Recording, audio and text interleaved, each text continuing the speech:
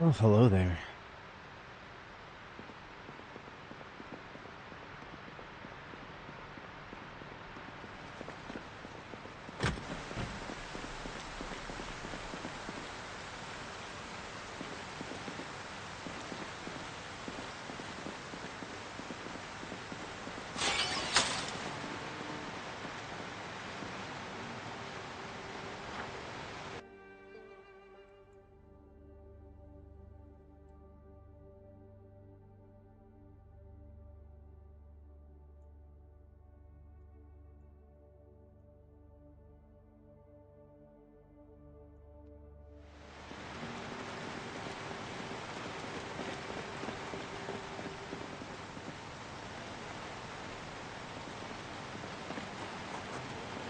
Yes, good evening. How you doing?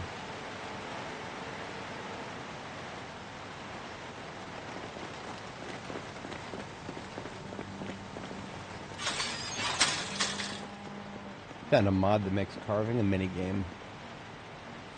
Now that's interesting. Is it like the is it like that mod that turns inventory system into Tetris? I never understood the appeal of that, and then I started thinking about what I can fit into my Alice kit. Then I suddenly understood the appeal.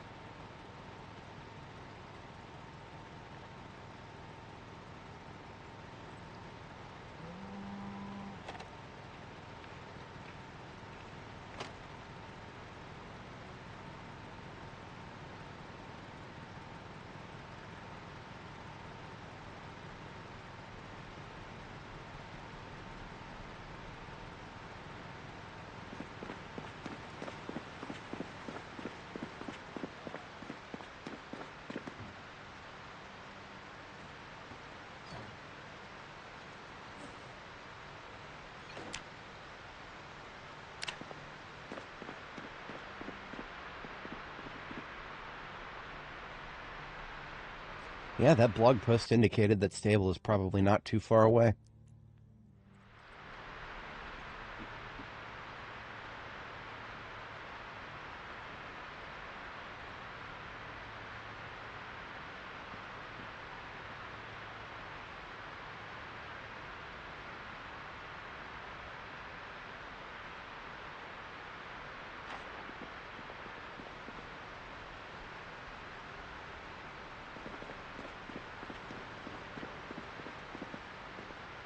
There's a few tasks that I could get started with today. Ultimately, what I'm thinking is I need to harvest this kale right here as soon as it changes stage to blooming. Because then it's seed bearing and I can actually get more seeds and plant more kale later on. That's the most important thing. Yeah, see, I've never tried the Arc mod. I have seen some video thumbnails about it, but I've never actually tried it.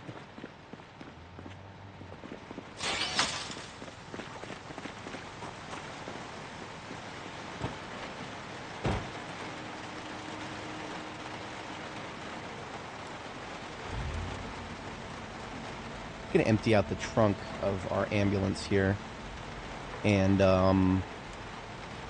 we're going to go do a pickup of some loot that we left behind at the military checkpoint.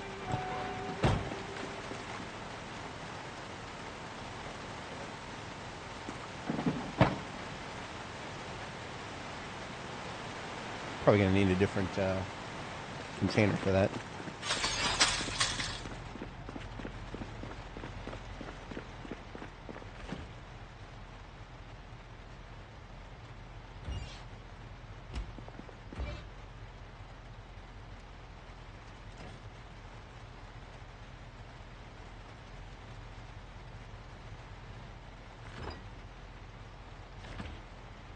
The food situation is insane here. We've got these 2 slabs of venison that are like each worth over 100 hunger.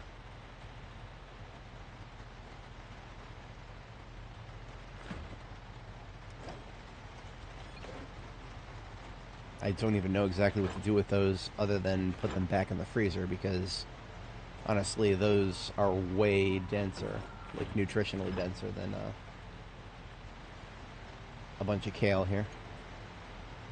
Take those out of the freezer.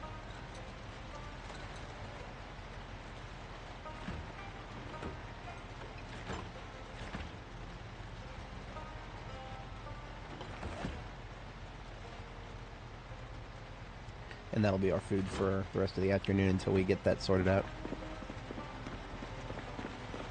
7108, good morning.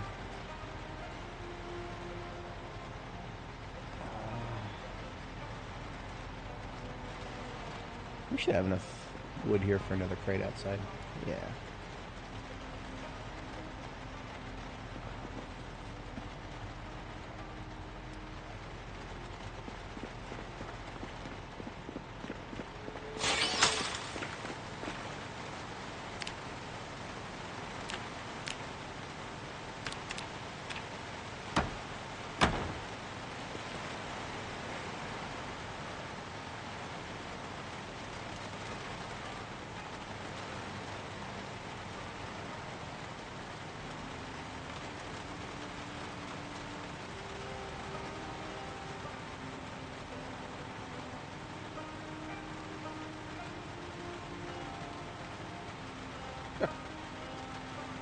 Well, that filled up fast.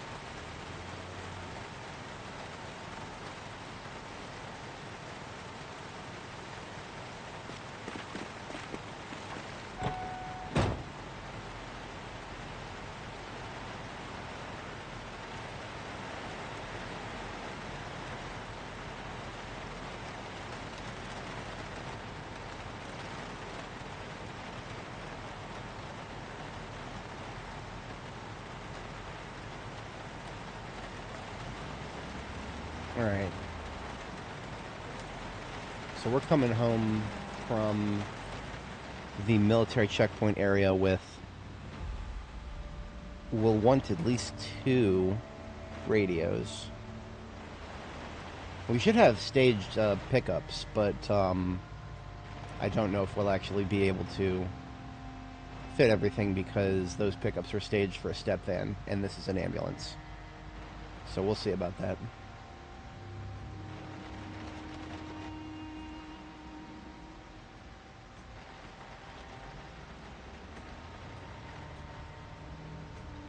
We're also about to test and see exactly how easy it's going to be to drive up and down 31 West after a little ways of not patrolling it. It's been a few days since I've been down this road.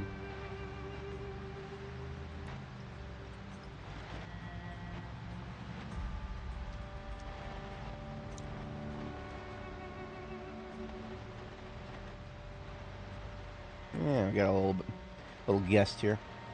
Let's give him a warm welcome.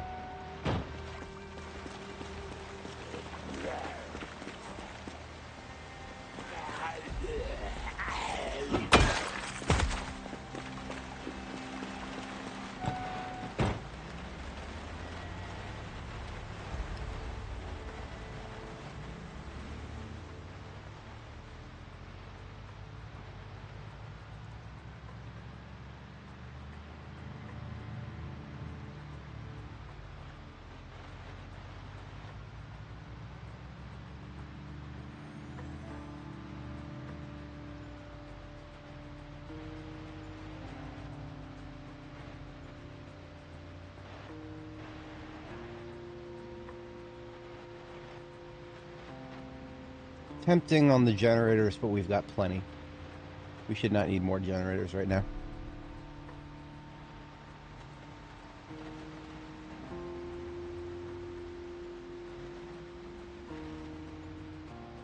It's the floodlights that I want more of. And also the military radios there. One of those radios we can stick straight into the radio slot of the ambulance itself.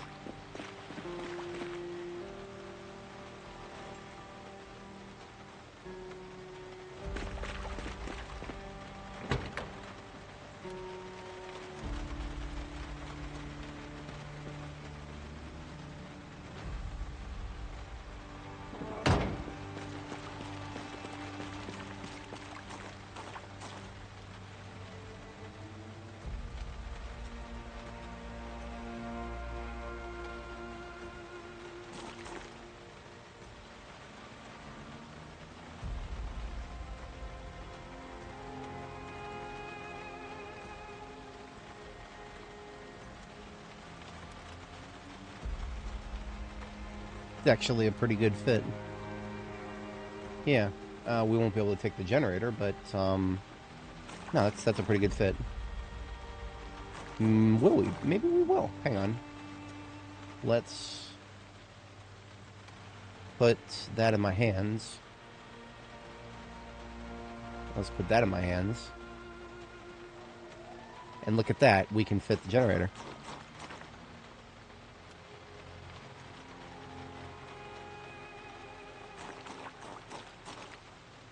Just one.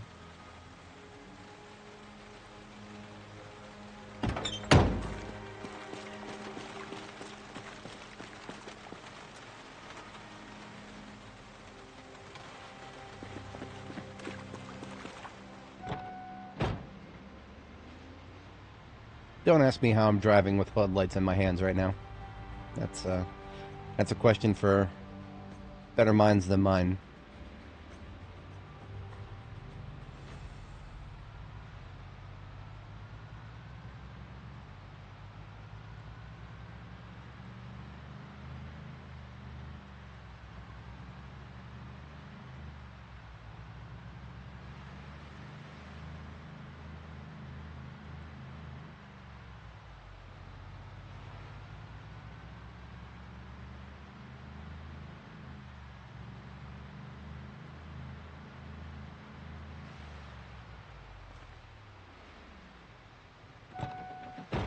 I'm an advocate of clean streets.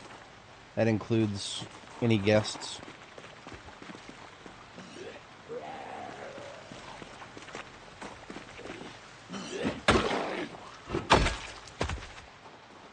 Oh, you know the generator we just picked up? I have a I have a hum for it. There is a gas station right up here.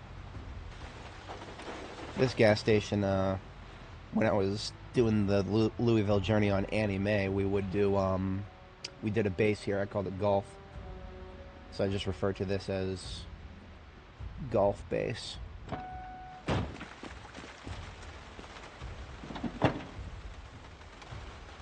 No, not even close. We are at, you know what? Let's do a tally. Let's find out exactly what I'm at. Because it's been a little while since I've checked. What I need to do is, while she's connecting that generator there, let's open up my footage folder here.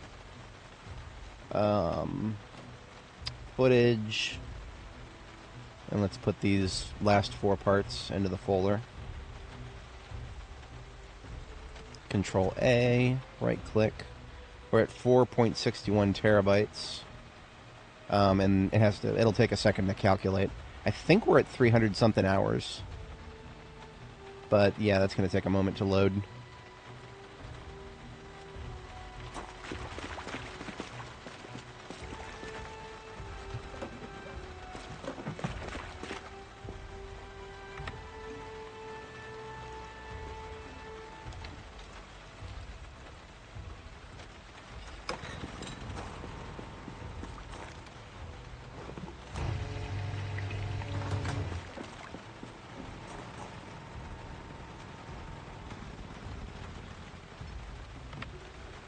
There it is. 403 hours and 49 minutes. So as of this stream, we're up to 404 hours. My longest character so far has probably been about 700. So we still got a ways to go.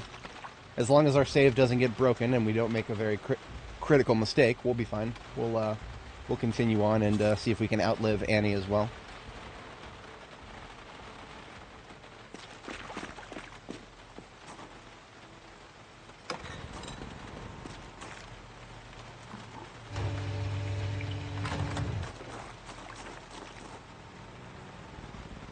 Not the most efficient way to fill up a generator, but it works.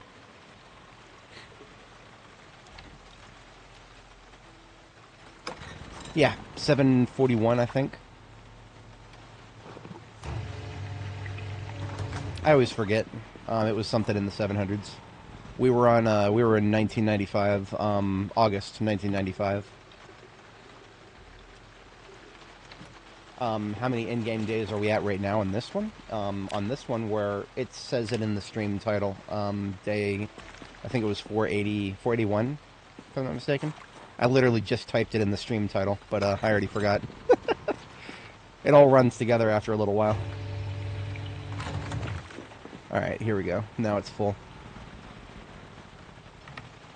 Wouldn't have that problem if I could carry around a gas can everywhere I go, but a gas can is very heavy. Plastic bottle is a lot easier to carry around.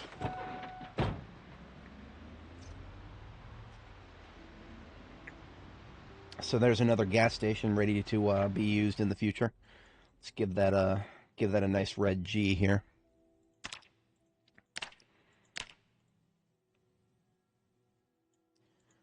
I'm gonna be real with you guys. Now that we've dropped that generator off, I'm tempted to just go pick up another one so that we're not going home with a half-empty trunk. Let's go do it. It's right in front of us.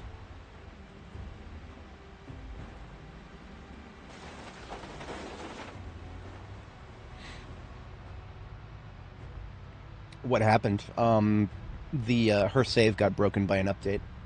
B42, every once in a while, B42 will update in a way that makes save games not compatible with the new version.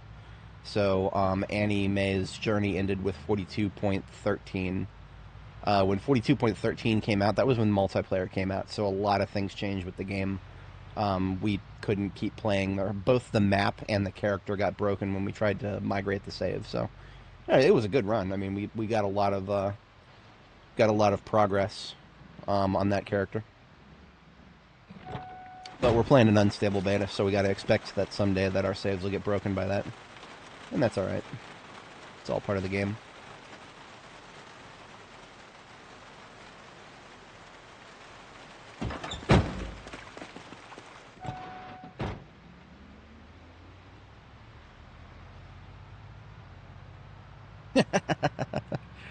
That's one way to put it.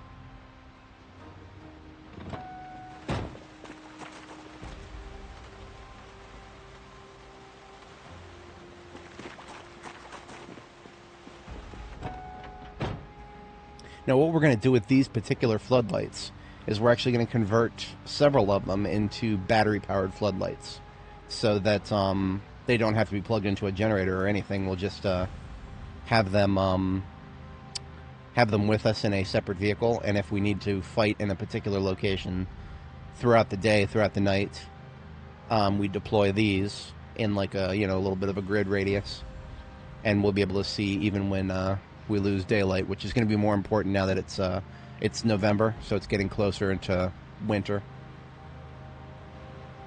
We'll probably hit winter solstice not too long from now. I don't remember exactly when it is, but the game does model daylight hours very accurately. We're not doing heavy combat in the rain, which is why I'm perfectly fine with just being the gas station generator delivery service right now.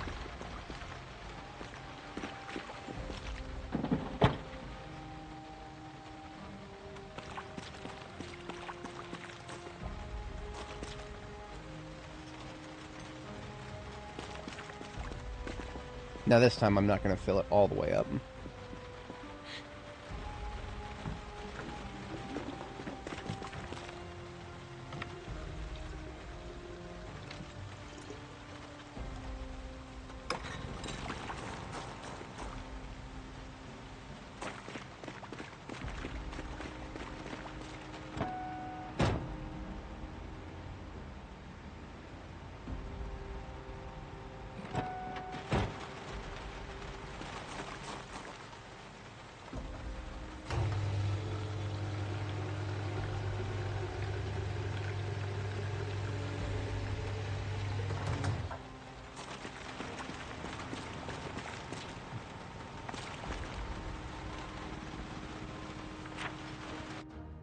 Alright. Here would be another G. As you can see, we've got G's all over the place now. And I'm here for it. We get a red G whenever there's just a generator at a gas station. If we turn it into something more than that, like a proper base at the gas station, then it gets the nice big B like this one here.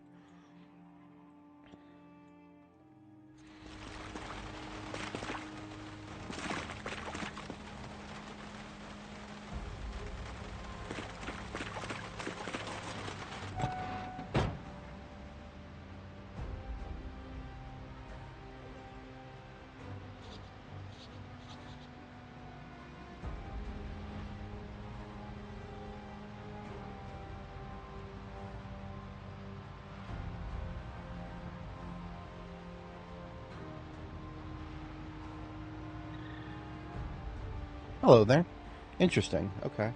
What do we got here? We actually shouldn't have too many Zs here, but it looks like the ones that decided to be here are just smack dab in the middle of the road.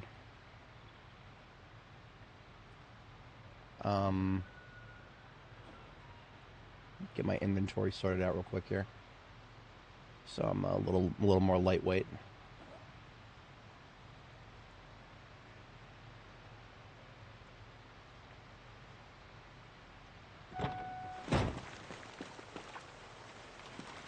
Much better. All right, I'm awake. Let's go.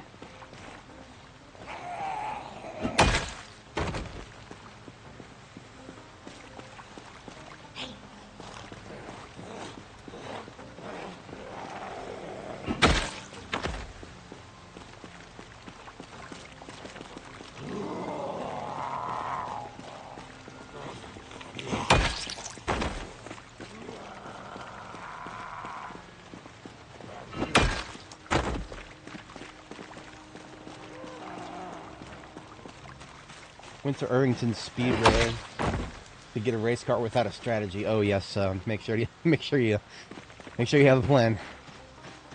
That's that place can have a lot of zombies in it. Admittedly, when I went there on this character, it was early game, and I had just lucked into a sledgehammer, and I didn't have as much of a solid plan as just don't attract too many zombies to where the spawns for the race cars were.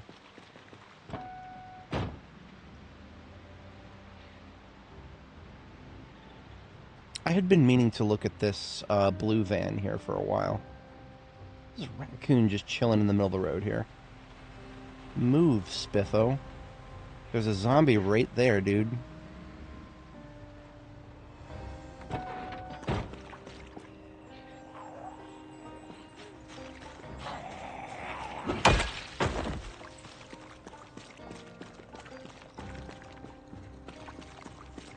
Now, of course, I go to try to pet it and it runs away. Yeah, that makes sense. Don't know if the rain's actually done. It might not be. Whoa, look at all those. There's a lot of zombies over there still. It was dubious as to whether we cleared this area. We're at an odd spot here. We're coming down First Street. We went down Station Link. This road right here that we're on, Station Road, I guess you could say it's a part of 31 West. I mean, 31 West is a weird phenomenon, right? Like 31 West is this big interstate that goes across the whole map. Starts down here, 31 West, goes past March Ridge, it's the big one that goes through Muldraugh here, and then it leads from Muldraugh to West Point, and then it goes across the river, and then that's where the military checkpoint is, and then it goes into Louisville, but then when it reaches the Louisville train station here, it just splits off. 3rd Street to your left, Station Link Road, this tiny little 2-lane road going to the north, and then train station access road over there to the right. Interstates were all about the war effort when they were first made, so this actually makes sense, sadly. You just have a road going straight to the train station and then fucking off into infinity. But 1st Street is where it's supposed to connect. So we're on this little awkward side road where if, let's just say that you're on 31 West and you kind of want to go through Louisville, big mistake for traffic purposes, but yeah, this is what you have to do. Go through Station Link, then down Station Road here, and then back rail lane here. And then Merciful connects to 1st Street, where 1st Street actually goes all the way across the town, and then, or city, and then it reaches 31 West on the other side there, the bridge is. So it's a really weird situation. You could say it's insane. I apologize for the stream title today. I'm trying out something new there.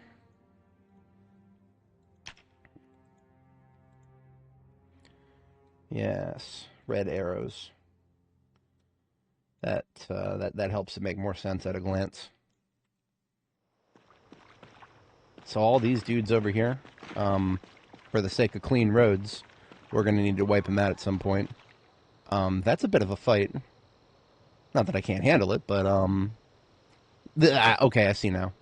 This fence is keeping them in the lot there. Okay, I understand now.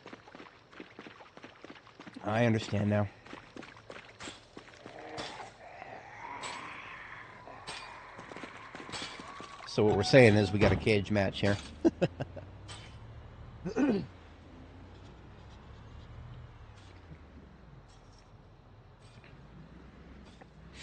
Now, something I was curious about. KY Transit here. I keep driving past this blue van. Is this a propane van? It says gas and electric. Of course, it's locked. How locked is it? It's a preserved vehicle, so it's actually got a functional battery in it.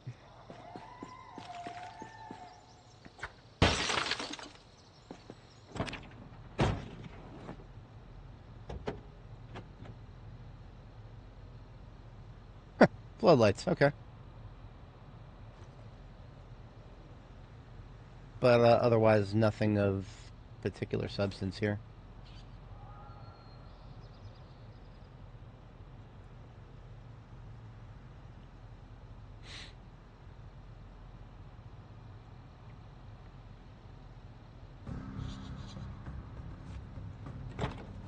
See, I see gas and electric, and I think, oh, give me some propane tanks, but no.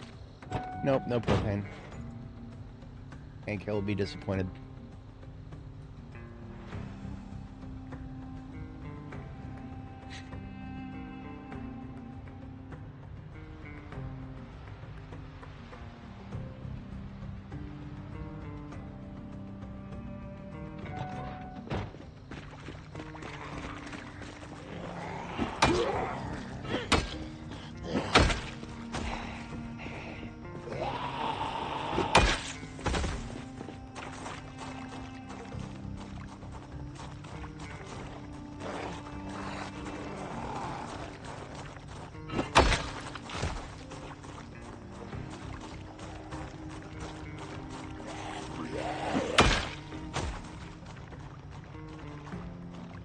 Not too worried about those guys on the other side of the fence for now.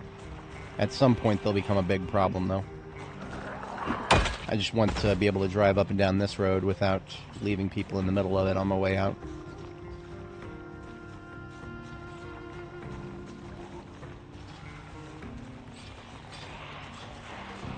That's a lot of zombies. That might be 25.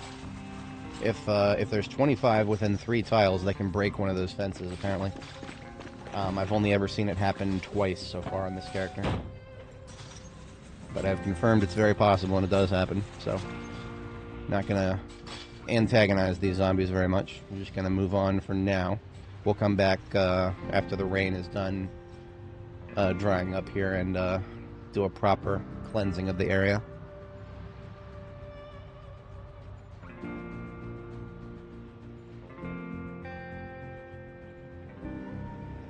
Home sweet home at our newest forward base.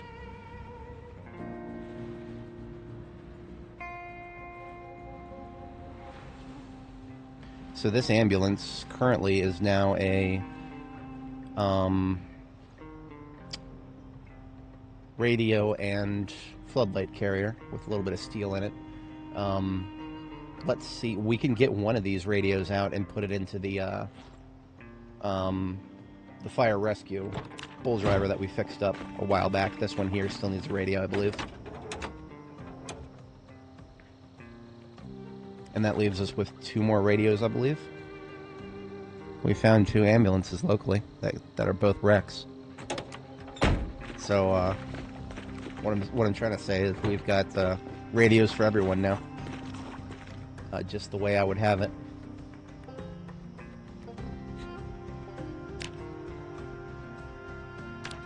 I've mentioned this a few times before, but the reason I like having military radios in all of my vehicles is I believe someday those are going to be a very important resource for us to communicate with our NPC faction allies. Right now, people who play the game in multiplayer would probably just hop into Discord and, voice chat with their homies. But if you didn't do that, if you just relied on what the game gives you for voice communications, then military radios, which I've been collecting here, are actually really important. So I'll leave these 2 here for if and when we fix up those ambulances later. And only EMS vehicles, right, can actually take ham radios in them for 2-way communication, and the military radio has a radius of 20,000 meters. The civilian one can only do 8,000 meters. I think only 8,000. Yeah, I'll double check that later. Wait a minute, the fire truck here. For some reason, the D6 with the open trunk can only do premium tech. 7,500 meters. It's pathetic. There's no comparison there. 20,000 versus 7,500. It's night and day. That's why I like to collect those.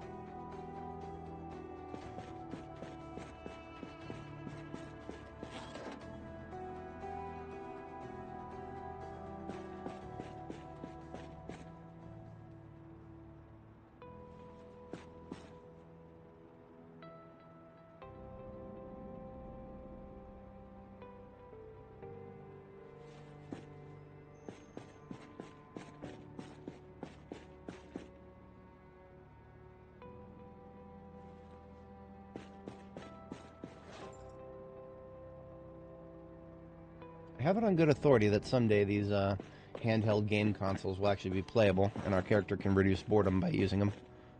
Today is not that day, unfortunately, so for now it's just a decoration.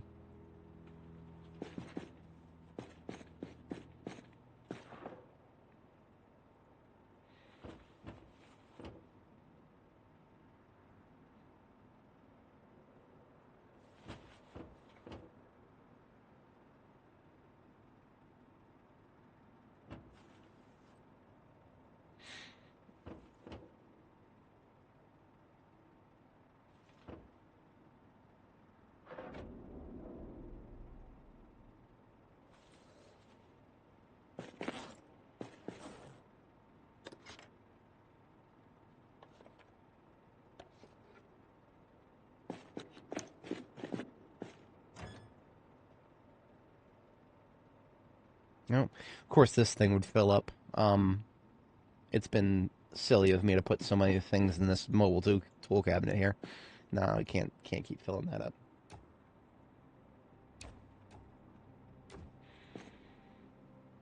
Get a cabinet next to it or something. Probably have the materials to build a,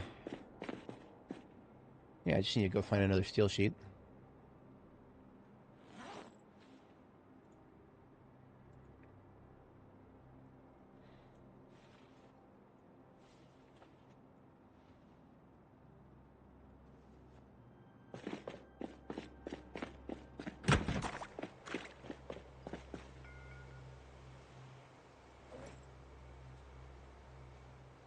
Some scrap metal. I would need 2.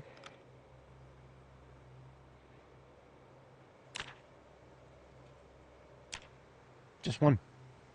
Oops.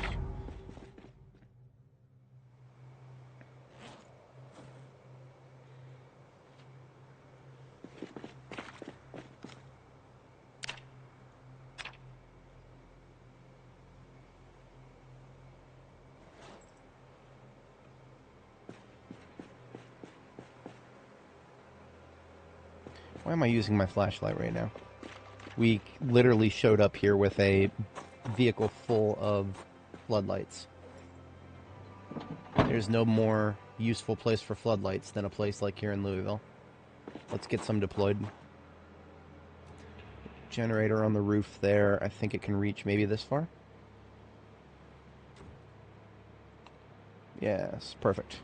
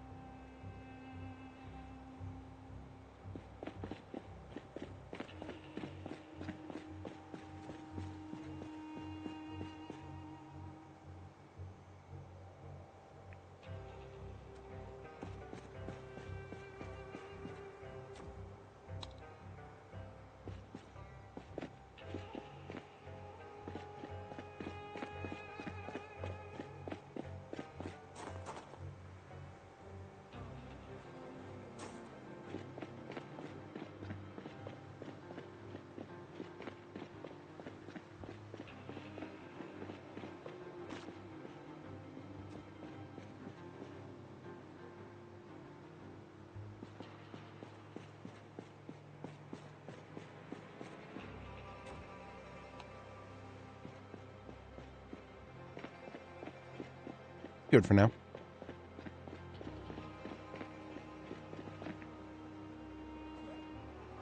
Scrap metal. Where could I find some scrap? Tell me now that I've just dropped off all of that stuff that was in the trunk of the ambulance. Now suddenly I have no scrap metal left up here. I would do that to myself. Well, we've got a race car. We can go get scrap metal very easily. All we gotta do is tow it right back here and then weld it apart.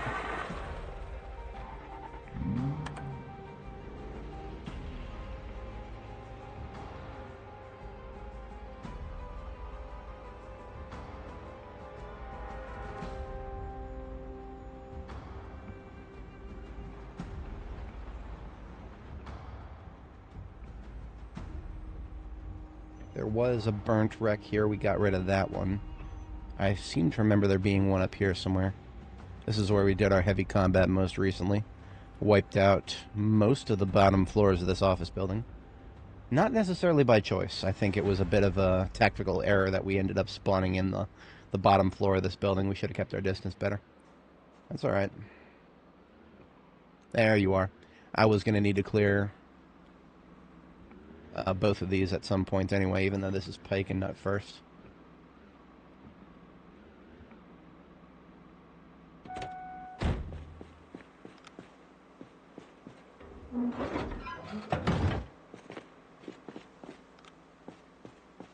I'm going to swing around, bring this to first.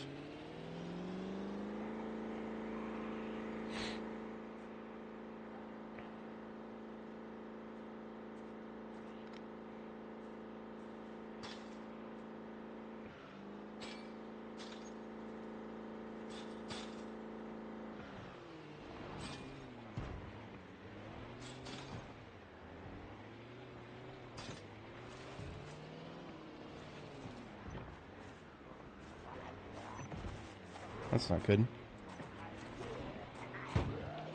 There we go.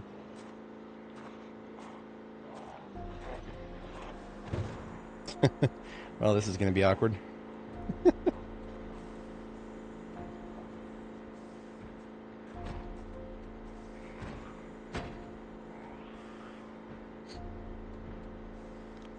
This is one situation where, just like before, I do not want to spawn in this building yet, so we're going around it for now.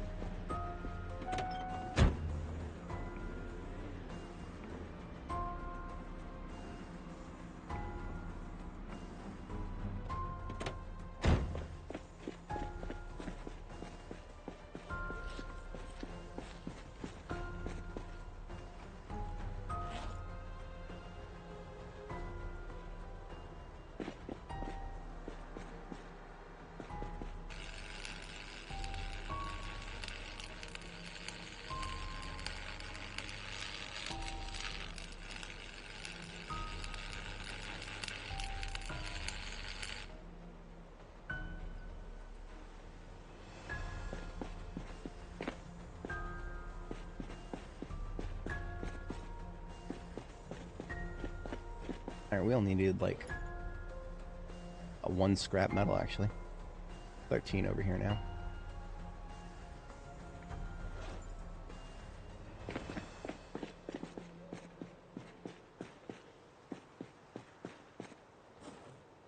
Should have more than enough.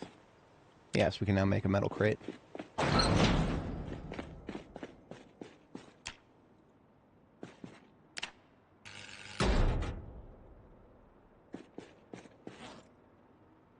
Move electronics and everything off into that side.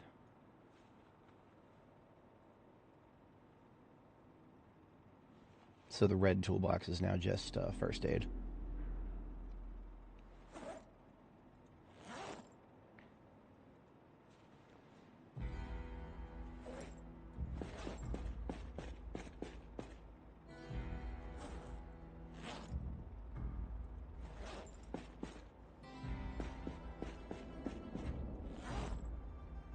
Data centers. Okay, so I have a thing I can tell you about data centers. I grew up around them. I live in Northern Virginia. That is kind of, if you were to view data centers as a virus or a contagion, perhaps a disease, then Northern Virginia would be patient zero. They've been building out stuff ever since places like AOL and Verizon set up their corporate headquarters here, so they, I think as far back as the 90s, the closest thing that there were to data centers back then. We had plenty of them here.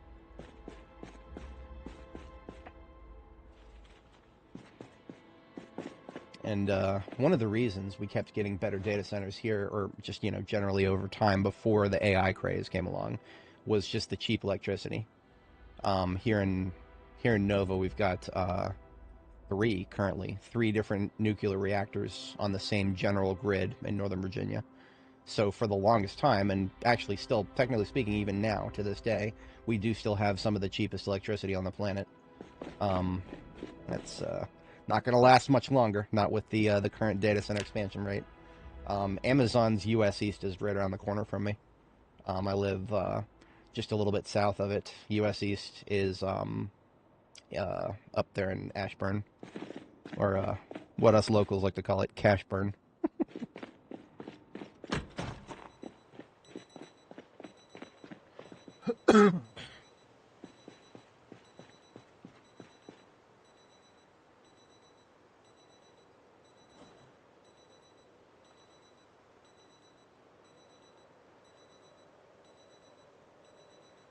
Could probably build another one of those crates if we needed it.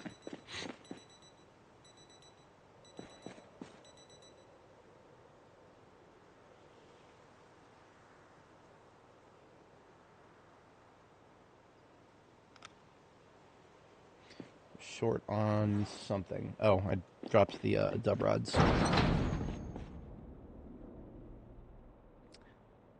Don't have enough dub rods for another crate.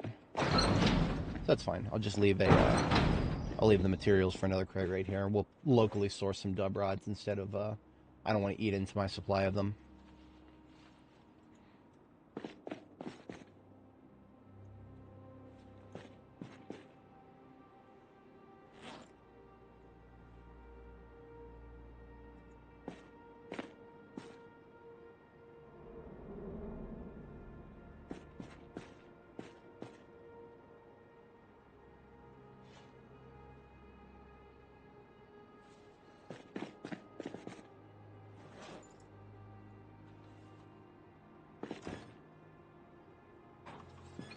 And that's all of my loot from the other day sorted out here. Speaking of the other day, we finished out last stream with a exploratory activity in the Section 8 housing down here. We cleared the 4th floor, but the 3rd floor still has not been cleared.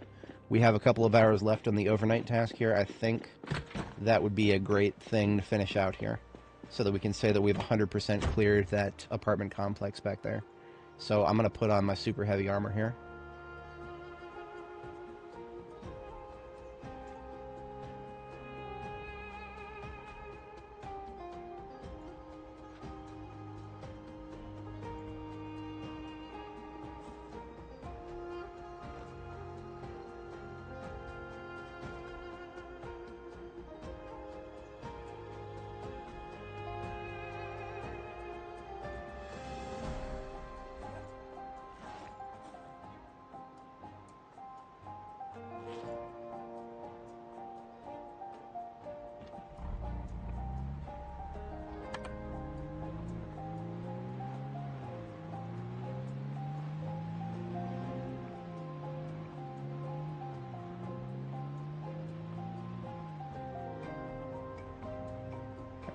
It might look clear here, but with this many corpses, all you need is one to be up and walking around.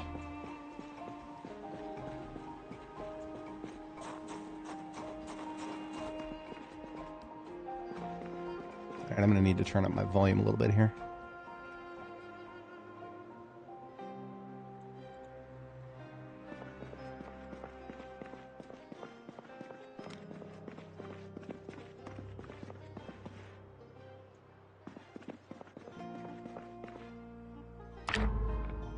The game's getting much better at turning the music up and down based on whether you're indoors, but right now I need the volume off so that I can actually hear mouth breathers or footsteps.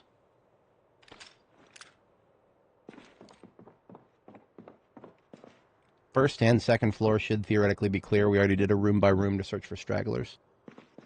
Third floor is what we have not really done anything on.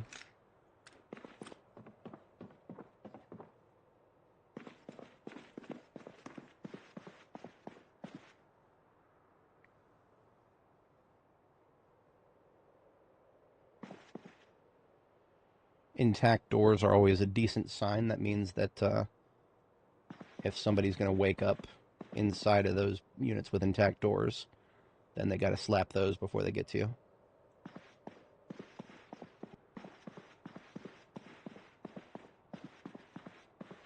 We're not really here for the loot, but yeah, look, somebody had a shotgun. Cool.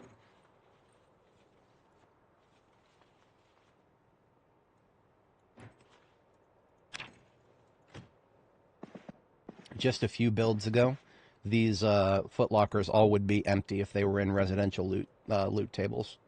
Only recently have these been fixed. Those have been broken for so long. Like, loot containers have to have definitions based on what kind of environment they're in. And this being a residential environment, footlockers like these, which are, they only in the past would have loot if they were in a military environment. But that has thankfully been fixed.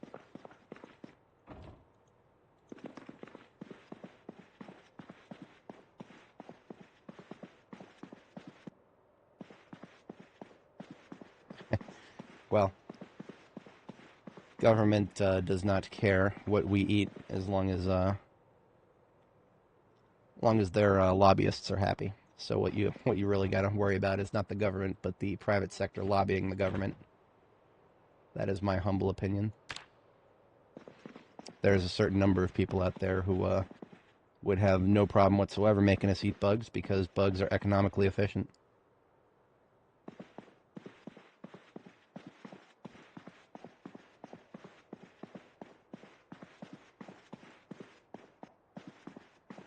Cardboard boxes. Ah, here we go, a book box. So I don't need books anymore, but if you need books of any sort, like up to and including the extremely rare books, like Longplay, every single one of these cardboard boxes you see, make sure you take a peek, because this is actually how I found Longblade 5, which is a book that I went several thousand hours in this game without ever finding. It was just in a cardboard box in some random residential loot table.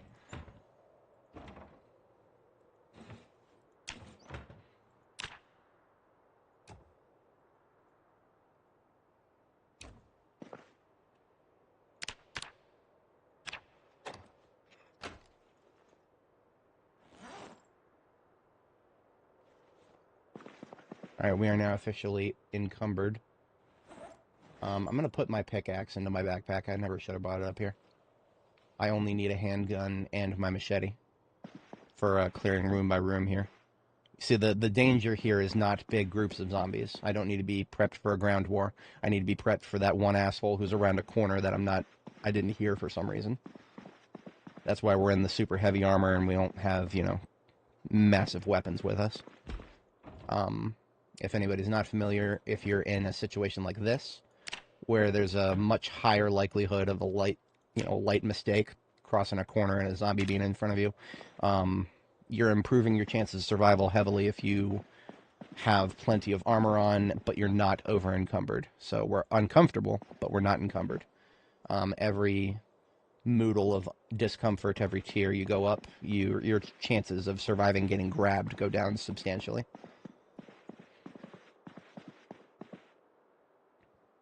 They mess up zombies' clothes. Well, that's what tailoring level 10 is for.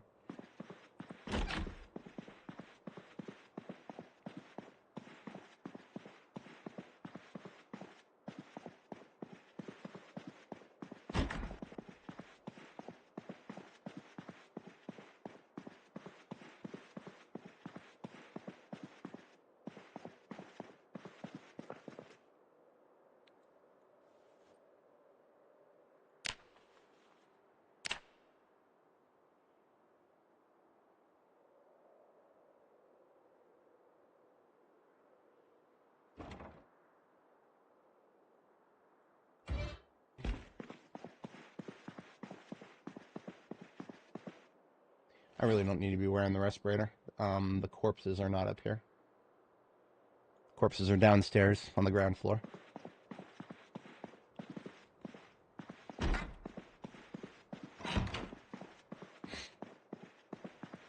blood on the floor right here. If I've never been in here, where did that come from? Ah, look at this. Another... Holy shit! Oh, no, no, no. Okay, I got excited for a second because I saw a seed packet with marigold seeds. No, we have plenty of marigolds. It's rose seeds and lavender seeds that I don't know if we're ever going to find any of. Ooh, a toolbox with seeds. Come on now. Chamomile, sugar beet, sunflower, potato. Ay, Dios míos. We're never going to find any. I suppose that's... Well, I'm not going to say that's all right. I'll just say that it is what it is.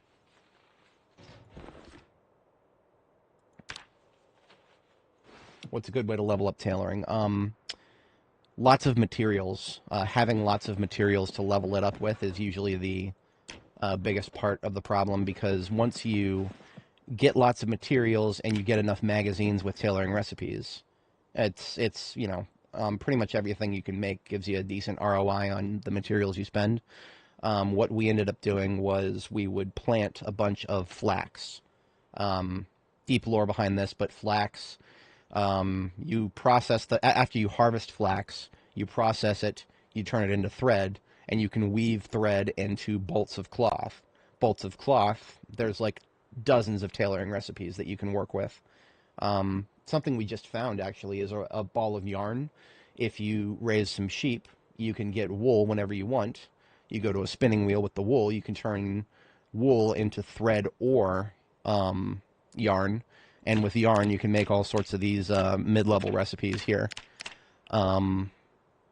Just with some knitting needles that you can make with carving. The best recipe that I found for leveling up, just, making something for the sake of recipe, were long johns. Where is it?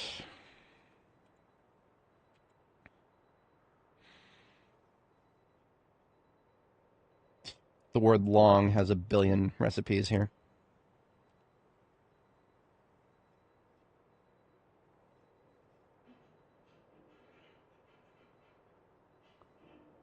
Yeah, I forget exactly where it is, but you can sew long johns, and that gets you some of the best return on investment for material to experience gain ratio.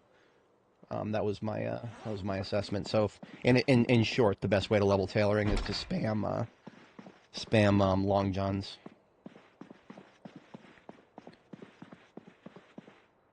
Oh yeah, sheep will do great for you.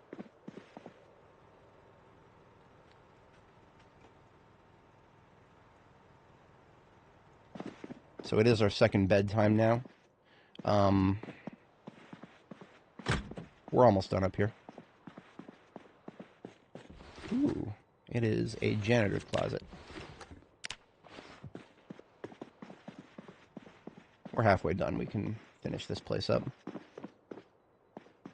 I haven't heard a single zombie, so it's possible that we actually finally have cleared this building 100%. When we were clearing the 4th floor the other day, near the end of yesterday's stream, we found one zombie in a bathroom, and after that we have not heard any mouth breathing at all. That does not mean there's nobody there. There are some zombies that do not make noise. And the worst part about those is I don't even know if that's a glitch or functioning as intended. I actually have no idea. It's possible that those zombies that don't make any noise were added intentionally. But they almost got my last character killed in 42.13 when I started a new character, Nora the Explora. We took a laceration to the torso because we did not hear a zombie in one of the houses. It made zero noise until it was on top of us. Yeah, that was not fun. That was not a fun experience. A laceration laceration in general, if it's not a bite, it's a laceration. That's a 25% chance of infection right there. So that was a 25% chance of Nora's run coming to a immediate stop. But that was how we drilled it into our head that there are some zombies that just don't make noise.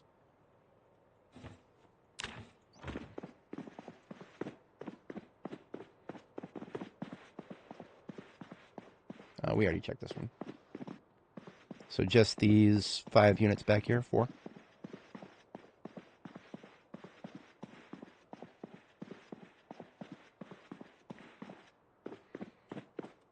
And And like I said, we're not here for the loot. We're just making sure that, well, maybe I'll take a look at the foot lockers.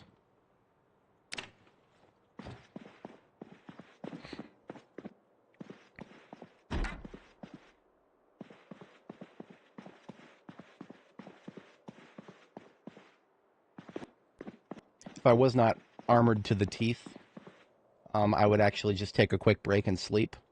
But if you fall asleep in your armor, you're just wasting your time. You're not going to get a good night's sleep at all. My armor is way too heavy for that. I was talking about long johns just now. Just by a fluke of fate, we happened to find 2 different types of long johns here. Just by looting. It was long john bottoms and regular long johns. Long john bottoms are a great option for like fall or spring when it's still a little bit cold, but not quite burning hot summer yet. Okay, this building is completely clear. I will mark it off, cross out all 4 of these skulls. I was talking about this yesterday, but what I do with skyscrapers or like, you know, multi-story buildings that I want to fully clear, I'll put a little skull for each floor, and then just as I wipe out all the zombies on each floor and do a room by room, we'll cross out each skull until they're all crossed out. And now that means we are completely done with this one. The next one is the one that's even closer to our base here, the L right here. We're going to have to handle that one today, so God help me. God help me.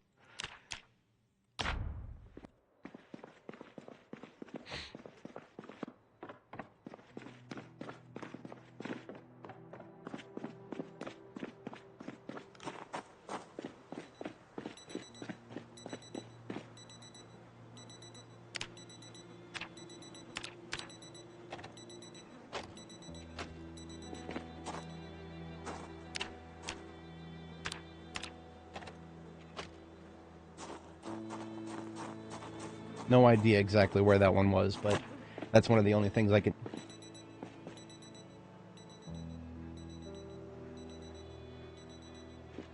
Is it this one? No? It's like coming in and out of line of sight. I don't have time to track it down. I hate these things. God, now there's 2 of them. Quick, just get out of here. They'll drive you insane. The devs have stated in their little blog post about 42.19, which is coming next week. They are going to rebalance some sounds, so they're definitely not down. They're definitely not done screwing around with the sounds. These things that we used to not be able to hear anywhere near as closely, or we had to get closer to hear them rather. Taking off the heavy armor, putting it back in the passenger seat.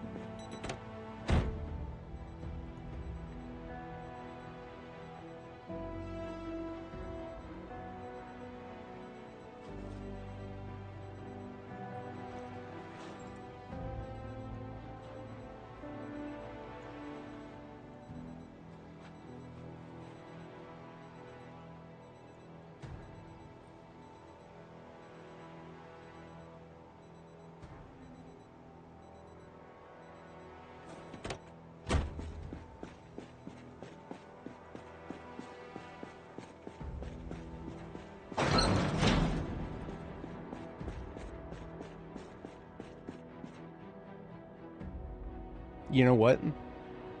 I am not going to sleep. This is not something I would normally do, but we have good weather, and I have been under a deluge of bad weather recently. So if we're going to have good weather today, I'm not going to sleep. I'm just going to drink some coffee. I ain't got time for sleep, unironically. Yeah, I've got a coffee machine right here, and plenty of coffee from my expedition vehicle. We are making some coffee. For somebody who's a restless sleeper like me, a cup of coffee is actually pretty close to a good night's sleep, unironically.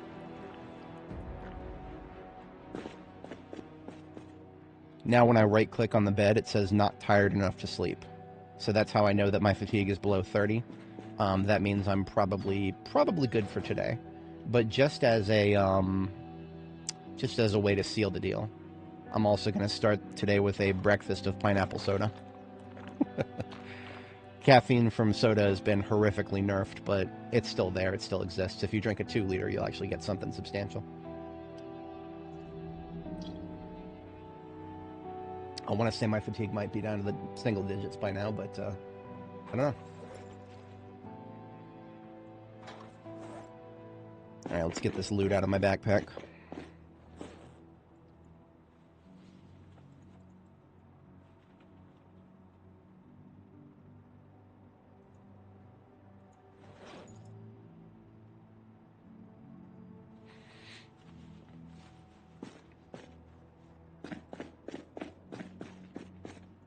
Hand drills have been a problem for me. That's why I picked up an extra one here. Put that somewhere where I can see it visually conspicuous.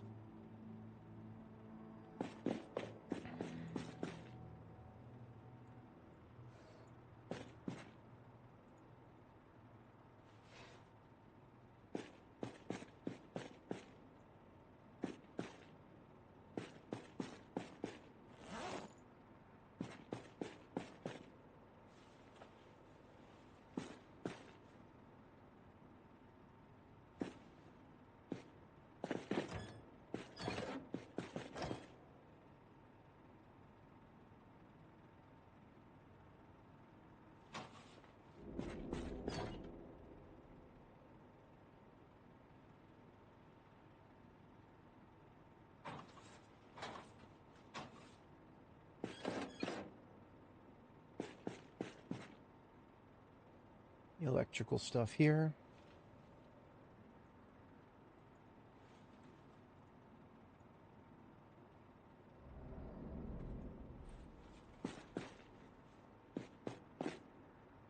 We do have enough stuff that I could make pancakes now. Not this morning, but perhaps sometime in the not too distant future we'll have pancakes.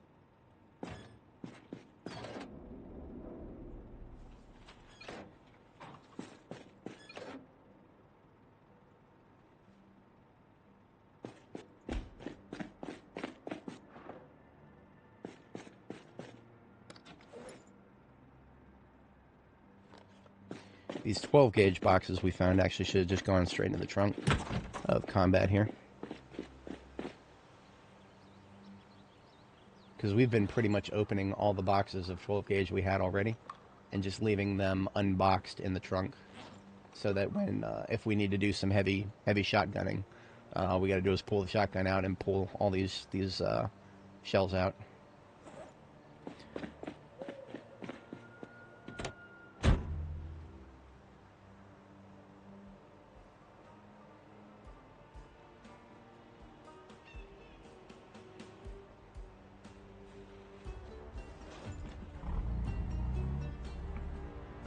Alright, so we are going to go ahead and wipe out all of those Zeds that we drove past earlier in the stream.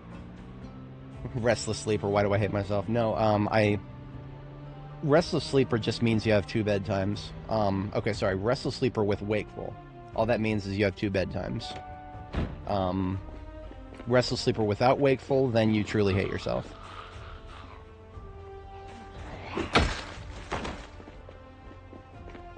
A lot of people use the term free points when talking about negative traits. Every single time somebody uses that turn of phrase, they should always say free points with an asterisk next to it, because nothing is free. You're trading off something, even something like prone to illness. Prone to illness means don't ever touch spoiled or rotten food,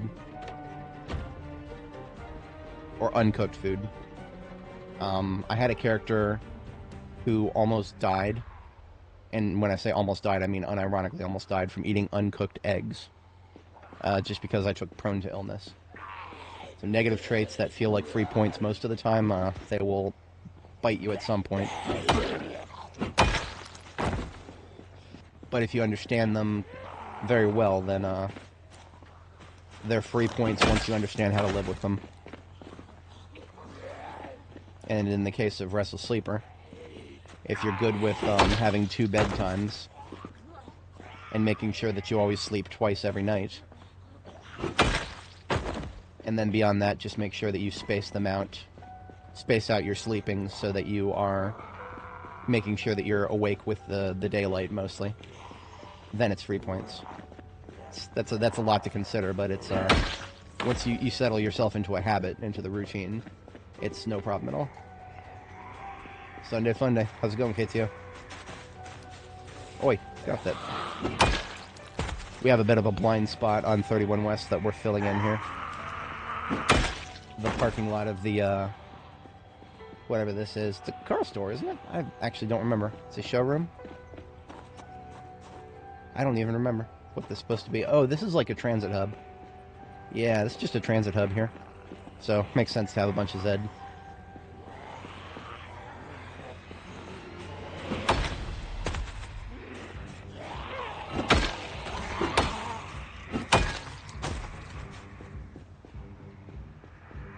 Alright,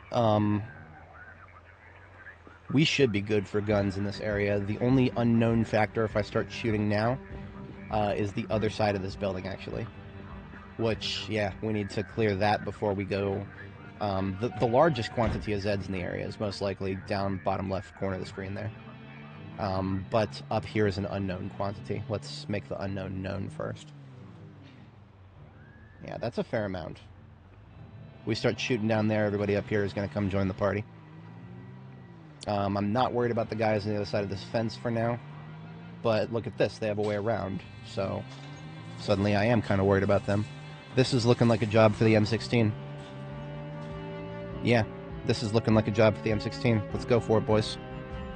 I'm going to go ahead and get out up here on the other side of this fence and start some discharge up here in this parking lot, because we got this wooden fence up here, and there's not going to be that much on the other side of that wooden fence, so we're good. So let's get some ammo out. M16 onto the back. This is a fresh M16. It has actually not been fired yet. We recently swapped it out for our other one. We are taking 8 reloads. And we are tooting the horn.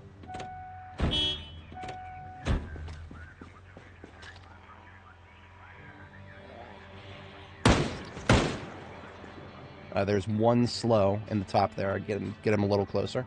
Then we'll wipe him out. We are now aiming level 9. And we have a 4x scope on this thing. And we've got great weather. I could not ask for a better shooting scenario. Well, aiming level 10, of course, soon. That's what we're working on. This looks like a good job for me, so everybody just follow me, because we need a little controversy.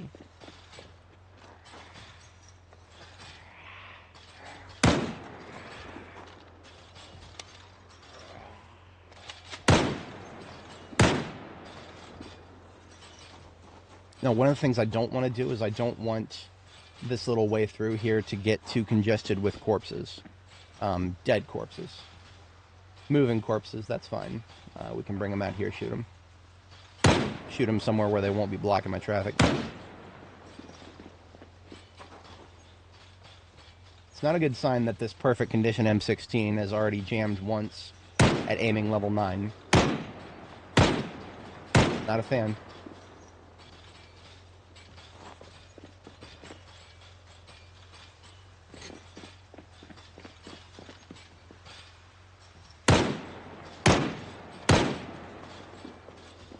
Alright, now these ones that are... These ones up flush with the edge of the fence. Yeah, sure, I'll kill them. I didn't want to kill him there. I might just let go of this shortcut here.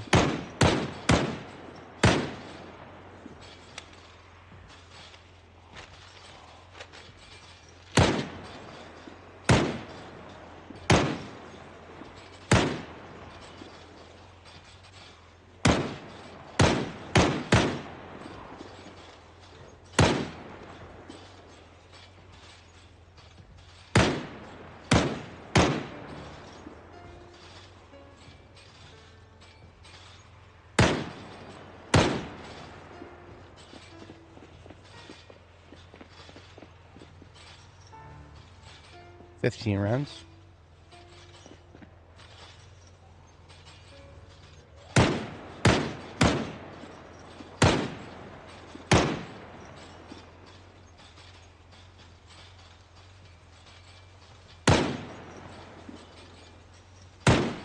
Let's hit him from even farther away. We've got the other weapon for it. MSR-70 into the hands. 762 into the backpack. We now have an 8-time scope. I mean, we got great weather for this.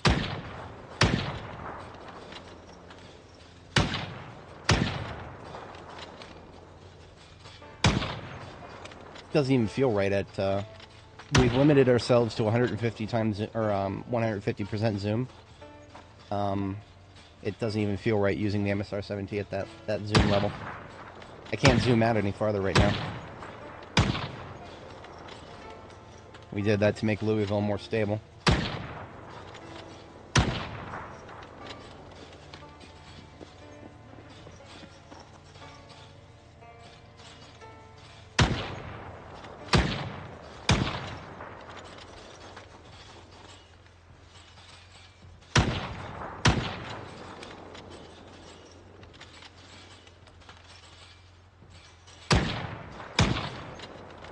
Yeah, I give up on corpse discipline in the alleyway here. It was always meant to be a sidewalk.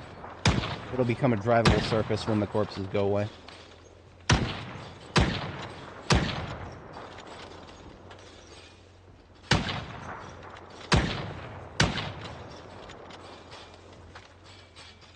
We are now at stage 2 bad stink at the current location. We are switching to the respirator mask. And the M16's coming out since there's a lot of them now.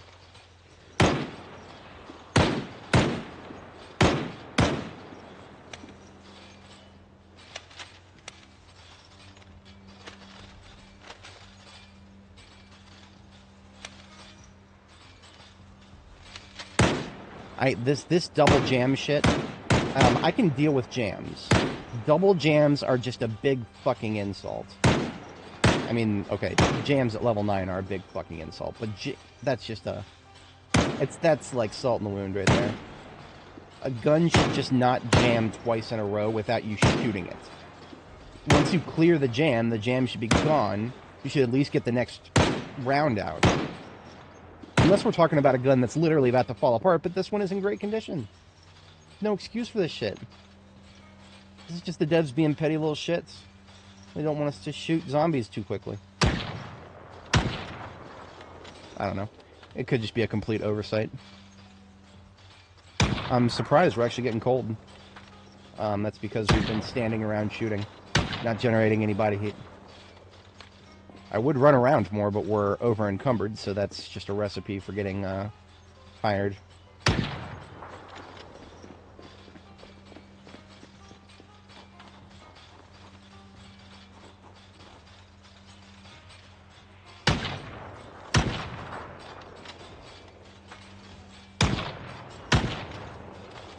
Alright, we've eliminated most of the fast ones. I would like to diversify. I do this a lot already, but I'd like to diversify the types of ammo that I'm sending downrange here. I don't want to just spam nothing but M16. I don't want to spam nothing but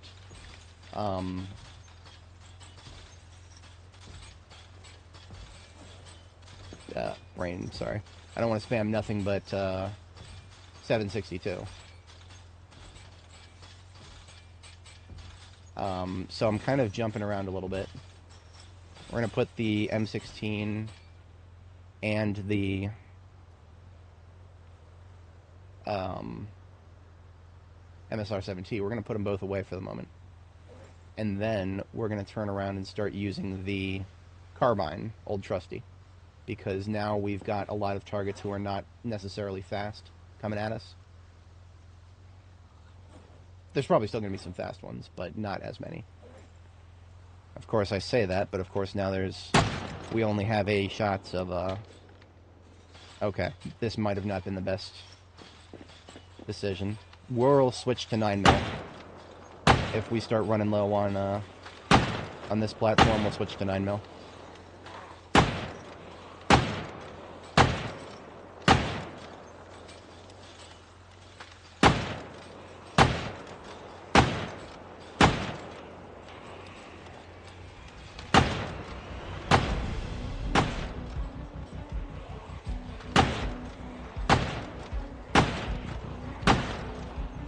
This is a lever action rifle. Fantastic weapon. Usually I'd use it a lot more at lower levels, but still holds up great at higher levels. It's the only problem with it right now is that we are going to run out of 357 soon, and we don't actually have any reloads of it, so.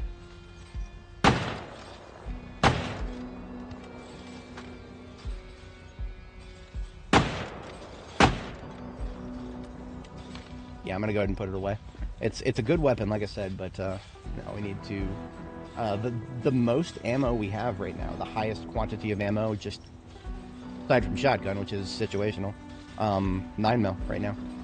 Just going to take a few extra 9mm mags in the backpack, and we'll finish off these fence slappers with 9mm.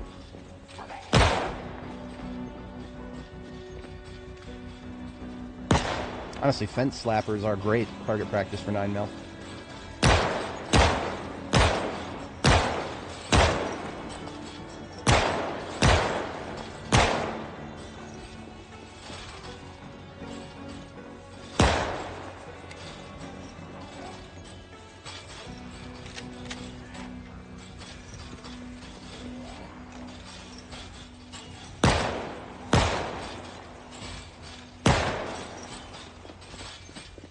Alright, I'll do 9mm, but I mean, all those targets clustered together, come on now.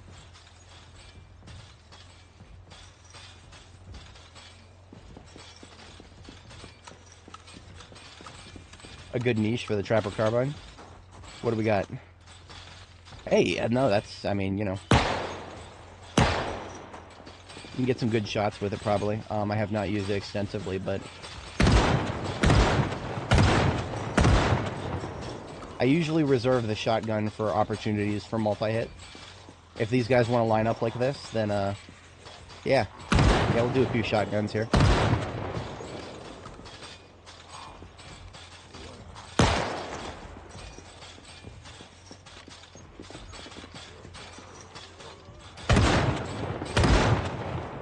Triple kill.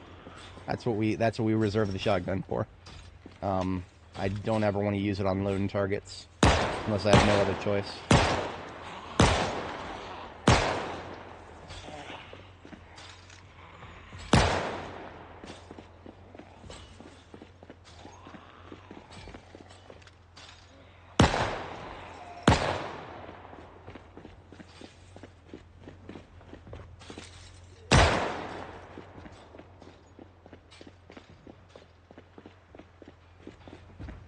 Speaking of clustered targets.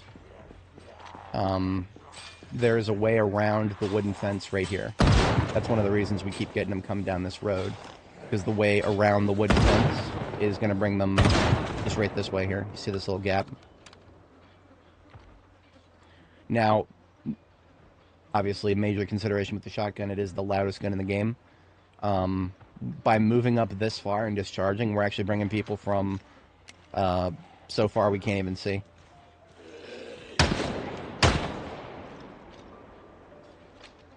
All the way somewhere on the other side of this street, there's some zombies walking towards me right now because of those 2 shotgun discharges. I don't know where she's going, but I'll help her get there. Jams.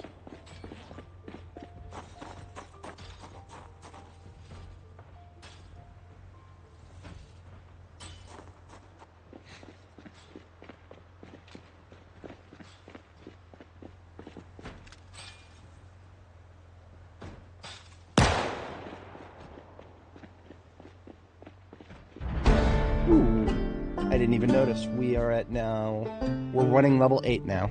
And that's one of the highest levels I've ever been with running. I don't know if that's a break point. I don't know if anybody noticed that, but I actually got just a little bit faster the moment I got to level 8 there. It's subtle. It's very subtle, but It's a thing.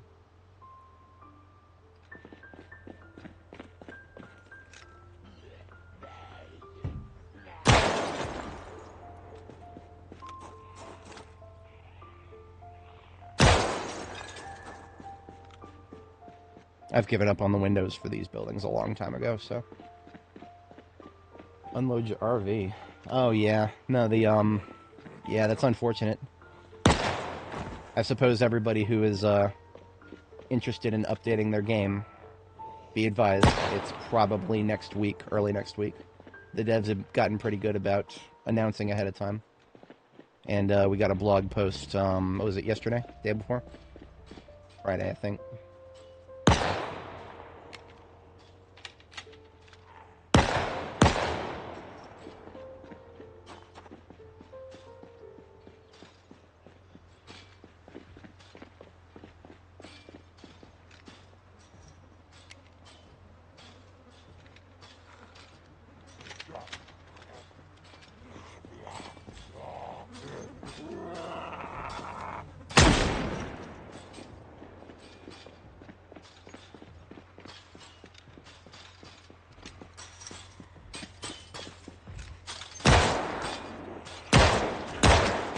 Can thank my profession for the running level we just got. As a fire officer, we get, that's our profession, we start with +1 to axes, running, strength, and fitness. I chose this build specifically because I don't like leveling the physical traits. Strength and fitness are the most boring and tedious things to level.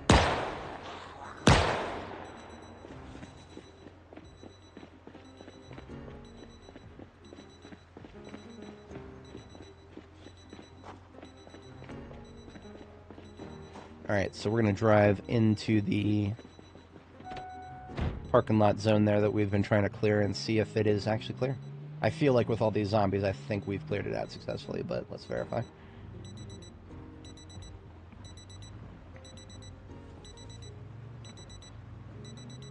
I do want to see if I can make room for a character with the gymnast trait in the future. The +1 to nimble from that is just, I really want it.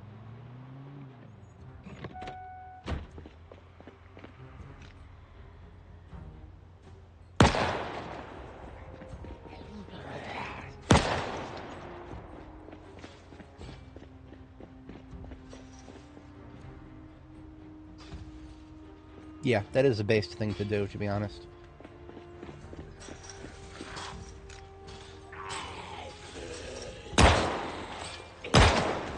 I'm not even that mad about how long it takes to level. It's just that there needs to be more things to do to level it.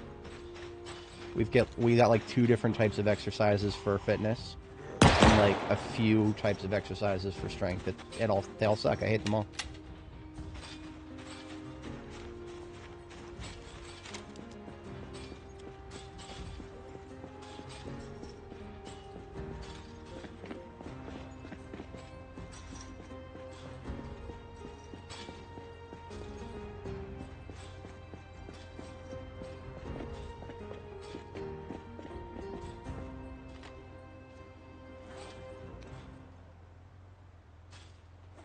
Alright, JS3T put away. Extra 9mm mags put away. We need to go get one of my ammo vans that is not a shotgun one. We brought our shotgun ammo van forward, so we have more shotgun than we'll ever know what to do with here. We don't have a lot of other platforms up here.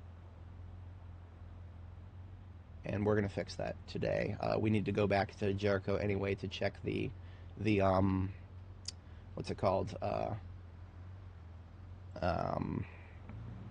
The crops. Some of the kale should now be blooming, and the rest of it is probably close.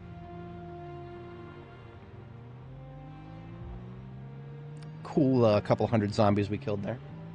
We were at 2170 something, so now we're 21,373.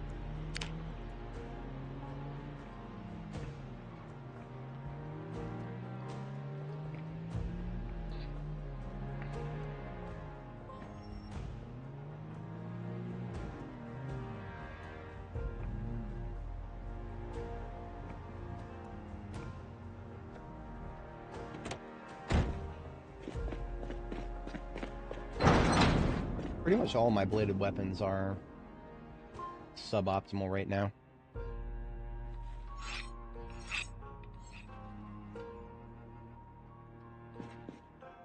Yeah, machete, sword, and knife are... we could use better. So we're gonna do new ones of each when we get back to Jericho.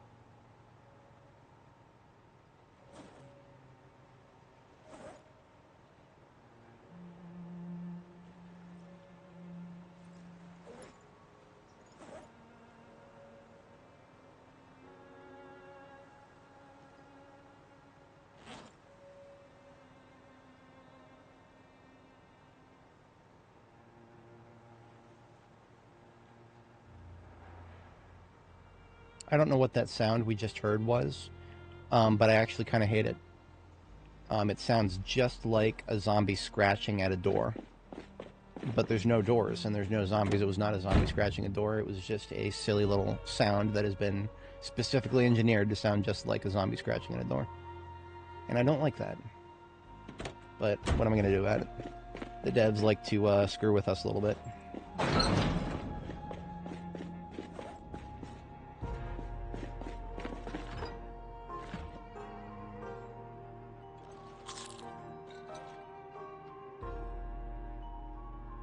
Salads here. I should be holding on to these. Okay. Which vehicle am I taking back to Jericho? I was thinking about Expedition Van, but it's mostly full already. But if I'm gonna not do that, then I need to take the... This is the duffel bag full of empty magazines and loose ammo. These go back with me. Some of these empty mags will probably want to turn around and reload. Everything else is fine. I need to actually have some weapons on me. In fact, you know what? Alright, so we got a patrol revolver here that we need to swap out. And our 9mm is actually getting a little weak too. So we're just gonna do a full weapon swap here. But we're not gonna wait until we're back at base before swapping the guns here. We're going to put the guns down here, and then we have replacements for them right here already.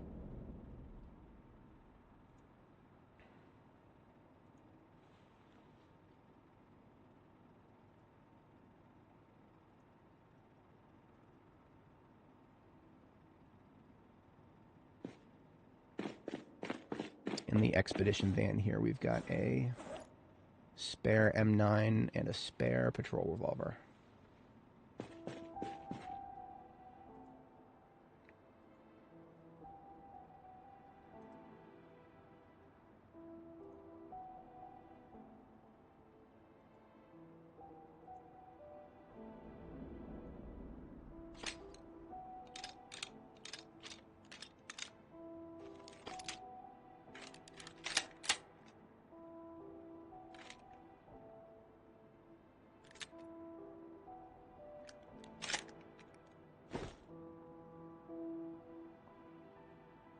And I'm not going anywhere without at least one melee weapon, so I'll just go ahead and pull the machete out of...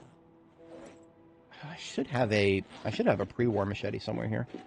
Can I put one in here? Yes, this is a pre-war machete. So you see how bright the steel is? It's like a frickin' mirror. That is a machete that has been like looted as opposed to crafted. The looted ones have a lot more durability. So we'll hold on to that. That will be our self-defense melee weapon. Otherwise, we are doing a full swap of other weapons when we get back. I'm probably just going to use the race car, because then I can tow a ammo van back with me.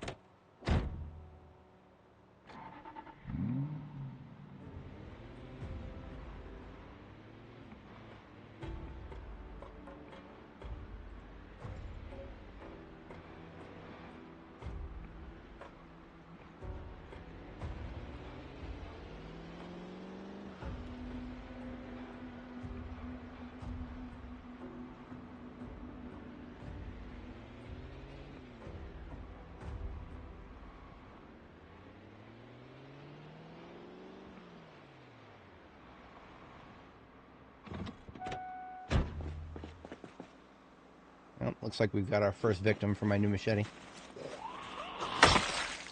I will not acquiesce any presence in these roads anymore. These roads are now... They're going to get green arrows soon here.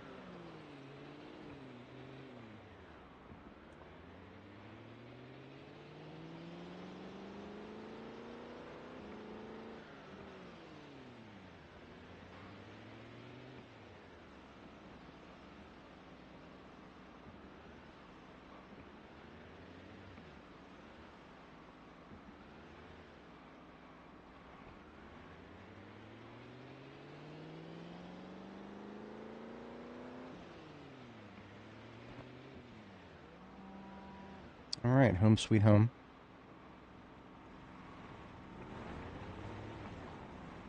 Look at that, some of the kale is blooming, some of it's not. So we've got, those 3 are ready, these 2 probably just a few hours away. We're this particular kale, if anybody joining wasn't here earlier, we are waiting to harvest all of those until they are blooming so that we actually get seeds so we can plant more kale in the future. Because kale is a great food source. And I actually planted all the kale seeds that I had for this run, so probably should have done more than 5, but that's fine. So this crate right here is all of our magazines, basically all the magazines on the map. Got a 164 9mm mags, 186 1911 mags, but the M16 mags are the important ones here, because those are far more rare. We have a total of 45 here, and I think we have, like, I don't know, a little over a dozen that are loaded and in the heavy combat vehicle.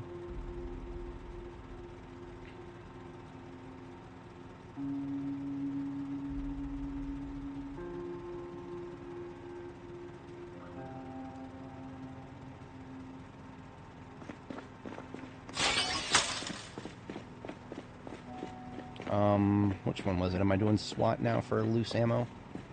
No, SWAT is... Well, yeah, SWAT is loose ammo.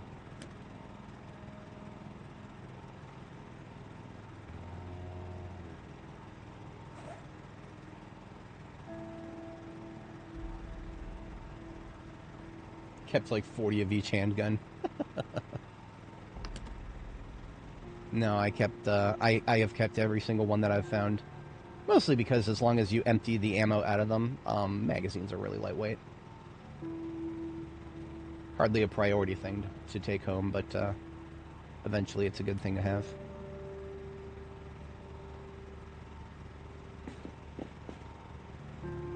So the black step van here is one that is not currently full.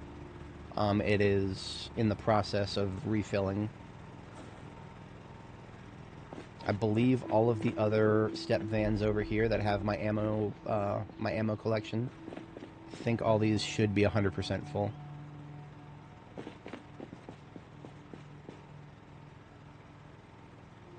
Well, should be, but they aren't because I've been taking them out and not redistributing. Skill issue. Absolute skill issue. Kentucky Herald is completely empty. Okay, that's a doof. Kentucky Herald. Okay, alright. I put Kentucky Herald in the lineup here just because I have 3 Kentucky Herald vans.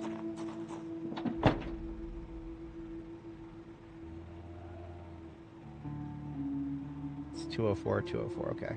This is lesser used platforms except for the 357. Up here is... just a mix. mostly lesser used. 9mm, of course, I should be using a little more often than I am, but what I'm going to do is actually move the blue van somewhere else, repurpose it perhaps. I forgot that Kentucky Herald 3 here was completely empty because we just found it and fixed it up and put in the lot. I'm going to make it an ammo carrier so that the blue one can stop being an odd one out.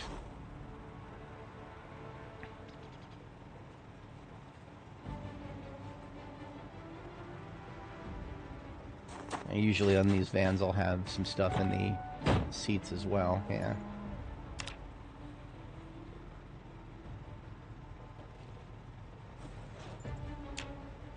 Alright, so the blue van is now completely empty, perfectly ready to be repurposed for something else later.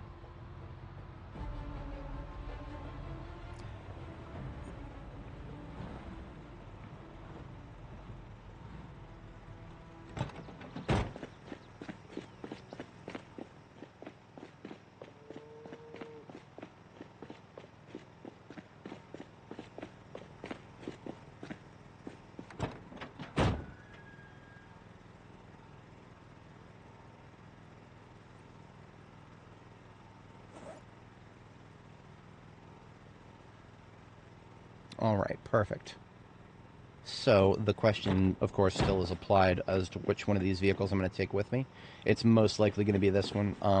The other white one here is a primarily, it's 12 gauge and 556. 12 gauge is shotgun. 556 is M16. So the only thing this one does not have, the one carton of 9mm in there too. The only thing this one does not have is more 762, that's the sniper, and I want more of that.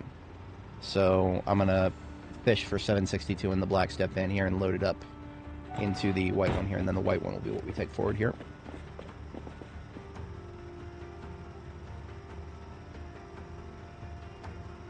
Of course, this one doesn't have any 762.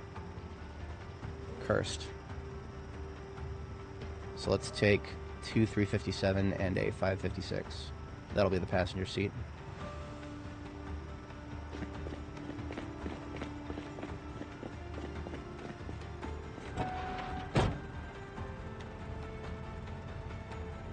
.357 is the revolver, the Magnum, and then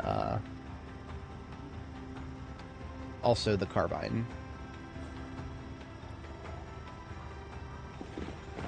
Maybe I should take inventory and actually see how much more 762 I have. I've been shooting it a lot. It's an amazing. Am I going insane? Did y'all just hear that? Something to the right? Yeah, whatever. Okay, we got 7 cartons of 762 over here. None in here. None in here. None in here. That's bad. That's actually really bad. It's maintaining, making sure that I'm expending the ammo at a reasonable pace is a very important thing. What I'm going to do real quick right now is just take all the 762 that is currently on, like, passenger seats or glove compartments and make them not be in there.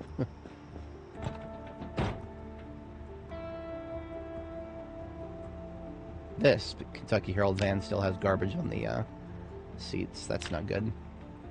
Get all that out of there.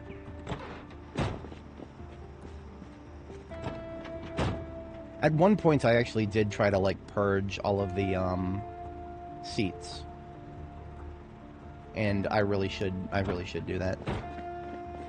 I should just make it so that I don't have to check the seats anymore. I have enough step vans. I have the technology. I can make it happen. Let's do it.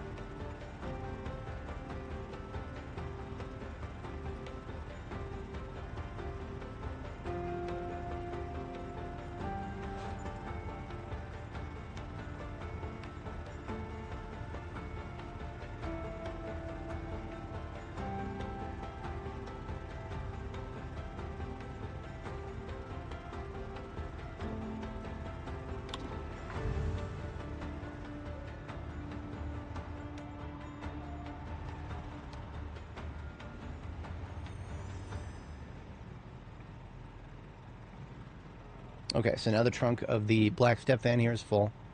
And I think I've excoriated all ammo from seats, which is, I should have done that a while ago. So now that makes sure that I don't have to. If I see, I'll want to see all the ammo that I have. I should just be able to go up the line of trunks here and just take one look and be like, okay, yeah, I got this much of that much. Yeah. In a perfect world, I would consolidate, you know, different types of ammo to just, you know, a specific van. That's pushing it a little bit. I don't know if I can pull that off because, yeah, I want to, you know, expend the different types of ammo equally if I can. So I think we're actually going to end up taking one of these Kentucky Herald vans next. But what I'm going to try to do is remove the 762 from here.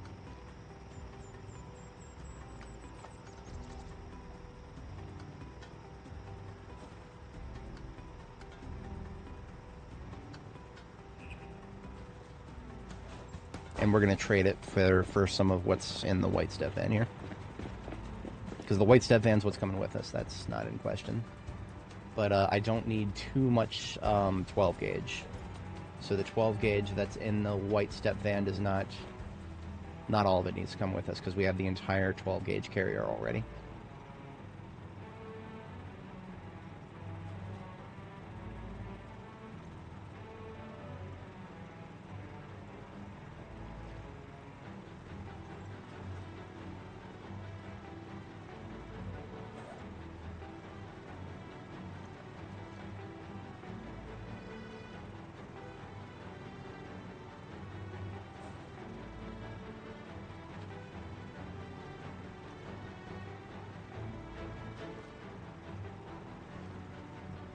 You had a campfire in your living room. Oh, yeah, don't, So campfires specifically, campfires can cause, I think campfires are the only type of fire that can, like, spread a little bit.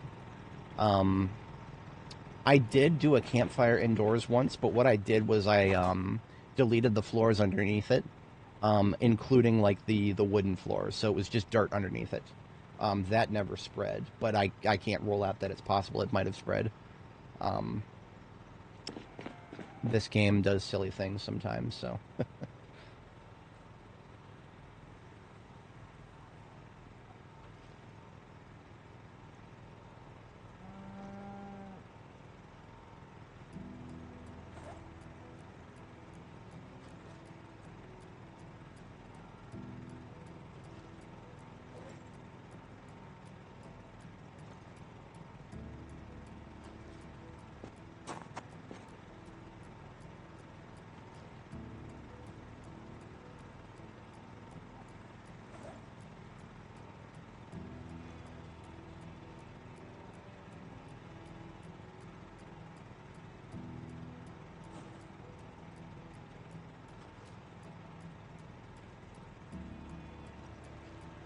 Okay.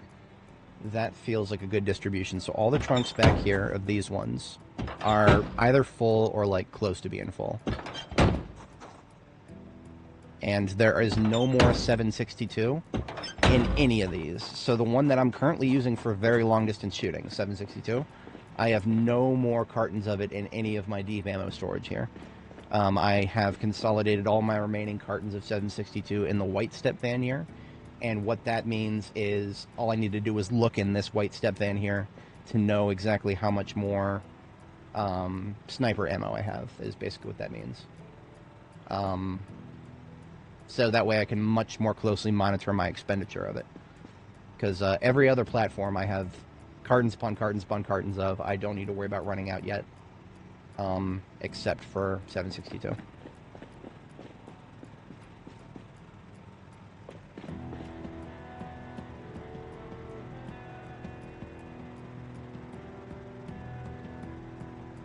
I love this jam. This is my jam right here. I love this.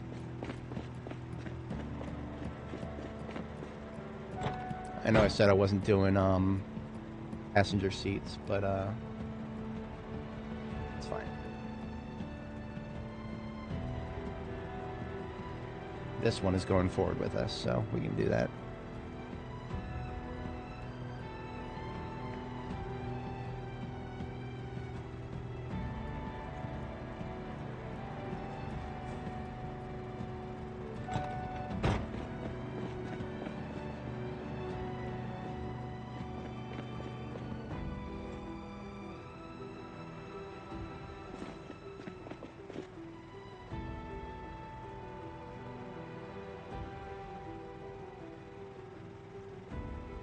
20, 40, 60. It's an odd number. I usually prefer to do them in chunks. Wait a minute. No, okay, so 20, 40, 60, 20, 40, 60.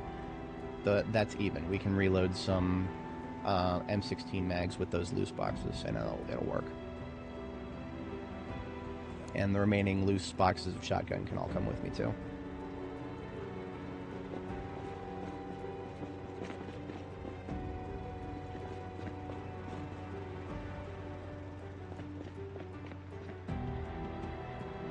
You know, I've been kind of trying to cook the clock a little bit so that these stupid, yeah, it's hours away from blooming. The kale is hours away from blooming, these last two.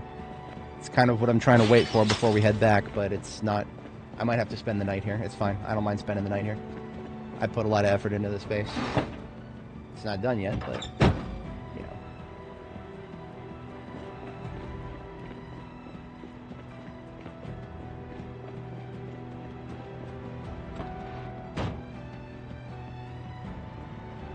If I am going to stay the night here, then let's just stage the van and the race car.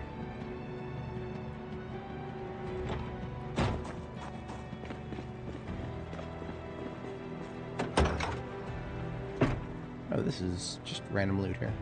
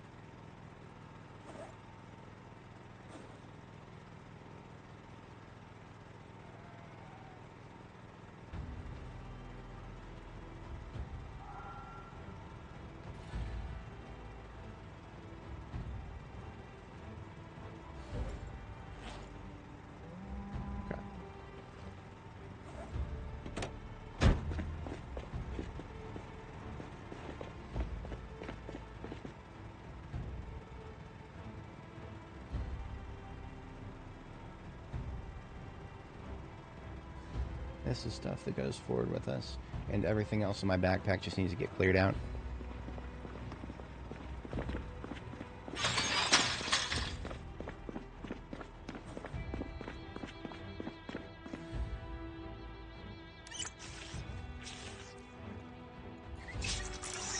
My water tanks here at the base are actually full, so just for the sake of I'm going to go ahead and do a laundry run.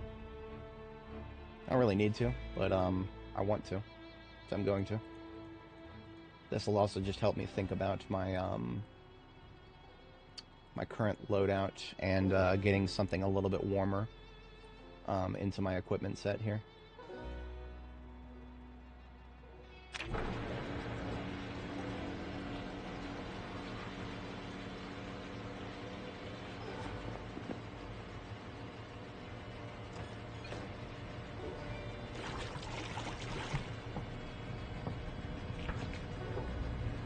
This yellow suit that we're wearing currently is Jackie J's coveralls. Not the ones from her specifically, but the exact same type of coveralls that she would wear. The one that has the underscore yellow in its name.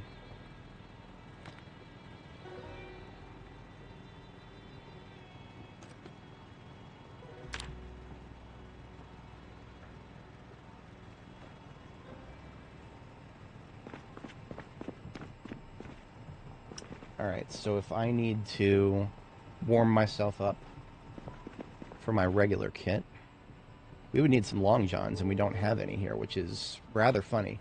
Long johns are something that I made like 500,000 of in order to level up, but I didn't think to bring any with me from where I worked on them, so... What does that mean? That means... I mean, I can just make more, but what I would need is a bolt of cloth, which I do not believe I have, do I? I should. I have a black denim fabric roll. I don't think that counts.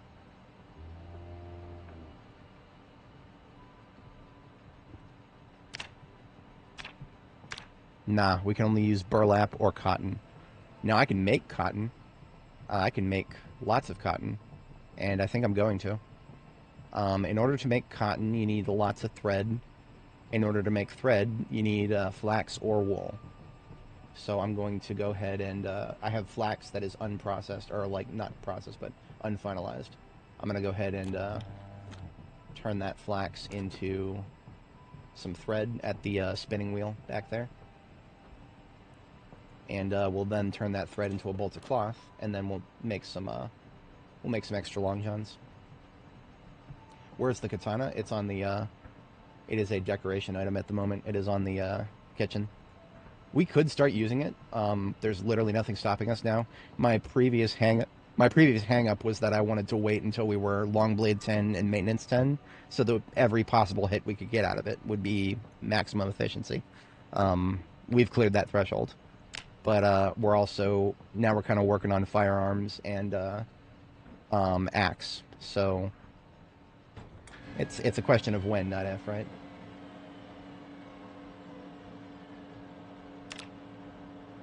I'm going to put that stuff in the dryer before I go to sleep.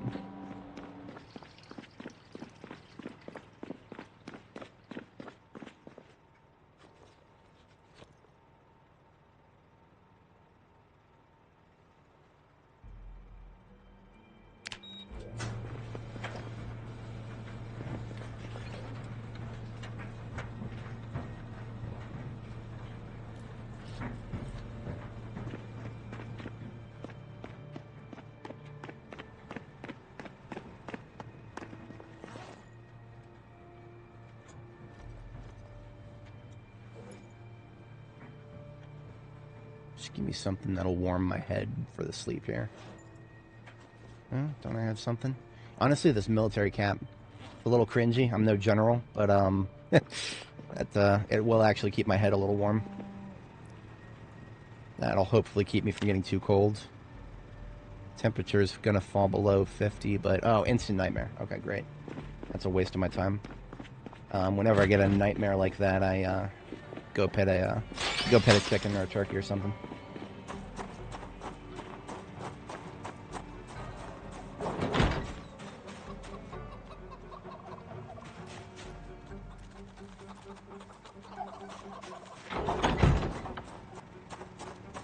Dani the Devil.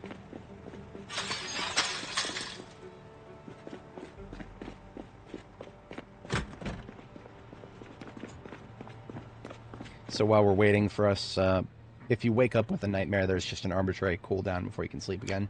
So while we're waiting for that, we'll spin some thread into cotton here at the loom.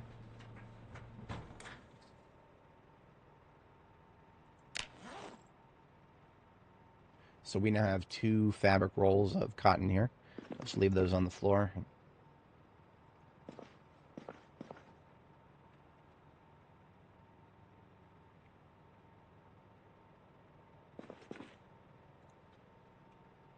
So we can now sew our own long johns. Hang on a second.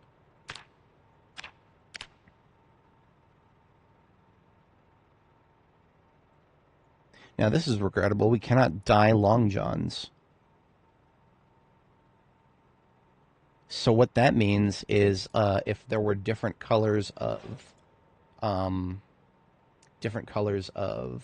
fabric, we could dye it, or no, sorry, we can't dye the fabric, but if there were different colors of fabric, we could use that to make the long johns. Then we would get long johns in different color.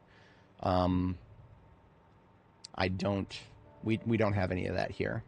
We have some all the way back at our previous main base in Phallus Lake, which is I'm not going all the way back there. It's fine. Yeah, let's just make some long johns then. We are in a state where we need to just get things functional.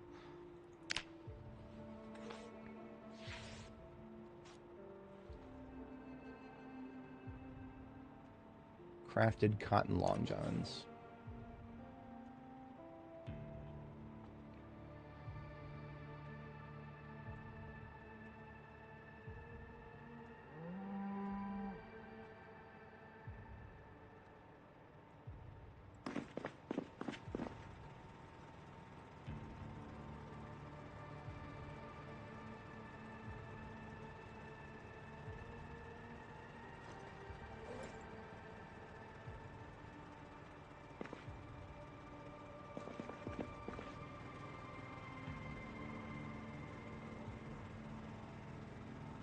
Oh, this bandana is the one that was not a perfect match. Never mind, it's not a perfect match.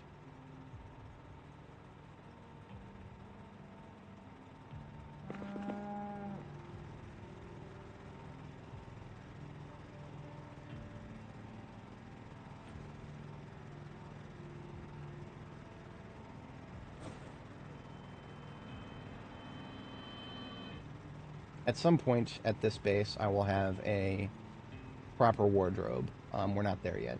For now, we're just putting clothing somewhere in this area, and we'll eventually get that deployed to a wardrobe.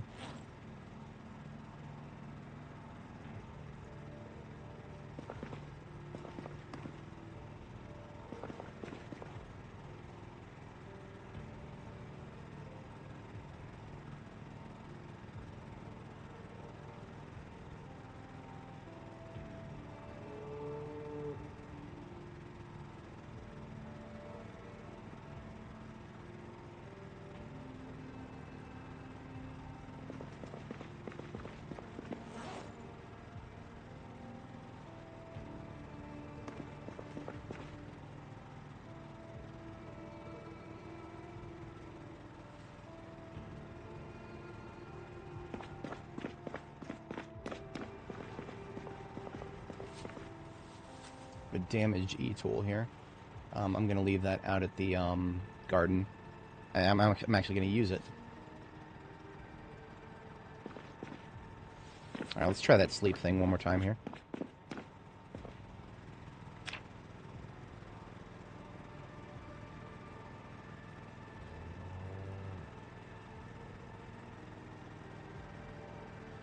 And we're going to need to sleep again, but we're not going to be able to. The nightmare will have messed us up sufficiently. That's, I've got coffee all over the place at this base, though. Of all the places for a nightmare to hit me, my main base is I can handle it here the easiest.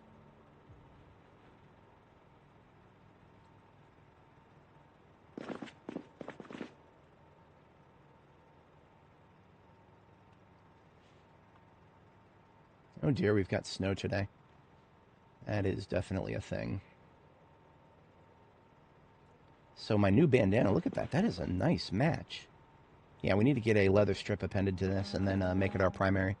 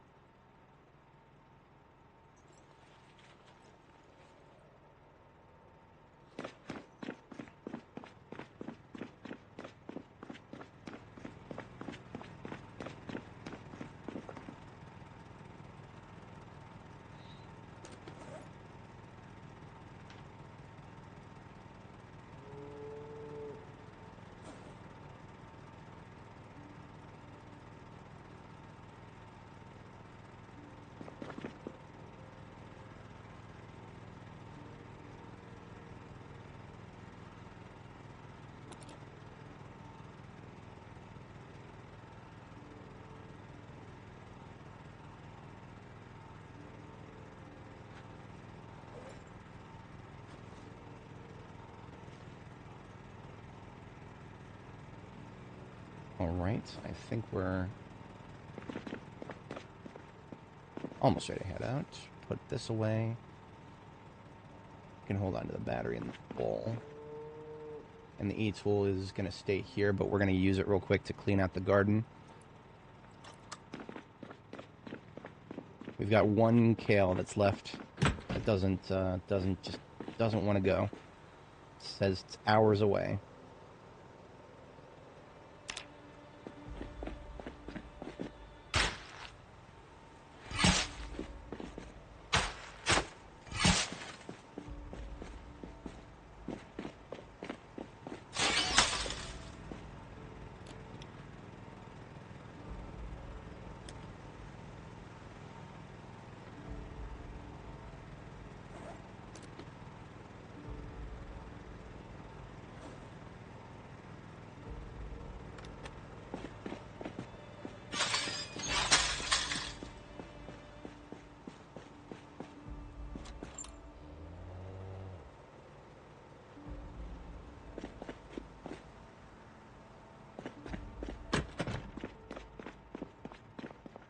I'm going to sew a couple more long johns here. It's something useful I can do.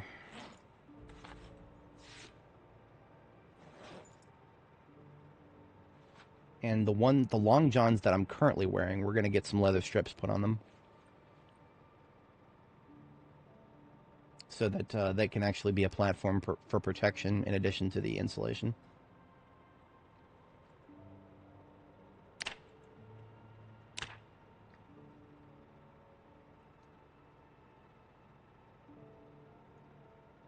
So here's our new bandana with leather strips on it now. And now our new long johns. As you can see, the long johns cover pretty much the whole body here. And that's the whole body getting 10% bite protection now.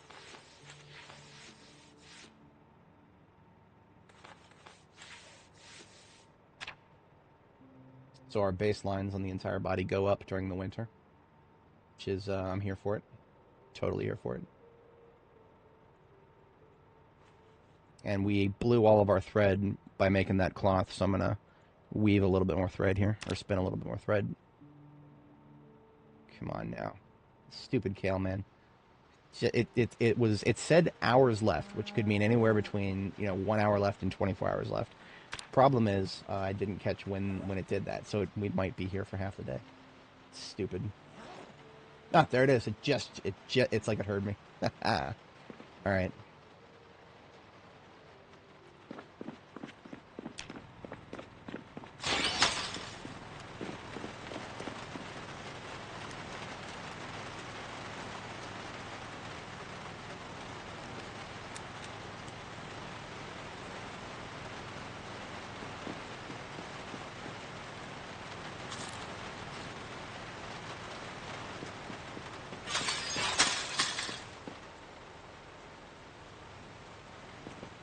So the plan is we're going to harvest this kale, and then we are going to put the seeds into this box, and then we got to get on the road back to our forward base, and put the kale into the freezer there. There's not going to be much room for it, so probably just the fridge.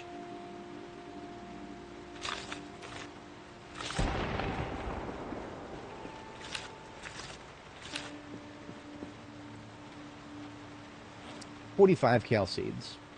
Considering we only harvested 5 plants at the blooming, that's great. That's great ROI. So we are out of here.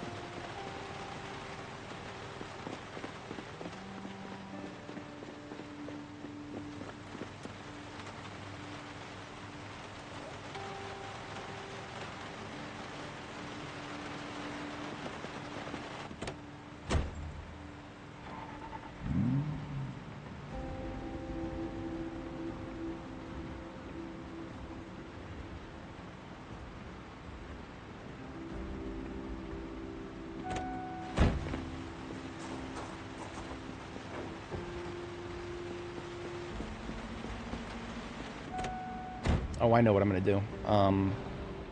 I should still have a popsicle freezer here. I'll just steal one from a gas station on the way up. I know there's got to be a popsicle freezer at one of several of the gas stations on our way back up. So we'll steal a popsicle freezer from one of them and position it so that only one of the 2 sides is powered.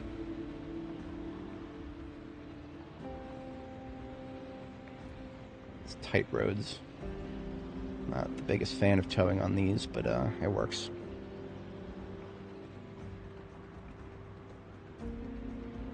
For anybody joining, welcome. We are getting some Louisville stuff done here so that we can... we're getting some logistics here so that we can resume our takeover of Louisville.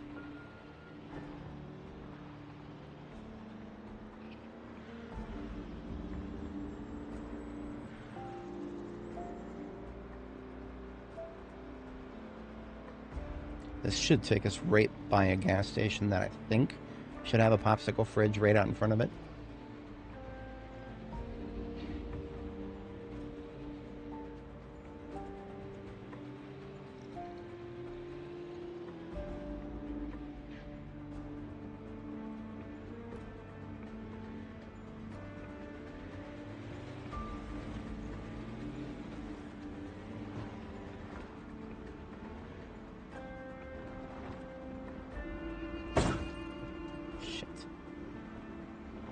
It's alright.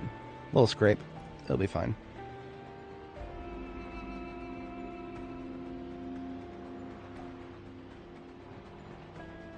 Of course, I picked the one gas station that doesn't have a frickin' popsicle freezer. Aye.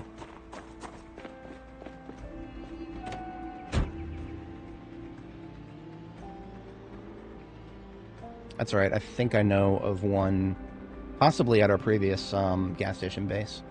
The one by the hospital. For now, I'll just put the kale that we picked up. I'll put that into the fridge. We got room for it in the fridge.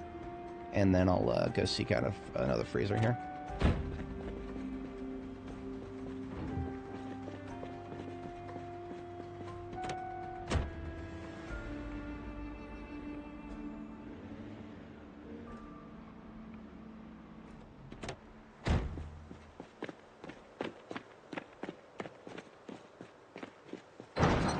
I was going to make another sword and pick up another knife. I failed at both tasks.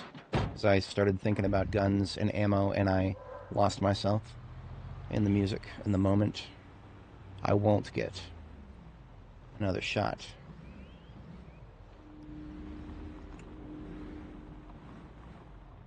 I better never let it go.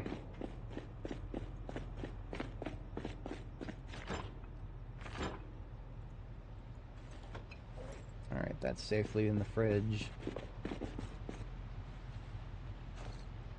Spare long johns in with our laundry clothes here. Empty bowls. You know, some of that kale, actually. I'm just going to take some of that kale that I just put in there, and that's going to be my food for the day. Kale is just such an easy food for somebody with hearty appetite, because every time you see the noodle pop up, that means you need 15 hunger to get it to go away completely. And kale is worth 16. So literally just eating a leaf of kale every time I get hungry is a very efficient way of dealing with my hunger. You lost your B42 character a couple of hours ago because you slept with a bandaged neck. Oh god. Yeah, that's okay, man. I'm sorry to hear that. That's a very recent problem. Our new game director decided that first aid was not being used enough, and injuries were not punishing enough. Like, he literally phrased it that way, and thanks to that, the problem that you just dealt with there is not a problem that's been there for most of B42, but now, as of recent builds, wound infections and other, like, there's categories of scratches now, like a severe scratch. You can die of a severe scratch now. It's kind of wacky.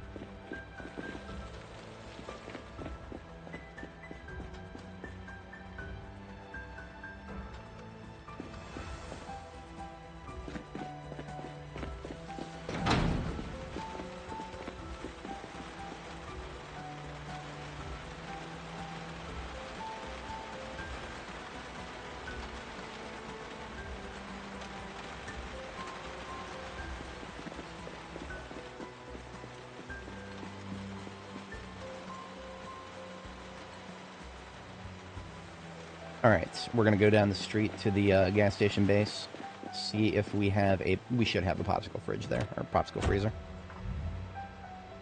And all the first aid items in the cab used, bandage or disinfect. Yeah, so basically, there's, you know, you shouldn't die that easily of infections, but the devs are kind of tweaking the values, so that's going to cost people, it's going to cost people some effort, but the best way to handle wounds these days is to have a sterilized bandage on hand at all times to dress it up with, and to whatchamacallit, you can if you change the bandage before you go to bed, I think that is almost guaranteed to make sure that even if it gets dirty overnight, you've got your best chances. When you clean bandages after using them, clean them first with regular water and then boil some water. And then while the water is boiling, you can sterilize it, make it a sterilized bandage. That's something that's very poorly explained in the game. You can get sterilized bandages very easily. Even though usually when we think of sterilized bandages, we'll think of, like, you know, using alcohol or something. But boiling water can do the trick, apparently.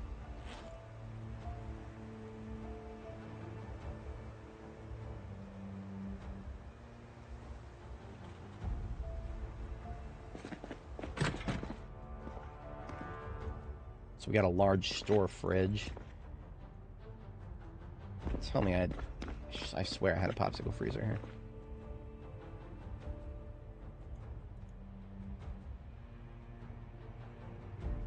here. There's a small possibility that I did have a popsicle freezer here, and then... Okay, here it is. There it is. That is what I was looking for. We have a freezer, so we can put that kale into the freezer.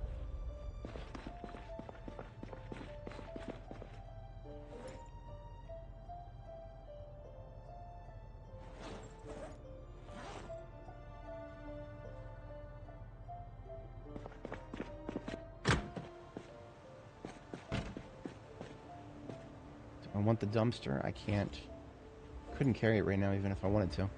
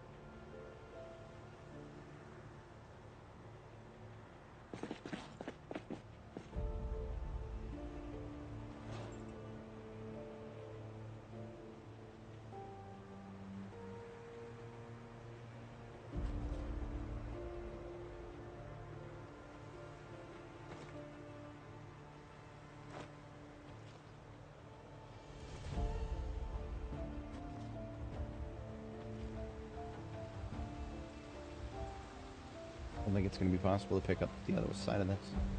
It's just too heavy.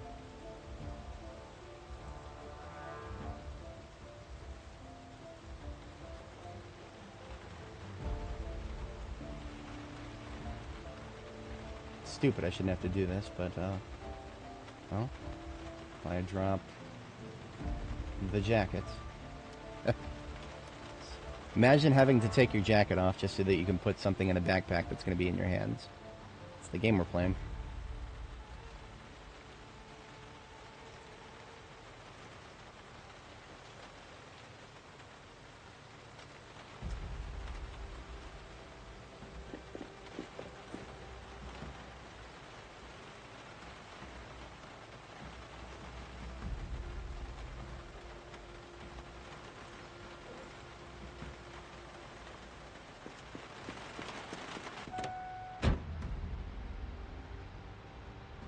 Alright, I got my freezer, and I got my dumpster so that I can actually finally empty out the trunk of this thing.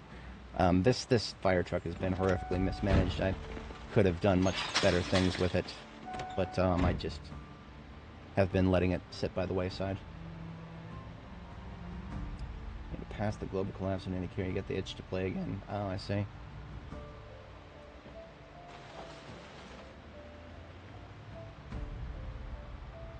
Yeah, this game, I kind of talk about this game in terms of, I mean, I've called this game many things, but one of the titles I've called this game is Mistake Punishing Simulator 9000, because that's really what Apocalypse, and to a much bigger extent, Extinction is just it's Mistake Punishing Simulator.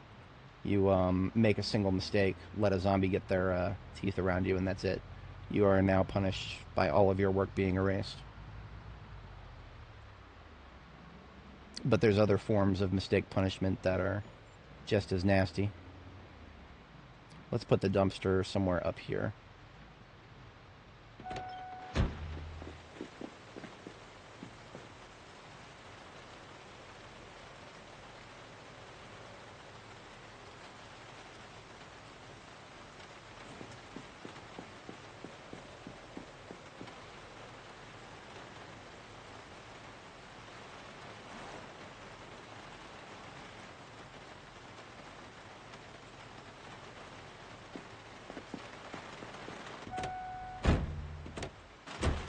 Alright, so the placement of the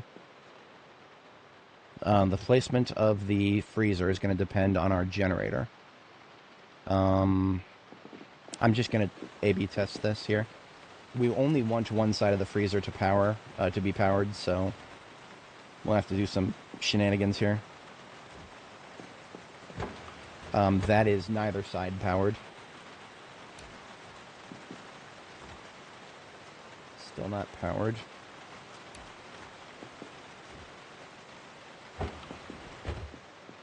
See, you can usually tell when you put it down, you'll hear this little sound. The sound of it getting powered up, so...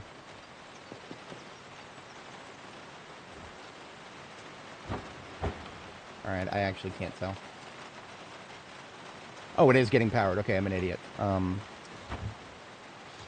It's much easier to do this in the dark.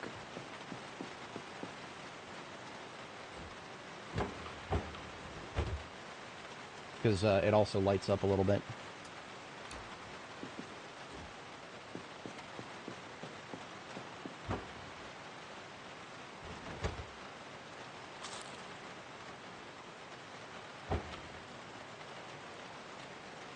Okay, not powered.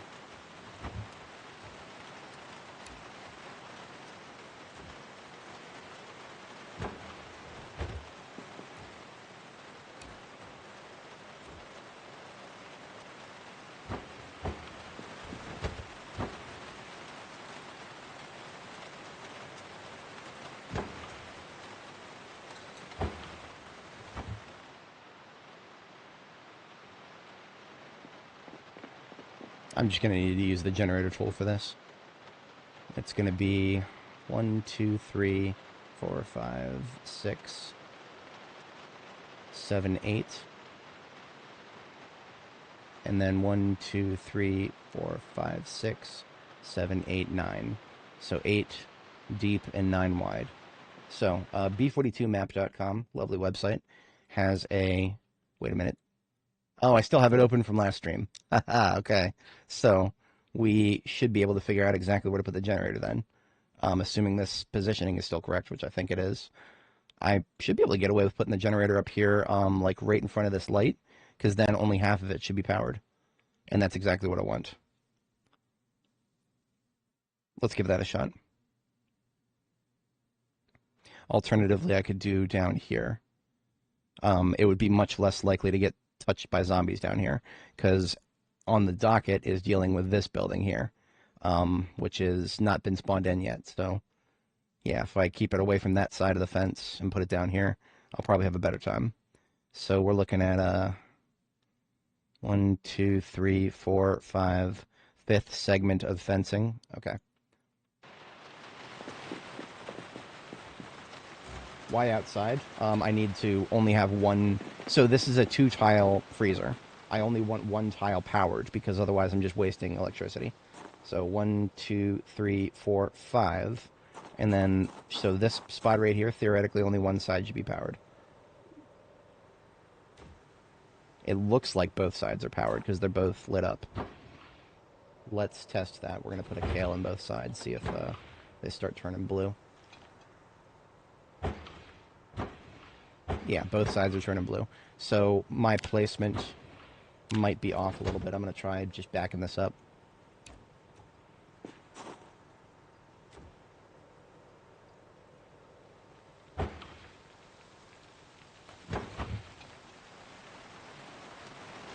Okay, that side's not powered. What about this side? Now neither side are powered. Well then. Maybe we just got to rotate it.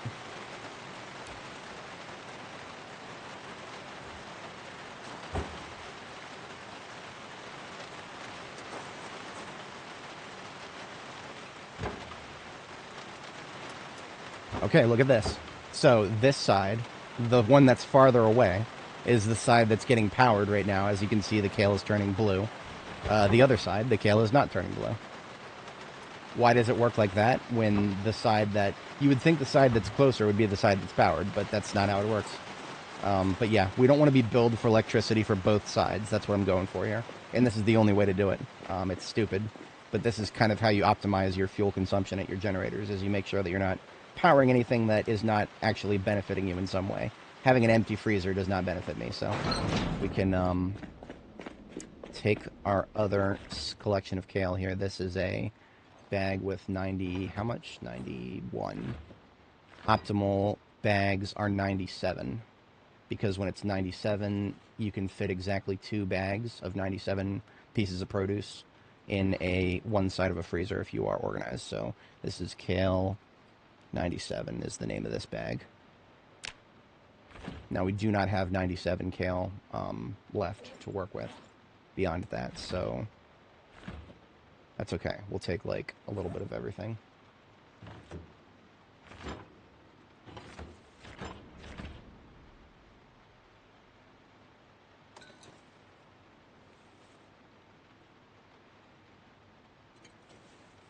The target is like 19.5 encumbrance.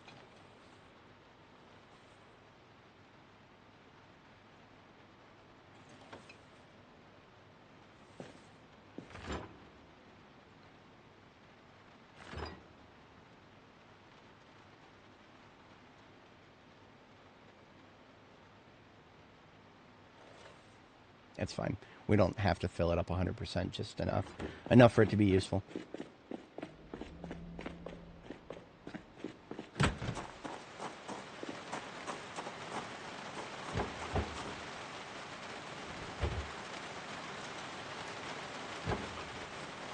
And just to verify once more, because the garbage bag freezer mix. So yeah, the kale is turning blue. So we confirm anything in this side of the freezer is getting powered now. So that's the last time we have to think about that for quite a while. We don't have any more crops that are going to be harvested for the rest of the year. It's currently November 3rd, 1994. We have some garlic planted, but that's not going to be harvested for literal months from now. So that's well into next year that we have to worry about the garlic. And then the garlic, once we harvest it, we can dry the wild garlic. The garlic that's not wild, we can't dry. So we'll have to make some freezer space for that, but whatever. That's all right.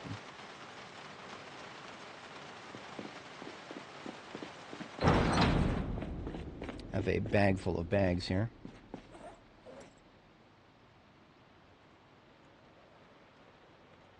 Your bag of bags will make a fine addition to my collection.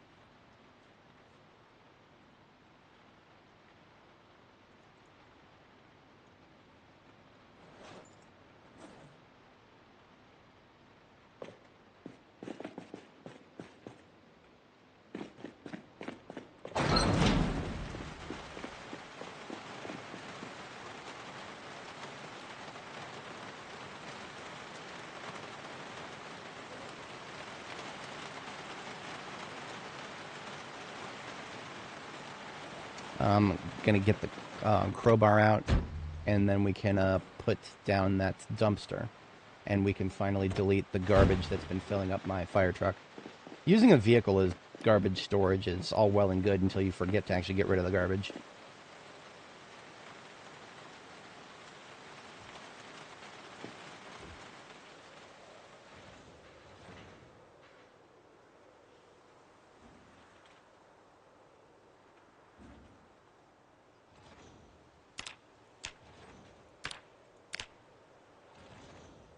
You know what this game needs? The ability to throw tires into your campfire. A tire should burn for quite a bit of time because, you know, tire fires are a thing. Probably not very healthy. Don't do that in real life, but in video games where you're not too worried about the long-term respiratory health of your character. And you just need fuel. A worn-out tire should do the trick, theoretically.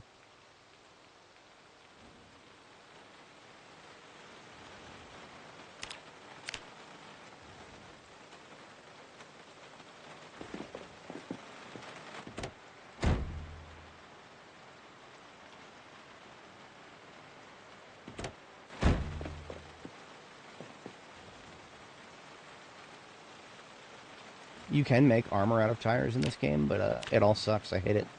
I don't like bothering to make something if it's not going to get me experience and it's not going to get me an item that I would actually want to wear. You know, like a best in slide item.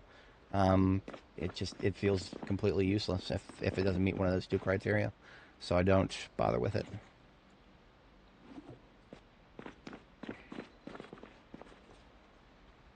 Director said something about diabetes. Oh man. Well, I mean, okay, so whatchamacallit?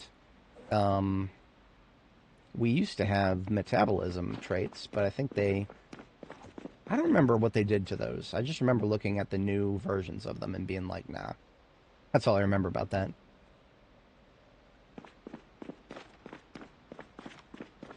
I don't think I'm going to bother trying to clean this place up. This is a absolute frickin' wreck, and it would be so much effort. Even if we're going to be stuck with a rainy day, I still don't feel like that's a good use of my... no, especially not when there's, it's Louisville. We've got so many other things we could be doing than cleaning up a building that's not our base. So this truck is now basically an open trunk that I can do whatever I want with. I might actually swap with the ambulance here, because the ambulance is a floodlight carrier, but it's also a more useful vehicle than the bull driver. The ambulance, you can access the trunk from the cab. The bull driver, you can't. That's usually the biggest difference between them. So I'm just going to trunk swap here. Make the bull driver, the fire rescue bull driver here, will be my floodlight carrier.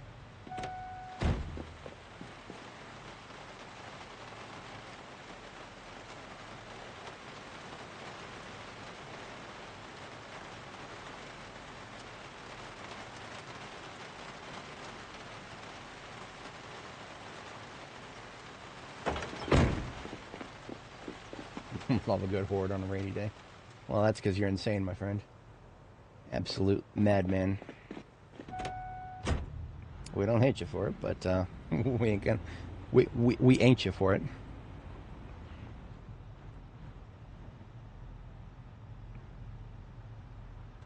And then, of course, now that I opened my fat mouth, the rain decided to stop. Providence, perhaps. Let's get this furniture out of my bags, and let's watch the rain continue falling. What? I can put a computer on a barrel. 10 out of 10, game of the year. 10 out I take back every negative thing I've ever said. I can put a computer on a barrel. Hell yeah. Hell yeah. We got gas-powered computers now, baby. That's what I'm talking about.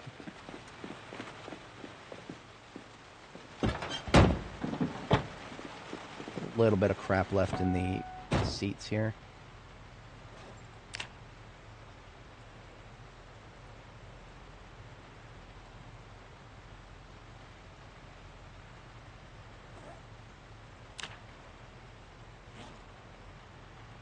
Alright, now this ambulance is a completely empty trunk, waiting to be filled with useful loot. And that's what I like to see.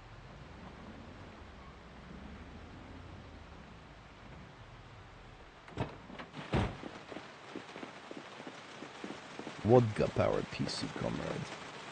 Vodka-powered.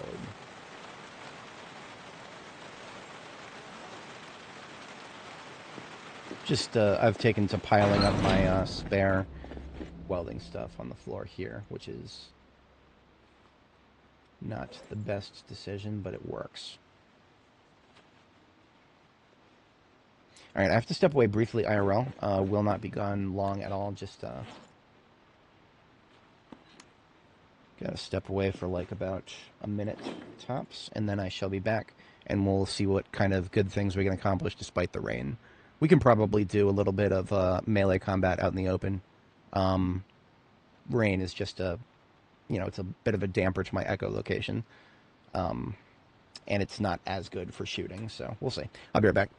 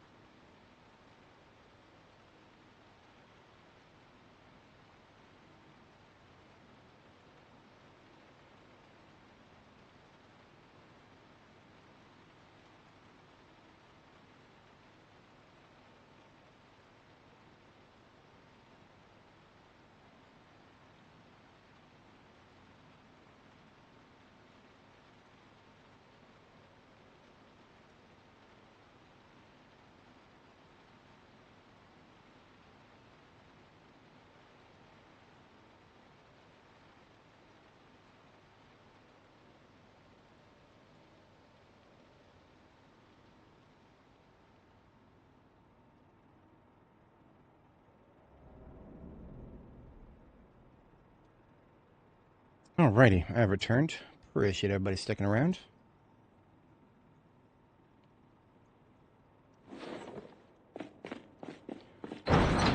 I'm going to assume the rain is going to be on and off. Yeah, I'm not going to take anything for granted when it comes to the weather here.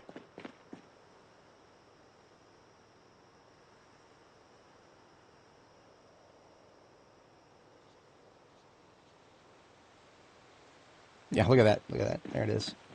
There it is.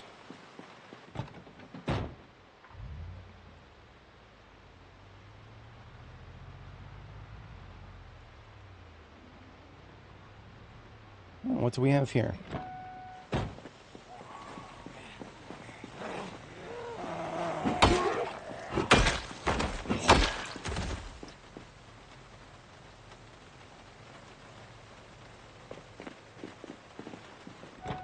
What's my absolute best base for long-term gameplay? Let me show you some screenshots. Okay, so I should preface this a little bit with, I used to build my bases with respawns in mind, right?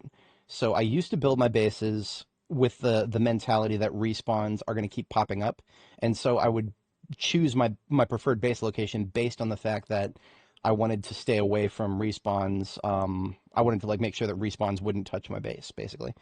Um, and that used to influence my decision to build across the street from the Riverside gas station.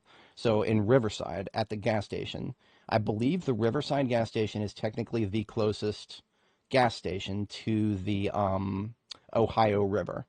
And the Ohio River, you can build like a pier, like out into the Ohio River, and build, a base on the river, and that will actually completely insulate you from respawns. There is no chance of any respawn showing up in the Ohio River. That's literally outside the spawn table.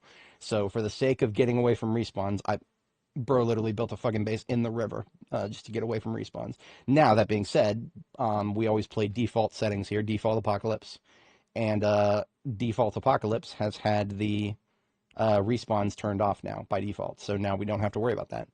But yeah, here it is. This is my Riverside base for my previous character, linked in the description. This is Nora the Explorer's base. Um, I really like this design. If I had to build a custom base from scratch again, I would probably use this design again. This little gravel pathway leads directly to the Riverside Police Department, which itself is right next to the Riverside gas station. Right, so my base here is positioned so that I can go right down the road for gas. And if I need to deal with respawns, the only respawns that we might run into are going to be on our front yard here. So this, I call it the front yard out here, is just a place where zombies might pop up if I step away from base long enough. Yep. But that also, for the sake of keeping our animals away from the respawns, we also put animal pens deep inside the river, far enough that if we had to deal with respawns down here, the animals would be far enough away they probably wouldn't even hear gunshots. I never tested that with shotguns, but handguns I think we were ever fine with. Fun fact, there is a calf here that was born to an Angus cow that starved to death because its mother stopped producing milk. I seriously hope that gets fixed eventually. It's just so stupid that a cow can have a calf and then the cow just doesn't produce milk for the calf. So the calf just withers away and dies. And here I am just assuming, oh yeah, the calf's got its mother right there. It's gonna, no, that's not how that works. But yeah, the base design itself, I split things into quadrants. So, like the left quadrant here is the kitchen. Top quadrant is the workshop. Um, the right quadrant is deep storage for like, I call it the armory because armory has a bit of a double meaning for, both armory with an E. You can think of that as a wardrobe, but also the armory with a Y is for the firearm storage, which is on this wall. And then this is just sort of a bedroom decorative area. There's a second floor, but I never really did much with it because I never needed to. These lights are a little bit rare, but you can find them in like police departments and certain commercial buildings. These are the only lights that you can put on a ceiling, and then you can drive right underneath them. So you might have noticed we got these metal gates that we can see through on all four corners, and the white flooring is just flooring that we can drive over through the base, so we can just drive straight through it. Hey, Richard, good morning. I'm giving the homies a tour of my previous base here. This was Nora's base. You know, if I had to deal with respawns in the future, I would probably build a base almost just like this, almost. I would probably make it a little wider if I was going to do the four corner intro here like this with these gates. And of course, these are chicken coops right here, chicken coops with roofs over them.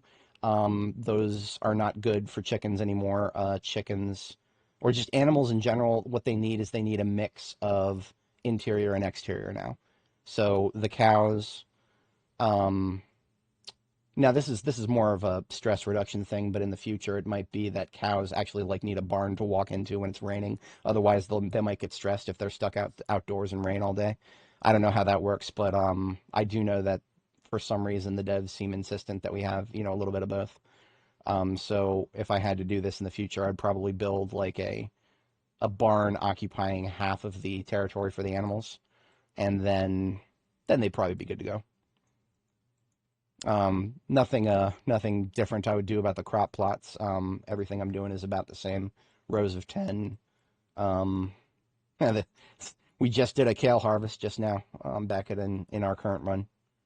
You can't see it from here, but the vehicle garage is all the way down here, so we got our light bars and our other crap and a bunch of throwaway vehicles that aren't currently rendering. But yeah, that was my previous. That's probably the best base I've ever built. I have not built anything here on Dani, anything close to that. Dani, her theme is Dani the Drifter, so she drifts from locations. She does not settle down anywhere permanently.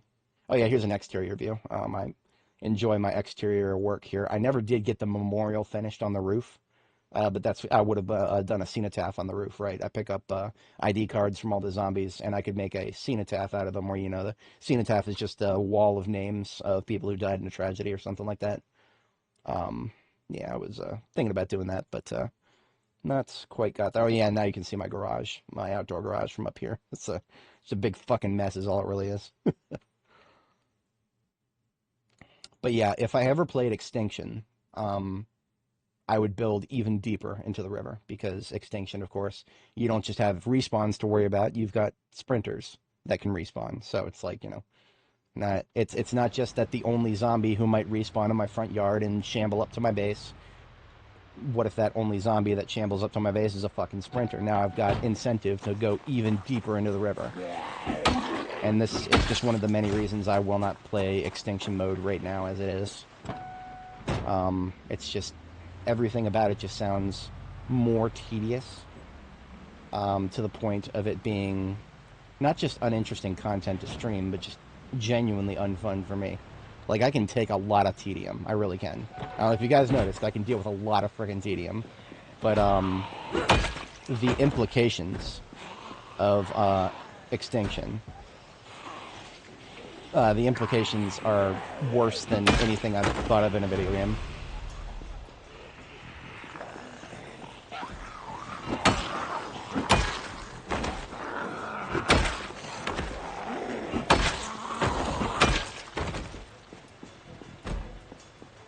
So some of the Zeds up here weren't here earlier, but when we came here in the middle of the night and towed home a wreck, suddenly they were.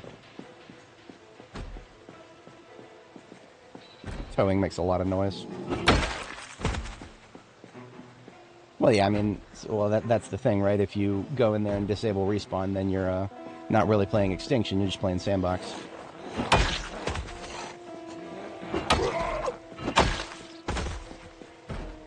And there's nothing wrong with that. I'm just making the point that I think the devs need to rebalance Extinction a little bit. And I'm not even saying turn respawns off. I've always felt that just respawns, the way they're implemented, are just a very lazy mechanic. Just making zombies reappear. It's just a lazy mechanic. What I would much prefer to have is just migrations that spawned in at the edge of the map and then just started going across the map from there. And I don't know if we're ever going to have that. Maybe we will. In fact, I kind of hope we will, because that's a realistic thing. That's, you know, something you would expect to happen in a zombie apocalypse, is just, you know, zombie movement into your territory from elsewhere.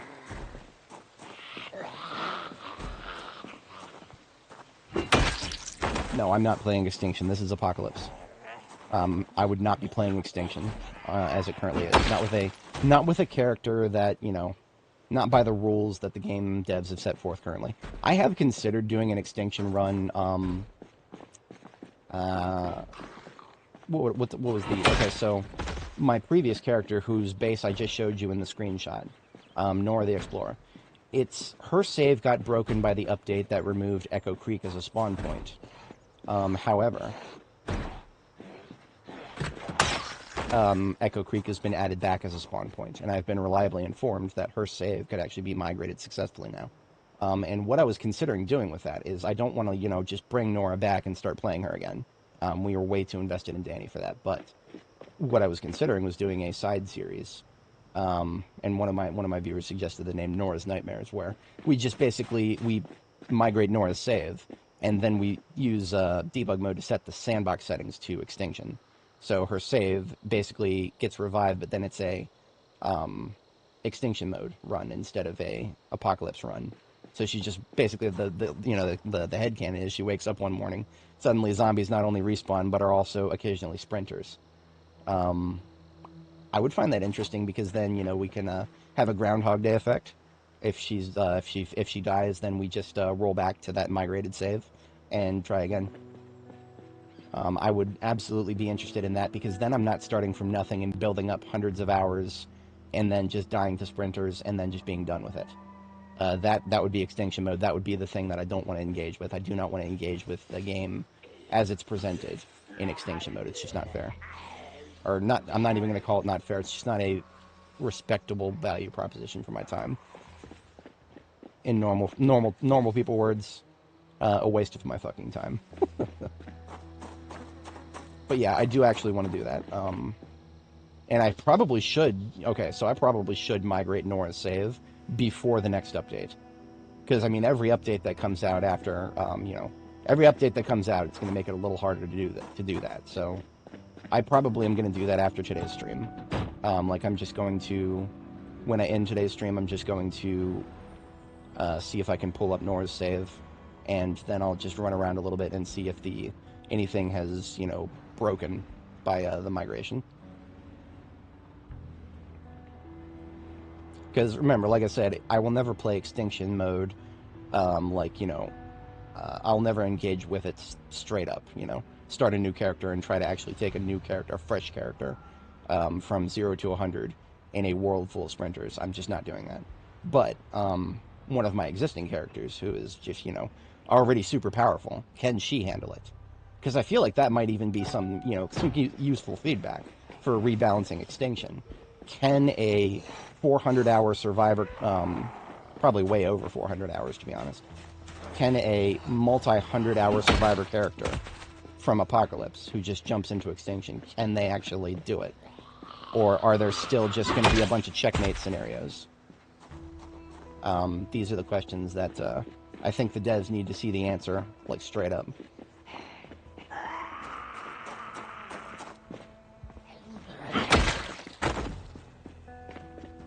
Yeah, and yeah, Richard, that is what I've heard, and I do want to say that is, I hope that it will have no problems. There is the problem, okay, well, this is a problem we actually already dealt with on Nora, but on 42.15 is when they did the ammo rebalance, and they deleted what was it, 227. They deleted 227. So we had to, actually what we did when that update came out is we converted 227 to the new caliber that was added, 357. Wait, it was 227 or is it, the fuck was it? I already forgot what it was.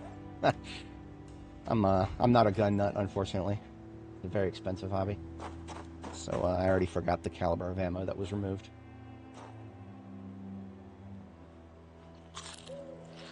So we don't actually have a lot of daylight left here. I think I'm just going to tow home this ambulance here. But before I do... Well, I can't. I was going to say before I do, I was going to pull the wheels off of it so I don't have to bother with those when we get back. But I don't have my jack and tire iron. 223, yes, no, 227. I mix it up in my brain with 357. Because that was the new one that was added. But yeah, I basically converted my 223 to 357. Only at the carton level. I didn't bother with anything lower than that.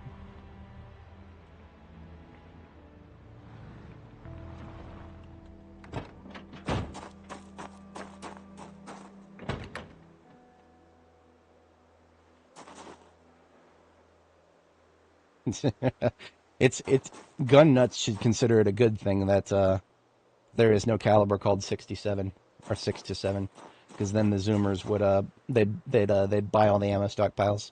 Nobody would be able to buy anymore. The Zoomers would just come in and buy everything just for the memes.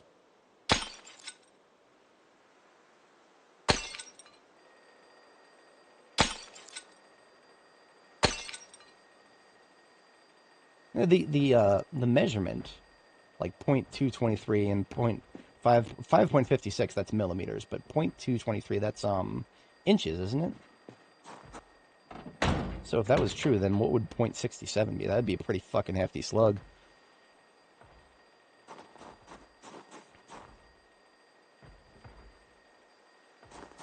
Yeah, that's right. We are hearing an alarm clock going off, and we are hearing a zombie starting to slap a door because the alarm triggered them.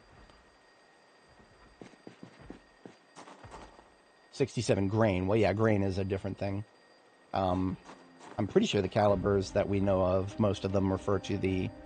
it's the diameter, isn't it? If it's... And sometimes they reference the diameter and the length, and I think... But if they do length, then it's usually like the second number, like the whatchamacallit, the 9mm we're using right now is 9 by 19 millimeter. And the second number I thought was the length, while the first one is the circumference. That's a measure. I mean, if it measures chudness, then we don't have to worry about the physical dimensions, do we? Chuds come in every form. So the reason I'm yanking these parts off right now is I just don't feel like bringing them back to my base. They're all useless and they can't be fixed. And I don't want to fix them, so I'm just going to pull them off here and leave them behind. And then we'll bring home some vehicles that we can use to repair from. The engine quality of this one is 98, so it's actually a little bit lower than the other ones I've found.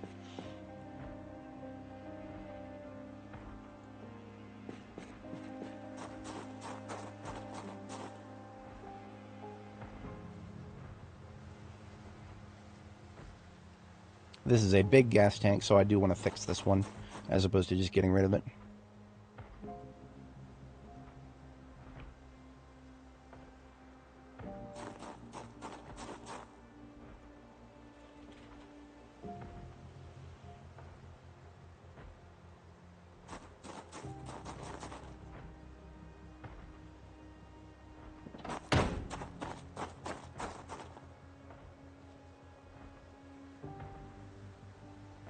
Alright, I'll take it home now.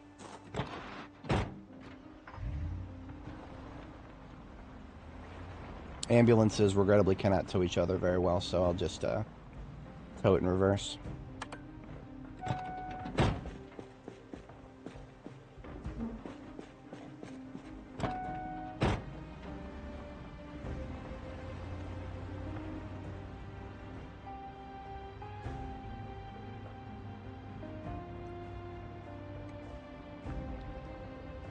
Now, with the hood completely removed, any collision with the front will just be a waste of engine parts because there's still a little bit of integrity there, so I do not want to take any engine collisions whatsoever.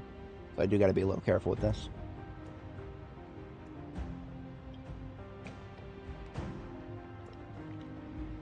No whoopsies allowed. RTX 6700. Oh, that's possible. That's possible. I don't know if we'll ever see a 6 Series, but if we do, it's possible. I mean, they're all about marketing gimmicks, aren't they?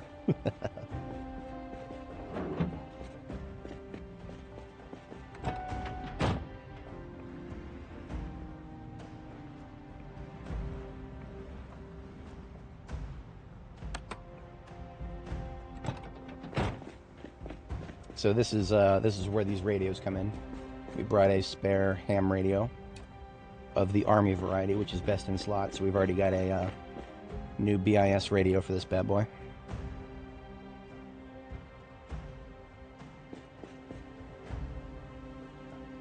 And then we're going to go get a couple of steel sheets and fix up the gas tank and then the trunk.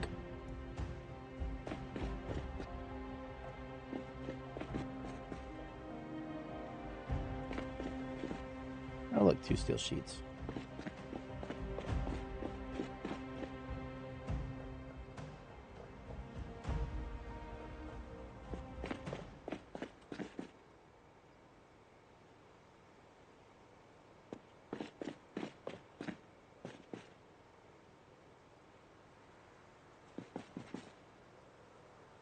All these light bar vehicles that I've been finding and fixing up, I have not even considered trying to fix the light bar on them because the light bar is a complete lost cause. There's just not enough on the map.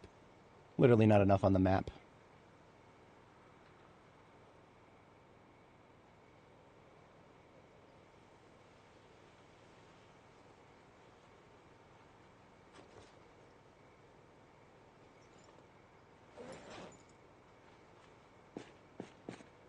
Might even have enough engine parts to get it completely fixed up here.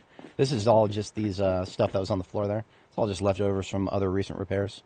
So let's just dump all the engine parts we have into this bad boy, and 77%. Nice. Very nice. I'll leave the brake and the wheel. So our shopping list is 4 perfect performance suspensions and then 3 tires and brakes. And the glass work, we just need the sides and front.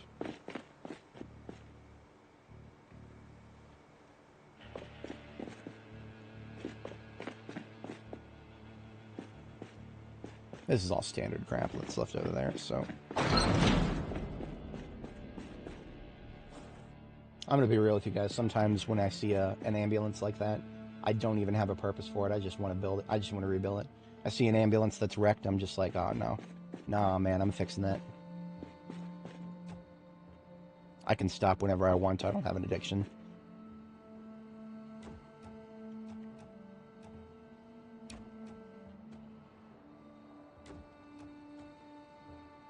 Oh, sometimes we can actually rotate these things.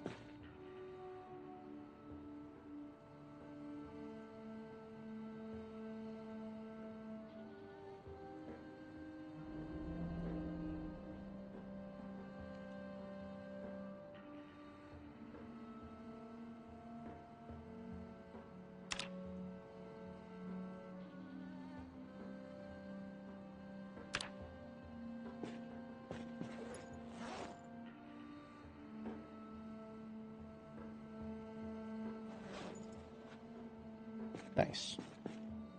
I like it.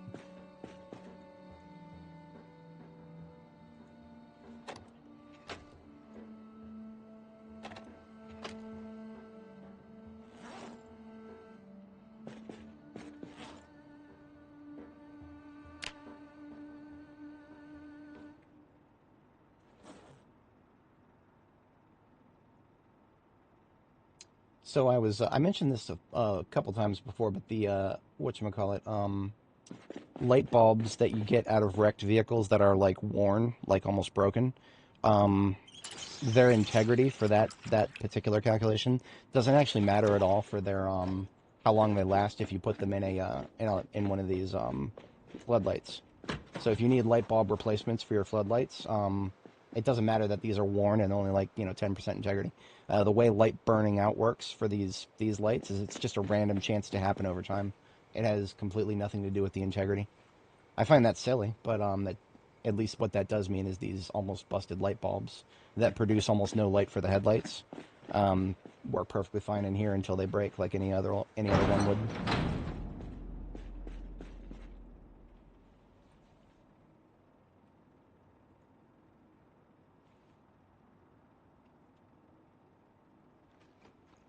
All right, it's a good enough time for bed now. As an overnight task, I got some cooking to do.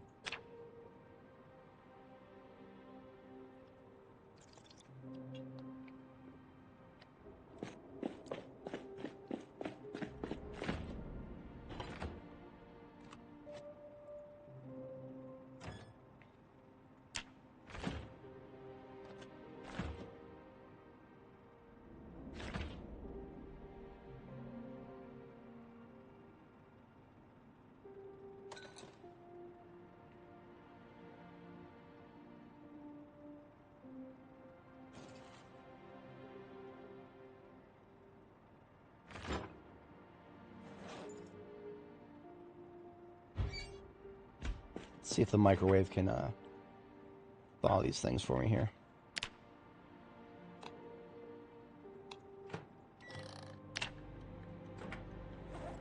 I'm doing 10 minutes at max temp in the microwave.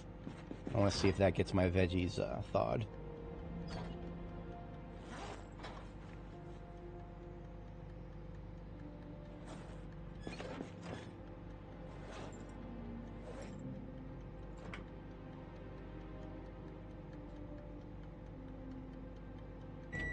Nope, not quite.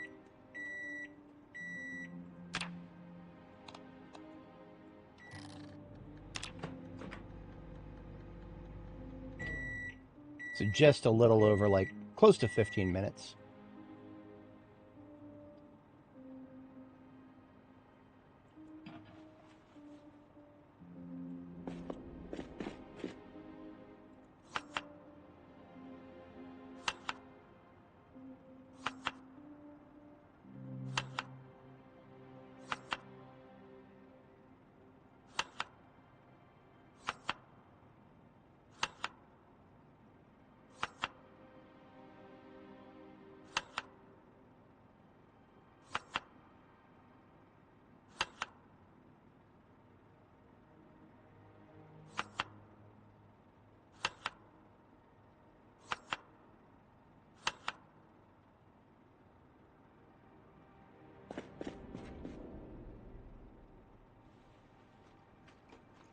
Leftovers are annoying to deal with, but that's all right.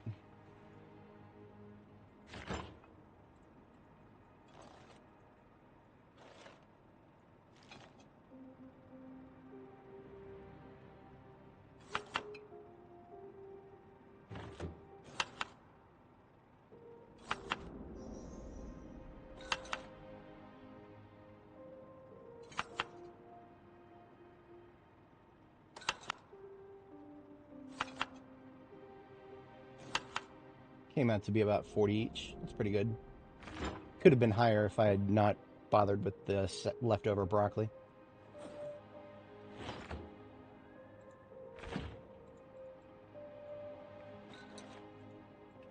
Two in the fridge, two in the backpack. That'll keep us fed for a little while.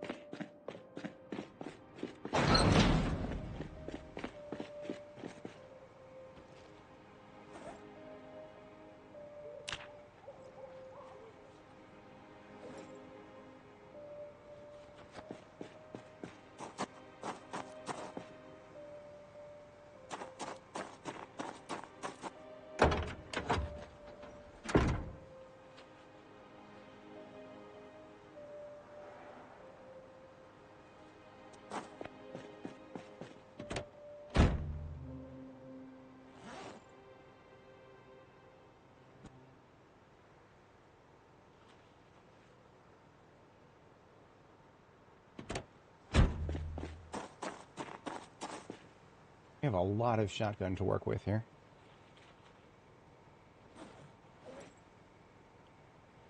That is a very good thing.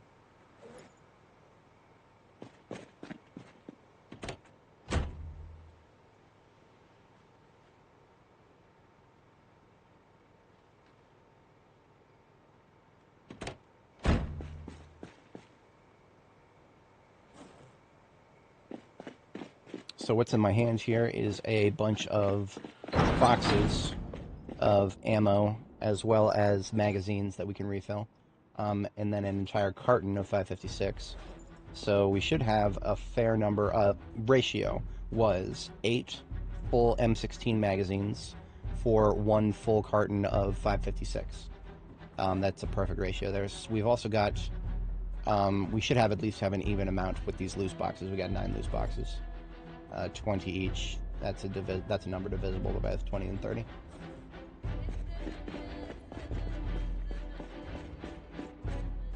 Starting to look like a meth lab over here, to be honest. Meth lab and computer lab. Meth-puter lab, if you will.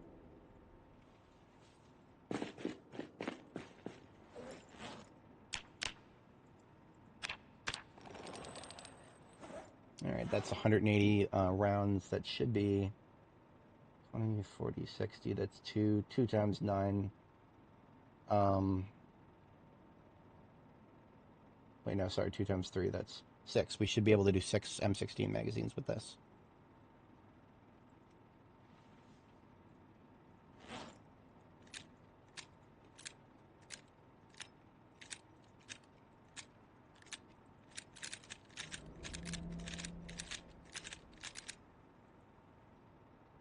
Yes.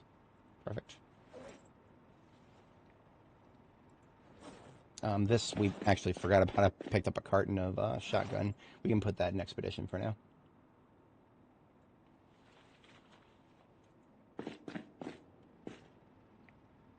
Alright, open carton. And then open all boxes. That is 240 shots of M16. And now we get 8 magazines. And now we fill 8 magazines with a lot of clickety-click.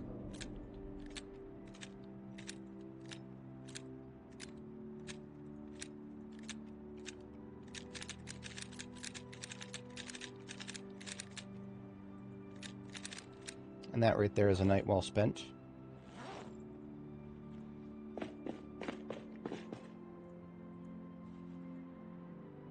What we're also going to do is grab a couple cartons of 762 here. And then everything, what we just put together, goes in the heavy combat truck.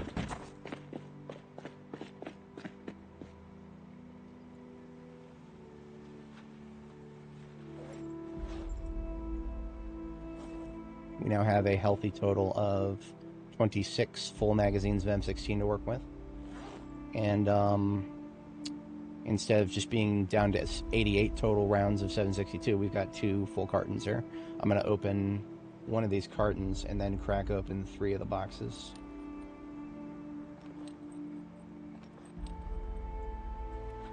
So we have a little over 100, 148 rounds of 762. But now I need to keep in mind in the back of my head that we've got these loose boxes, we got this carton, and then we have 7 cartons left of 762. And when I say 7 cartons left, I mean 7 cartons of ammo left out of all ammo sources on the map that we have hit. So we have really gone nuts with our 762. That's what happens when it's a very useful platform and it's only 20 bullets to a box. I knew this was going to happen. I bitched about it many times, and here it is. It's such a useful platform, and we're incentivized to use it. But then we use it enough, and we will shoot every bullet of it that's on the map. Now, that's not to say that every single bullet that's on the map. There's still other gun resources we haven't looted yet, but they are fewer in number than the ones we have. We have literally looted more than half of the gun resources on the map easily. Hey, Kitten, good morning. You caught us at a great time. As long as the weather's good, we are about to deploy for some combat here.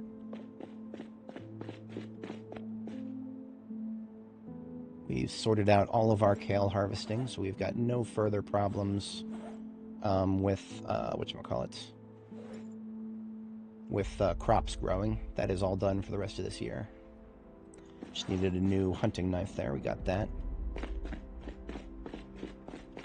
Should be clear to go now. Yep, after all that work, we are definitely clear. There's an axe on the floor here. This is my new weapon after the pickaxe breaks. Yes, okay. So, secondary goal while we're out is we're looking for a replacement, or a donor board vehicle for the ambulance here. Yo, Mr. White, people are like becoming zombies, yo. Mr. White, becoming zombies. Bitch. I wish I could do an Aaron Paul impression.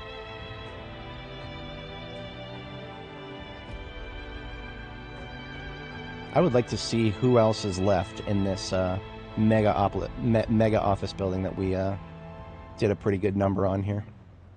And I know exactly how to deal with this. As you can see, we've got double doors here. When I say let's just jump right into it, I ain't being facetious. we're gonna jump right into it. As in, like, we're gonna make Ray Epps proud with this one, boys. We need to go inside the building.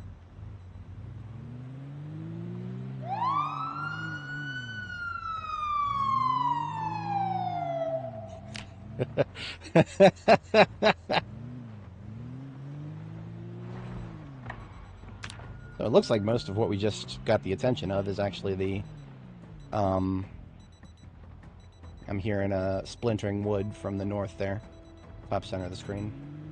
Now, if we want to operate in this area for any amount of time, we're going to need the respirator on, so I should put that on now. Armor up.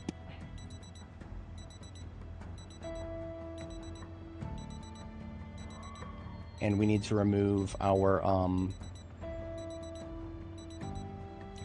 we need to remove our, the bandana from the passenger seat here is now our old bandana.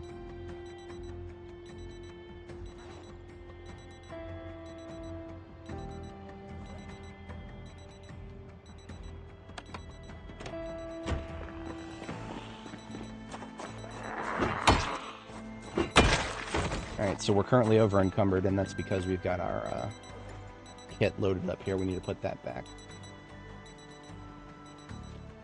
I apologize about the watch, but there's nothing I can do about it.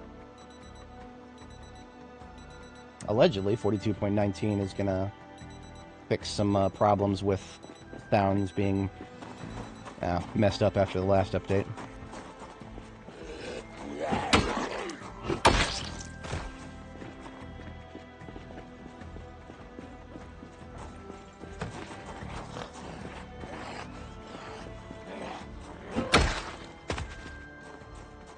Oh, the zombie spook. Yeah, no, the gotta be careful with those window Zeds.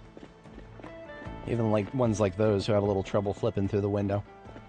Took him a minute to figure out what he needed to do there.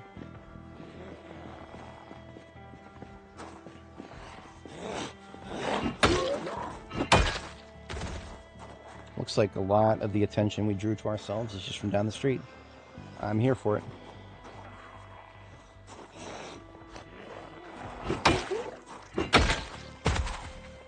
If anybody is not sure why we're using a pickaxe, pickaxe is actually the best axe weapon,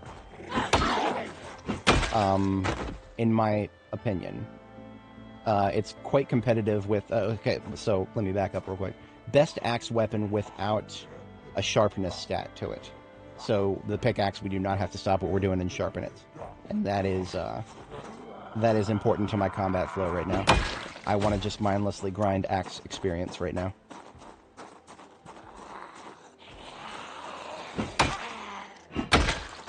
But I was about to say, it is competitive with the rail spike baseball bat.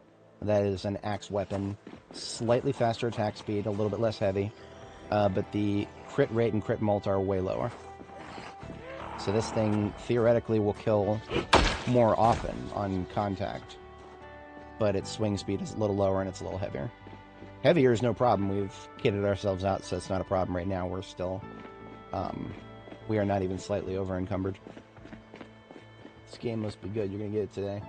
Oh yeah, you can definitely change the font size. And it'll take some tweaking if you need, because now, again, I've mentioned this before, but the screen that, I'm playing in 4K with no display scaling. So things on my screen are going to look very small. A lot of other people will just stream in 1080p.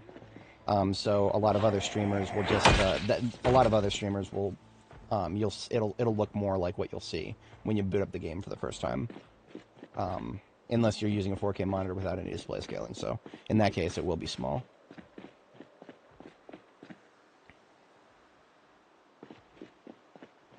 Yeah. Take away bites and scratches, yeah. That's definitely a way to learn things. So we are getting unpleasantly hot right now. That is being triggered most likely by the long johns, which is not the biggest of deal, but that does mean that the weather. I mean, look at this. It's almost freezing. We're only like 6 degrees above freezing right now, and we're still getting hot with the mask and the long johns. So that is, I'll need to keep that in mind.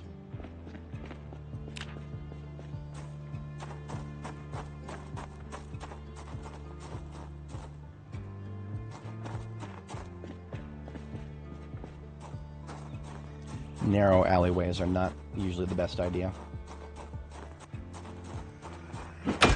Remember that dumpsters block your line of sight.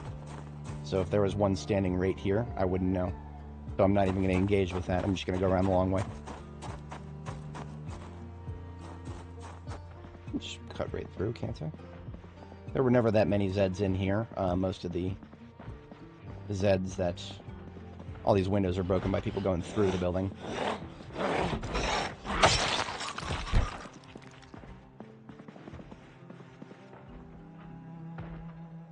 Sounds like the door's just about to break. Am I playing solo? Yes. I only play solo. I don't play multiplayer. If I was ever playing multiplayer, I would be in Discord with the people that I was playing with. But I don't think any of my homies who currently play, or who have played in the past, rather, let me put it that way. Any of my homies who played Zomboid in the past, I don't think they would play it until B42 was stable, if that.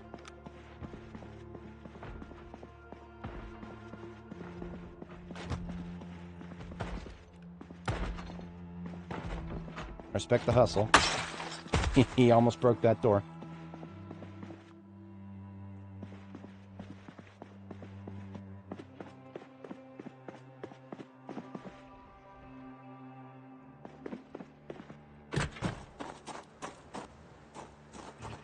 Nobody in there on the other side. Yes. Okay, so I talk about mods in the description. We do have one mod installed currently, and it's just a texture replacement. So the logo on my helmet, that's a custom logo that I put in here. And then the backpack and the satchel, they normally would be puke green, but I'm so tired of olive drab, so I made a texture mod myself to make it tactical black instead.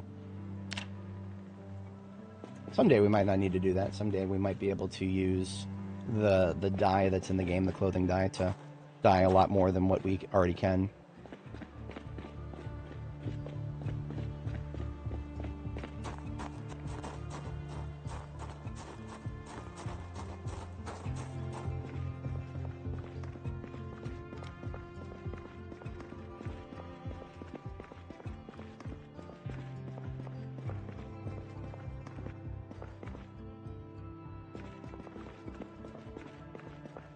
Ooh, game room.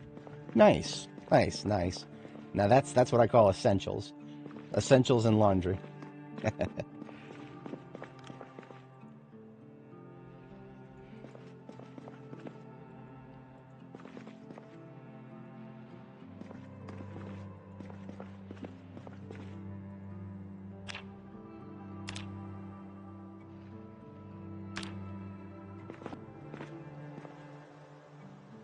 2 liter of grape soda. That's what I'm talking about.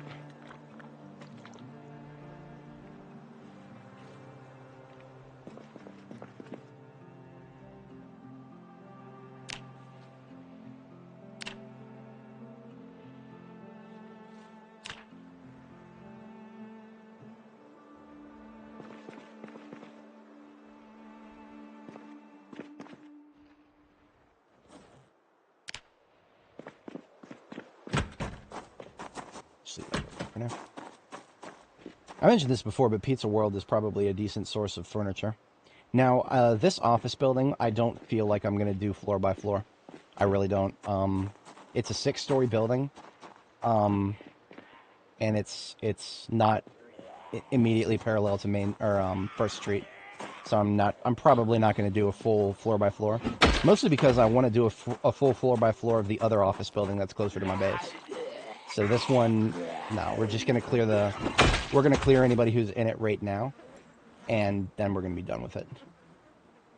Because if you've seen one office building in Louisville, you've seen most of them. There's only so much difference between them.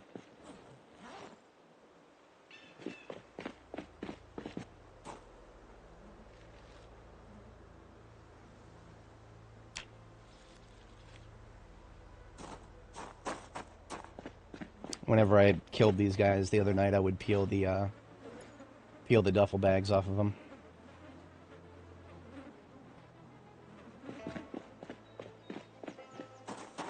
And I left my axe here.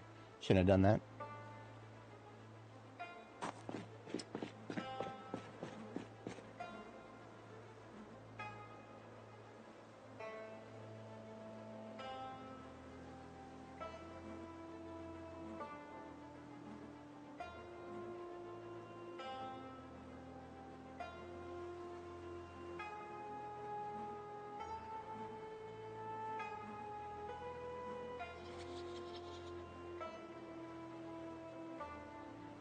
Lots of stockbrokers in this building.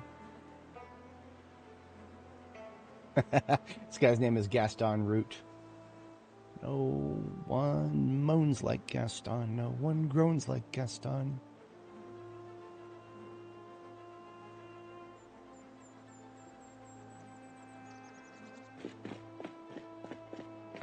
Oh dear, my filter is already out, so we might get sick soon. I'm gonna go ahead and start keeping my distance from corpses. I think we're done looking at corpses. Nice grave. Yeah, it's yeah, we'll let the flies deal with the zombies here. Yeah, look at all these tight corners. Clearing this entire place floor by floor would just be a unnecessary risk for almost no reward. The one thing that I could think of right now that would be very useful would be like the coffee in the break room, maybe.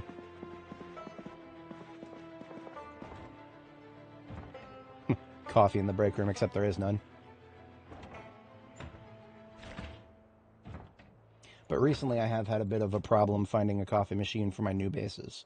So I have been on a pick up the coffee machine spree. So now I think we have like 3 extras. Which, yeah, I'm totally here for that.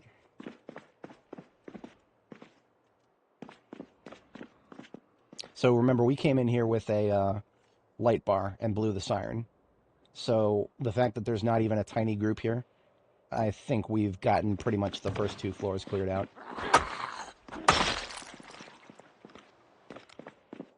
I suppose one other thing that I could get here that I could find a billion of would be water coolers. And, okay, these things. Hang on a second.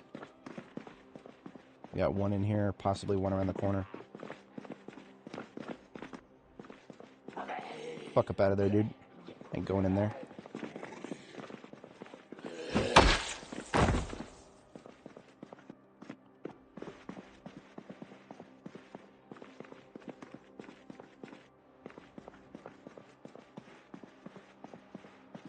So watch this one here. And flip. That is a very useful thing about these cubicle markers. I think I might be taking a few of these cubicle dividers. Do I stream on Twitch or anywhere else? No community Discord or anything. I don't want to deal with moderating. I don't like Twitch. I have a Twitch channel. I'm not going to rule out that I'll never stream on it. If I did, it would be twitch.tv/Thunderbraze. I do not have a Kick, but I have been meaning to look into it. So if I ever stream to Twitch, this Twitch channel is actually older than both of my YouTube channels.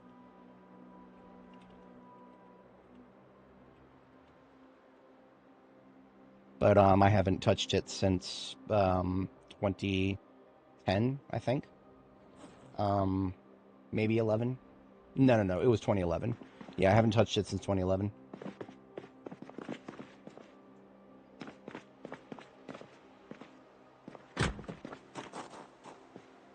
Okay, so I'm going to come back here with some bags, and we're going to steal some of those dividers. Otherwise, we didn't really need to gear up. I mean, there's not...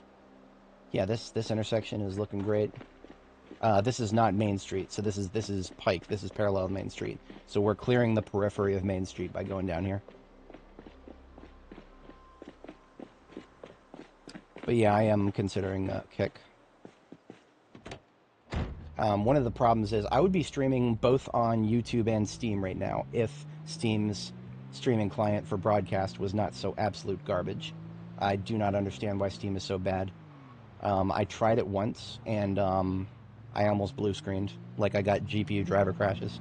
It was just, it's just for some reason, if you're going to do OBS as your primary, trying to do Steam as your secondary, I don't know, maybe it's hooking too many libraries or something. It's very unstable. And people who were catching me live on YouTube at the time were like, dude, you're cutting out. Get the spinning wheel of death.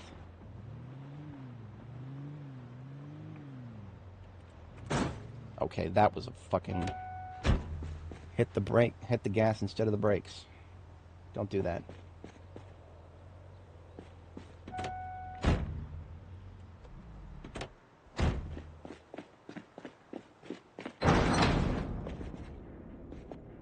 These duffel bags, we've got a specific bag for bags here. And then the bandana that's in my backpack is, which one is this? That's my good one. We can hold, no, this is my old one. So this is my old one. This bandana needs to get put away.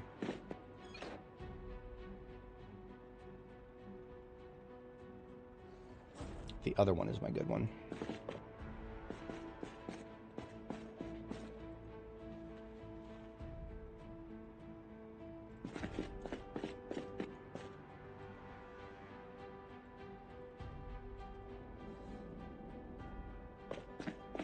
Always good to have fire extinguishers at your bases.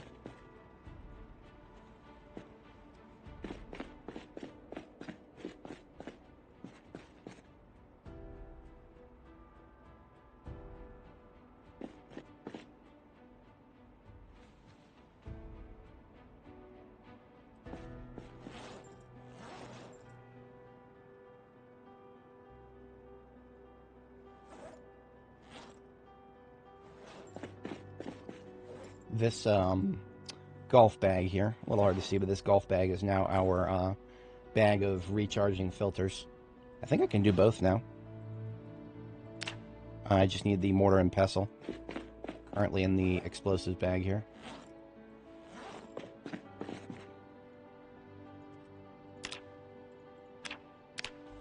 So I'm using wood glue, sponges, wood charcoal, duct tape, rags, empty filters, and the ceramic mortar and pestle.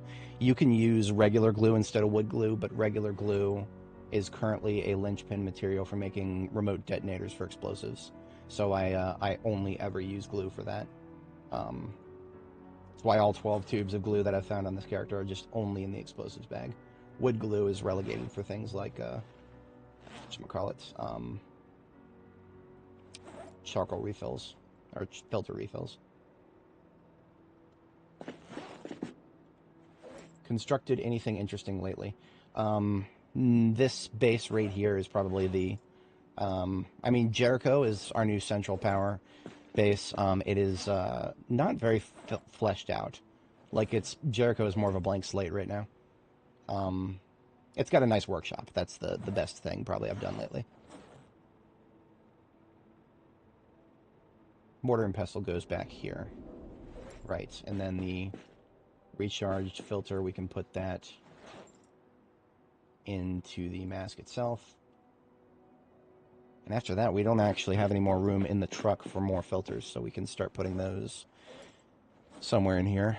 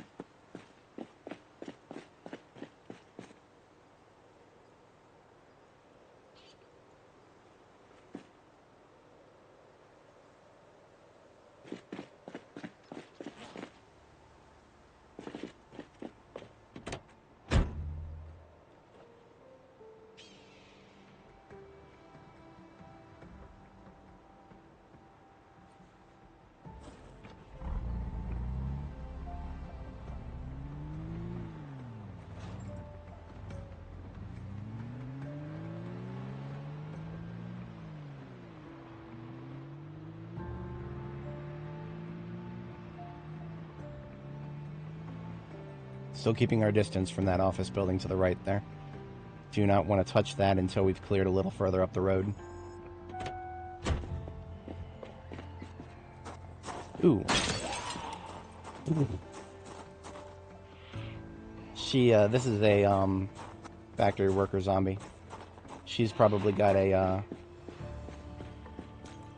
she got a mask?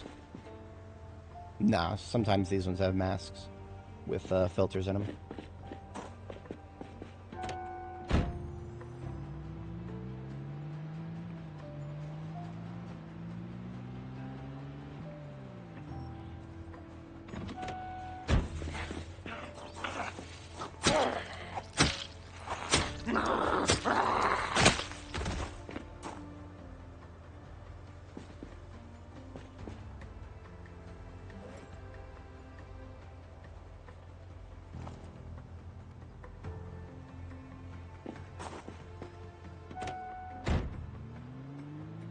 Alright, so those cubicles there that I would like to pick up for strategic purposes, we're going to put them into my handbag.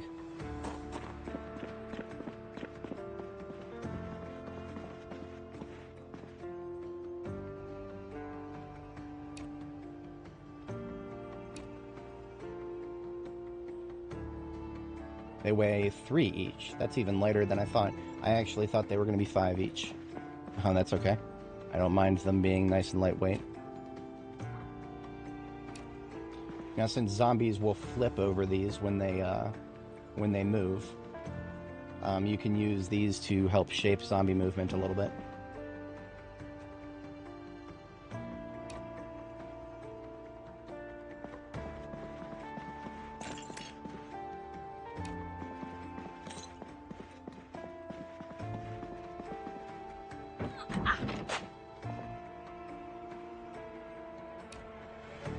Hello there. Sorry, I didn't catch you in chat there. We're currently acquiring some defensive material.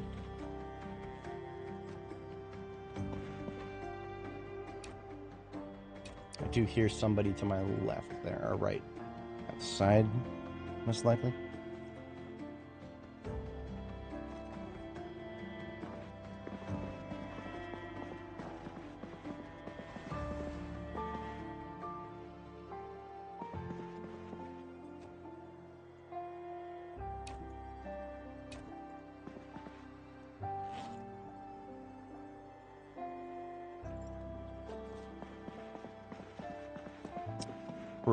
Pretty good today.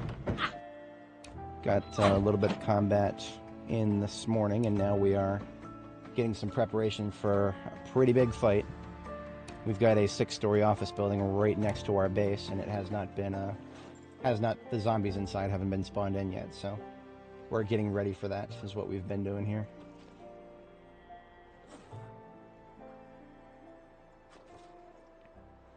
So we got a total of 8 of these. Can fit the rest of my main backpack, it looks like.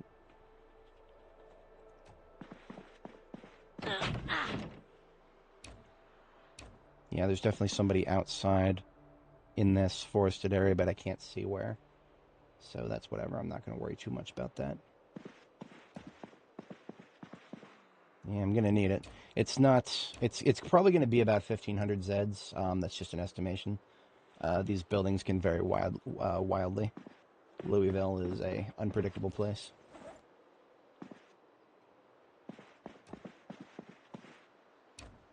I have some thoughts for these armchairs. I don't know if it'll work.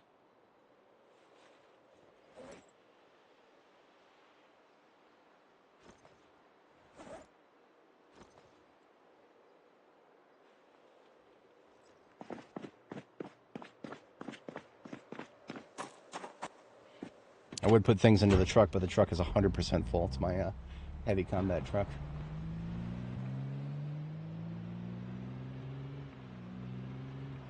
So this office building right here that we're driving past, we have cleared almost everything around it. But the moment we get closer to it, like beyond this curb, probably even not even that close. Like, I've been avoiding this entire side of the lane. The moment we get close enough to it, all the zombies inside spawn in, and we'll have to deal with them at that point. Now, these defensive barricades that I just picked up, a couple different very useful things we could do with that. What I want to do is make sure that the fight is going towards me and not towards my base, because my base is right here in this parking garage, and that's dangerously close to the corner of that building. So we're going to have to keep that in mind. I do believe one of the stairwells for the building is in this door here that's in the top center, and that should probably be taken into account. And not probably, there's no probably there, that needs to be taken into account. The way I figure it is, if we play our cards right, we can get a huge swathe of the zombies that are in the building. We can convince them to come out of this door. The only problem with that would be, of course, we don't want them to get any closer to our base. So we want to fight in a direction that incentivizes them to not get any closer. I think it's about time to retire this pickaxe. It served us well, but it is very close to breaking, and I have no need for a weapon that is about to break. So I'll replace it with that axe on my back there. And we picked up a little bit of furniture. Decorative furniture. I'll just drop that off here. I had an idea these yellow armchairs might actually match the yellow of the walls back here in the... That's not a bad match. If we get some yellow floors to go with it, we got a yellow themed room here. I'm here for it. It's a fun city, though. You're still learning. Any mods? Both of that's in the descriptions. In the description of the video, we generally speaking, it's just all default settings, and the only mods are a couple of texture changers. There are otherwise no mods. It's going to help us migrate our saves successfully when the update next week comes out.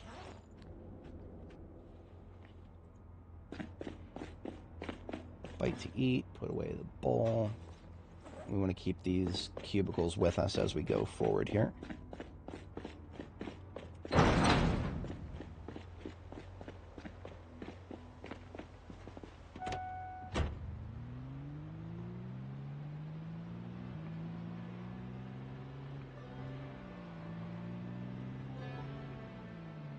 All right, so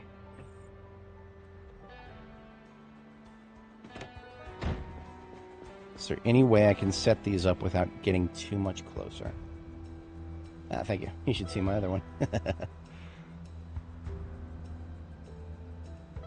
Let me make sure of something real quick. I want to make sure that I can actually reposition these.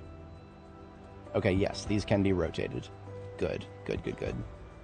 Sometimes when you pick something up, it's fixed. It faces one direction only.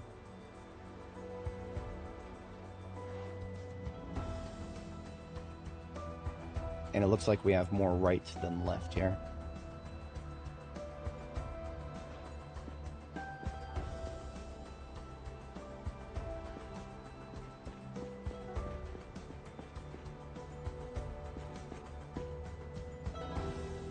I'm going to not go past the dotted line here.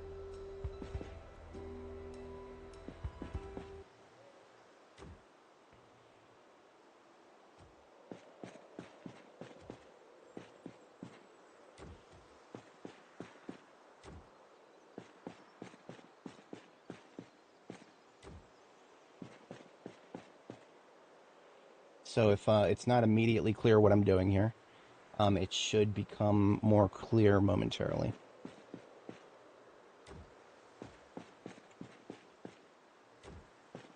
Now, I don't expect these to last very long. In fact, I kind of expect them to break easily. I would be perfectly okay with it if they didn't, but I have no strong expectations here.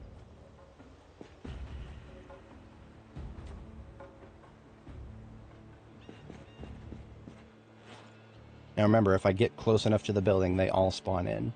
And the moment they spawn in, I've got a generator running down here. So the moment that the zombies inside this building the moment they come into existence, I need to be ready to start killing them. So,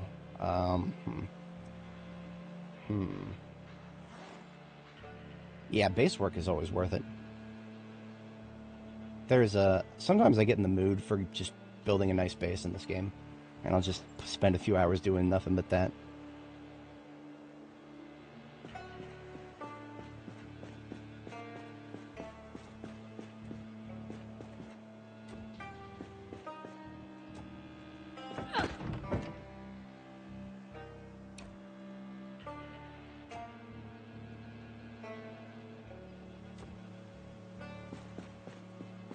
Alright, so I've got 2 left and 2 right. Let me make sure that I'm equipped for shotgun combat here. I'm going to take my bandolier off.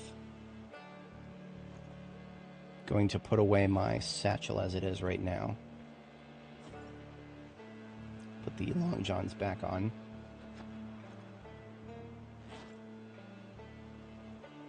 Gonna swap for the shotgun bandolier. Drop my backpack and put it back on so that it's in the correct spot. Load up the bandolier. And the remaining shotgun shells into my backpack. Shotgun itself onto my back. And then, beyond that, the M16 into my backpack, as well as we're going to do 8 magazines of M16. So we're very overloaded at the moment, and normally that would not be good for combat, but most of that is coming from these cubicles that are still on my person here. So we're going to deploy the cubicles, and we're going to continue deploying the cubicles and see how much we can get deployed before the building itself spawns in.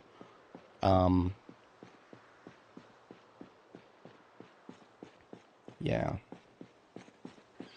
I'm going to actually nudge this one over a little bit. We're going to leave a gap in the cubicles because what I want them to do is when they come out the front of this building, I want them to see this row of cubicles and then kind of, be incentivized to not flip over them but go through here instead. Because zombies do seem to, if there's a way to not flip over something, they seem to actually try to go for that now.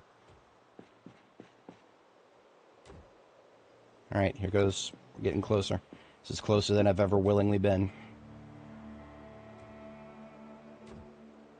Kind of. A fence strat. Yeah, kind of. It is a imperfect one, but it is a fence strat.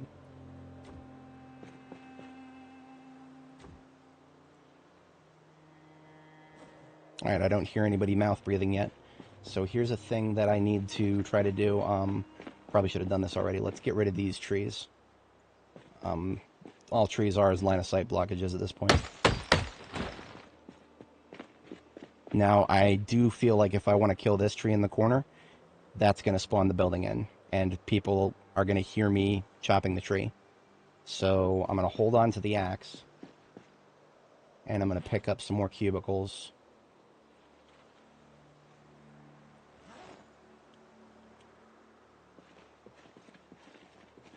Wait a minute. Stop everything. We're not going to spawn in the building until we have... it's the evening right now. We're going to run out of daylight. And because we're going to run out of daylight, I want to get some of my own light.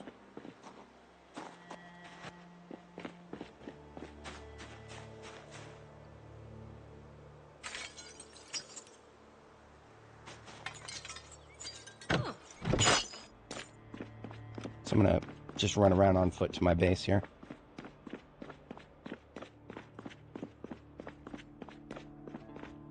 And we've got an entire vehicle with a bunch of floodlights in it. All we need is a few batteries and a few electrical parts. We can turn them into battery-powered floodlights. Let's do 4. So here's 4 electrical parts, and here's 4 batteries. Yes, it is absolutely one of those hot zone buildings. Now, I do think buildings are variable, so maybe it will be just as loaded as I expect it to be. Maybe it'll be a little underwhelming. I'm perfectly okay if it's underwhelming, because there's many more buildings here in Louisville where this one comes from. So this fire truck right here has just got a bunch of floodlights in it. That's all it is right now, a floodlight carrier.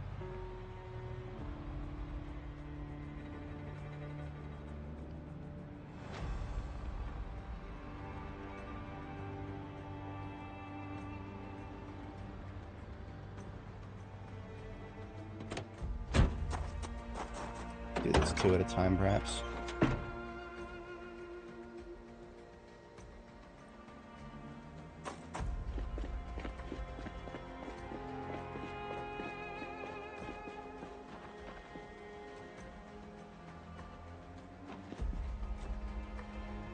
So we right-click on it, hit Craft Battery Connector. And then add one of my batteries to it. It can now be powered without the need for a generator. And I'm going to do just like a 4-point strategy here, so that we have light in every direction.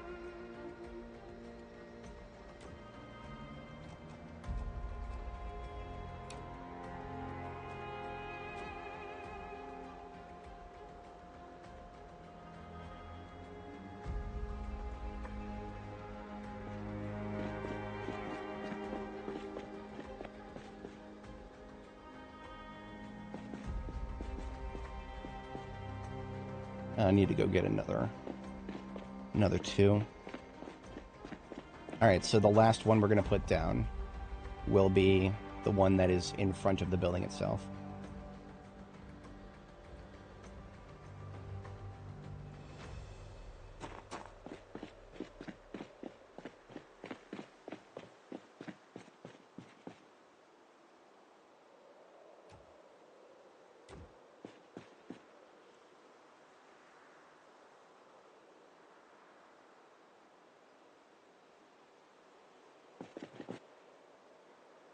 Alright, this is absolutely going to spawn them in. Let's position the truck so that its headlights are part of the light brigade here. What I want to do is face the truck down the road here, so that the lights from the truck are going down this little causeway right here between the fence and the building. Because the headlights of the truck reach much farther than the floodlights do.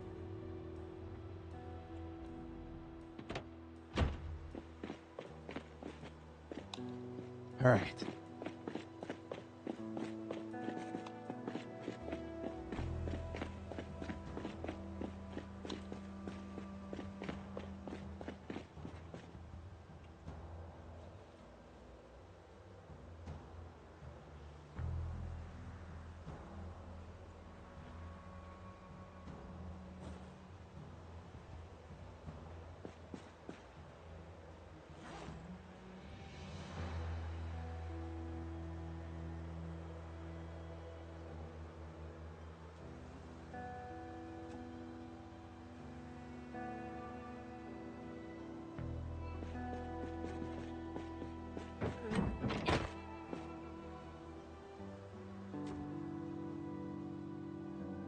I don't hear any breathing yet,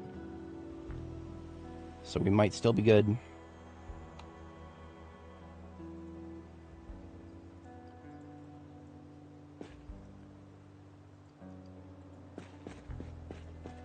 Okay, we have absolutely just spawned it in, now that we can see the interior.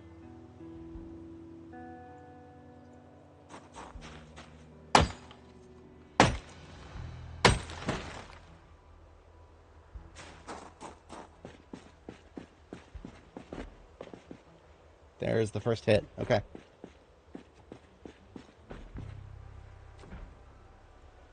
Only one has hurt us so far.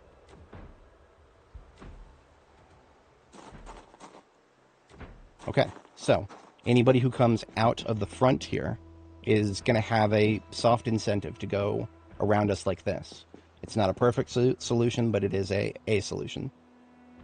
Okay, how to announce myself. A single shotgun blast will wake up everybody in the building and bring them this direction.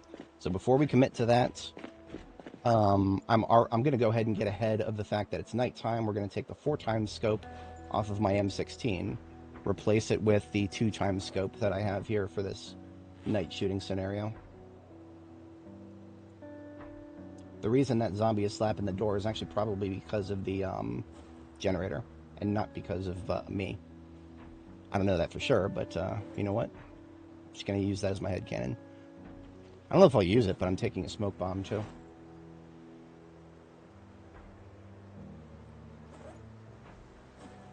And I'm holding on to a coffee beverage just in case I need it.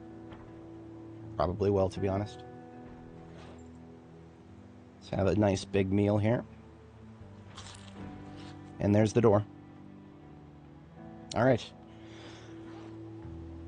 I think it's time for... Hey, Command, you've joined us at the right moment. We are about to pull the trigger on the 6-story office building right next door to us. So here goes nothing, folks. I'm awake, I promise.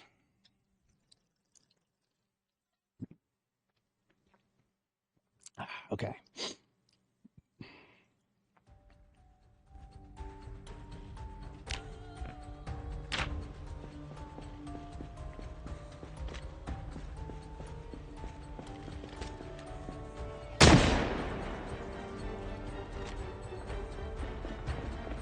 I don't know why I have this on my belt.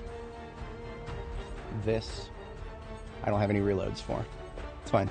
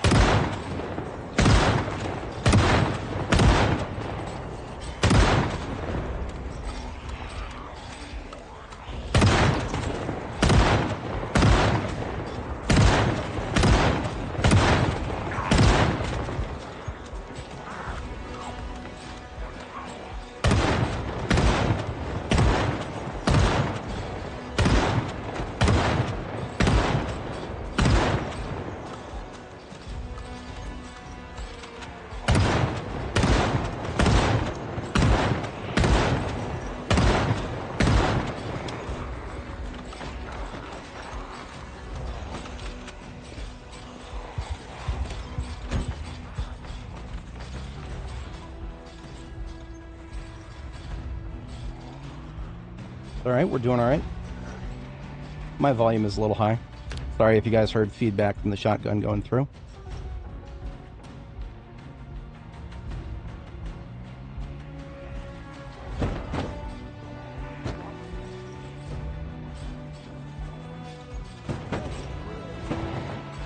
What I'm going to try to do is lure them back this way momentarily.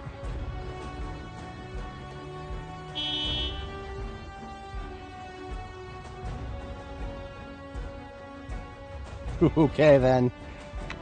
This was way more than I expected. I underestimated this place. We might lose our base. I'm not even kidding. We might lose our base.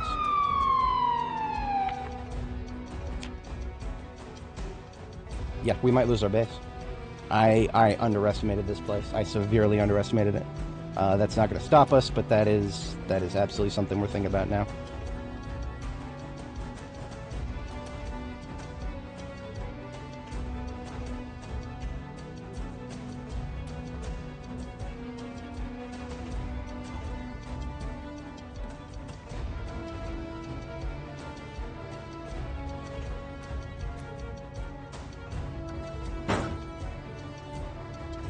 Not something I would normally recommend.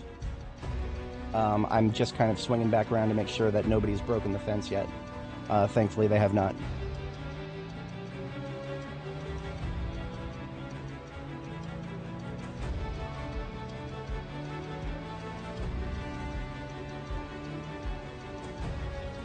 I might be forced to resort to a pipe bomb, and I don't want to say that like it's a bad thing, because it's not, but it's absolutely something we need to keep in mind.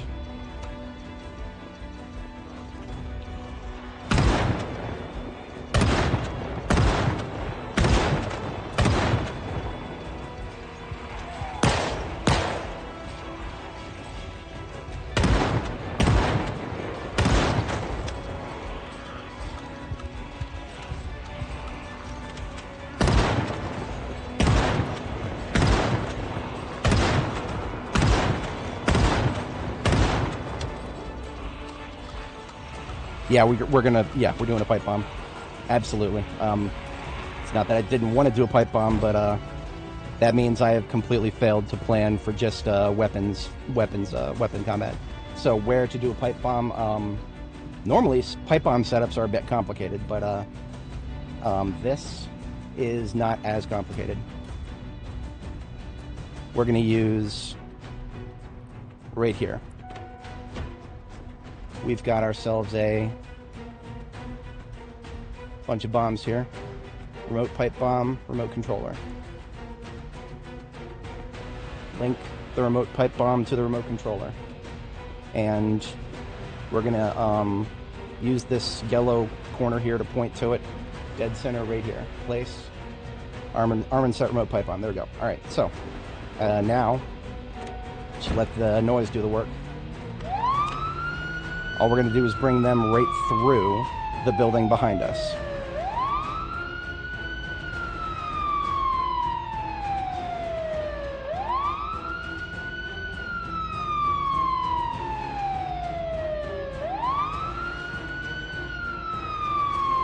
And this is going to be one of those situations where I actually make use of a fence here. Am I? No, I'm not going to use the fence. The fence is just going to slow the process down.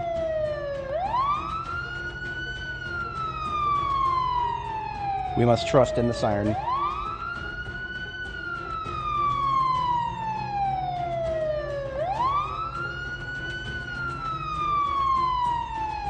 Oh man, if only I could shotgun them while they're in that corridor.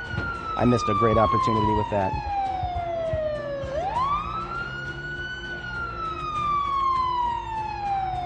Now, we're not going to be able to get critical mass with this bomb, and that's okay. This is an improvised bomb. This is not a planned one. We had no inkling whatsoever about whether we were going to use this or not. It was a fallback plan at best. Now, what we're doing is we're doing a sort of a half-moon crescent pattern with our movement, so that we can lure as many as we can onto the tile where the bomb itself is.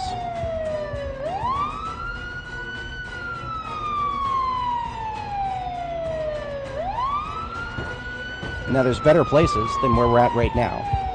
There are better places in the area, but many of those better places in the area are closer to our base, and we are doing it in this direction specifically because we want them to not be crowding our base right now. I mean, we might have already lost some of the fencing around our base. That is possible. Okay, this is getting very dangerous.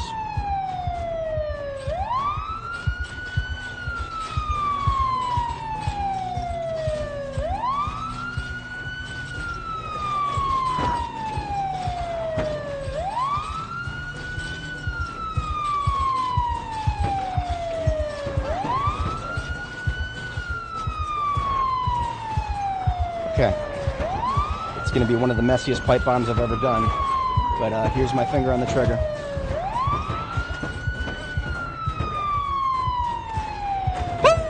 Alright. That'll take a chunk out of him. Far less than I would have preferred. But now it's time for some attack and fall back.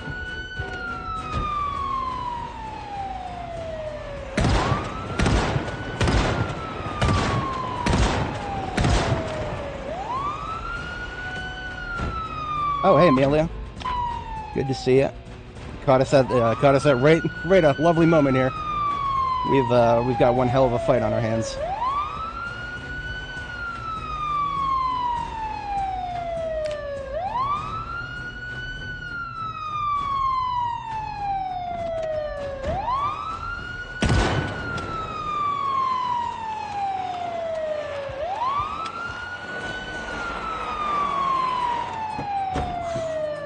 Cut that way too close. I forgot to rack the shotgun, so my first shot didn't go off.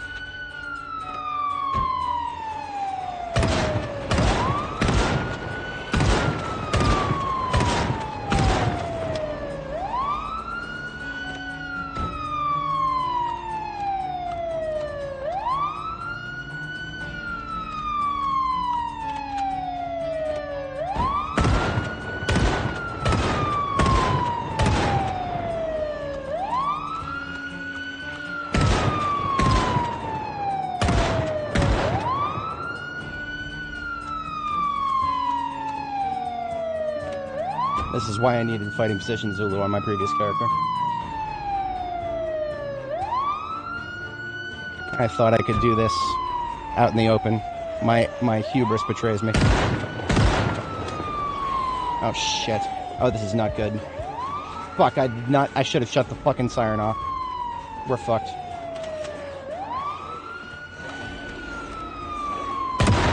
And when I say fucked, I just mean that this is a massive setback. We might lose the light bar on our truck.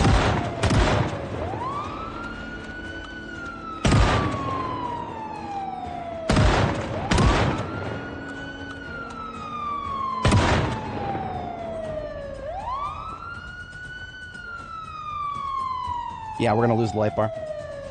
I did not want that to happen.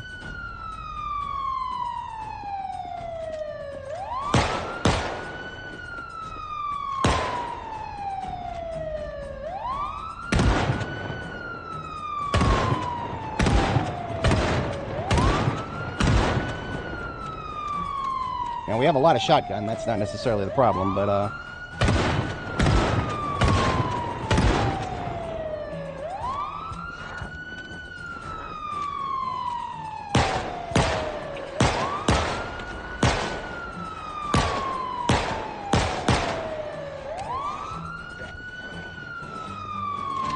we got one on my 6.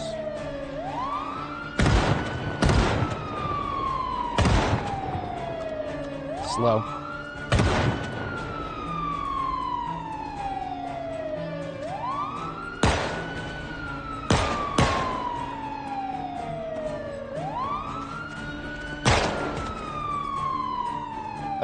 No. That is the worst idea I could do right now, Grass Dude.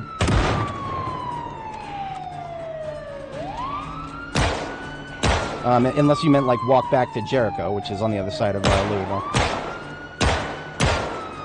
I cannot stress enough just how close we are to my actual base for this area.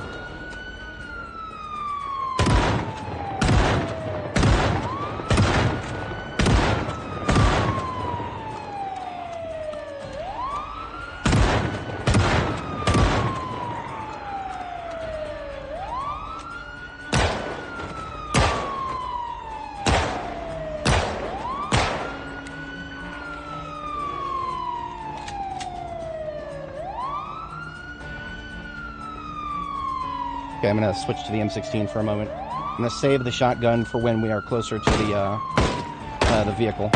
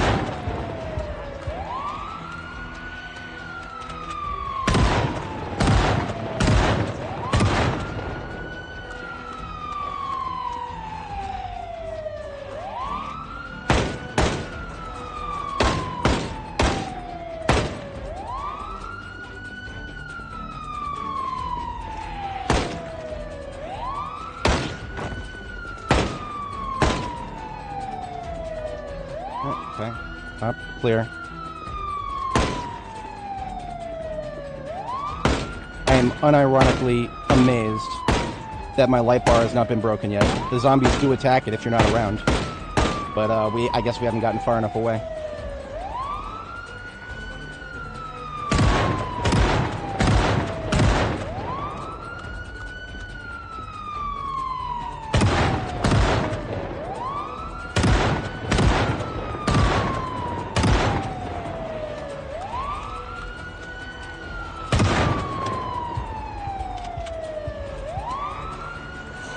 Not good. I should not be getting flanked.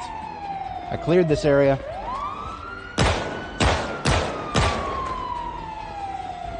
We've only got 20 shells left. We're fucked on shotgun soon.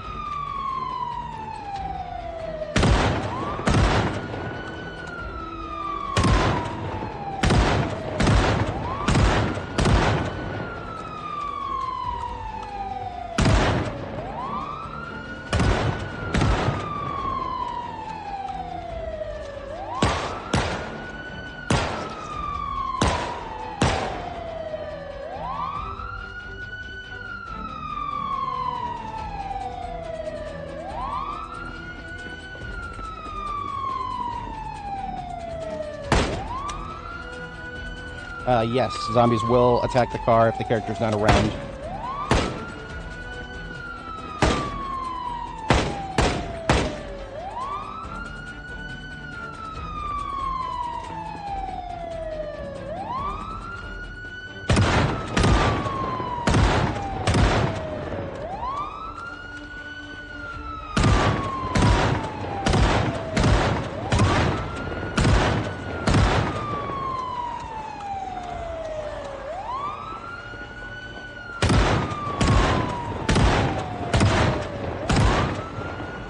And that's... No, we're good on shotgun still. We're getting backfill. I was discharging the shotgun from too far away.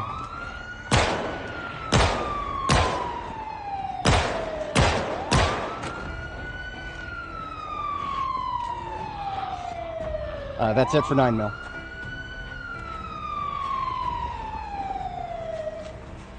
And that's it. That's probably my siren gone. Unless I got too far away. Hang on. We need to fuck off out of here. No, okay, my siren's still good. I can't afford to stay away from it. If I stay away from it, that's when they start damaging it. Alright, we still have M16, but the shotgun is done.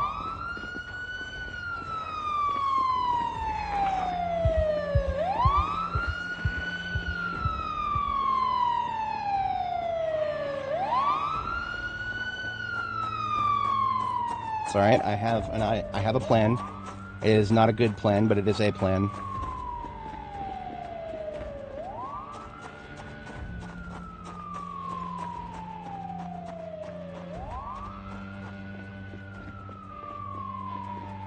First things first, make sure my base is still good.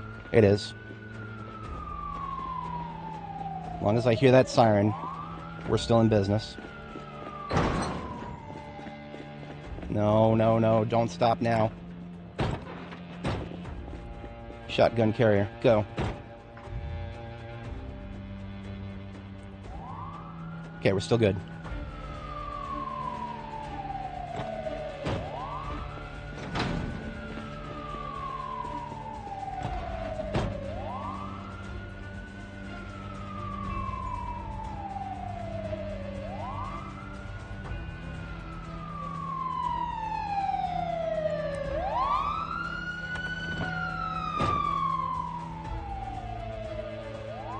Okay, now I can open these boxes of shells while I drive.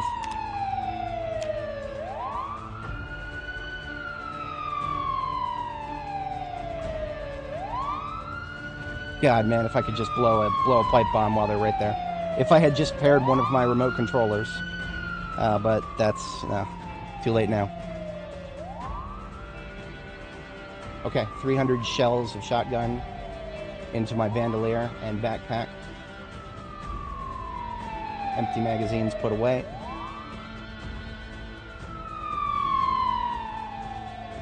Okay.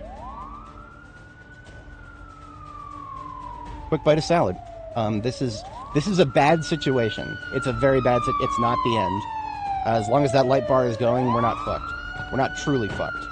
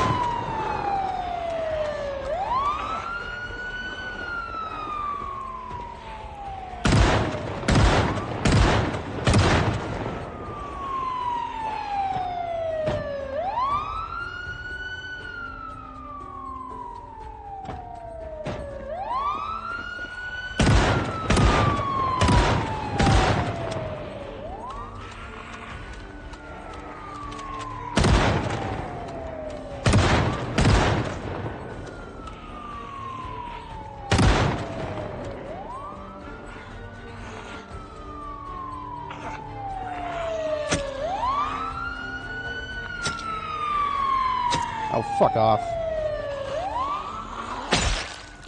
Okay. I'm putting the M16 away. It's not helping me now. I don't have enough ammo for it. The shotgun will be the only weapon on my back for now. That'll enable us to be a little more lightweight.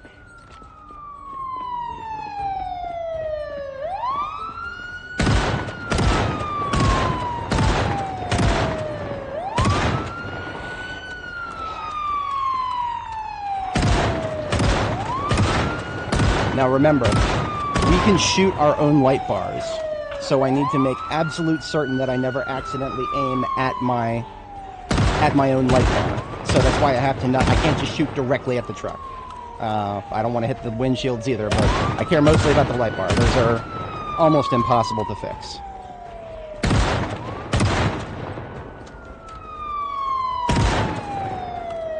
This is the only D6 with a 100 quality engine I've found on the map. That also has a light bar, so this is a extremely valuable vehicle.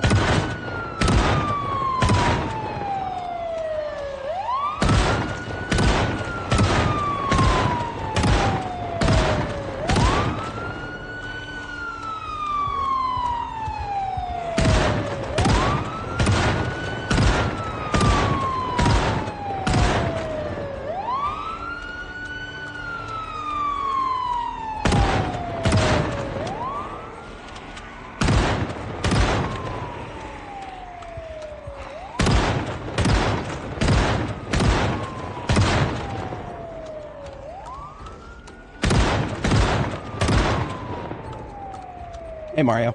No, you definitely caught us at a fun time.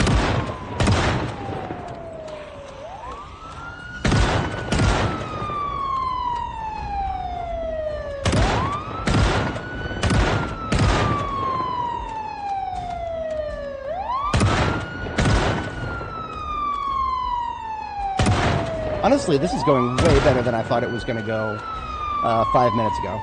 5 minutes ago, I thought we were in for one hell of a fight. Or, I mean, not... This is a hell of a fight, but I meant, like I thought I was going to have to put my life at risk just to defend my base. But our base is untouched so far, knock on wood. And we haven't even lost our light bar. The moment that I realized I wasn't going to be able to get back in the driver's seat, I thought I was like, oh, the light bar's fucked. That's it.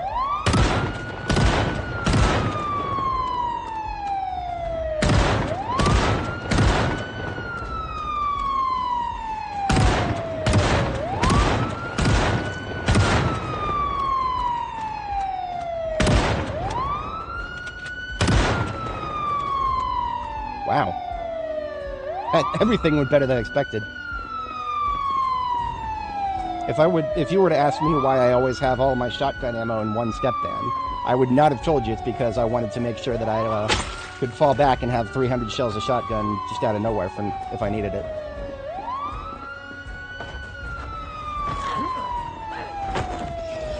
My frame rate is getting fucked up. I'm not targeting right.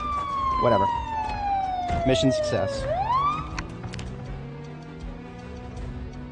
Absolute mission success as far as I'm concerned. We are sick, and that's okay. We've got a respirator right here.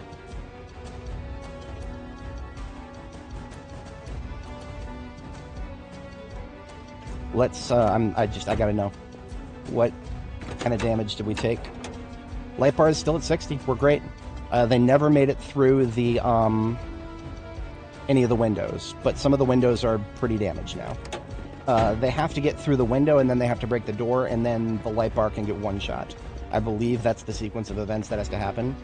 And I don't know if this is like a requirement, but in the past, every time it's happened to me, it did not happen until the character was out of range of the vehicle with the light bar in question. So, yeah, I have no idea how much of a hard requirement that is, but that's what I'm familiar with, at least. So did not exactly play out the way I thought it would.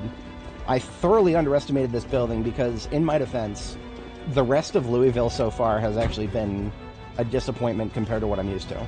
I expected there to be 1/3 as many zombies coming out of this particular building. Not that I'm not okay with this. I relish a challenge. I relish a challenge, but I just wish it was more consistent. This is Louisville. I expect every building to be a challenge, and it kind of feels like that's how it was on Annie. But Dani here, it's very up and down, with a lot more down than up at the moment.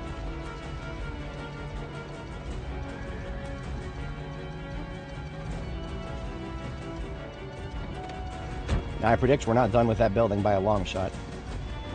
What I'm going to do is leave the shotgun carrier right there. We're just going to do a quick perimeter check around my base. The doors are intact. The gates, the fences around them look good.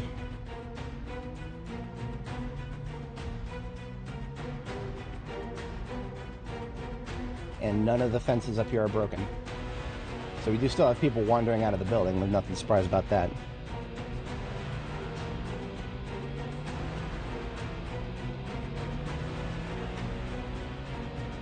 No undue quantities up here. Nothing surprising about this. Okay. So I'm actually going to switch off shotgun and go M16 up here, because these targets are probably not going to be as clustered.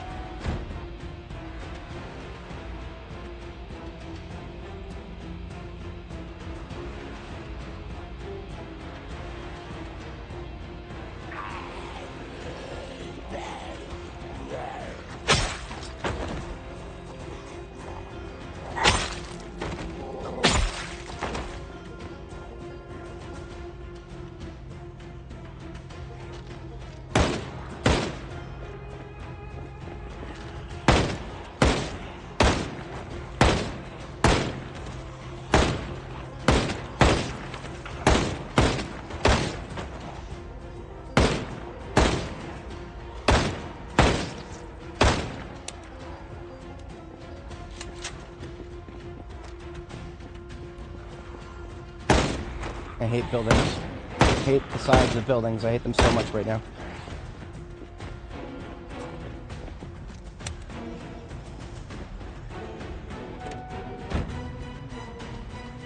Now, I articulated this earlier, but you got to keep in mind that I can't just go back to my base and sleep right now. This building is like within 6 tiles of my base. If I were to go to sleep right now, people would wander out of this building. You know, billions of leftovers still in there. They'd just wander out of the building, and they'd hear my generator, and they'd start breaking through this fence. I don't know if they'd actually get through it while I'm asleep, but I can't take that risk.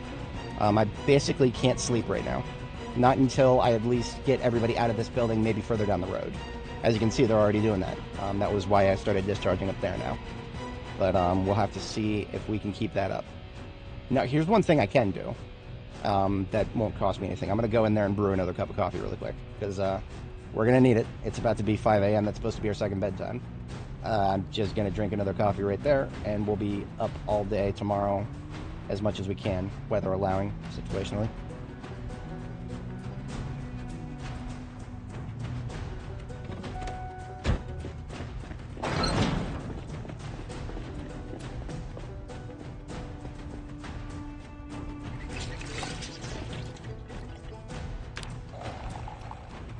And then she heroically brewed a cup of coffee.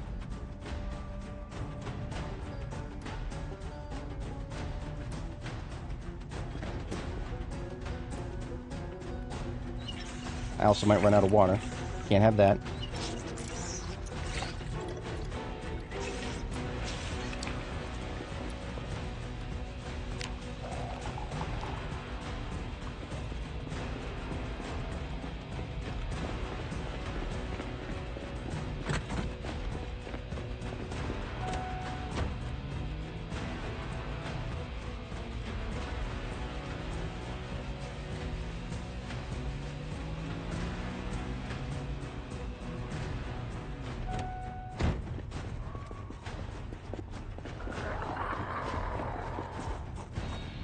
Alright, shotgun carrier can stay where it is for now. It's not hurting anybody. I just don't need to drain the battery with that. We'll turn that off.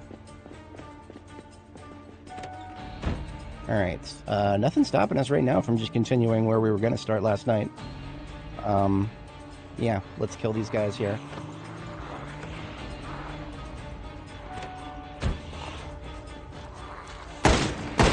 Double kill. Rare, but I love it.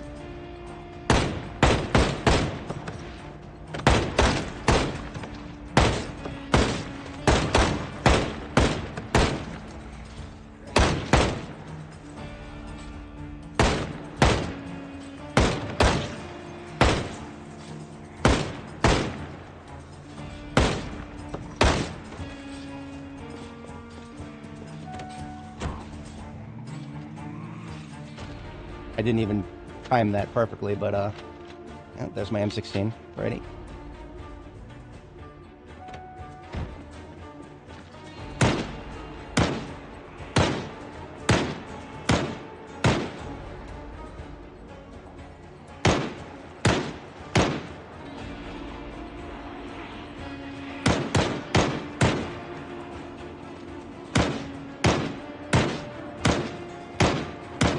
Don't want to lose access to the truck again.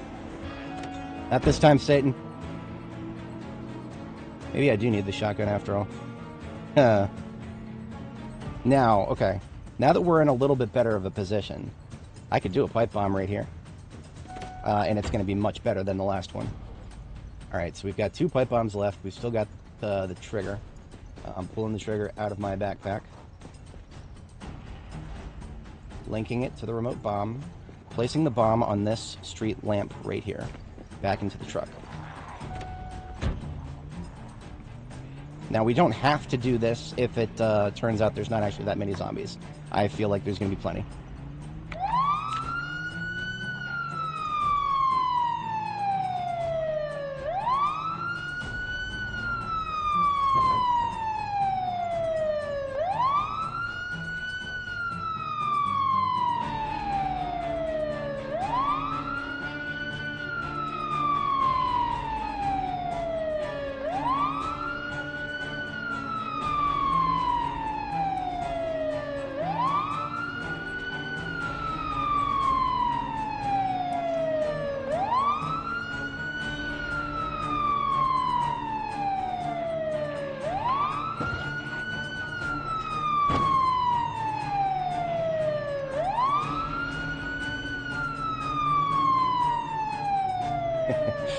Gotta have all the tricks. Alright.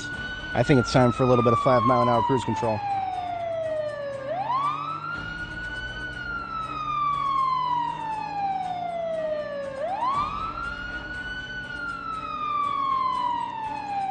We're gonna still get a nice healthy blowout with these this group here.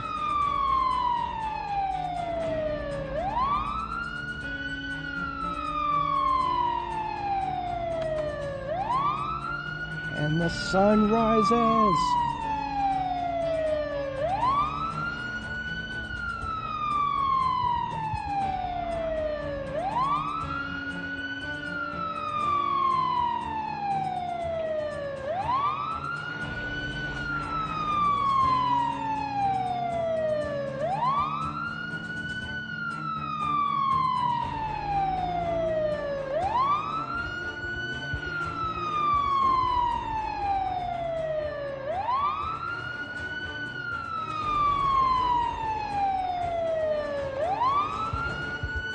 Gotta keep the attention of all the ones in the back here. It's all well and good to keep the fast chamblers on us, but we need the slow ones too.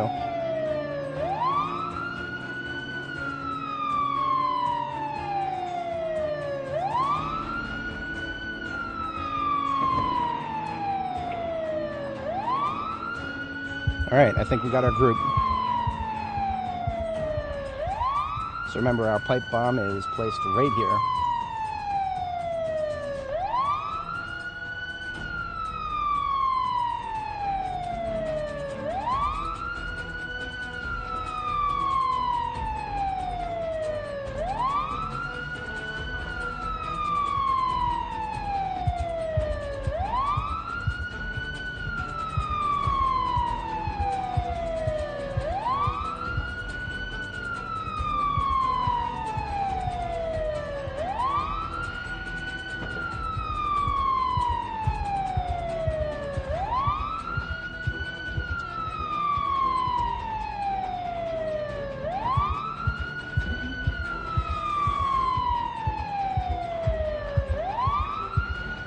Now what we're doing now is we've slowed down a lot, and now this is enabling the fast ones and the slow ones to group up together.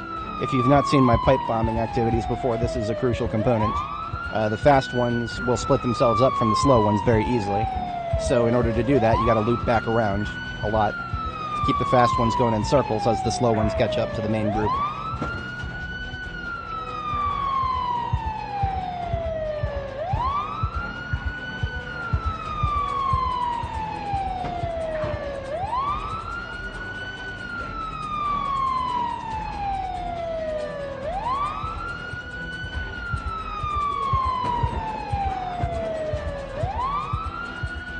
You know, once they pack together like this, suddenly I feel like there's nowhere near as much as what we just dealt with shotgun alone.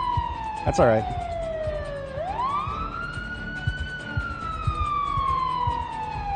But now we're close enough to critical mass, so we can circle the entire group.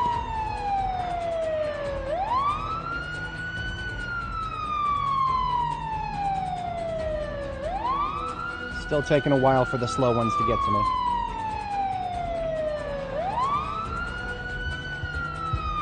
And I don't mind having some stragglers. We're still armed to the teeth. We can handle stragglers. I want to make sure I get my money's worth for the pipe bomb.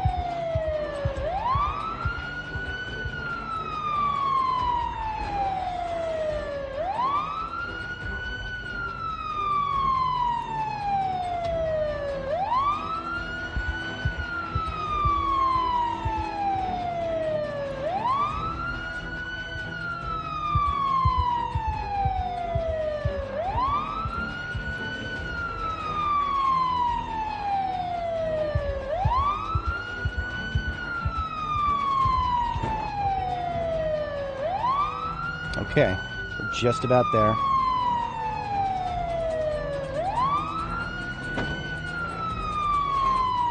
Get our finger on the trigger here.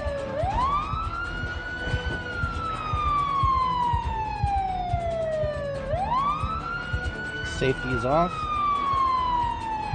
I'm hovering over the detonator.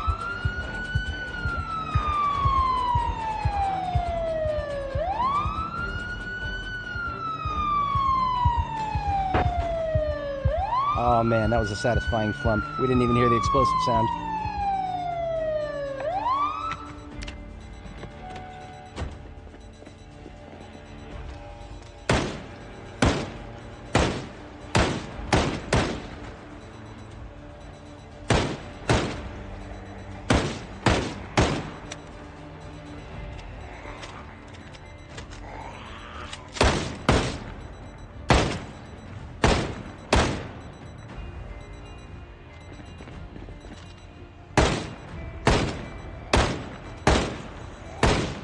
Double kill.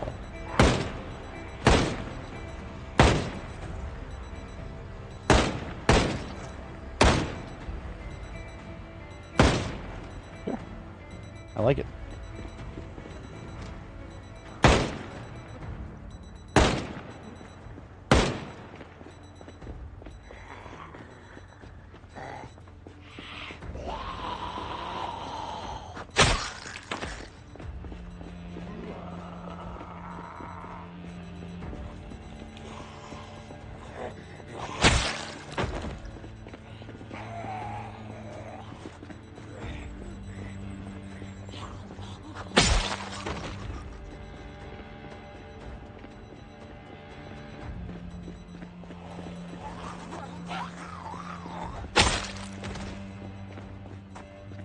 I think I can safely park the shotgun carrier back where it belongs.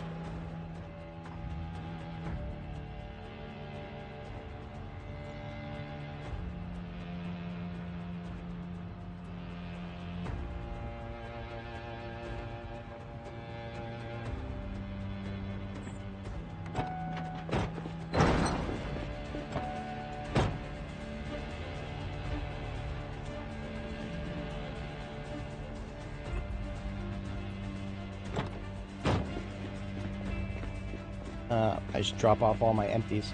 5 magazines of M16 have been emptied, and 3 of M9. Unfortunately, we have no real measure of how many shotgun cartons have been emptied because, well, they're all empty, and there's no, like, magazines for shotguns. So, it's alright. Still have 175 shotgun shells, so we are still jacked on shotgun here. And still 3 loaded M16 mags. Job's not finished yet. We got to go into the interior and see what it looks like in there. I want to make sure there's no longer any large pockets hiding around in the first or second floor. That doesn't mean we even have to go to the second floor. If they're on the second floor but they exist, they'll eventually hear us on the first and come downstairs. So I don't have to worry about that. I'm going to eat some of my emergency beef jerky here. Anybody over here in this little segment with the fence, these guys here are the most threatening to my base at the moment, so we're gonna wipe everybody else out here.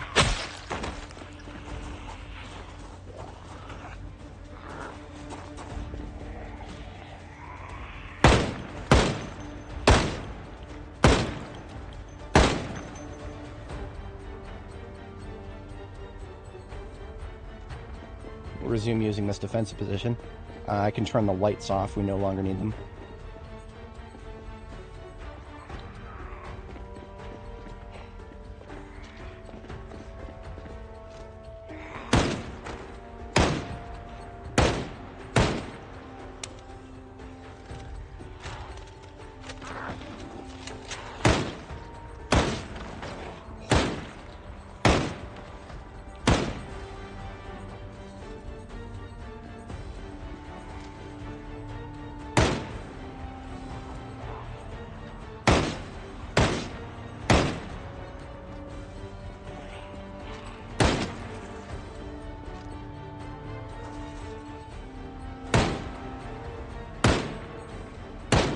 I'm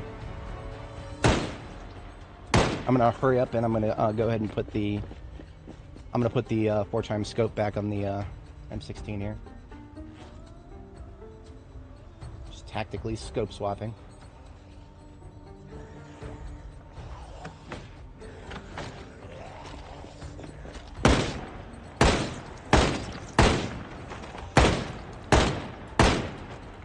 I think these barricades... Okay, I overestimated their use against a crowd that large. If I had not underestimated the crowd, I think these barricades would have worked fine.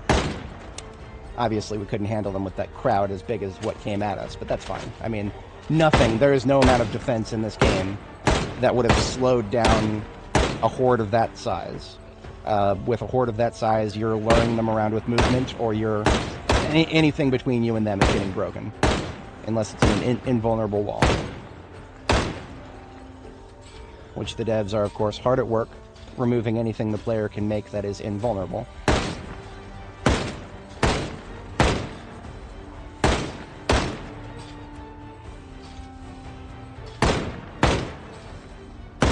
Now, we can do cars still, if we remove all the tires.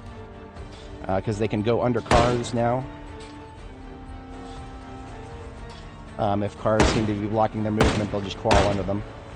And they don't need to be crawlers to do that anymore.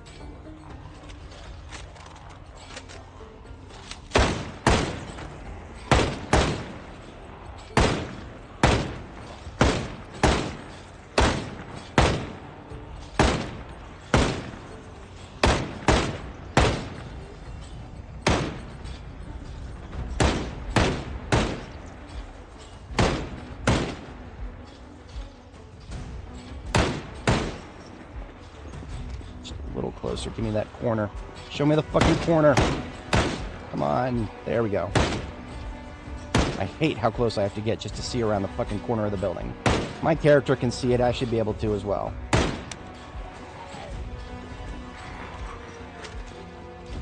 Oh, fuck. We're out of M16. Magazines. Right here.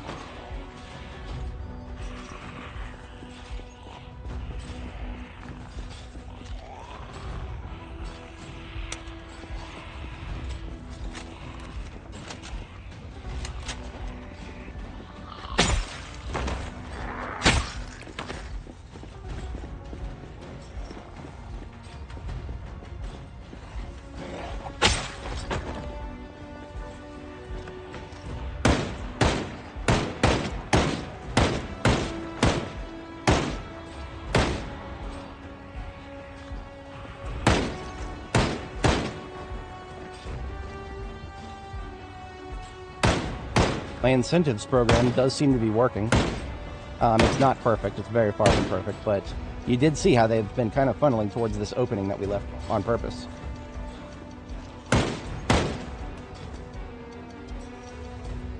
Any little bit of influence that I have over the movement, I'll take it. I don't care how much copy. It probably sounds a little copy, and it might even be a little copy. I don't care. I will take any measure of control over the movement that I can get, because there's just that many of them right now.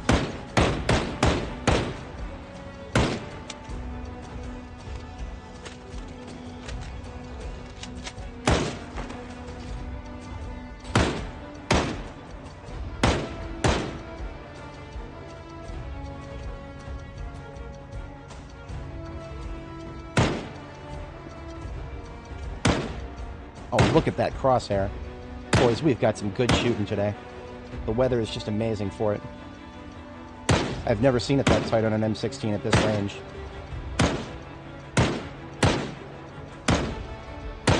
I just wish my frame rate wasn't making it a little hard to shoot.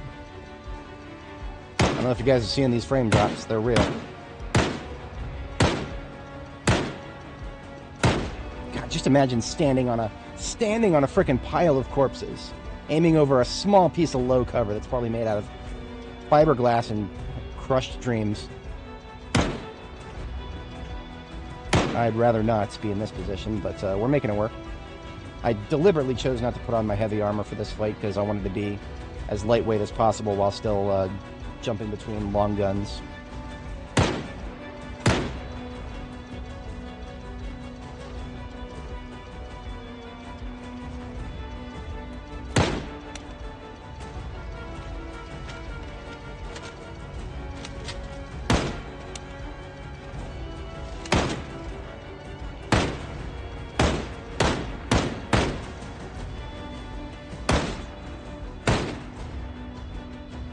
One coming out the window to the right.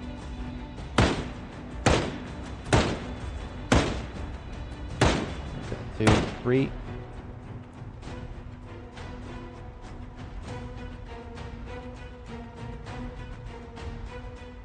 Got a medium and a fast from the right here.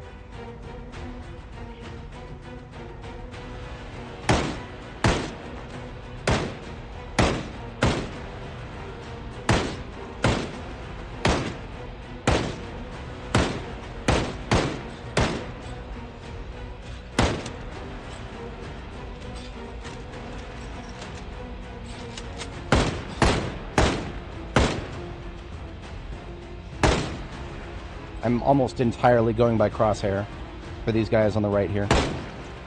Some of them I'd never noticed until they were like this close. Center of the screen there, center, bottom, center.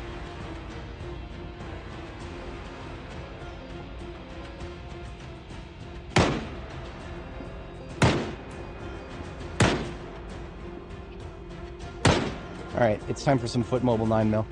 I need to diversify my ammo expenditure here. I've blown way too much M16. It's a great platform, I love it, but I'm gonna blow all of my ammo for it if I don't control myself. Next thing you know, but we'll be in the same boat with 556 as we are for 762. And I don't want to be in that boat right now. I'd like that boat to stay in the harbor. We have tons of 9mm mags. 6 total at the moment. Okay, we're lightweight, no encumbrance. Maybe I should actually reload.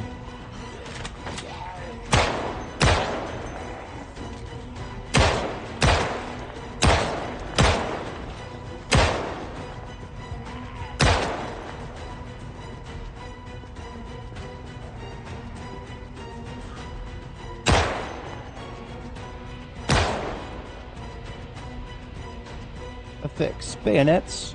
Charge!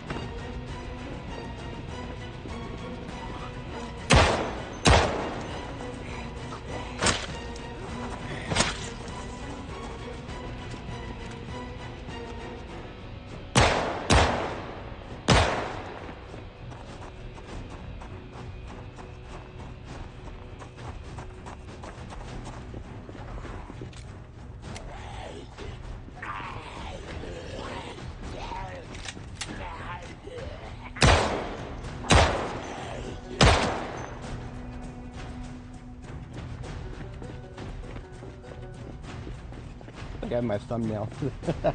I mean, you know, I'm constantly trying things. YouTube seems to punish me a lot in the algorithm if I... oh, wow. I was not expecting them to be this clustered over here. I actually thought if they were going to be over here in force, they would have come around the building or through it. 9mm could... No, we're not even going to try. We're going to go get the shotgun. It's what it's here for.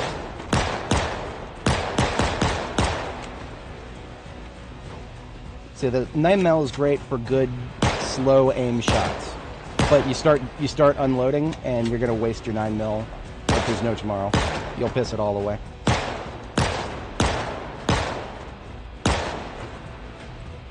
Fell off a deep roof. How many stories? How's it going, by the way?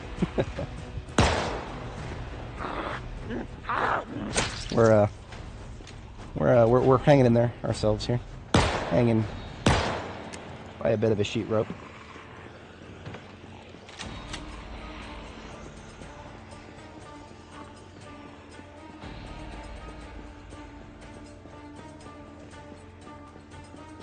Okay, shotgun. The shotgun cometh.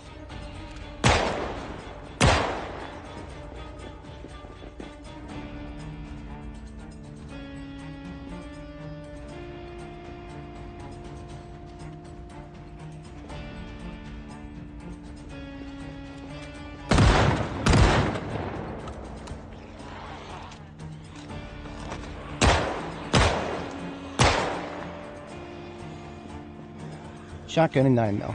That feels like a decent combo, actually.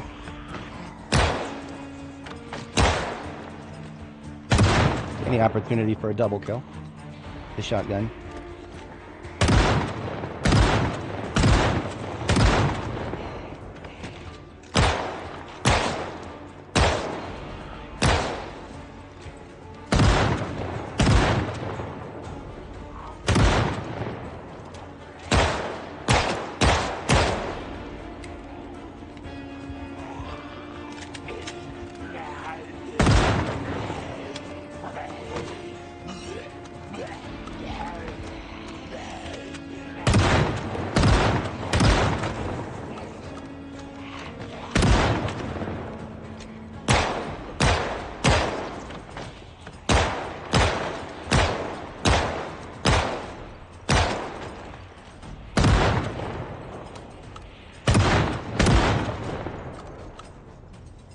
now so tight.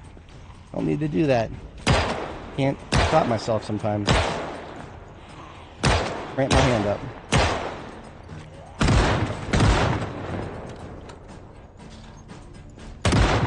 All things considered, we couldn't have asked for better weather today. I kind of forced myself into fighting today. This could have easily been fog.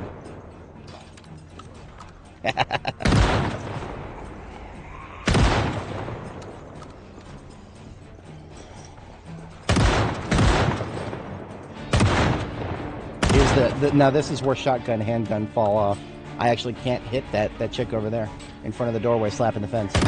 None of my platforms can reach her. Gotta get a little closer.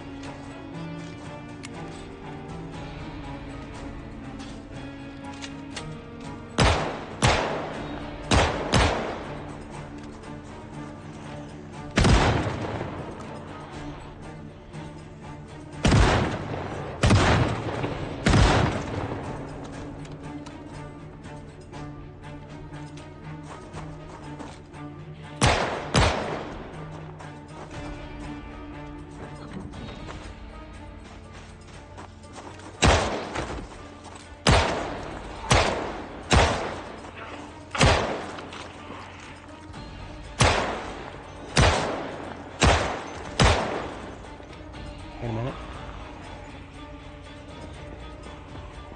No, I was right. I was right. I actually counted it right that time.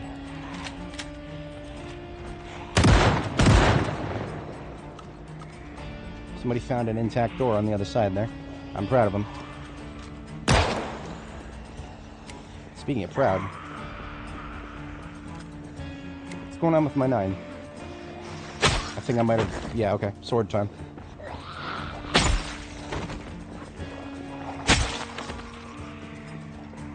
You think just because I don't have good guns right now? Nah. No, I can kill 200 of you with this sword. So make sure it'll only send me 199, alright?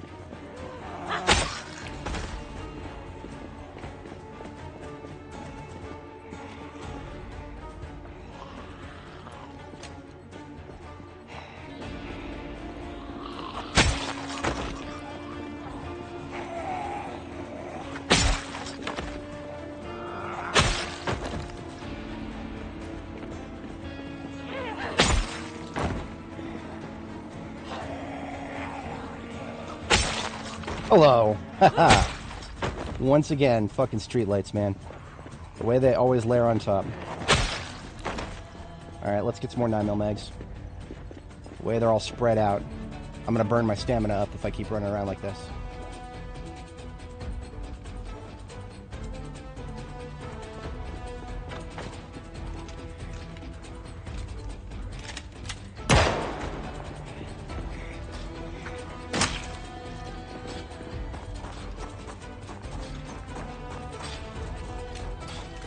Respirator filters are cooked again.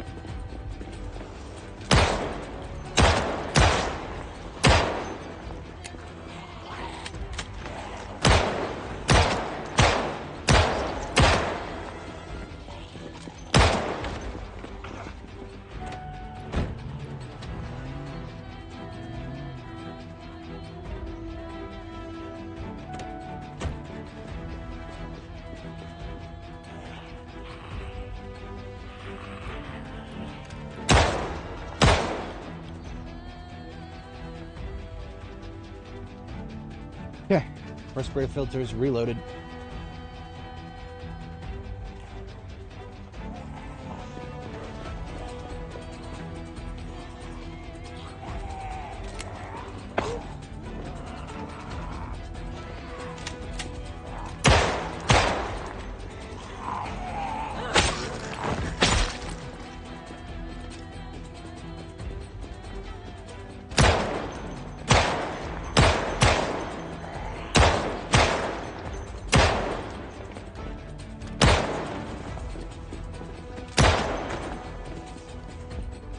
Oh, there.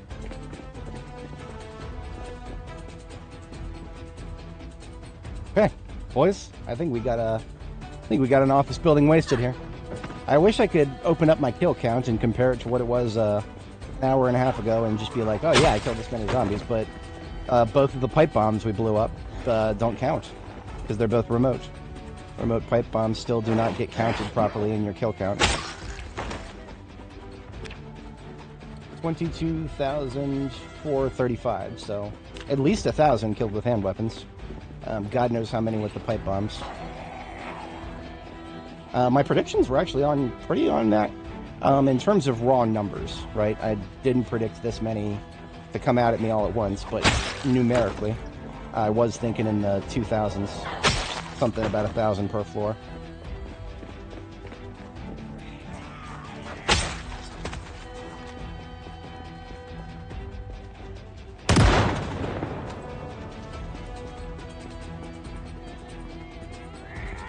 What do you say? Absolutely not.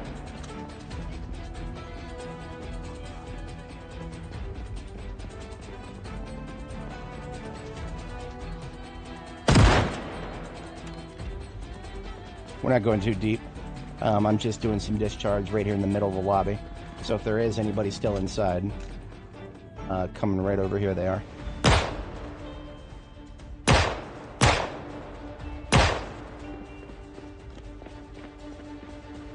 Or, if they want to, they are perfectly welcome to go parallel with the building.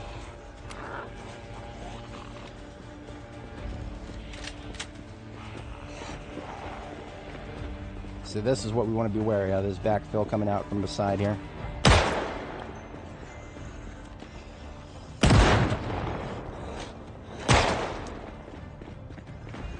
We're doing great on aim. We're about a quarter of the way to level 10. Last stream we got, or last stream, maybe the previous one. I actually can't remember exactly, but we got level 9. And we are now 2,700 out of 9,000, so we're actually about a third.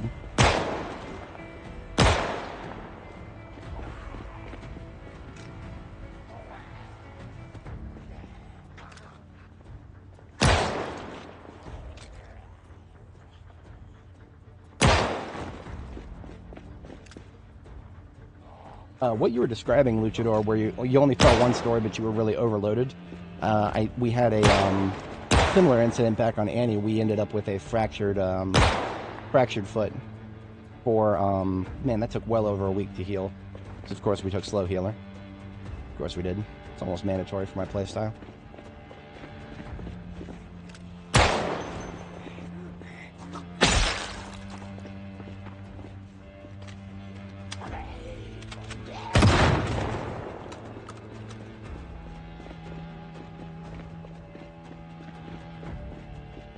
Alright, now no surprise that we see people still coming down the road. That's not a surprise at all, because as we go a little further down the road, and like, you know, blow the siren or discharge the shotgun at this street corner, right? Then we're going to be bringing them from very far away. Like so far away that they're going to forget that I'm here for a little while until I come back up here, and then they'll start moving again.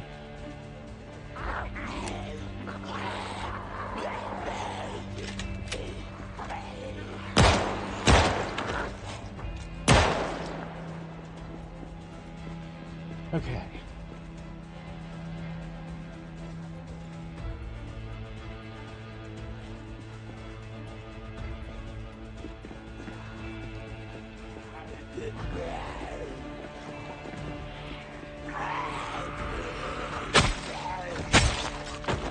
Don't need to sharpen the sword, it's still great.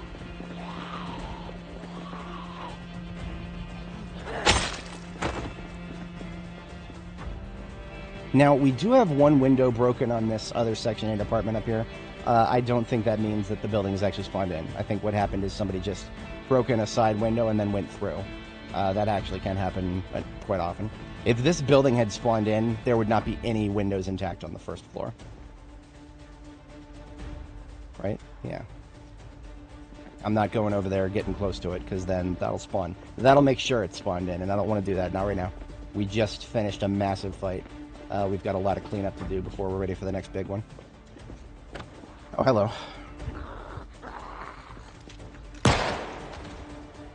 Alright, now I can kill you without worrying about getting too close.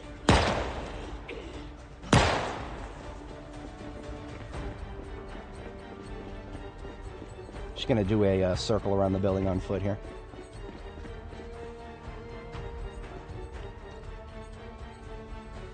We had this exact same thing on Annie. There is an exit here that doesn't have like a gravel footpath, and because of that, the wilderness overgrowth kicks trees onto it, blocking our line of sight looking into the building. Kind of a silly, very silly thing, actually. But the dead center of the building has a nice, massive, wide walkway, so we're able to not be at massive risk of getting cornered, as long as we stay in the middle here.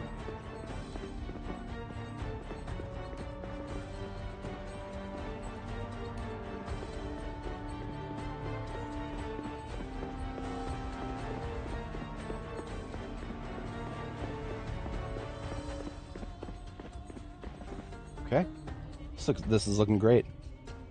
This is looking great. I think I can pipe down the combat music now. Alright, now we don't want to spend too much more time in this area than we have to, because we're just wasting our respirator filter integrity at this point.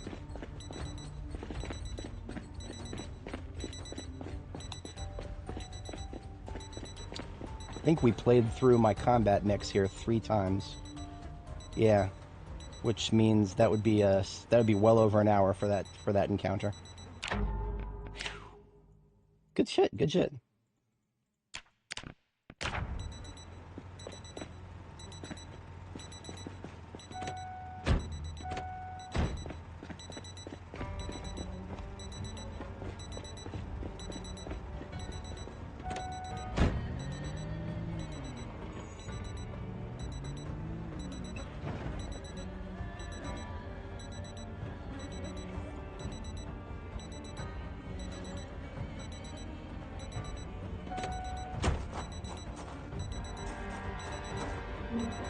I'll leave the lights where they are, just in case I want to, I mean, I might not be done fighting on this street. When I did progression for Zulu down this road, from Zulu down to Yankee and then X-Ray up there, that was a long fight.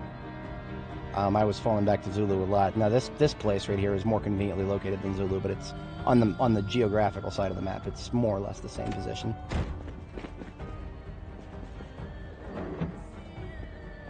None of my buckets are down here, so I can't car wash. Let's get some buckets down here.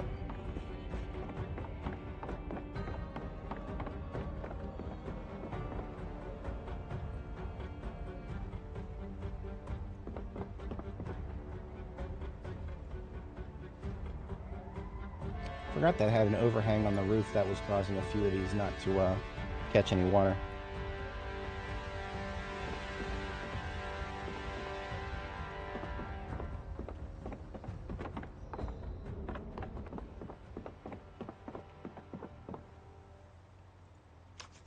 We're using the barrels that are not actively being drained by the sink to wash our stuff up here.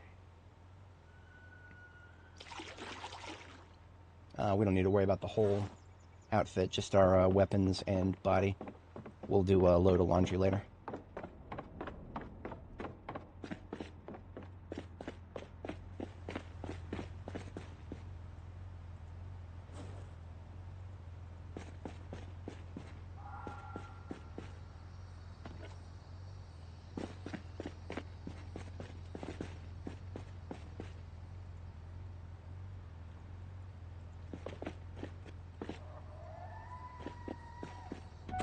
So I need to keep in mind that this vehicle here, the heavy combat truck, it has now lived up to its name, and it has seen some serious heavy combat. We're going to need some new glass work and maybe a touch-up, maybe just a replacement of hood if we find some surplus hoods nearby. At some point, we will want to replace the hood, too. I can't remember if the one here has been fixed once already, but you get diminishing returns on repairs.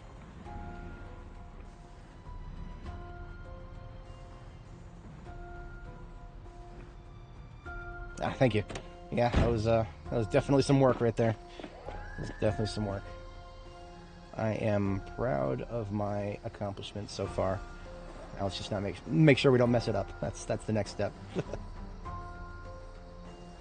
Let's put the patrol revolver back on, and swap the shells bandolier back for my bullets bandolier.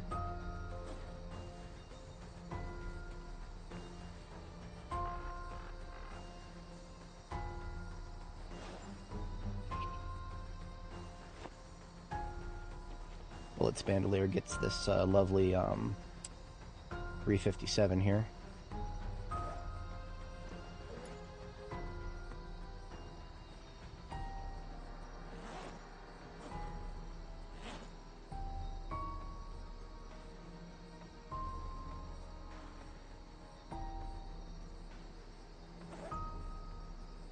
Double check here, make sure I didn't... Yep, all of my magazines that have been reloaded are completely empty.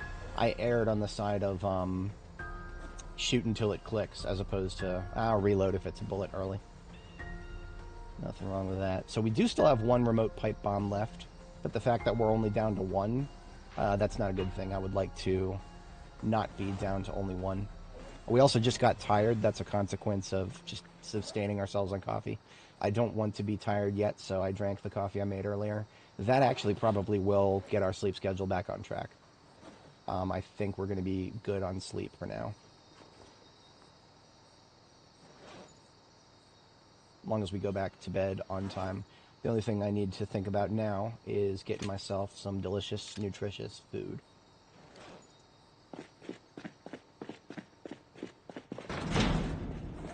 And enjoy a job well done so that I don't have to worry about my, whatchamacallit, my base getting cracked into. Alrighty.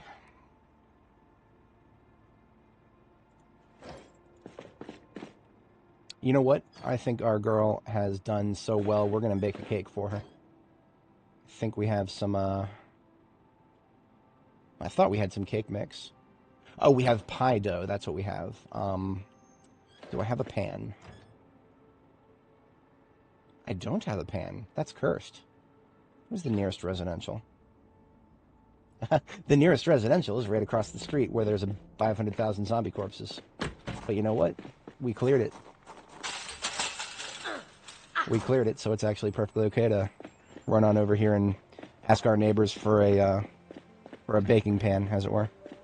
Just don't hang around outside a lot because it smells really bad. You know the type. Some of your neighbors will, yeah, they don't smell too good. Look at that baking pan right in front of us. First place we look.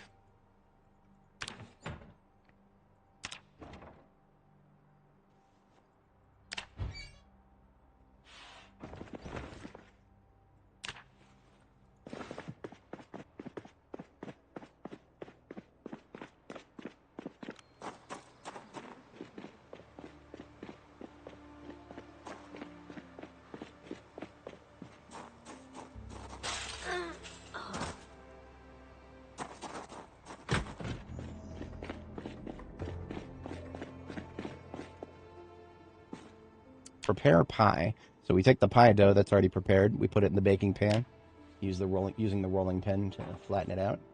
Now we got ourselves a pie preparation, and we're gonna make a candy pie, as it were. It is we've got lots of chocolate right in front of us, so we're gonna do. How about we do like some? Oh yeah, apricots, chocolate chips. Yeah. Apricots, chocolate chips, and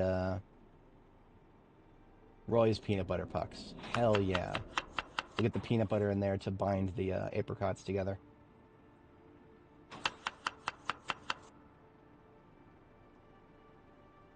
We don't have anything to glaze it up with. You know the expedition vehicle might have some honey in here. Yeah, we do. Cinnamon and honey. That is what I'm talking about right there. And we're going to go ahead and cook that up. And our girl's going to enjoy a very nice pie. Oh, yeah. No, okay, so weight is such a silly thing. I think you said you were playing B41, but not a lot has changed. The specific calorie counts of food have changed a little bit, but the meta on how to gain weight hasn't really changed that much. As stupid as it sounds, eat an entire stick of butter. That will take you out of weight loss usually. Put you straight into weight gain sometimes, and then after that, you're looking at things like chips and what's the other stuff? Now, if you're cooking for yourself, then you can add butter to your recipes. Butter, margarine, olive oil, vegetable oil, those kind of things.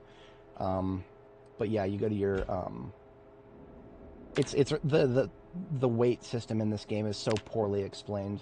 I decompiled the code, and that's the only way I fully understand it. I could play this game for another 2,000 hours without having decompiled the code. I still wouldn't know as much as I know now. Basically, the calorie floor is negative 2,200. You'll never fall below that. The calorie cap is 3,600. You can never have more than that in your system. And you have to be over, I don't know the exact number. It's going to differentiate, especially with B41. There's like an arbitrary number. You have to have like a surplus of 1,200 calories or something like that in order to actually start gaining weight again. So if you've not been eating right and you just keep losing weight, then you might be close to the calorie floor, in which case you usually want to have like a bomb of like 3,000 calories or something like that. That should at least take you out of weight loss and put you into neutral weight. Then just, pile on the calories until you start getting into, you see the little up arrow here, instead of the down arrow, which is what we see currently because we're in a weight loss phase. The game is, I'm going to be real with you, it's actually, in terms of the model that it's using, it's actually kind of forgiving on weight loss. In real life, if you don't eat enough calories, there's no calorie floor. You just start passing out after a certain point if you just literally don't get enough calories. But also, there's just so many things that would make it so that in real life you would never get to the point that your characters in this game go. The game tries to portray a difference between, like a disconnect between hunger and nutrition, as in like, packing on weight. That is realistic to a certain extent, but if your body is not getting enough calories, it's going to let you know somehow, and you're going to start eating more things. Like, there's not enough like incentive systems in this game to represent a realistic nutrition scenario. If your body's not getting enough stuff, you're going to feel wrong, and you're going to want to eat more. And it's not necessarily just going to be hunger. It's going to be like you're going to get in like a feedback loop where you're just like hungry for apparently no reason. But yeah, there's also the time scale difference, then that's never going to get fixed. Because the game has only 90 minutes to a day, and yet it still takes like hours to prepare food.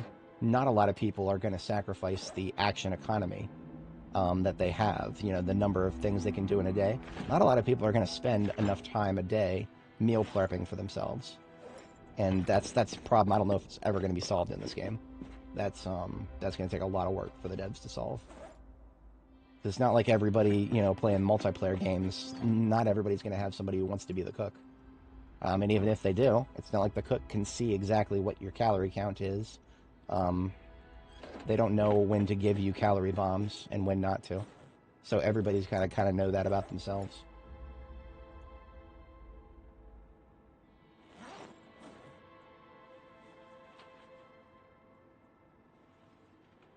All right, all of our empty magazines put away there.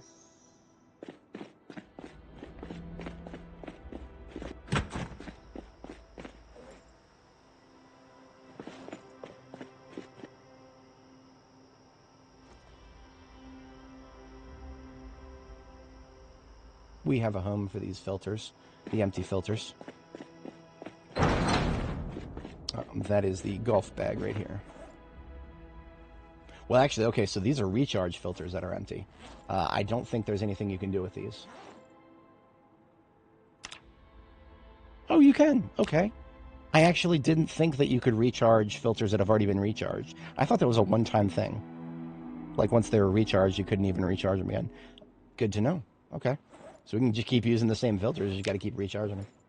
Nice. Now, that's not to say that you should not keep collecting respirator filters when you see them, because whenever you recharge them, you're spending things like duct tape and wood glue, or, God forbid, regular glue. Those things you'll never find more of after a certain point. Even if you're level 10 foraging and you can actually spawn them in, good luck. I always say this about foraging. Good luck trying to find something specific with foraging. Because the moment you need to find something specific is the moment the random number generations are never going to go your way. At least that's how it always plays out for me. But yeah, I'm just having my girl chill for a minute here because she has put in enough work for the... she's put in several days of work in 2 days here.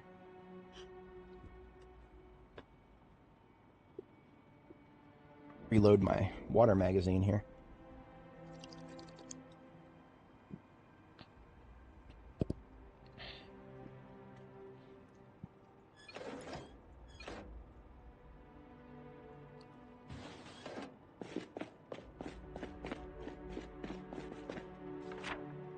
So, on the map here, we can put 6 skulls for this office building here, because there are 6 stories to it.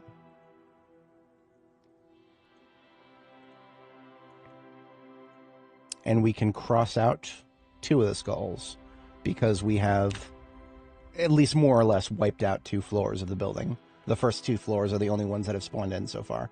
If we want the next set of floors to spawn in, we got to go up the stairs and stand around on like the 3rd and 4th floor. If we really want to go hard with fighting the zombies, all we got to do is go up to the, just the crest to the top of the stairs to get to the 2nd floor. 3rd floor spawns in, but then what we do is we sneak up to the 4th floor, crest the top of the stairs there, and then spawn in 2 more floors, and we can do what we just did all over again. Not yet, but we'll do that at some point. I do want to clear this building.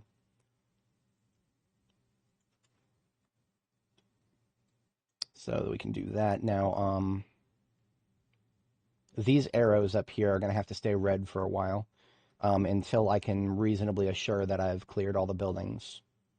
Green arrows means that there is no longer any zombies that are generally possible to show up while we're driving back and forth.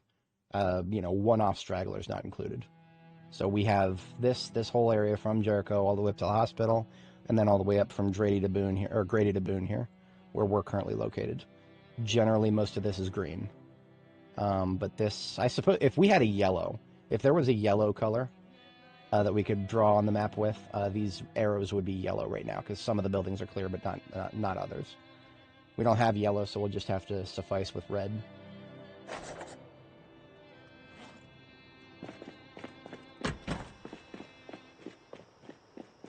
Alright, so in the spirit of getting more vehicle parts to repair our heavy combat truck, that's actually the priority right now, I want my tires are kind of getting a little low. My brakes, look at that, we've got brakes below 70 now. So I want to do a full rebuild of my, I want to do a full rebuild of the Chevalier D6 here. So here's what we're going to do, actually. The parts that are on it right now, the undercarriage here, these aren't bad. They're perfectly fine for a secondary vehicle, not a primary. So what I'm going to do is, look at this new vehicle we just pulled in over here. That one can get the hand-me-downs from the heavy combat truck. So we only need to go out and actually find a full set of replacements, not 2 full sets of replacements.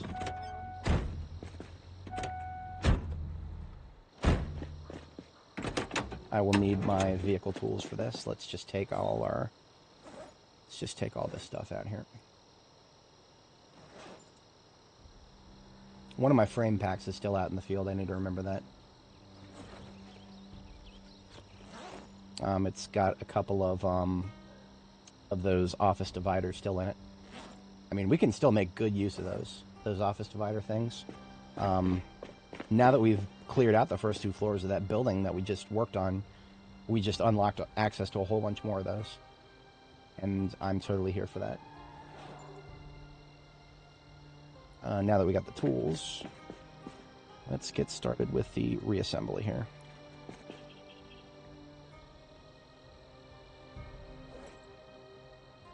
I love how these frame packs can fit 3 tires in them. 10 out of 10, game of the year.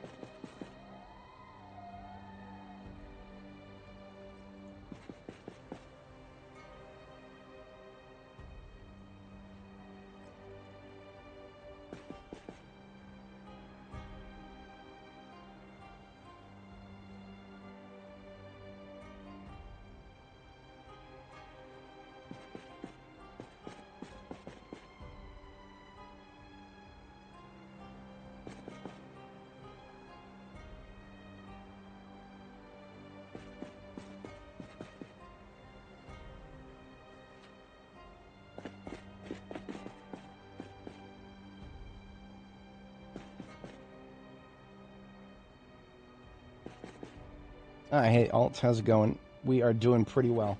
We just took care of a rather large swathe of zombies. I want to say about 2,500 or so came out of that office building just to the north of us. And we wiped all of them out after it was a challenging fight. Some of the hardest stuff I've done in Zomboid is all these challenging fights here in Louisville. Now we're just relaxed, and we need to actually repair our we need to repair our primary combat vehicle after all that. It has seen better days.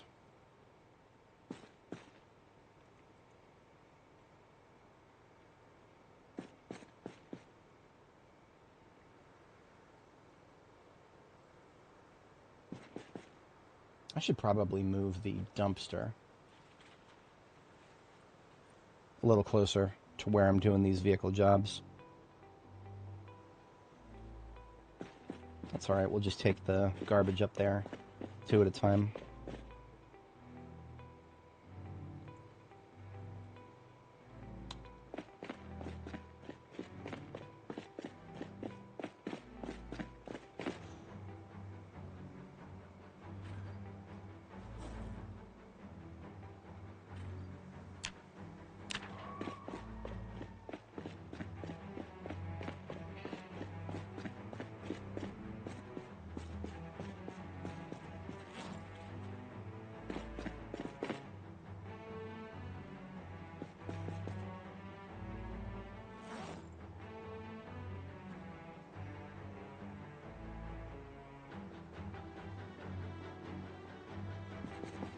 What do you think the best crops to plant for winter? Are you talking about preparing for winter? Or do you mean like, winter is coming, and you're planting fall crops? Because fall crops don't really feed you during the winter. They're things that you harvest in the middle of winter and then do a few things with, usually not food related. You're talking about like crops to plant, like to get ready for winter. I like potatoes the most. Potatoes have the longest shelf life and pretty good nutritional value. Kale is pretty good. It doesn't last as long, but the calories are pretty up there.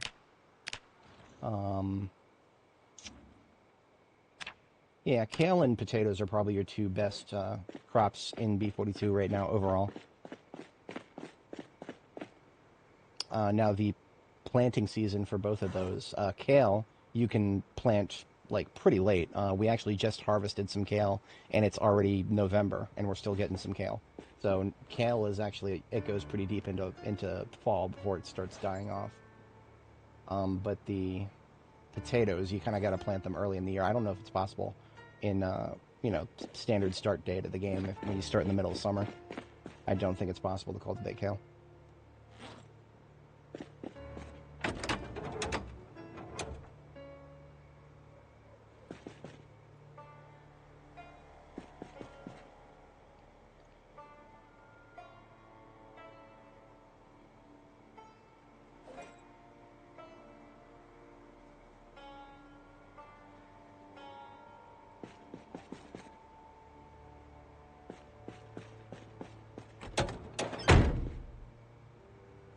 I've been meaning to break this window for a while. Tired of looking at that thing half intact.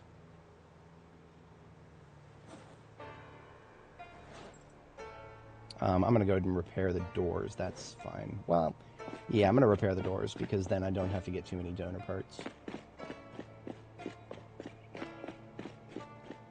Forgot to throw this tire away.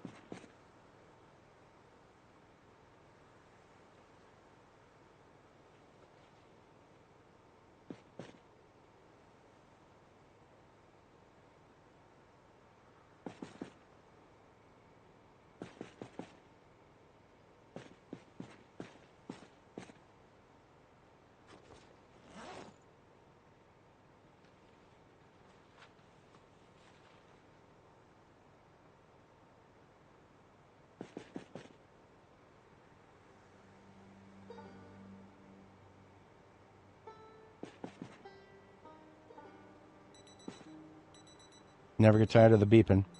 I wish there was something I could do about it, but you can hear it from 70 tiles away now. It could be any one of the well over 1,000 zombies that are dead within 70 tiles of our base. I mean, it's obviously somebody over there on the right in the pile of the, in front of the building there.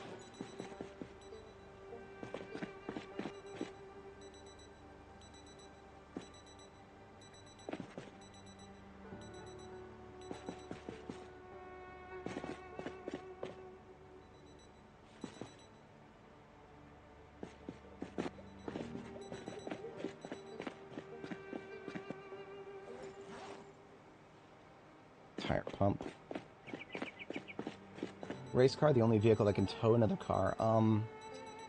Okay, so these step vans right here that have the biggest trunk space, like the Plonky Mobile here, if you have something like an ambulance or one of these bull drivers with the light bar on top of it, something with high 400s of horsepower. So this ambulance right here that I'm working on, 490 horsepower. This truck right here that I'm borrowing the broken parts from, 480, I think. These vehicles, if their tires are in good condition, and the tires on the step vans are in good condition, you can tow a step van forward. Vast majority of all other vehicles that are heavy duty can only tow backwards. And even then, it's going to be a bit of a struggle depending on the type of vehicle. Towing in B42 is just an absolute garbage state right now. And I don't think the devs have any intention on fixing that anytime soon.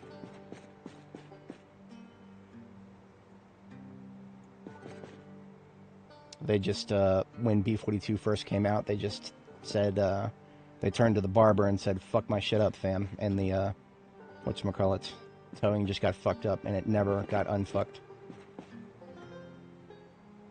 What's his face? I think Retinaru is the name of the guy. I don't watch too many other Zomboid YouTubers, but I think he did a good video where he found the variable in the code that was added. It's some sort of like a towing force degradation or something like. I forget what it's called, but he found the code, and it's like just a single variable that was added, and then fuck all has changed with it since it was added, and yet it's basically slowing down every single vehicle that tries to tow. Which, yeah, it's definitely one of the things of all time right there.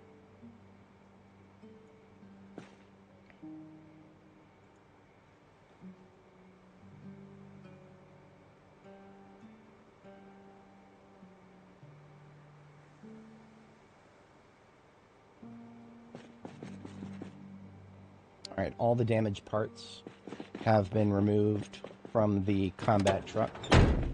And we're almost to a point where the ambulance here is now drivable. Not quite, but we're almost there.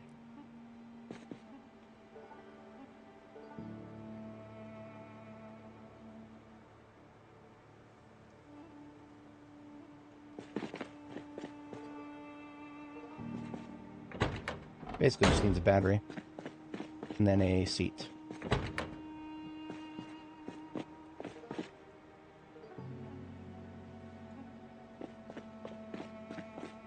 Oh man. That's West Point for you right there. On high pop especially.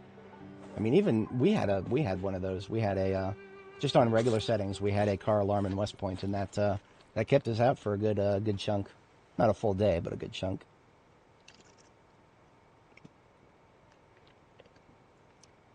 Well, you're several months in at this point, aren't you, KTO? So you would that would have to be a car alarm with a on a preserved vehicle, wouldn't it? Or are you did you change your sandbox settings so that you're not getting as many battery dyings?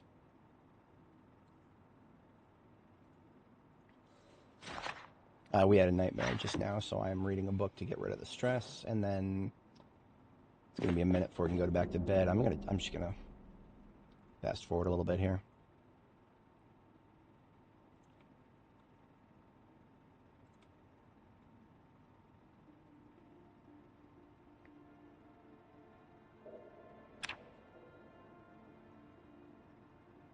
Oh, I see. That'll do it. That's the downsides to the early game map tour.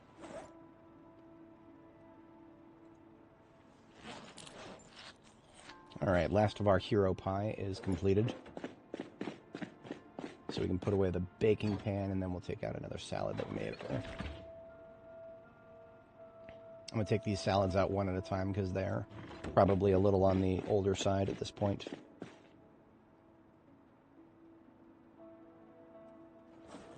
Alright, so what I want to do is steal a seat from somebody here. You're not using both your seats, are you? It's borrowing. We're borrowing a seat from over here. Borrowing a seat, and then borrowing a battery.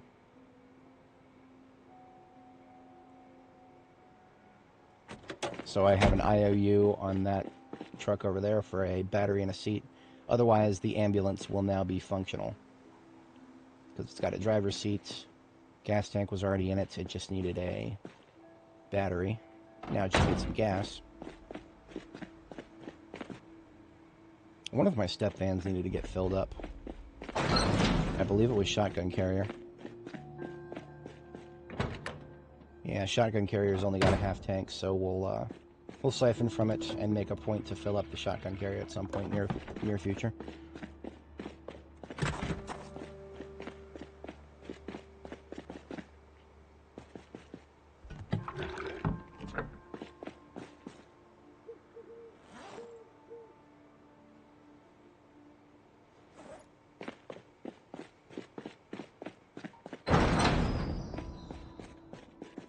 See if we can sleep again. Oh, fuck off. Am I not tired enough to sleep? I hate that so much. Oh, I hate that so much. I've got to be close. I've got to be really close. Let's fast forward for like 20 minutes.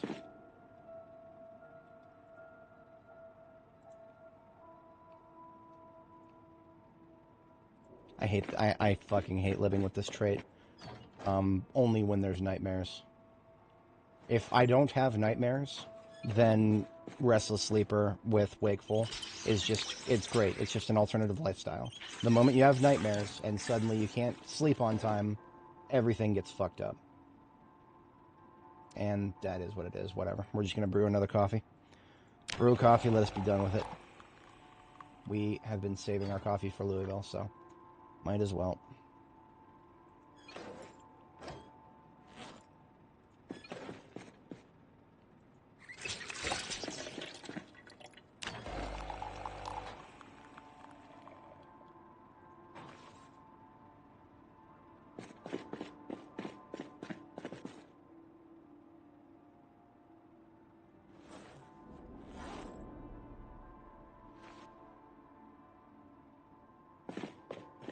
Putting some happies in my cup here. Marigold, chamomile, sugar, and herb. Feels good. Shouldn't there be 2 race cars at the speed? No, it's entirely RNG. My character in the description, Nora, the previous character, she never found any race cars in her universe. Race cars are not guaranteed. The fact that we have 2 is a just pure stroke of luck. There's enough that, you know, if you get like super lucky, yeah, you could find like you could find as many as 20. But good luck expecting that to happen. This will take a few tries.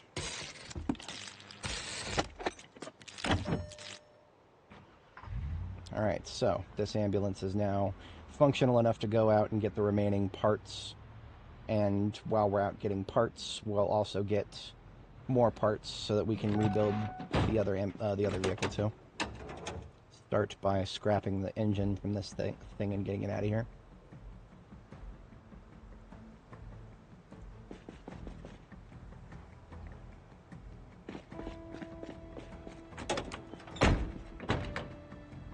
No, in this universe you don't have to turn the engine off to fix it. Perfect.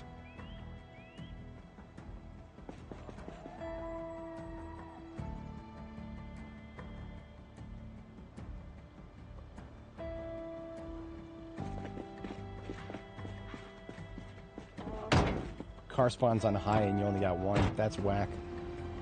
That is utterly whack. I had some steel sheets out. I'm gonna go ahead and use these 2 small steel sheets to repair the hood, because I forgot the hood is actually down to like the 60s.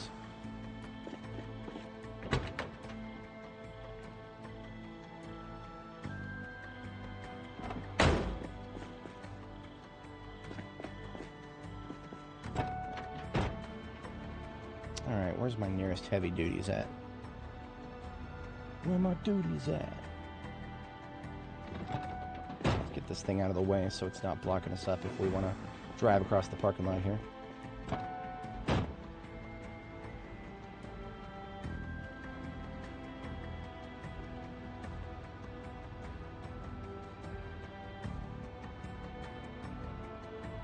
It's all standard back here, isn't it? That's cursed. There's an entire parking lot a little further to the south.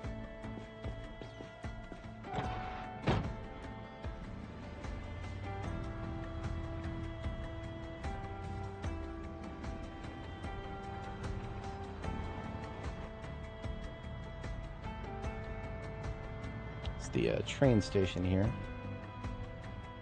The train station doesn't actually have a lot in its parking lot.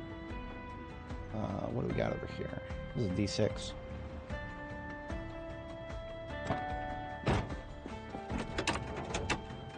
This runs regular crap. Performance sus, though. I'll take it.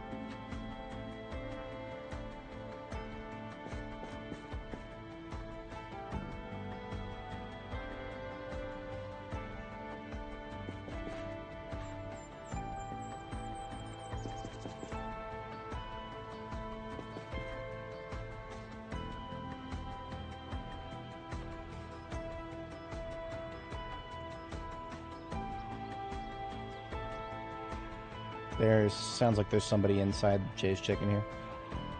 Yeah, I can hear the grumbling. Yeah, I'm grumbling too, lady. Get on out here. Window, probably. Yeah, right there.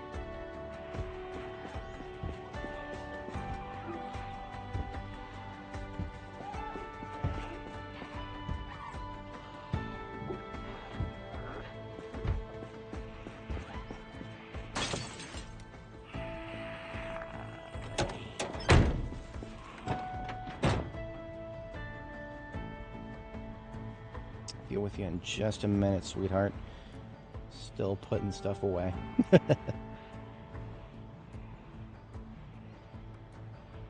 If only towing was that easy in vanilla. I mean, this is vanilla right here. Might have missed something in the chat there, but now it's vanilla.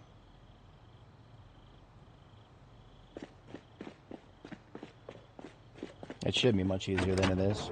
Maybe they're saving the towing update for later. God help us. Alright, we need a door. And a new hood and a new windshield.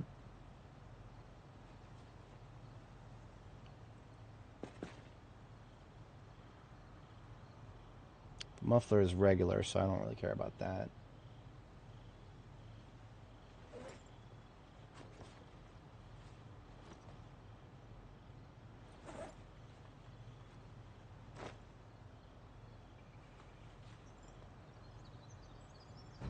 Gas tank is big, but damaged.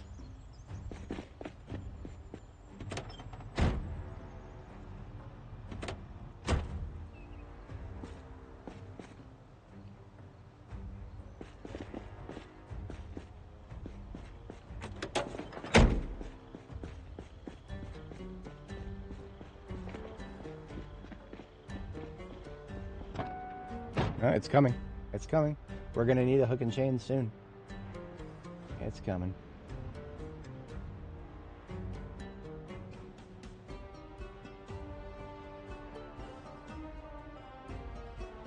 One of these front windows can go on the ambulance here. Actually, the car seat too. We'll just go ahead and put the car seat on.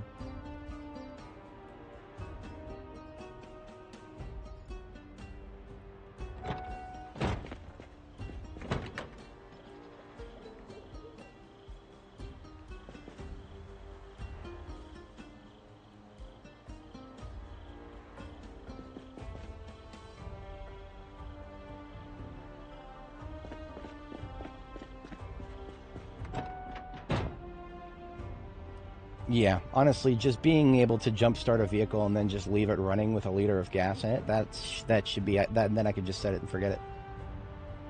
Jumper cables should have been added long before battery chargers were added. That is my hot take on batteries in this game. Because in real life, I have only like I've had battery problems with several of the vehicles that I've owned in real life, and the number of times I've been helped by somebody with a battery charger has been a grand total of 1. Meanwhile, the jumper cables that I carry around with me all the time have saved me 3 or 4 times now. It's no math there. Not a lot of people carry around battery chargers. Plenty carry, or jumper cables are easier to carry around. Let me put it that way. They don't cost so much.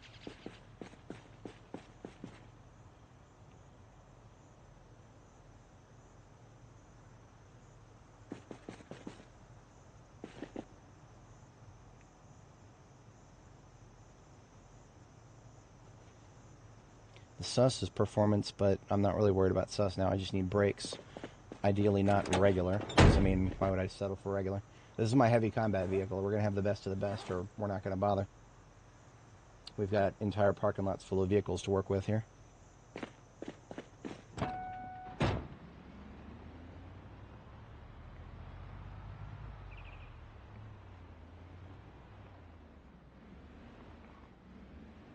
Nearest large parking lot, I believe, is...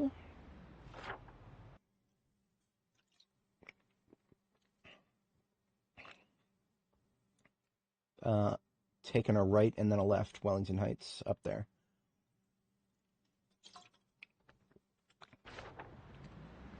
Now, we've harvested a few vehicles from the hospital parking lot. There should be a few left. There's that restaurant step van up there. Getting tired of all the rats on my road.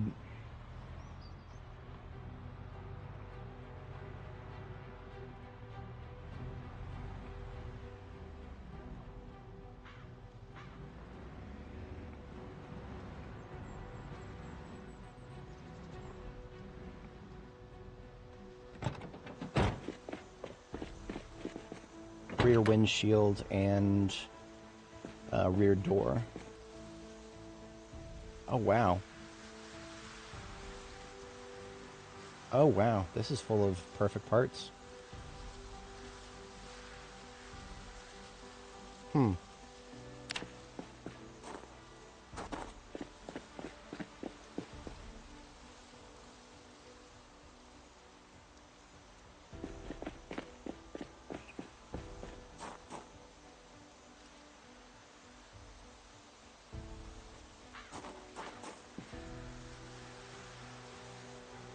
Alright, well, we've got something in each of the slots now.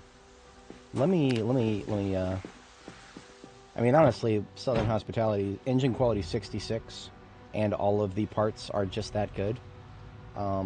That's tempting to just hold on to. Let's take a look at this one up here and see what it's got. If nothing on this one, then we'll take Southern Hospitality home with us, maybe rebuild it later. Brakes are only regular, tires are old. Engine is old. Yeah, fuck this thing. This is not... If I take its windshield, then I'll remind myself that I don't need anything else from this thing.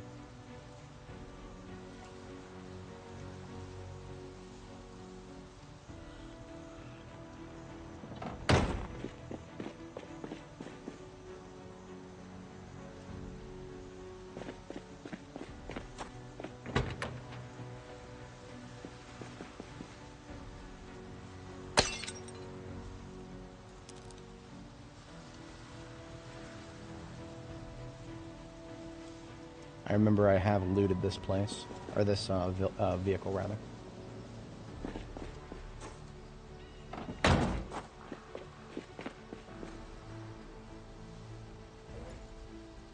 I'm looking a little bit into the future for my next rebuild. Not too far, but a little bit.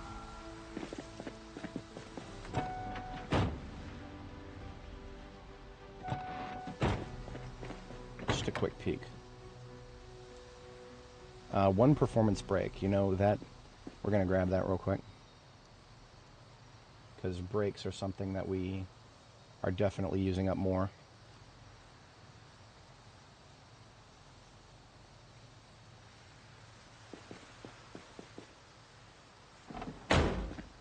don't even know if I'm going to charge all these batteries, but I'll grab them anyway.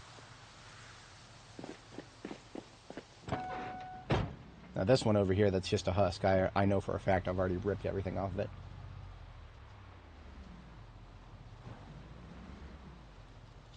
Now this, because all the parts on this are just as good as they looked, I think we're not going to have any trouble towing this back with us. Some of the wheels are actually kind of weak, but that's okay. I think we can just tow the whole thing back with us and take what we need from it.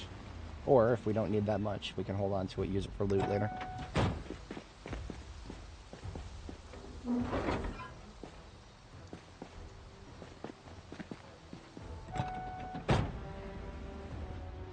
Yeah, look at that. We can tow forward with an ambulance and a step van.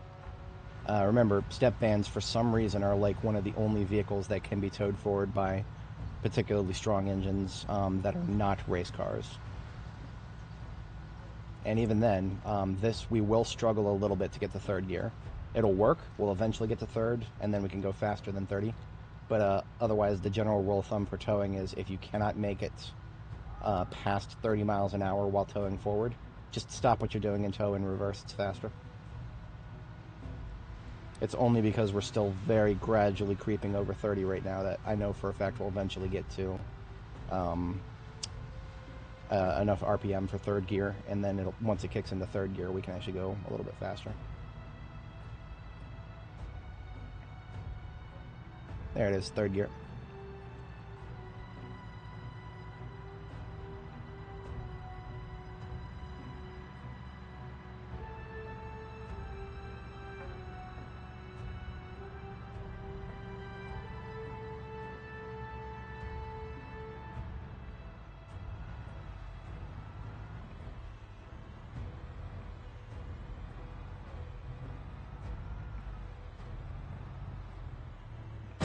Oh no.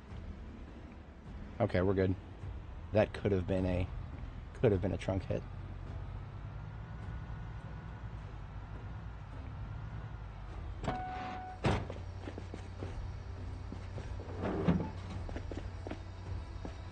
Alright, so everything in this ambulance, all the parts on it are good to go. This ambulance is basically done. Just the stuff that's in the trunk of the ambulance and or on the body of Southern Hospitality that will go towards rebuilding the heavy combat vehicle. Then we're all done with vehicle work for now. Done except for I would like to get these heavy batteries on the charger.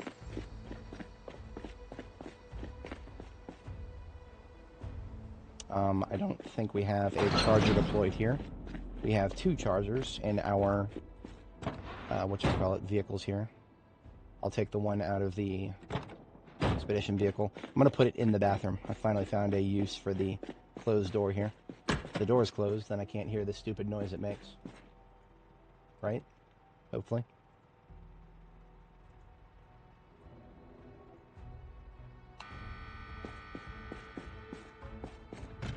Perfect. Yeah. Now I'm at risk. I might forget it's in there. I'm going to turn the lights on. I think I can still see that the lights are on. Yeah, that'll help me remember that it's in there.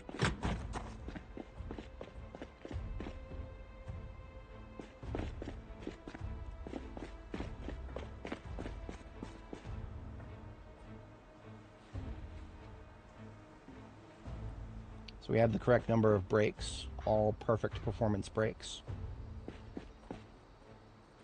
And suspensions. Those will all go on first. So this will be the second time I think we've fully rebuilt the combat truck.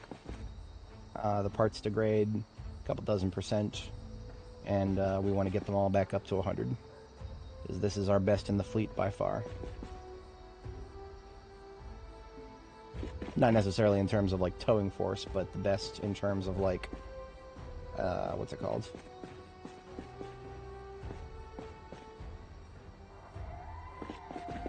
Best in terms of, where did I put my bag of tires? Should have some tires on the floor here.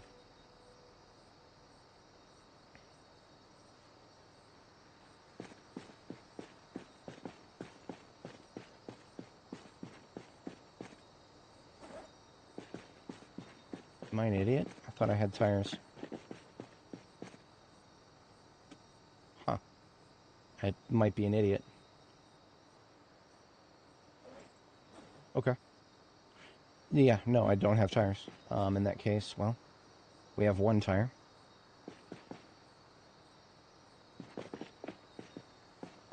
There aren't enough perfect tires on the Southern Hospitality van. We won't be able to rebuild it just with that.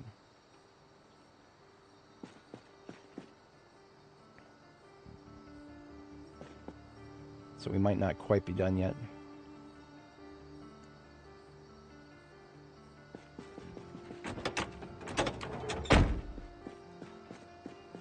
So I know for a fact that we have, we had perfect seats in this truck. So our seats have taken condition damage. Now I'm extremely curious how. Both seats have taken condition damage, so sitting in them can't be good enough. I've almost never sat in the seat on my passenger side. I think, you know what it might be? It might be either sitting in the seat or, like, putting things onto the seat, picking them up. Yeah, both of those things might cause seat degradation. Because I feel like I know for a fact that these seats were perfect when I put them on. I don't know. Now I'm questioning myself. Needless to say, it is not expected that they're not perfect.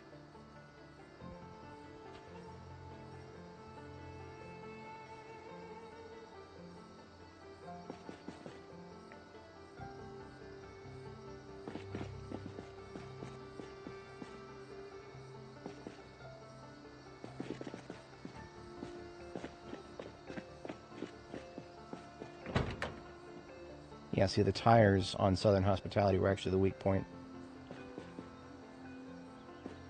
Only one of them was perfect. Can't do much with a heavy combat vehicle if only 2 of the tires are on it. Oy. Well.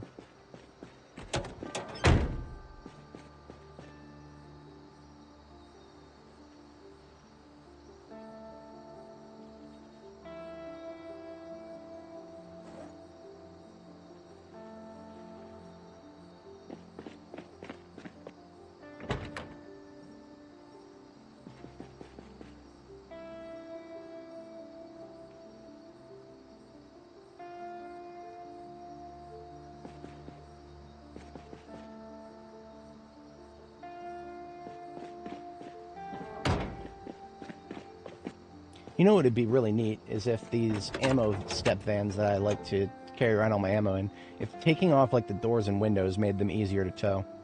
Probably wouldn't make it safer for the ammo to be stored in it, but I mean, you know, taking off just a little bit of things that weighed it down. Although then, of course, once you take off like doors and windows and stuff, then you're messing with the aerodynamic profile of the vehicle. If air can flow through it, that's probably going to mess it up at higher speeds. I don't know. Towing is about stability too, isn't it?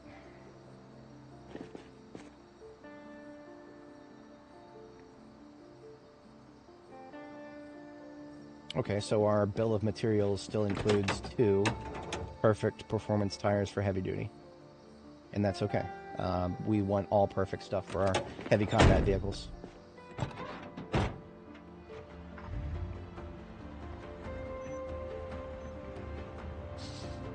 Stop towing me around, Step Survivor. Well, hey, we can go in the parking lot of the building directly to the top of us here, because we cleared it out.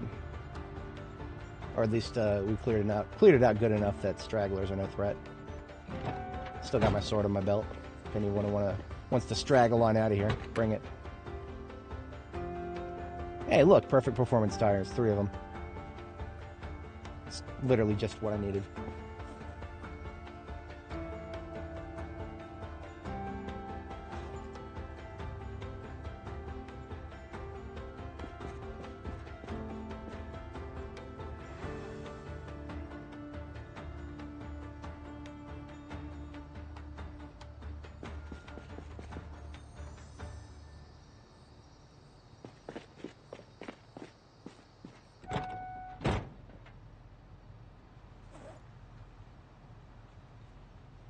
Oh, I have an idea. If we're going to be taking apart this van, We can use it as a movement barrier. So I was mentioning before, vehicles as barriers has been nerfed a little bit. What you need to do now if you want to have vehicles block zombie movement. Now, here's the thing. Some people might assume that using vehicles to block zombie movement is a little bit gamey. To you, I would say, look at the store page of the game, and then look at the screenshots that the devs choose to show us. Look at one of the screenshots that they have on the store page for the game, using vehicles as barricades, is on the store page of the game. So that's not gamey bullshit. It should be a part of the game. So I'm not too surprised that they nerfed it a little bit, but it's not something that they're ever gonna. They would be very stupid to remove it after having it be on the literal store page for as long as it has been. So yeah, that's not. I don't see that happening. Thankfully. That's a good thing. Don't fuck with things that are on the store page, in my humble opinion. Store page is, I mean, there's legal requirements for things that are on the store page.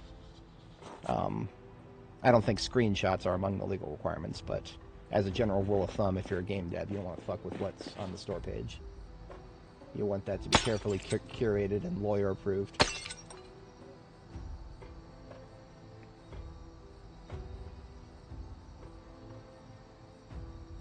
Middle doors are useless to me, but I need a front door here. Yeah, cars are great barriers. Now, and realistically speaking, zombies are probably more likely to go over them than under them. This game seems to think that zombies can just only go under cars. Well, the concept of going over cars is a curious oversight. Considering another thing, I mean, look at the artwork for the game. There's a dude standing on top of a car. And then the Spiffo version here is Spiffo standing on top of a car surrounded by zombies. You literally can't do that in the game. You can't stand on top of a car. I don't know what's going on there, but I mean, I feel like people and zombies both are more likely to go over cars than under. But who knows? Who knows? Wouldn't be the first time the devs of this game make silly decisions that don't really make sense, even when you try to put yourself in their headspace, right? I usually try to put myself in their headspace. Sometimes I just fail. Sometimes I can't figure it out. Something on the driver's seat. It's a magazine. That means I can't pick up the driver's seat.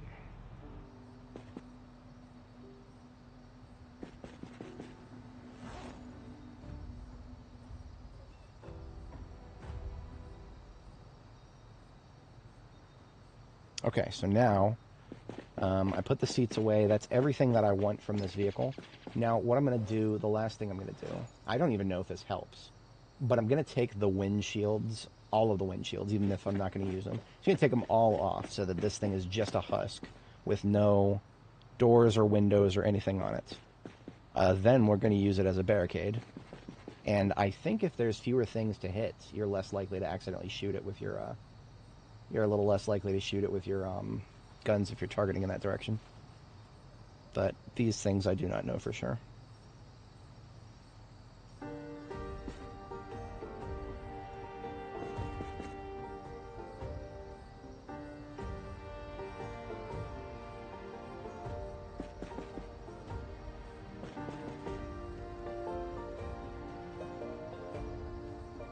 Alright, so all the tires are now off.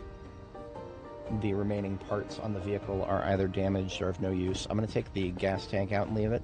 So if we need another big gas tank, we can come over and repair this one later. Sus is regular, brakes are regular, so that's all garbage.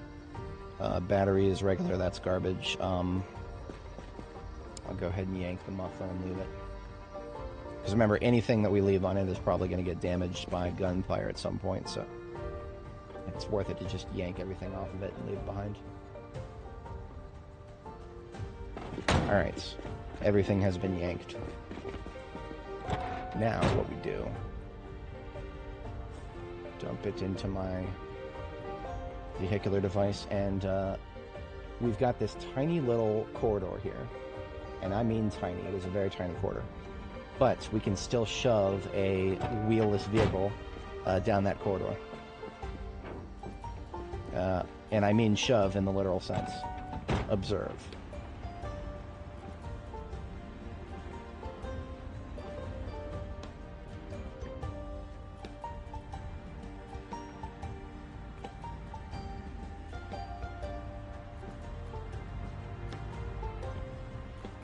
Straighten you out here. Don't put it in crooked, fellas. That's a rumor. She doesn't actually like it that way.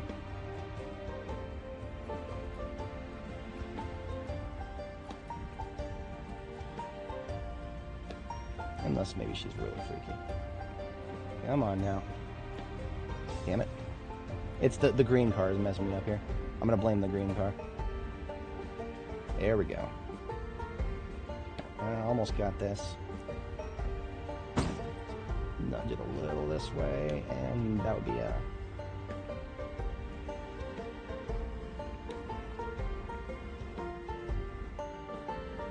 See, remember, this is only 2 tiles wide. That's wide enough to fit a vehicle, any vehicle.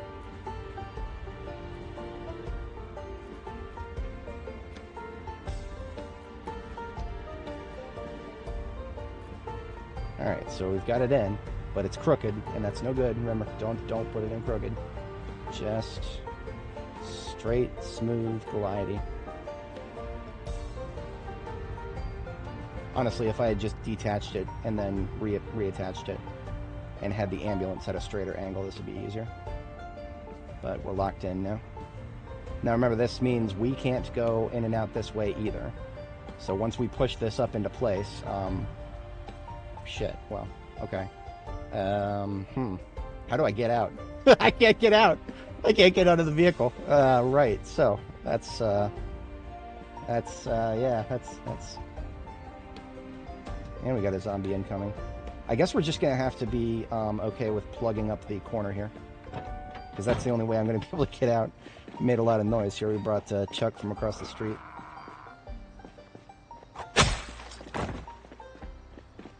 Now we could probably daisy chain them. Like we push one in, we push another one in. We're gonna get diminishing returns on that, of course. That's all right. Mission accomplished in terms of limiting their movement in this direction.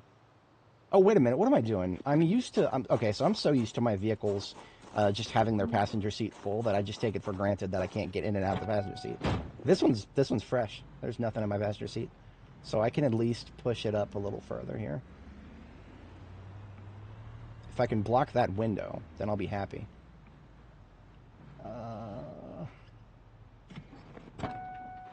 Okay, here we go. Here we go. I got this.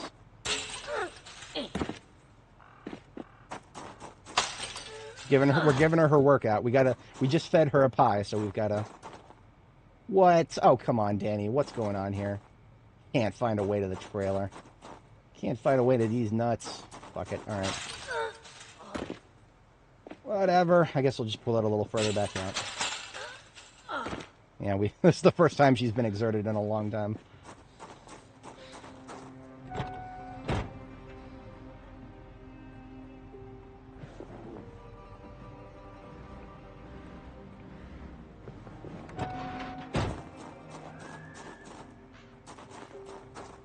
Yeah, look at that. Gotta go all the way over there. Whatever. That's fine. Now, even though it's detached, we can still shove it a little bit. It's going to be a lot harder to shove when it's not attached. I probably should have mentioned that. One of the reasons we can't just shove it... Like, we can shove it a little bit like this, but we're going to run into... You see how we get a little nudge, and then we come to a complete stop. For some reason, when it's attached, you can keep going. And it's kind of wild how that works. But of course, if we get a little bit of momentum, then it's a collision. So we can do that, but then we're damaging our vehicle. Maybe I should have just put the... Wait a minute, is this one doesn't have like a good hood on it, does it? I feel like I put the not so good hood on it. Yeah, I mean, well, it's not so good now, but I mean, whatever. This is literally a Class C vehicle for my standards. I'm gonna push this up a little further, and like, what I want to do is like have it so that they can come out this doorway, and that's it. That would really help me with the upper floors, because this staircase is right inside where this doorway is.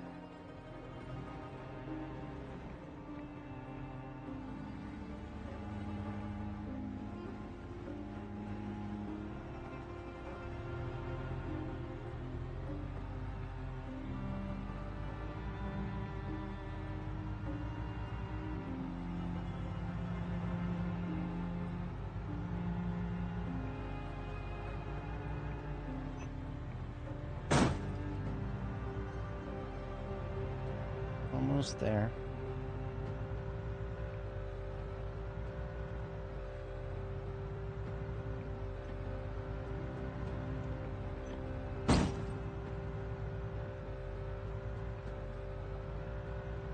Just push it up just a little further so that the back side of it is blocking the window. It's okay to have just a little bit of space right there. That's fine. All right, now we can go ahead and back out. And then just one more vehicle to block this window. That would be great. Yeah, let's just yank the tires off of a dart here.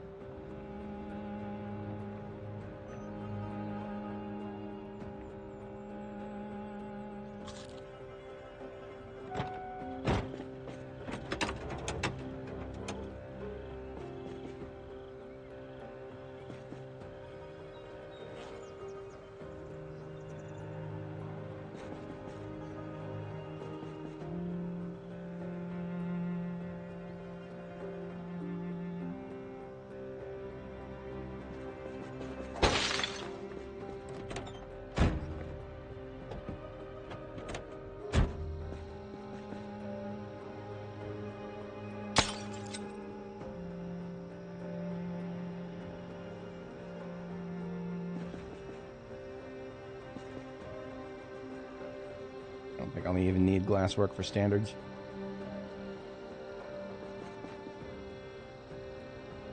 And the only reason we peel all the parts off like this is so that we never, or we have a much lower chance of accidentally shooting it. The chance is still there, because if there's nothing else to shoot, you can still shoot the trunk itself. And you can't remove the trunk, so checkmate, atheists.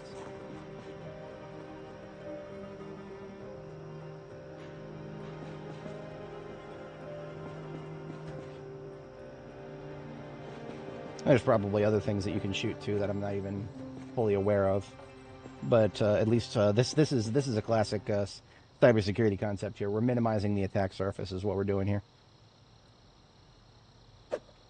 Oops.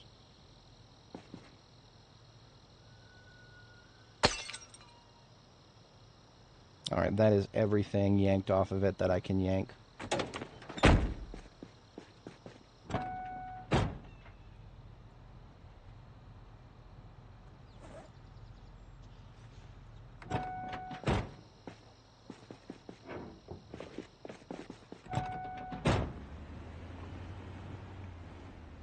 Ooh, that's a super fast thing.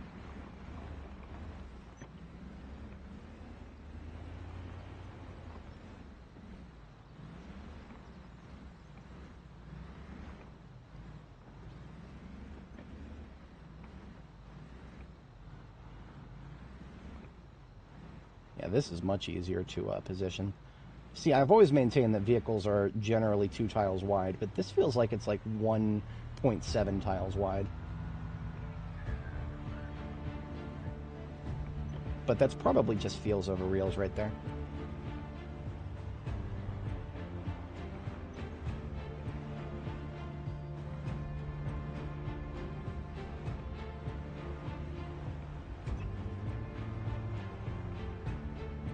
All right.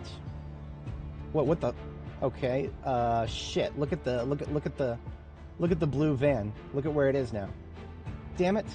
I hate it when this happens. Oh man. Okay. So, what's going on there? The vehicle is moving itself. It's moving itself. I forgot that. I literally forgot that happened. My brain meat deleted it from the registry. It's just so mind-bogglingly stupid that it happens that I'm just like, nah, man, nah. Alright, well, we got this window blocked, but now, in order to, like, block them up to the point where, like, they won't move anymore, you need to have, like, a vehicle that's actually intact blocking it, or, like, a structure. It's a good thing I put some not-so-good tires on this ambulance, because we're getting it dirty here. This ambulance is getting real dirty right now, and it's about to get even worse. Because if we want to keep that door open, which I do, we got to come at it from this side now.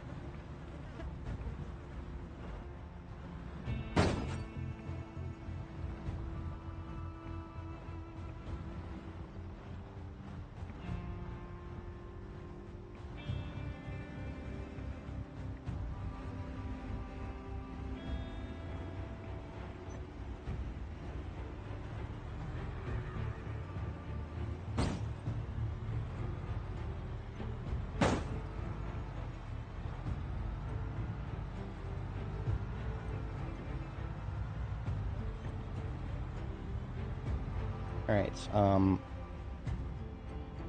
let's see if I can back out of here real quick and then go move something that will prevent it from, or go put a structure down so that it'll prevent it from moving.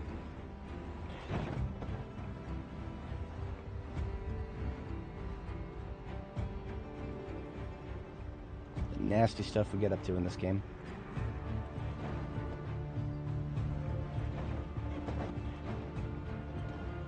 You know what? Let's use these trash cans for something useful. Nobody uses them anyway, right?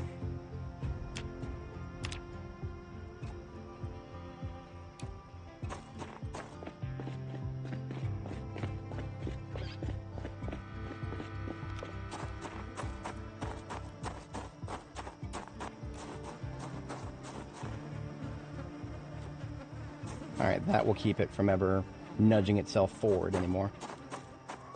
Theoretically. Who knows? Maybe they'll have, maybe no clip will get enabled. I don't know.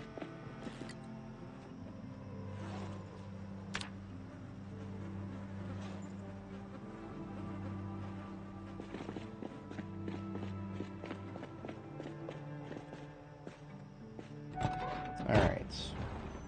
Mission success. Very success. Got ourselves a couple more tires here. And some more engine parts. And got ourselves a nice blockade added for dealing with the next couple of floors. Oh! Jesus Christ. Oh, I am so fucking stupid. Oh, man, it's like I'm begging to replace the parts on this thing. I didn't hurt myself, did I? Not more than carrying too much stuff did. Boy, howdy. As far as tow jobs go, that was a rough one.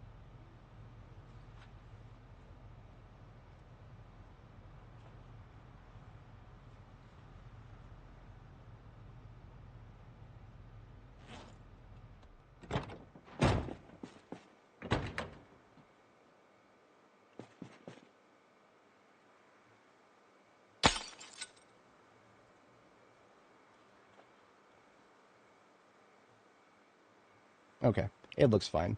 The hood took a little bit of bumping, but it was the windshield that I was getting tired of there. Okay, that looks all good. Let's put these tires on our heavy combat truck, and we've got our heavy combat truck up and running. Alright, so let me actually put the tires on first. Here we go.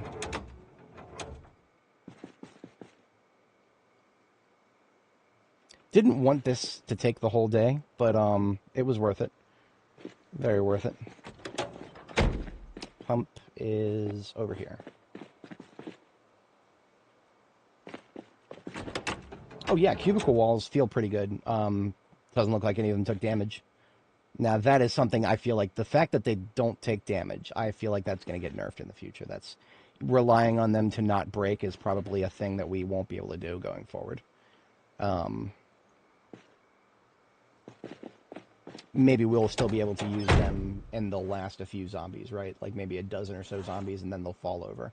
I mean, that's how fences already are. It's a few dozen and then that's it. Your fence bends and then it breaks.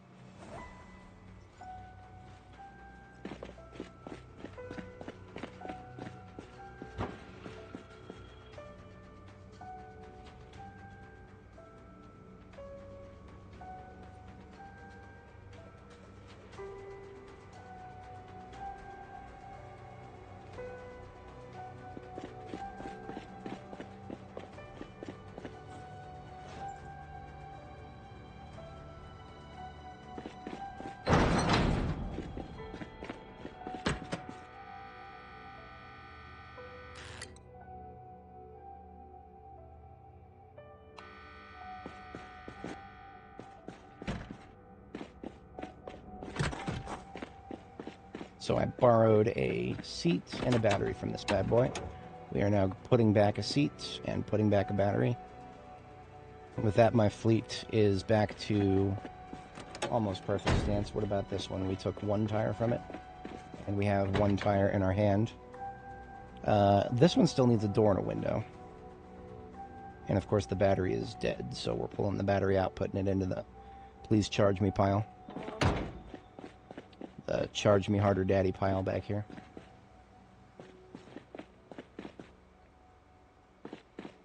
Otherwise, heavy combat is back to 100% everything. First thing we got to do is do some donuts.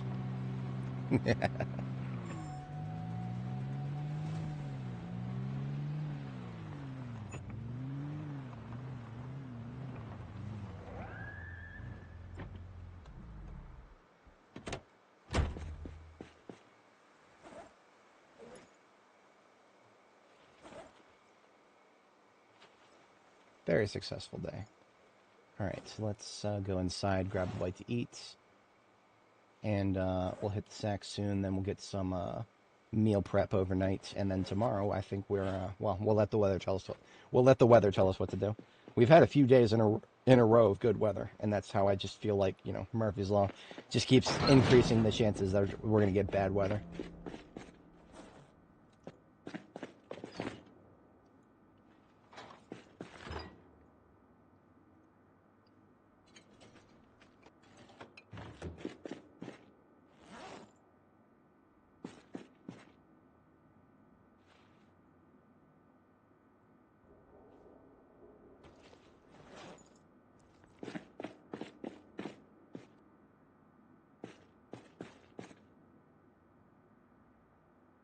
Watch some TV. I have to step away briefly IRL, and when I get back, we will continue on with our overnight task here. Be right back just a moment, folks.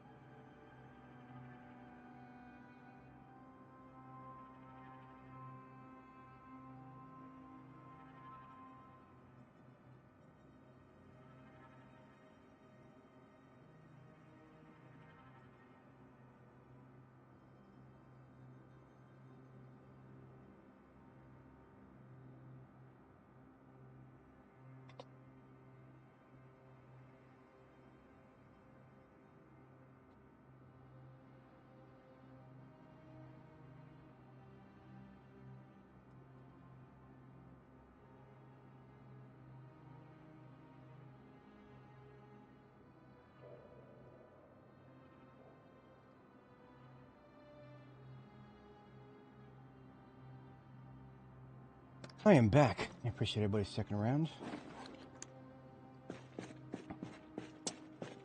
Increased random damage to car parts. On 50% after it being 100 when you installed it? Because that would be mind-boggling. My mind would be high-level glasswork from all that bottling.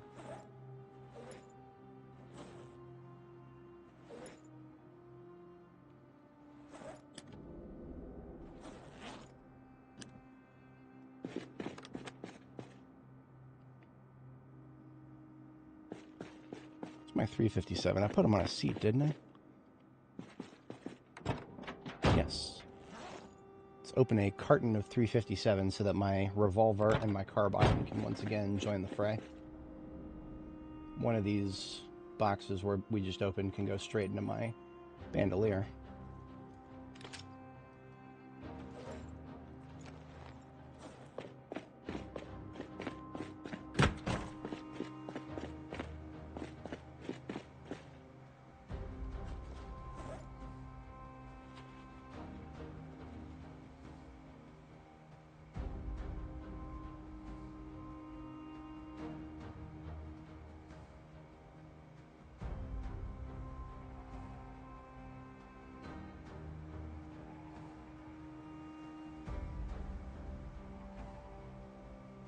Wait, what? Okay, now that's fascinating.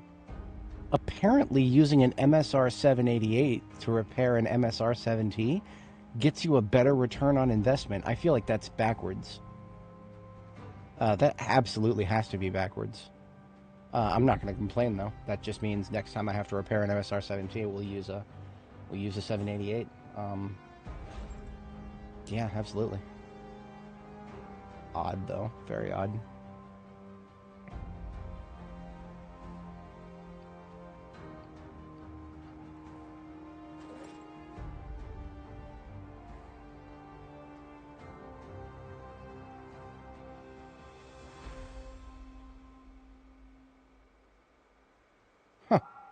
Same deal with the JS3T.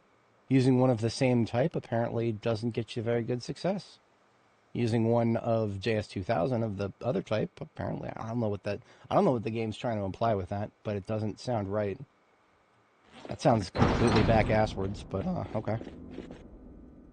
It is currently bedtime, so we are currently going to bed.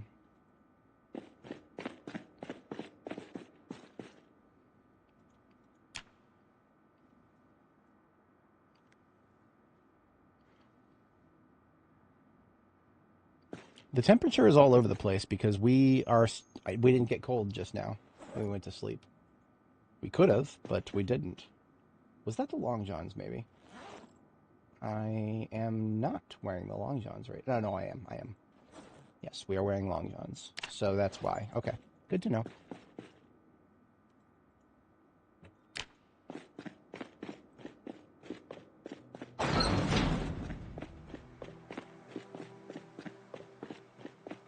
All right, the Plonky truck doesn't need to be in a forward position here. We can put that. This is a logging vehicle, so it's not until I feel like doing a lot of base work that we need to worry about this one again.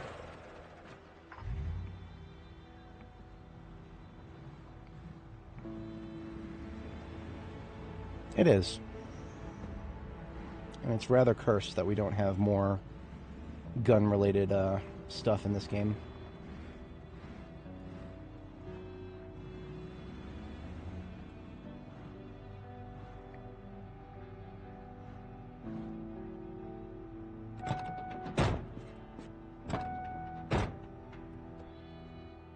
I wanted to make sure that I could...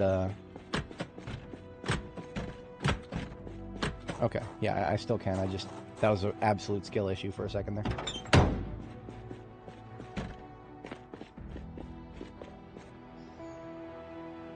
See, if I completely eliminated the bathroom, then, yeah, we'd have even more parking in here.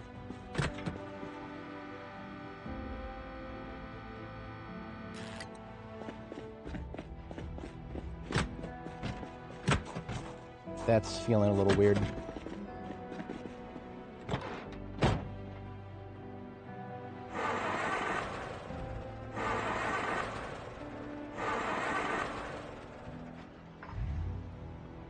Engine quality 99, by the way. Let's just park it so that the passenger side door is blocked, but whatever. Then we should be able to get out of the driver's side still. Much better. Still accessible, but out of the way.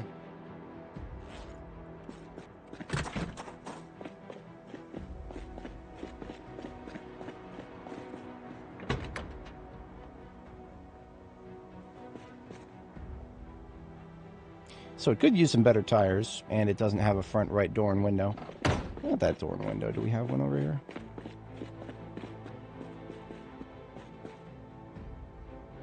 Of course we do.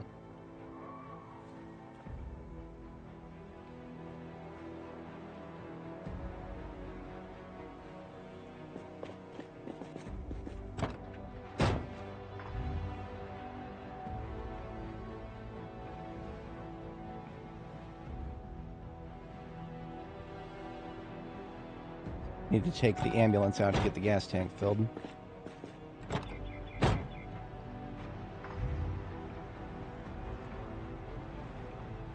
I would like to give preferential parking to the heavy combat truck. More preferential than it currently has.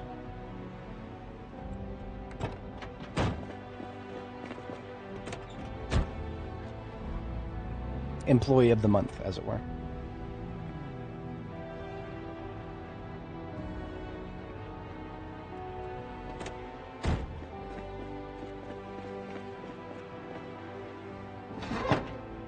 Bunch of garbage in the trunk here. Not really concerned about any of it. Just dump out all this shit. Well, maybe I could actually stick this into a compost bin. I mean, the way I understand it is if I open it and then stick the jars into a compost bin, then the jars will degrade into compost.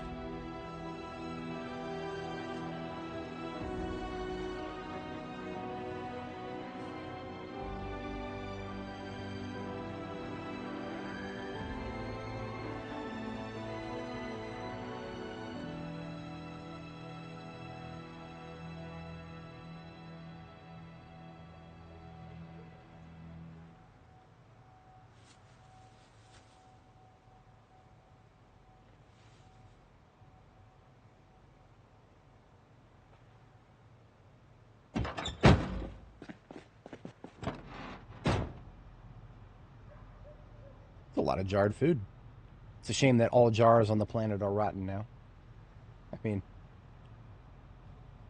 again, I've talked about jarred food before. Jarred food is just basically a meme. It just means that it's going to last a little bit longer and then it's gone. It's almost 100% pointless. But no, we've got enough rotten food in this van to fill up a compost bin.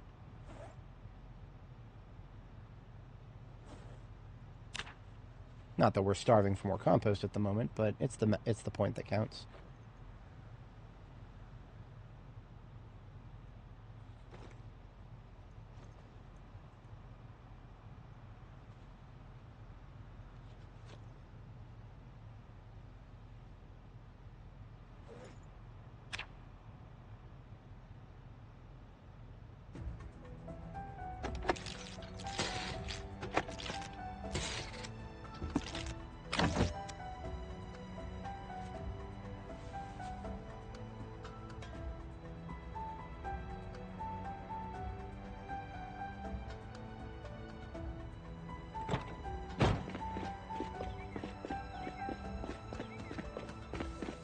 I was going to do a compost bin. Where would I put it? Right around back here somewhere.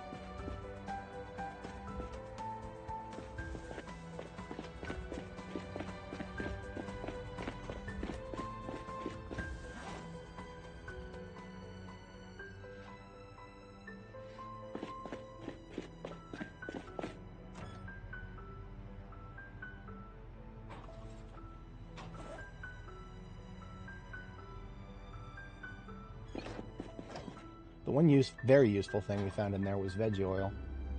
I am totally here for veggie oil right now. That'll help me for my next weight gain phase.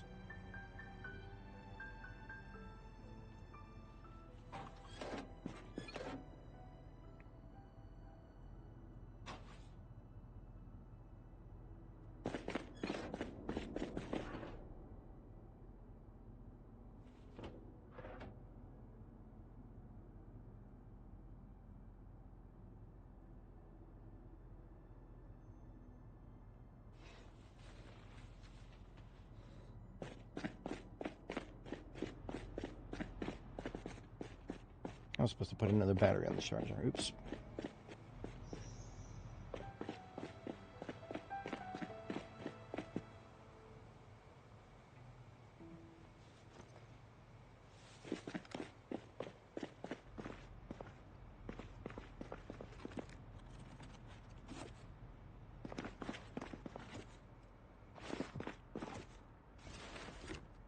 Now, if I'm going to do compost, I might as well commit to it. This would literally be compost for, like, next year is what we're talking about here. Forward thinking, of course. I've had characters last well into their second year before the game broke them.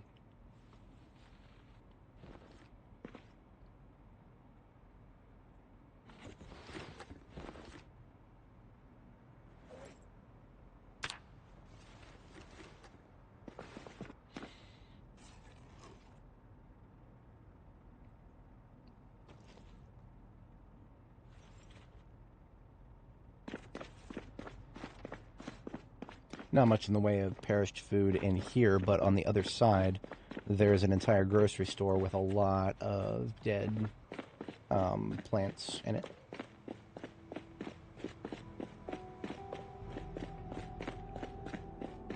Just use this mailbag as a surplus of stress reduction material, because we're out of room in the whatchamacallit here.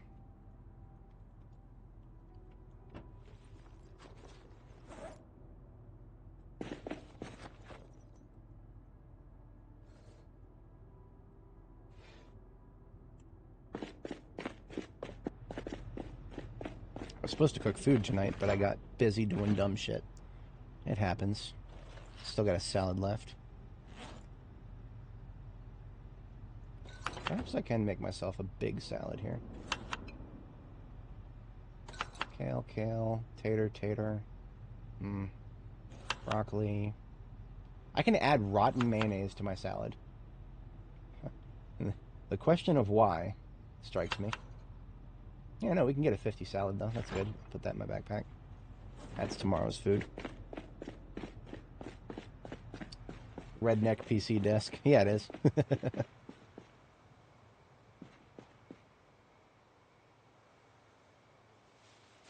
We're not in any particular rush for the compost. Otherwise, I'd try to get it built tonight. But otherwise, it is 5 a.m. We're going to catch a sleep so that we're on time.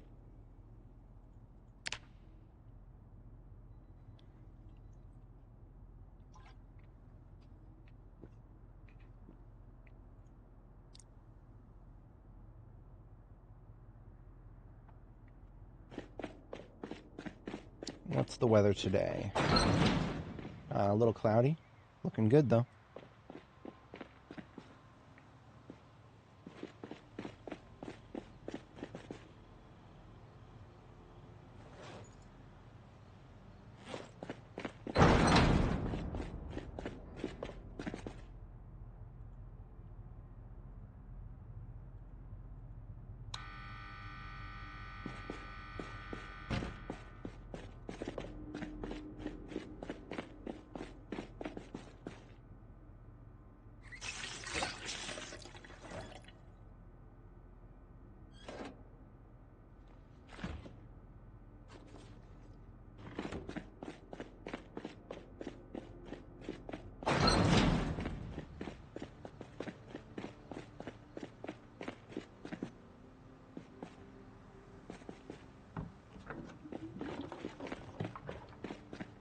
Gas tank was in this one.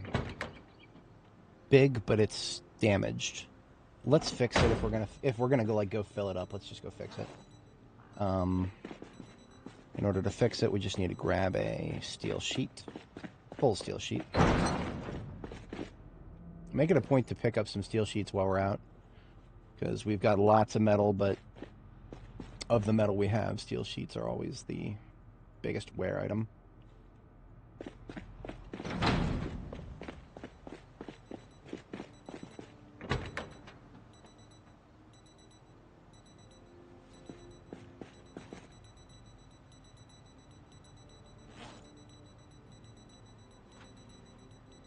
It's a little bit haunting to just constantly hear the alarm bells of the dead rhyming in the distance there, harmonizing with each other.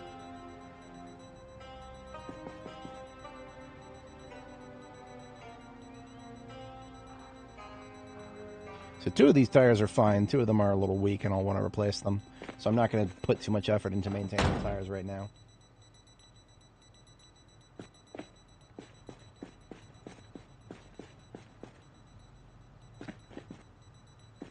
Two bales and a warrant. Yeah. That's, yep. The states have got a serious problem with just having zero awareness of recidivism, as if it doesn't even exist as a concept. Oh, maybe if we let this guy out, maybe he'll. No, he won't. No, he won't. He's got 28 priors. Don't stop letting him out, please. You can't fix him. God, it's like our justice system feels like a battered wife sometimes. Like a lot of people say, oh, it's broken, the justice system's broken. That's not really articulating the specific problem with it. The specific problem right now is we hear a lot of that shit happening, and the people doing it, nobody's actually putting them away long enough. He'll turn over a new leaf. He'll change. I can fix him. No, sweetie, you can't. We needed to refill the gas tank in one of these other ones. This one here.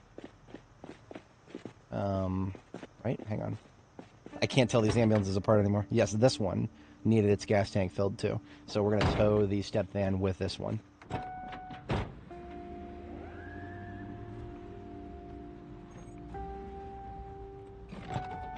Both of these going down to the gas station. And the pickaxe can go with us today, because we might run into some stragglers.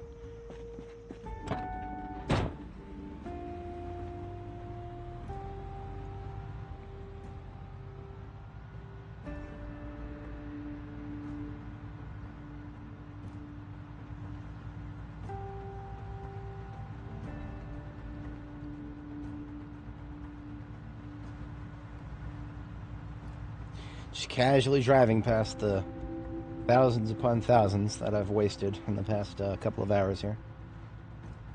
We've got some decent looking heavy duty up there.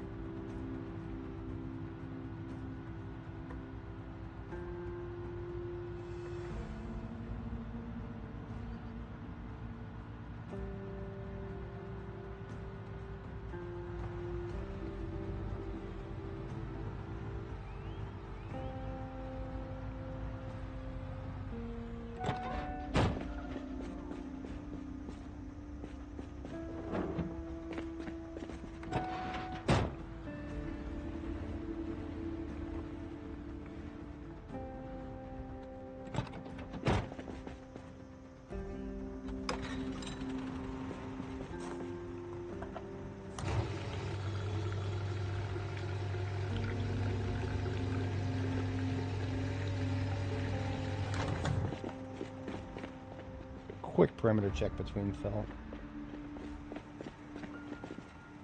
Too many corpses in there. No, I mean, honestly, if they're going to do environmental things like that, what they really should do is just give us a beauty system like what RimWorld has. I could use a beauty system, honestly. That would give me so much more justification for making my bases look pretty. Find some nice artwork, put it up, and it offsets the ugliness of having gravel for your floor.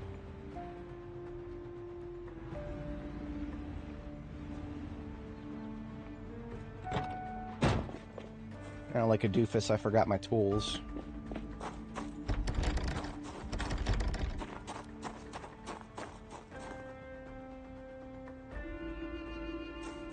All my tools.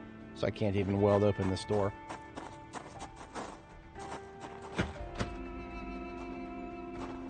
I could probably pickaxe the door. I'm considering it. So tired of not being able to get into one of my local buildings here.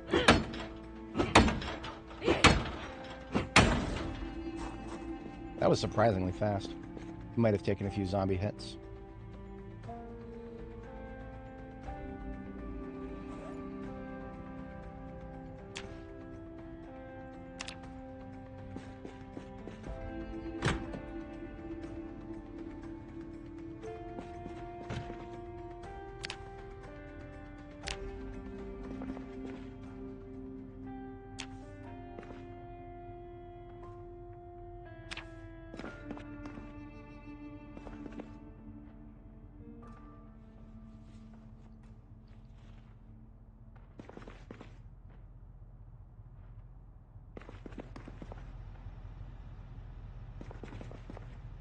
Well, everything but a jack.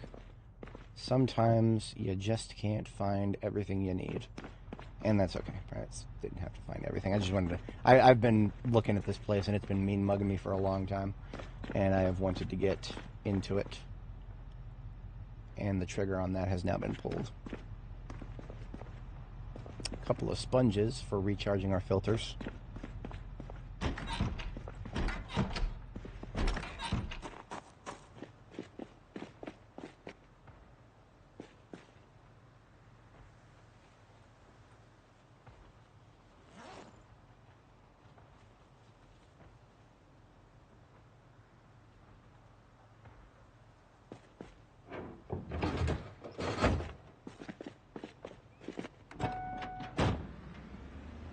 I did shut the generator off, right?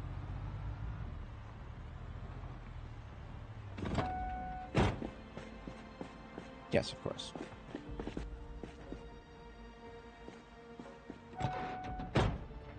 You know, that might be an incentive for me to continue holding onto a pickaxe if it's great against doors. It might even be better than a firefighter axe.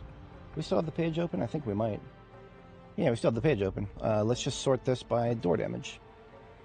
Wood axe, scrap metal cleaver axe, break disc, cudgel. Okay, pickaxe and axe are basically the same, except for the fact that pickaxes don't have to be sharpened. I'm totally here for the not having to sharpen. I mean, everything above pickaxes for door damage, these are extra stamina webs, aren't they? All of them are. So, pickaxe is tied for axe for door damage, but it doesn't have to be sharpened, so yeah. Pickaxe might be a permanent fixture in my kits going forward. The only thing the pickaxe can't do is cut down trees, which, yeah, that makes sense. It's not meant for that.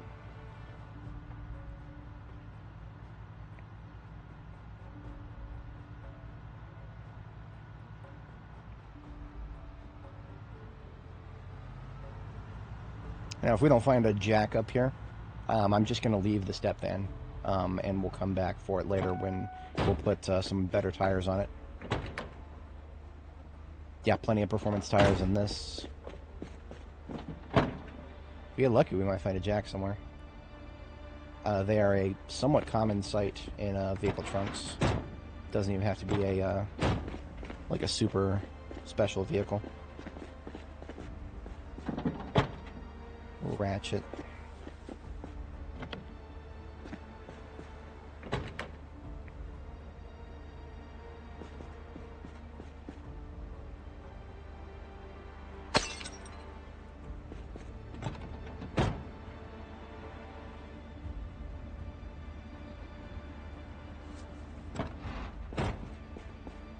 And not much of use over here.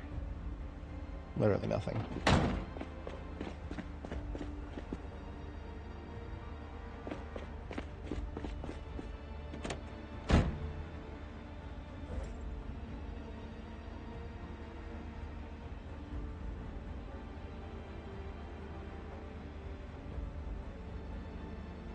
More filters acquired.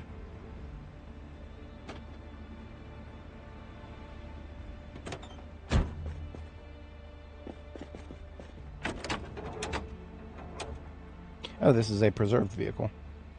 Oh, performance stuff on it. Great. So two vehicles on this lot, full of great parts. So what we'll do is, at some point in the future, maybe when we have bad weather or something, we'll come back here with tools. Since we don't have our tools now, come back here with tools and upgrade everything on Southeastern Hospitality and fill it up with surplus heavy-duty parts.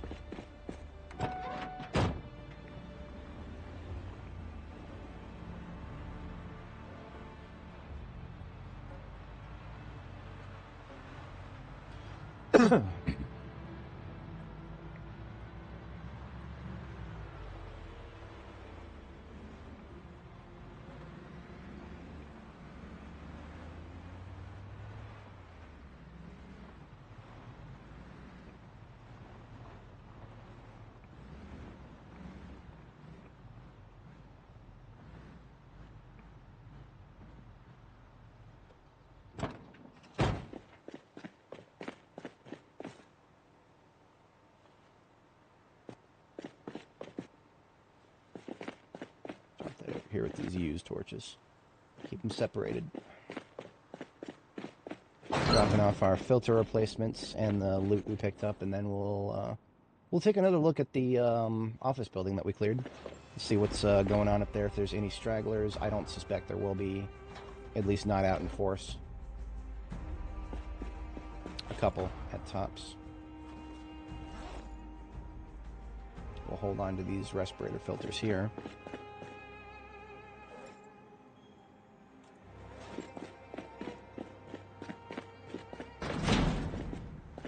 Time to take our new, well, freshly rebuilt combat vehicle out into the field here.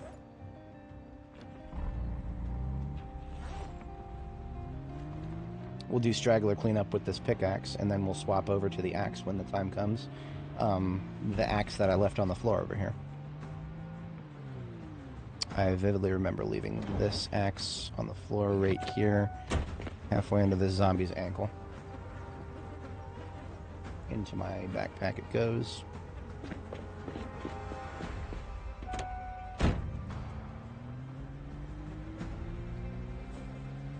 And we don't have to think too hard about these lights yet. We'll probably need them if we want to clear the upper floors of this building here.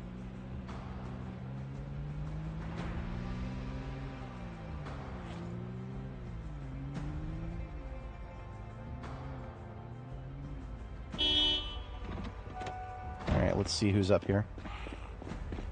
This lady's got a scrap sword in her.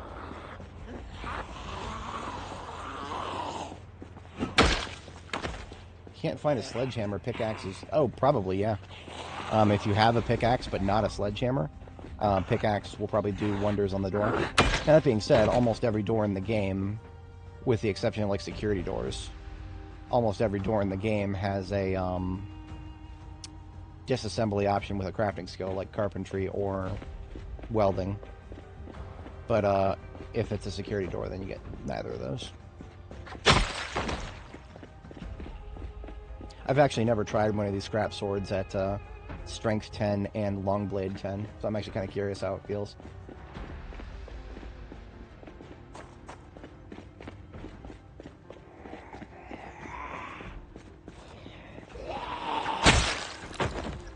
So far, it feels like a regular sword, but we'll see.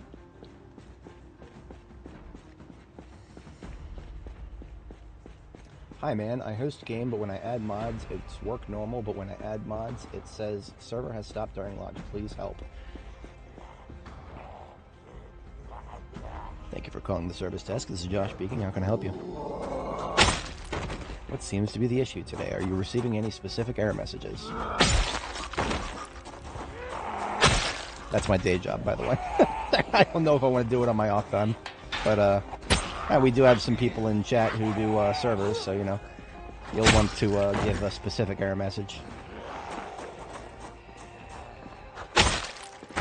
Also, you might want to put together a mod list. We don't do multiplayer here, so... I've done it before, a long time ago, but no, we play solo. Multiplayer is, got a whole rant on that. I feel like I should probably link it in the description. At some point, I'll just do a standalone rant on why I don't do multiplayer and survival crafting.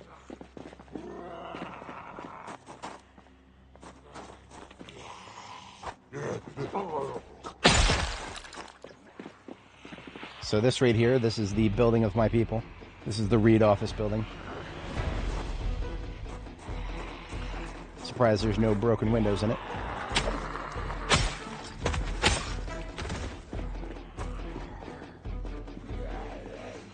Well, I mean, you know, yet. Who knows? Maybe 42.19 will just fix all the problems with multiplayer and they'll just be perfect. And there'll be settings to help you make sure that people don't fuck with your shit when you're away. I still doubt I'd do it, but I mean, you know. Multiplayer's got a long way to go before it's anything resembling stable. Yes, and that's just one of many reasons right there. My screed for multiplayer and survival crafting games is even if you try to set it up so that it's all PvP, that people can't damage your stuff while you're away and all that kind of stuff. I played Ark for 2,000 hours. I was almost all that was on multiplayer. And moreover, it was a server with a YouTuber at the time, back when Sargon of Akkad played Ark a lot. If you're familiar with that guy, he played Ark a lot. Now he's also a political commentator and a bit of a shitlord, and he has a dedicated following of people who like to fuck with him whatever opportunity they get. And because of that profile, joining him and joining his tribe meant that we had to have rotating security shifts 24/7. I got to take the morning shift since I'm a Yank. They're all a bunch of Brits. They were on a basically when they wake up earlier than me, but I stay up later than them. So for me as a night owl, I was able to protect assets much later than they normally could. It wasn't good enough though. It was not good enough. We eventually got offline rated, and at one point almost all of our stuff got wiped out.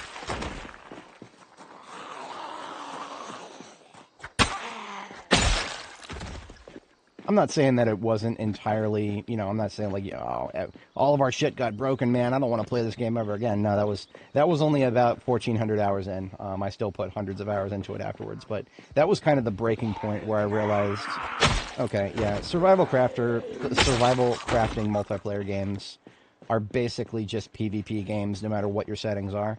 And if you try to set it so that it's only PvE, so it's only co-op, what you're doing is you're creating a challenge for somebody to come in there and fuck with you and find out how they can get around things, lead a bunch of zombies to your base, maybe set fire to something outside of your base. It's just an open challenge is all it is. It's an open challenge. People want to come in there and make your life miserable because that's what they like to do. I'm not challenging this. Get over here. Away from that fucking fence.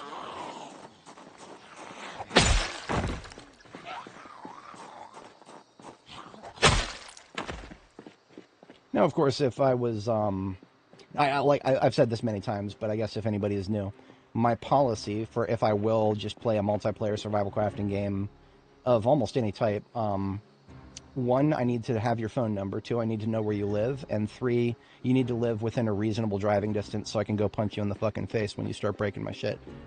Those are my qualifications if you want to start playing multiplayer with me. So, basically the 0.0% of my YouTube audience qualifies for that, regrettably.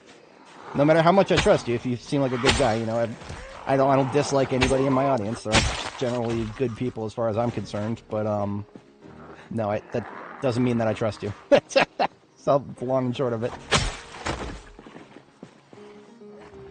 People can be very strange when it comes to like whether you can trust them or not when it's on the internet. I've had wonderful relationships with people on the internet, but then I realized I never quite understood who they were.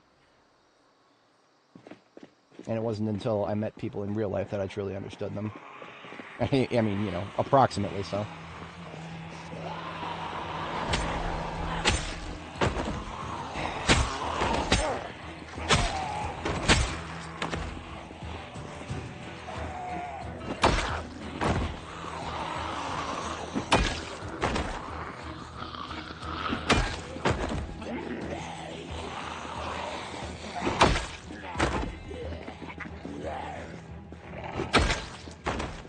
Easy peasy. I'm not gonna push too hard up into that. Okay, you know what? Okay, so I was saying, when I first saw this intersection and I saw there's an overturned animal trailer, I was like, I don't hear no animal sounds, so there's surely not anybody alive in there. Look at the way the zombies are pathing up there. They respond to animal noises now. Maybe there is something alive in there. What are my assets right now? I've got an axe in my hand that's going to break soon. I got a replacement for that. I've got 100 shots of 357 and 2 reloads for the 9mm. I've been doing this on foot, so I don't have a vehicle to fall back to. The Romero Center for the Performing Arts seems to have spawned its interior. See how we got a zombie inside? That doesn't mean that it's going to be like a mega horde coming out of there. There's not enough room. That building is not a super big building, but it's something to be aware of here. Animals can starve to death. They can also get to a point where it feels like you'll never de-stress them. animals gain stress when they're around zombies. And animals, whatever task it is that you're raising the animal to do, if it's, you know, cows, when they're stressed, they miscarry and they stop producing milk. If you're trying to get them to grow up so you can harvest them for meats, they don't eat very well when they're stressed and they stop gaining weight. And basically all around, if the animal is stressed for the rest of their lives, then they're not very useful to you. Not to mention they make stupid noises that I really hate when they're stressed. So the fact that these animals have been surrounded by zombies for God knows how long now, they're going to be stressed to oblivion.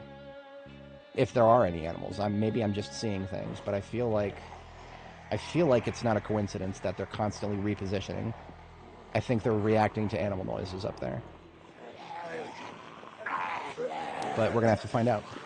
And the only way to find out is to wipe these guys out.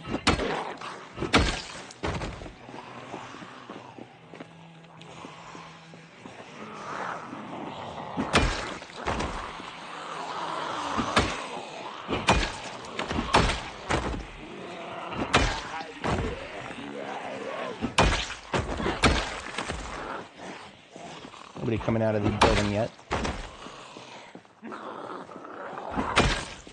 Now, it is possible to de-stress animals. I've done it before. But it takes days of investment. You basically got to do everything you can to minimize stress gain for several days, pet them every 2 hours, and hang out next to them. Right? So de-stressing animals is basically a multi-day endeavor where you've got to take a day off from everything and just hang out with them and pet them every couple of hours. If animals trust you, being in their presence without doing anything like running or whatever will cause the stress meter to go down. There's a couple of other unwritten rules that I only recently discovered, like they have to have access to outdoors as long as it's not raining. If it is raining, they need to have access to indoors. Otherwise, some dumb shit happens with their stress gain and they don't lose stress the way they're supposed to. So my previous strategy of having indoor-only pens for some animals, that would explain why some of my animals felt like they never de-stressed. So there's a bunch of dumb unwritten rules with it, and I don't even know how many of those rules might be final, or some of them maybe are just unstable bullshit.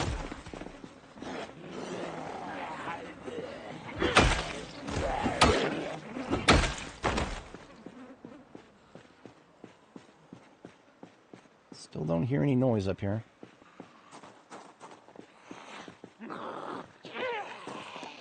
The vehicle is flipped on its side, which is unusual. You don't see that happen too often in this game. Maybe it'll spawn in that way, but usually it'll right itself eventually. What's going on here? Are they stuck inside the vehicle? They might be. I'm gonna laugh if there's actually nothing in there.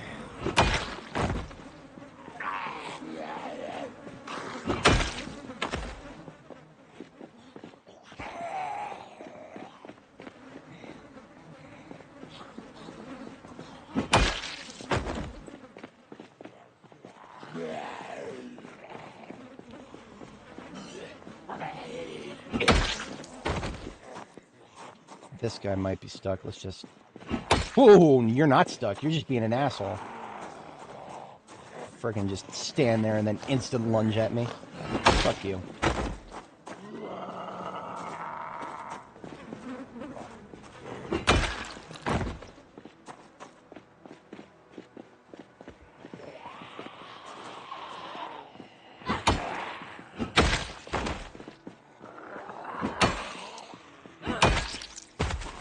Decto, how's it going? We're doing all right. I suspected that we might have some animals here in this wreck. I'm about to check, but I've got to get interference out of here. I haven't heard any noises, but I've seen them moving around strangely, as if they were reacting to noises. So I had probable cause to investigate here, but come on now. Where's my trunk at?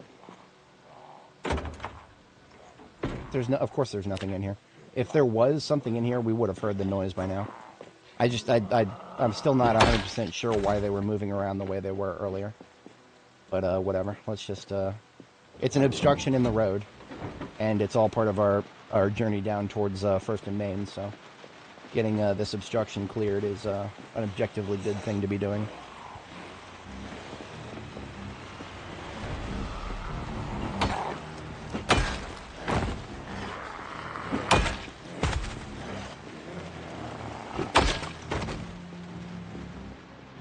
lots of dudes on the other side of the road there.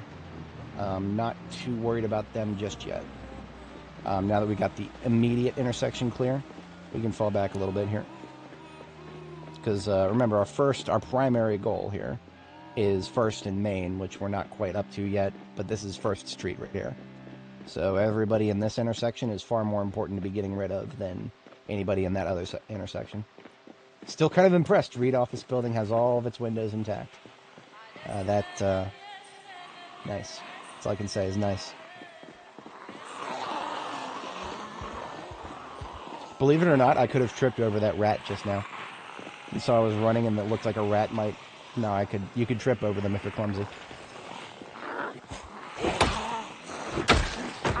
No, we don't have a clear 6 here, so we don't want to stop and dig in.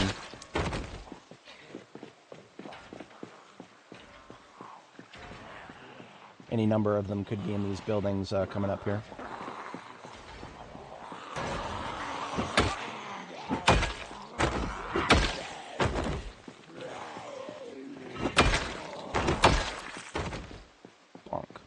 Bonk.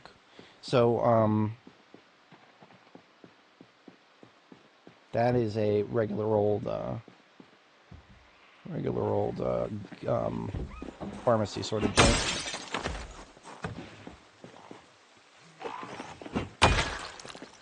This is a unknown restaurant, and then up here is something, I just want to make sure I avoid actually getting too close to the apartment building here. What is that, 8 stories? Let me double check this. This apartment building is... I can barely even tell.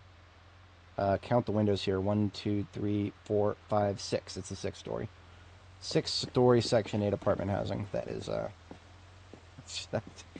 I wouldn't want to be near that in real life, let alone in a video game like this one.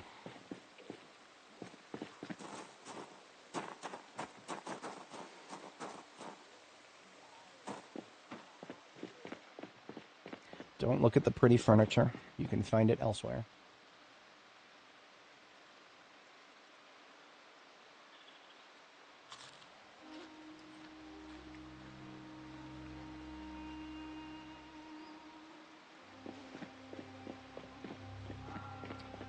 Golden Dragon Buffet. Last time we were here, it was looted and trashed.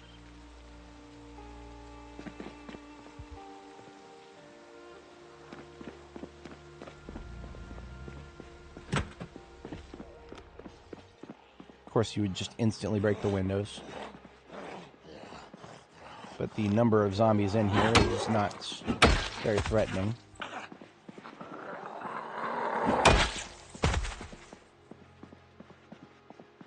For a Louisville building, this is pretty... this is nothing.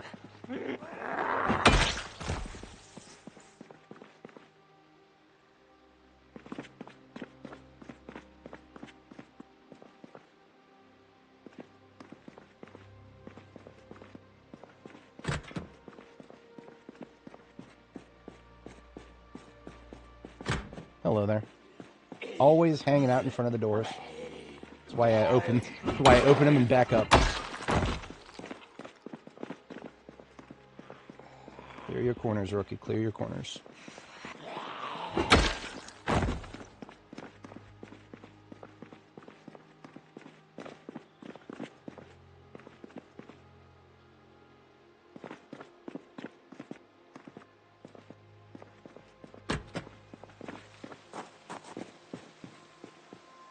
Nice.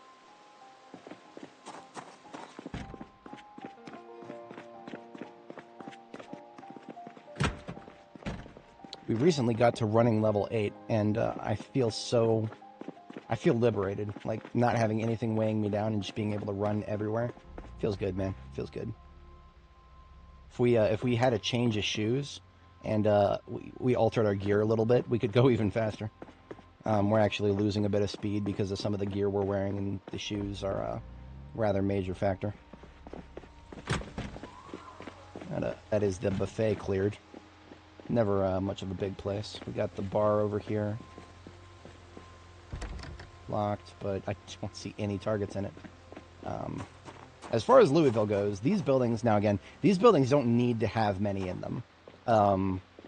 This apartment building down here has enough enough zombies in them for 100 of these smaller ones, so it's new to PC, so it's tough using keys on keyboard to move. Yeah, I would recommend trying controllers if the devs were a little better. If you ever want to try a controller with this game, I do recommend waiting until next week when they apply the next patch, 42.19. They've got they're coming out with a full controller rebinding scheme that they're going to deploy with the patch next week. So that's I mean, if you're into controllers, that's something worth looking at.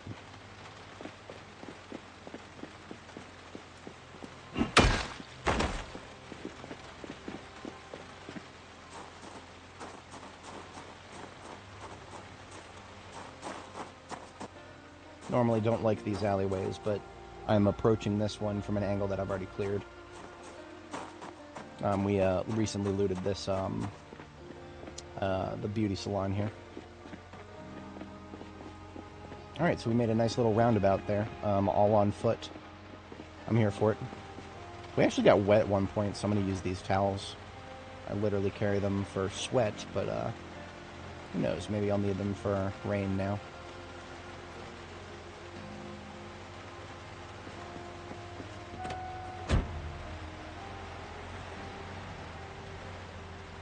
Yes, if you look in the bottom right-hand corner of the screen, you can see my key binding input. The keyboard is all over the place. I'm actually working on a new input overlay, so it's a little bit clearer how I'm playing.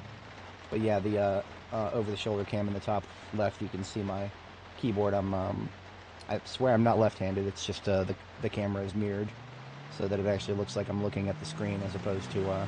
if I was looking the opposite direction, it would just look weird.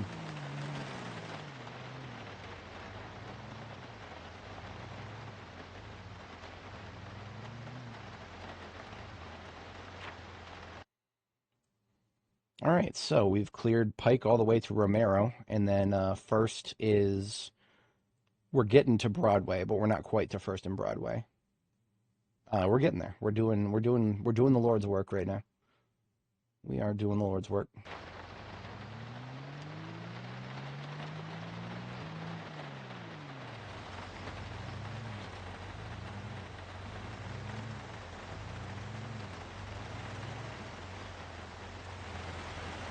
You will not forestall my judgment.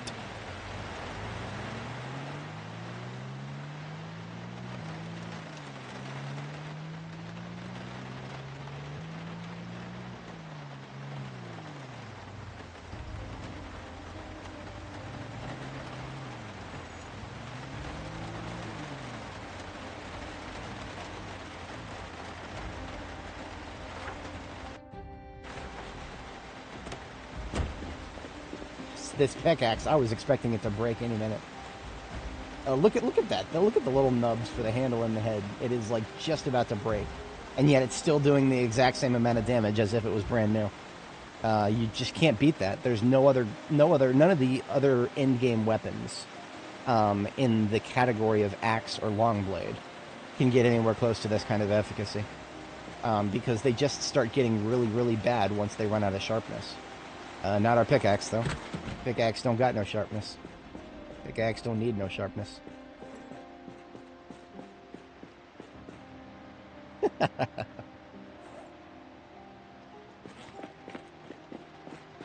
Minus 50 GKDP. How dare you be late.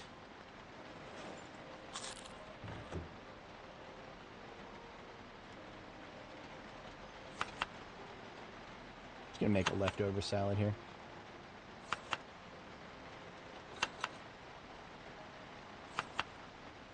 I'll make for an overnight snack.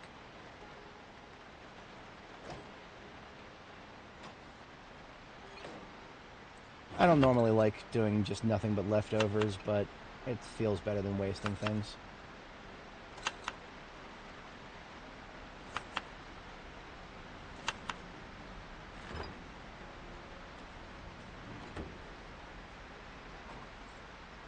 Looks like we got a storm coming.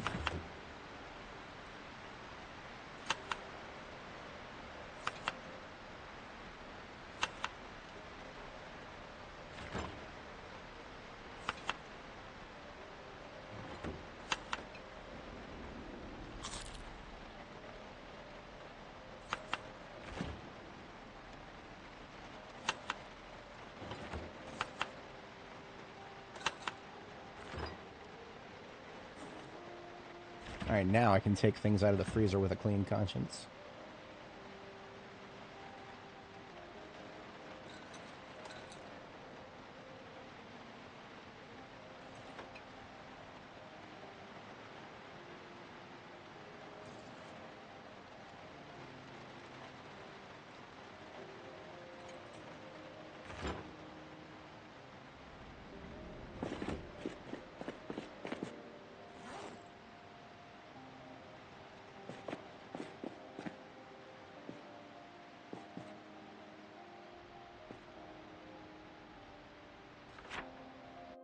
There's a lot of base work I could do to make this place nicer.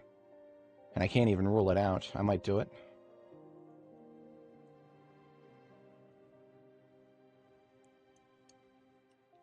But we've already ID'd our next spot for a base. Well, would I want to actually base up there? That would be a really hefty place. I'm confused. Aren't bulls male? Well, don't ask the devs of this game because they'll struggle to give you a straight up answer.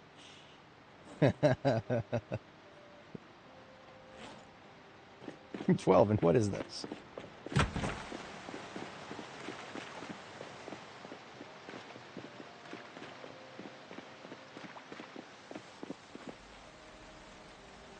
I would need a crowbar if I wanted to do anything in here.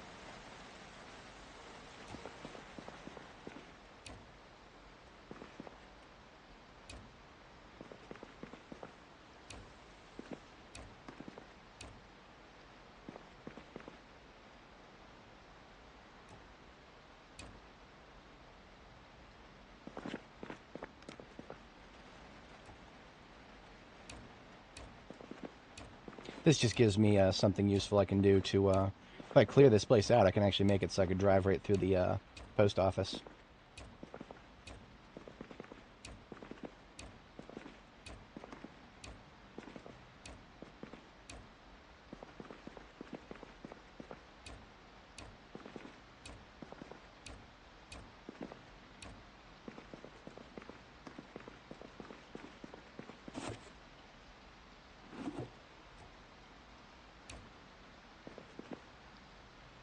What? Pickup, whiteboard. Tool needed, none. And yet it's red because I can't pick it up. Okay then. Well then, guess I'll have to sledgehammer it.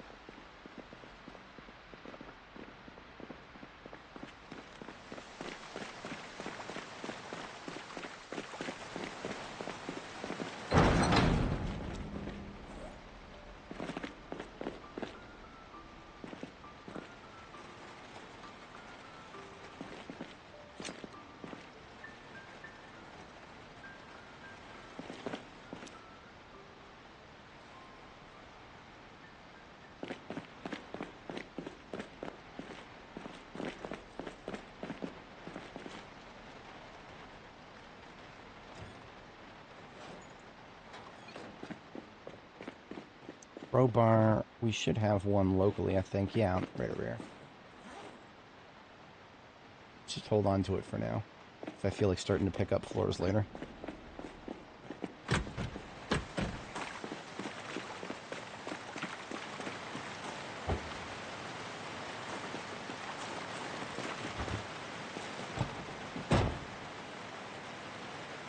Your cat was fine.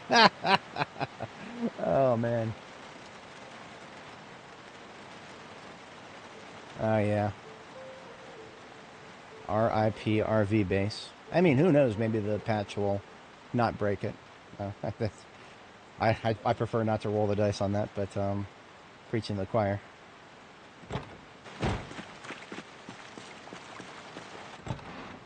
Here, There we go, this one's empty.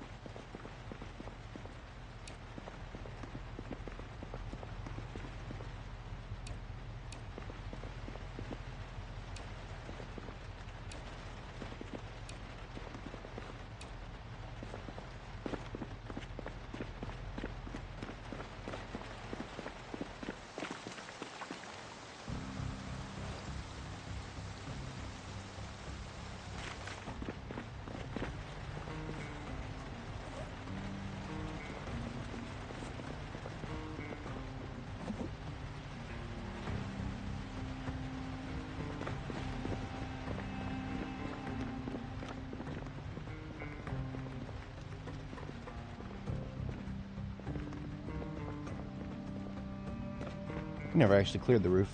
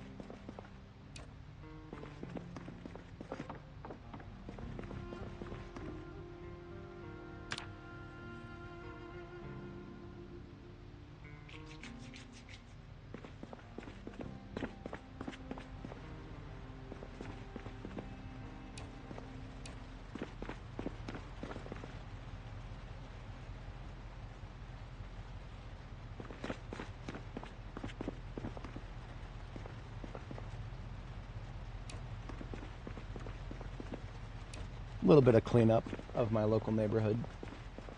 Also helps me fast forward a little bit, gives me an excuse to pass the time.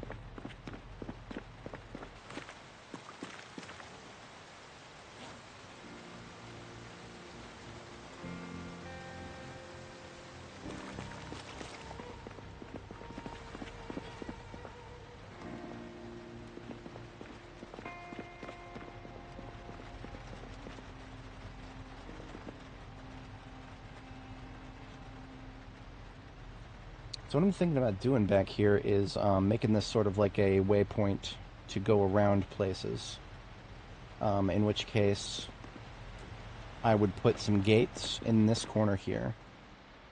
But that's pending a decision. We'll see. In any case, I want to clean the area up, but leave my options open for where to actually place things. Toilets are your go-to. I love, yeah.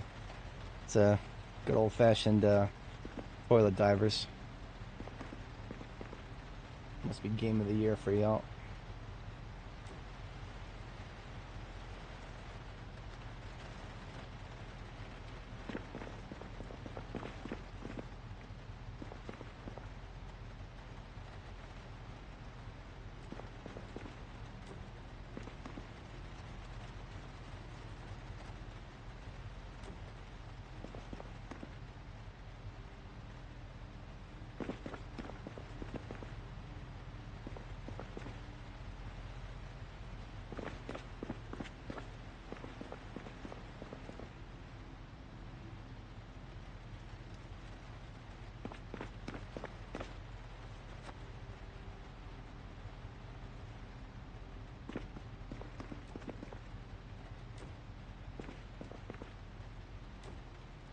That's good enough for now. Start loading up everything onto these shelves. I'm going to go ahead and sleep for tonight. Finish the cleanup operation overnight. Hopefully the weather doesn't stay too bad.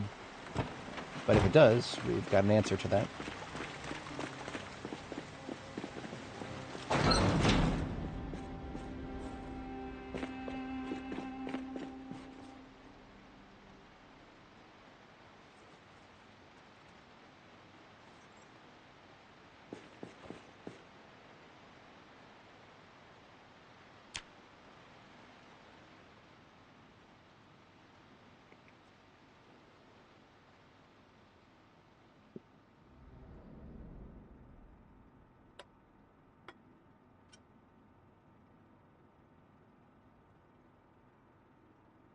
Nope.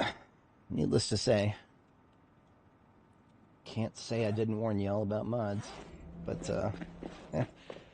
higher level enjoyment now for higher level of disappointment later.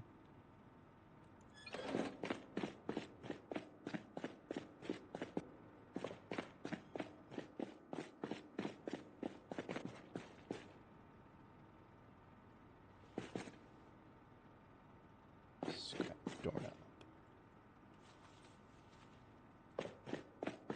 We have a destination for scrap wood.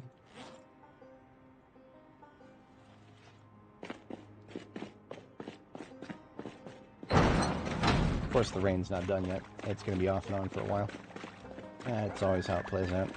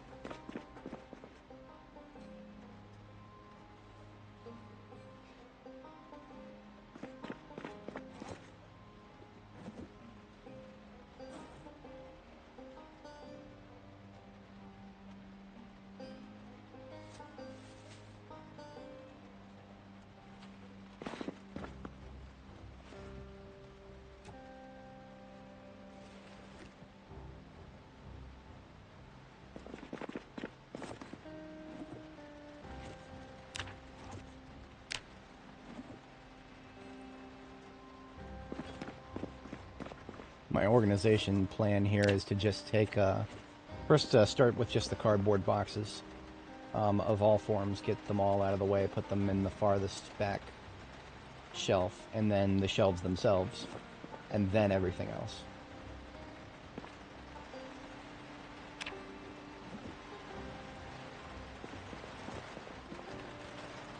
This is why I always empty the parcels.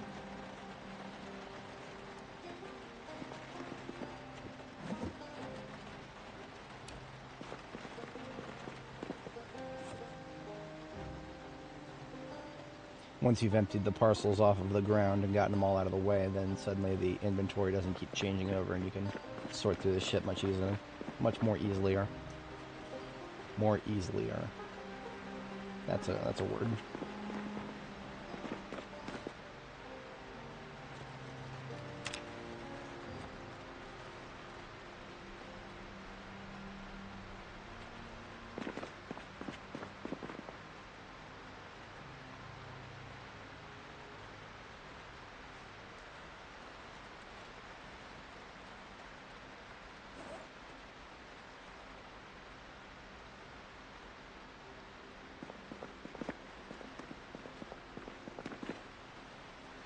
People love sending each other sweaters, it seems.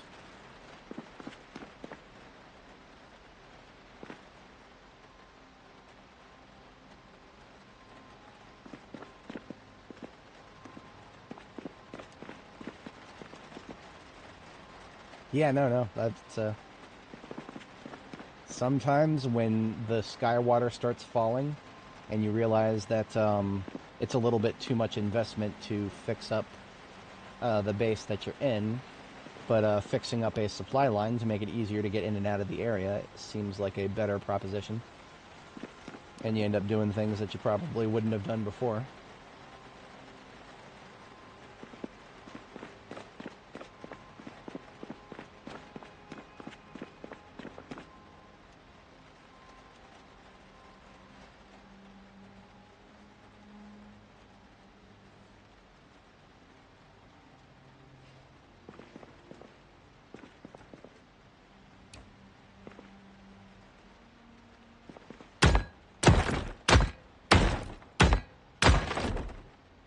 I have a few questions.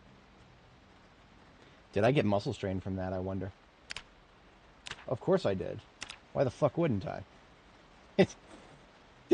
Do we have another piano situation? I didn't even place it, and we've got another piano situation. This is actually a problem because I want to be able to drive through this area, which would mean these things are directly in my way. Maybe they don't actually. Maybe they're no clip after I. If I were to delete the walls behind them, maybe they won't actually block me. Hopefully that's not coat.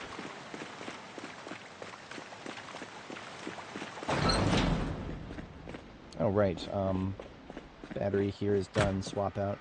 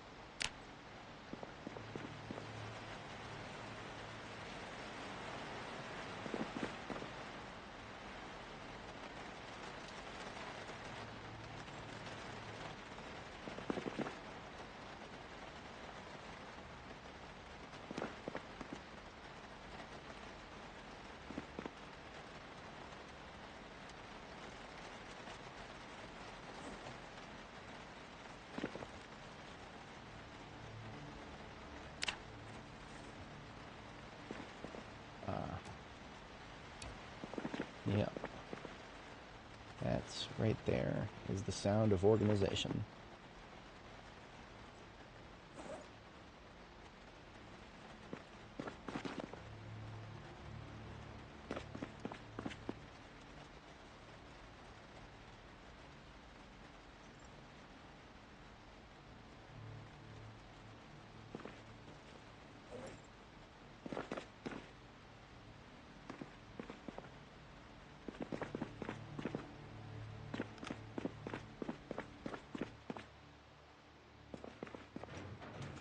About the rest of this place. Yes. We'll see about it. I'm really mostly concerned about being able to drive through the place, which means, of course, I'm not going to be driving over a bunch of trash, but that does not mean I need to clean up the entire place. Give it 10 minutes, I'll change my mind, but still, I reserve the right to do so.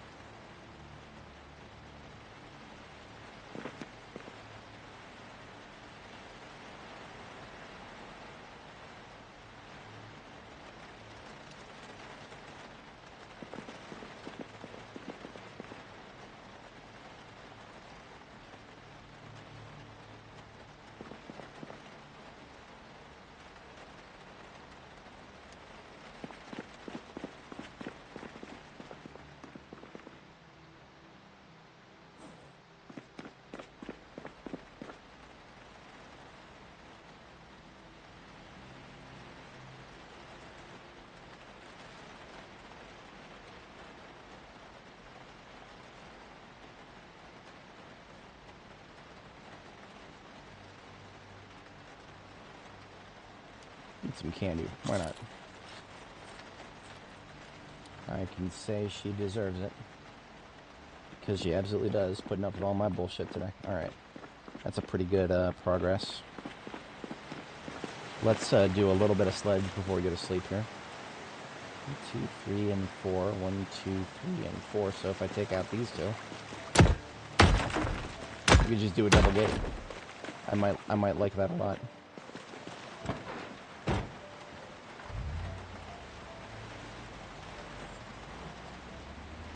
No, I'm not going to do a double gate. We'll just leave it open on this side at least.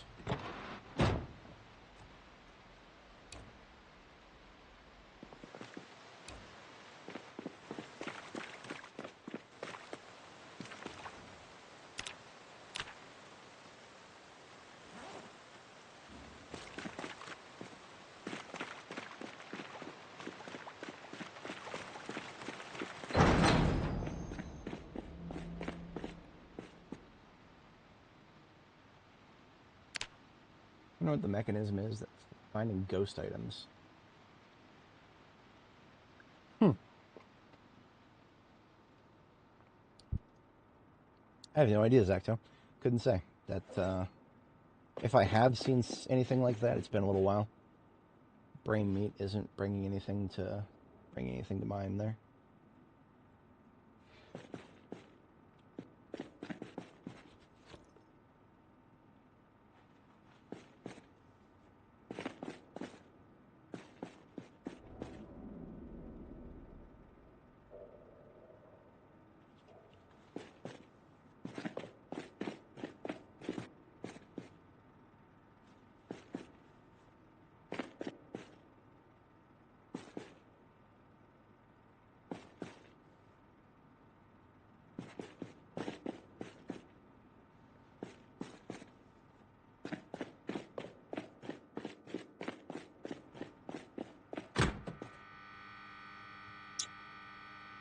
You know what? It's enough to turn on, so we're done. I don't want to be thinking about the car battery charger anymore. Let's put it back where I found it. As I predicted, we have some bad weather. Looks like fog today. No particular surprises there.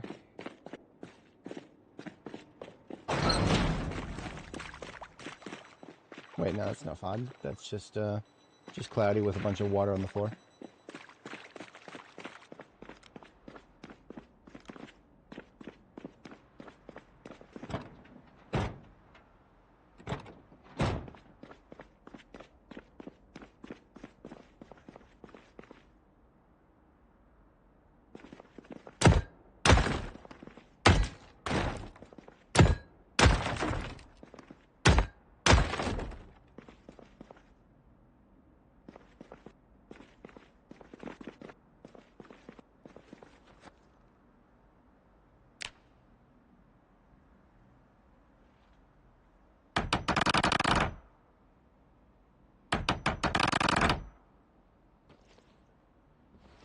A white microwave somebody was trying to mail to somebody.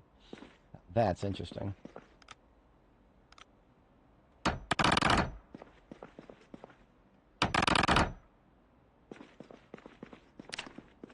So strain's still easing out. Thankfully, I can walk right through these. I'm pretty sure I'll be able to drive right through these. I have an idea about the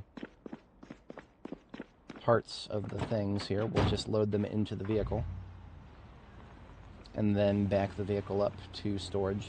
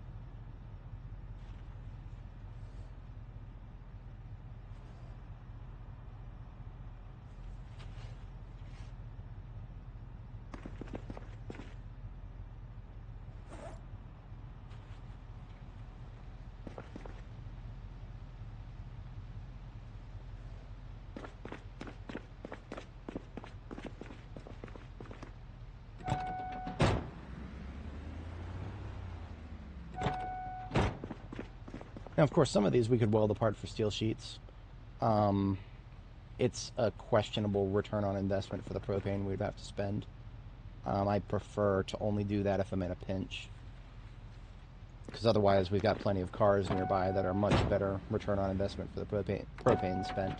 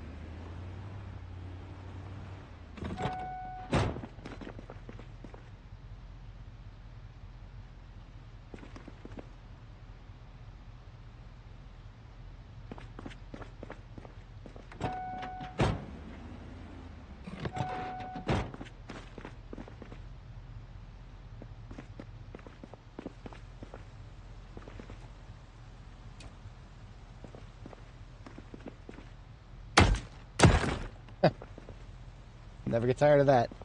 Yeah, that's right, it just broke the wrong tile. Alright, it's whatever.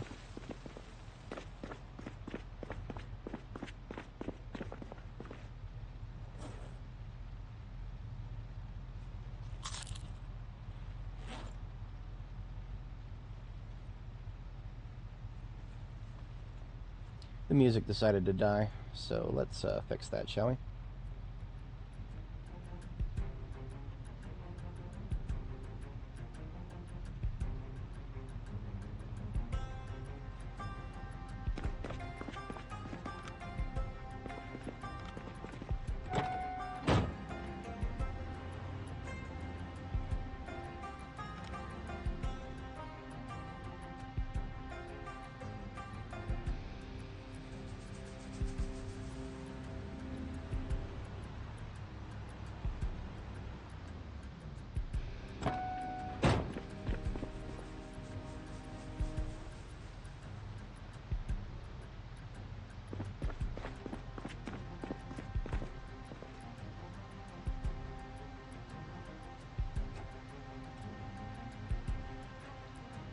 I can't put it there because of the stupid whiteboard that just can't be deleted.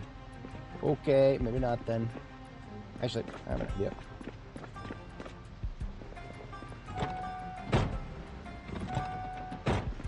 You can put them right next to each other, or just like that.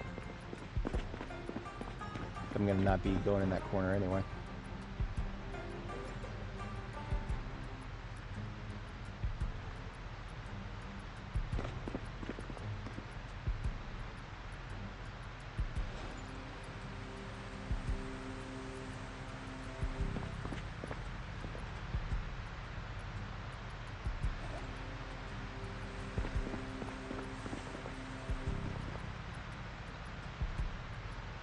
What the hell? Zomboid decided to overtake my ugly face here. In the chat. There we go. Never, I've seen that happen a few times, but it's, doesn't happen often. I want to blame Microsoft.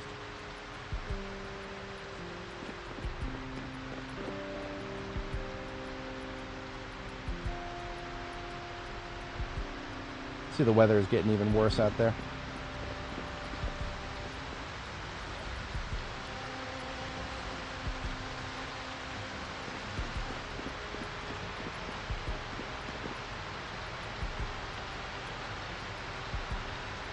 If it wasn't for the fact that I was almost certain the weather would be getting worse, I'd probably have started some combat.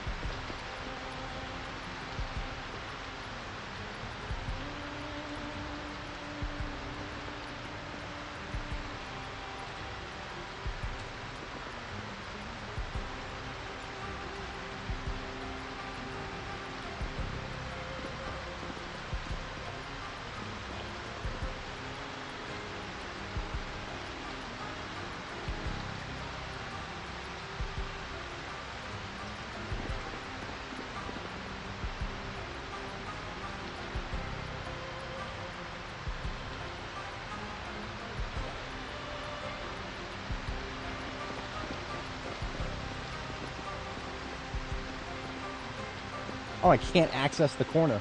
Ah! Alright then. Lesson learned.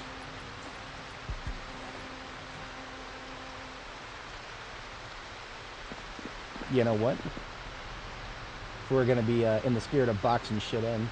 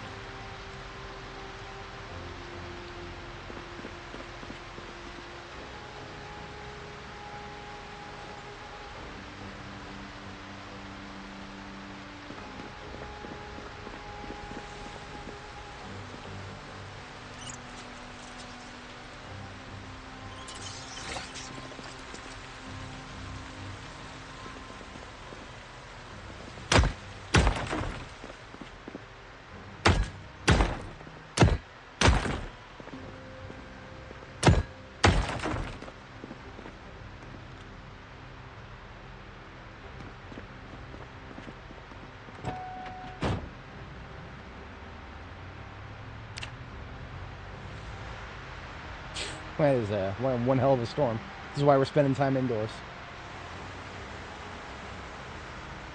Yeah, KTO, it's 3 tiles for indoor stairs. You can see the roof over here. Uno, dos, tres.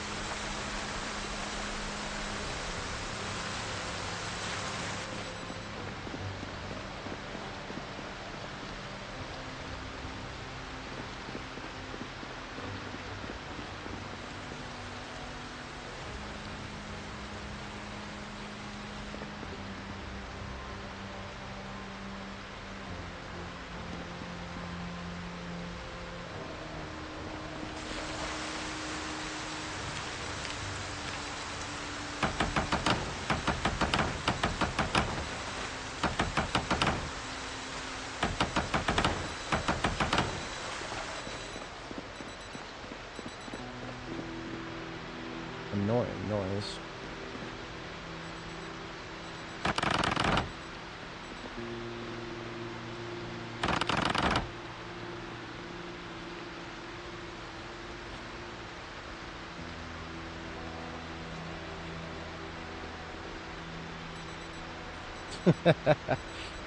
Welcome to Project Zomboid in the current year. I don't know what they've been doing to sounds, man, but they have been fucking with them.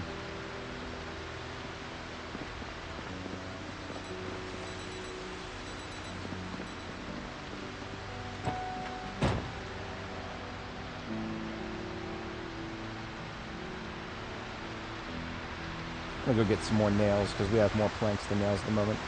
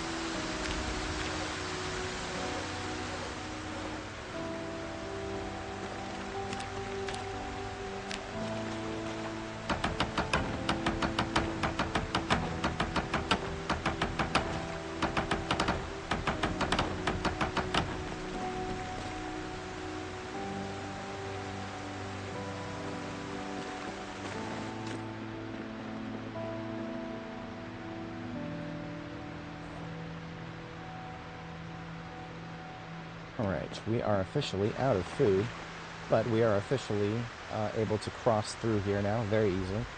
So our base has a way in that involves a little bit less roundabout nonsense. Actually, a lot of it less roundabout nonsense. Once these corpses up here decay, it'll be even easier to get in and out.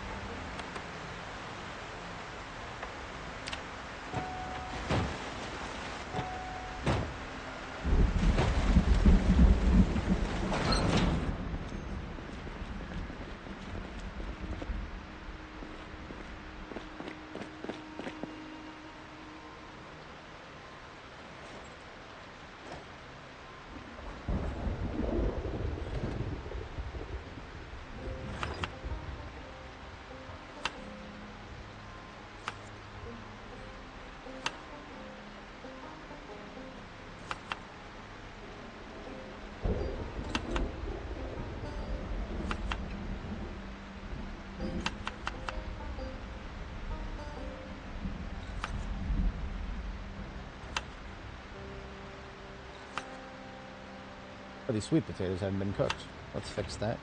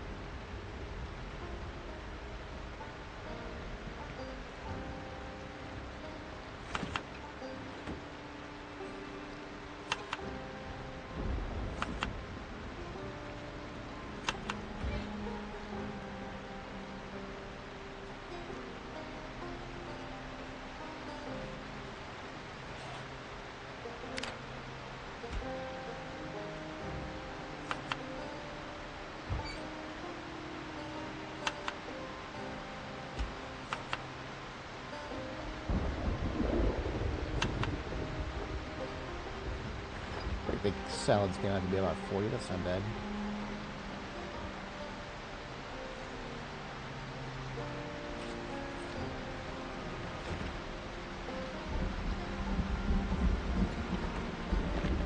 Alright, so, I gotta step away briefly, IRL.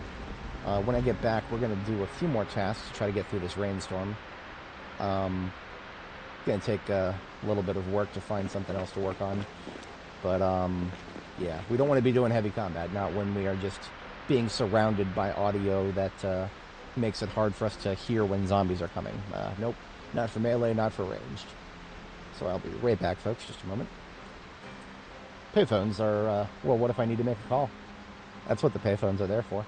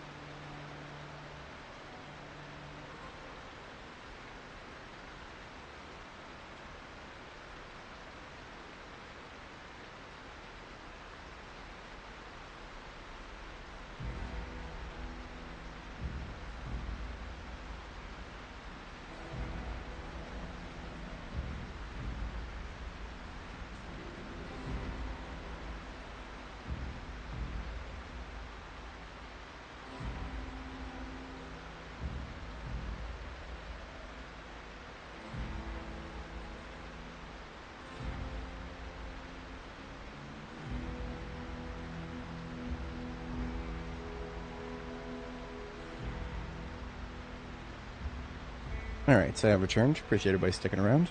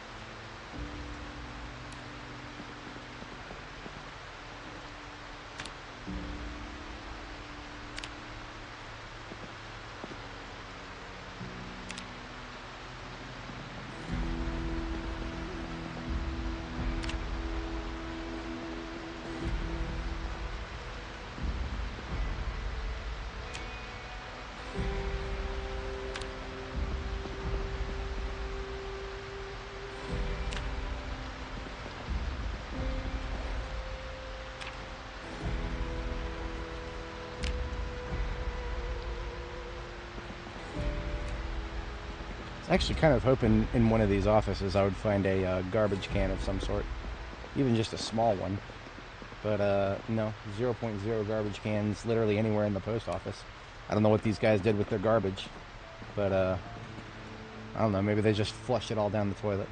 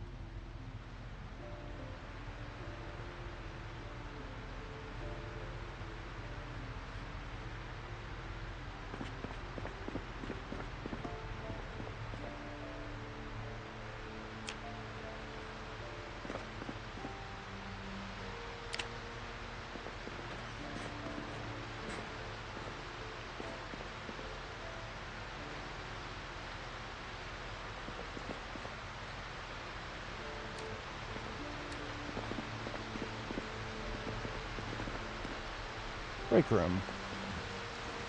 With some rotten notes in it. Nice.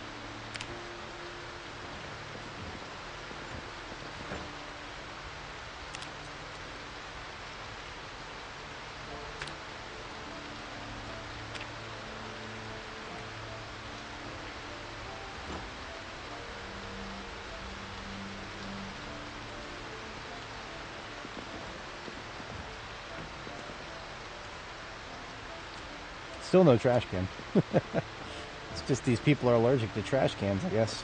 That's probably why there's trash everywhere. This wasn't caused by the apocalypse. This is just how the post office looked, because they had no trash cans, so there's just trash everywhere. Ay, Dios míos. Out of here.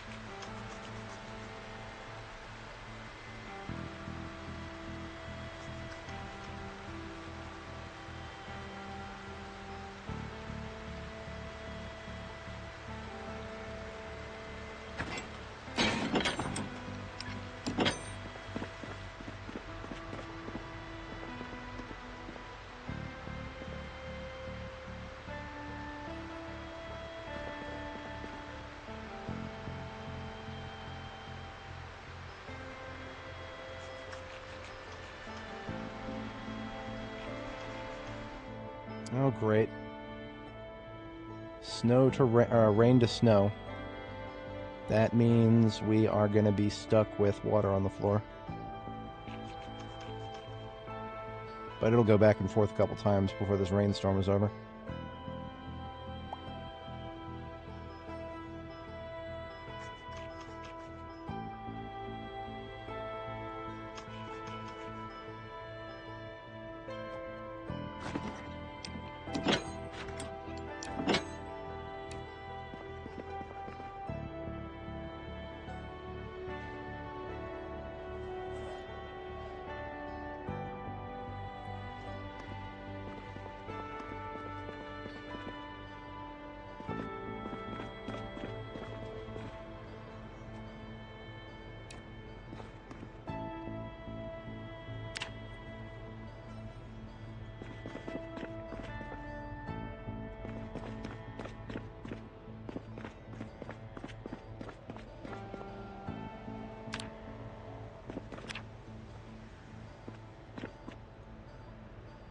just about to run out of flashlight battery, too.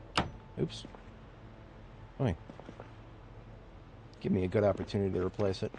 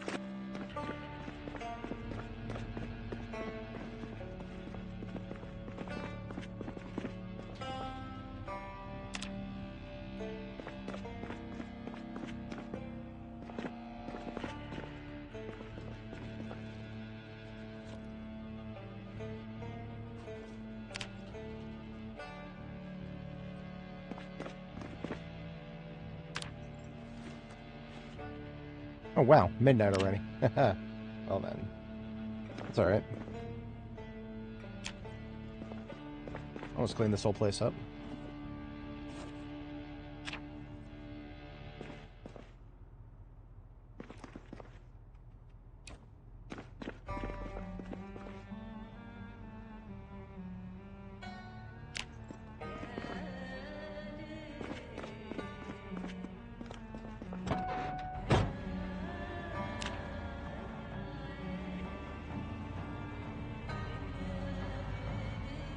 I know what I'm having for before I go to sleep tonight. We're gonna have some have a nice big old box of wine here.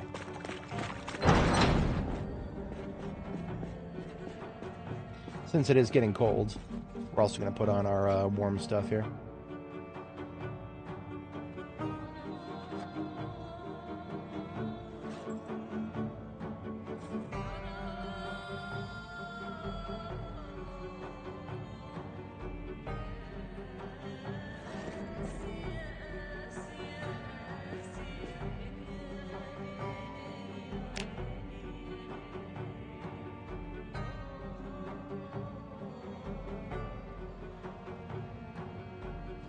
Forgot to drink the wine before I went to sleep.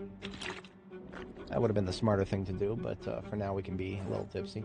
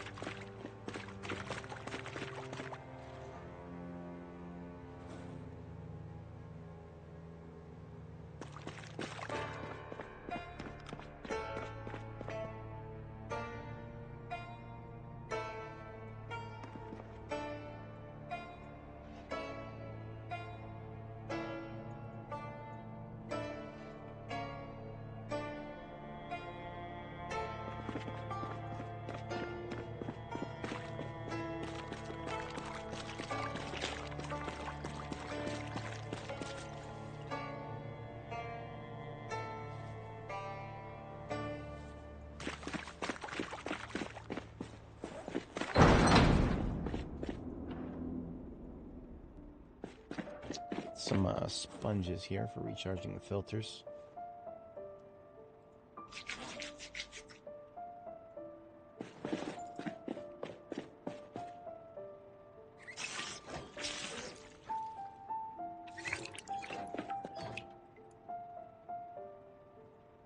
Beef jerky that we got from the people's lunch boxes.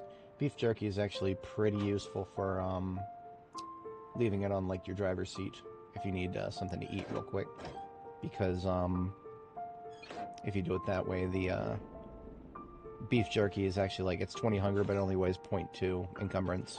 It's actually one of the most hunger dense in terms of encumbrance items.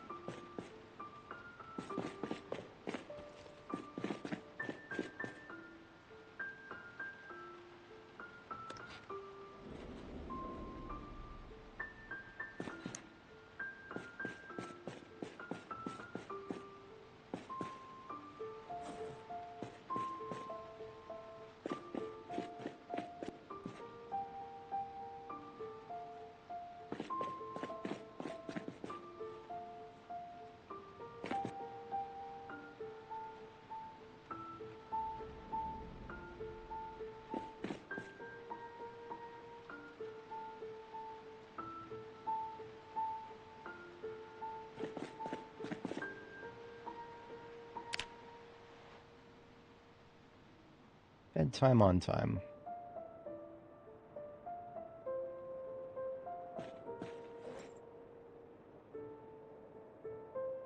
I'm probably going to close and reopen the game since we've got snow on top of rain now.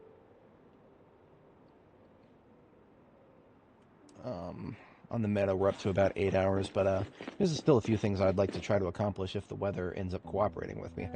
No guarantees that it will, but it would be nice if it did.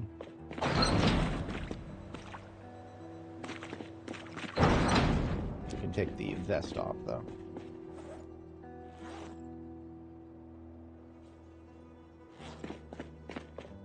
At some point, I'm going to want a scarf of some kind. It's been a little while since I've rocked a chemin. They're a little too warm.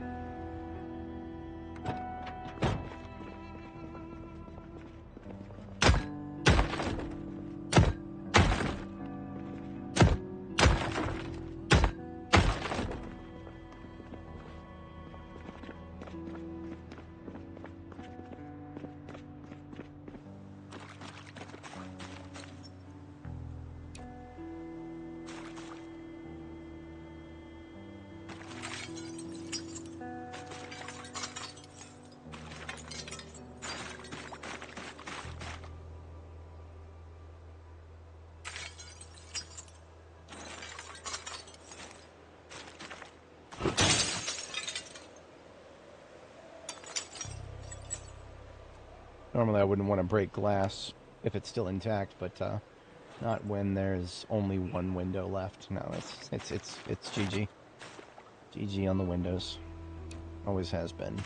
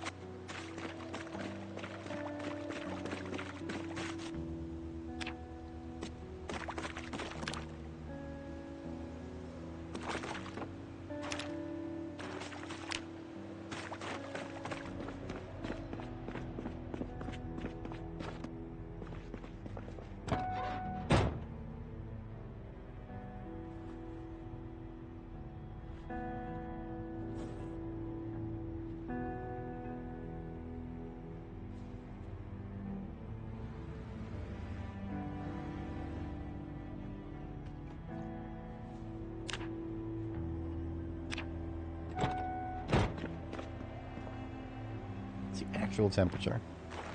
High 20s. Alright, fine. I'll close and reopen the game. We'll get the water stuck off of the floor here. Oh, I should have hit quit the desktop, damn it. If anybody's not familiar, the reason our feet keep sloshing around when we walk around even though it's snow instead of rain, that's because if rain turns to snow while there's water on the floor, the water on the floor will stay there forever.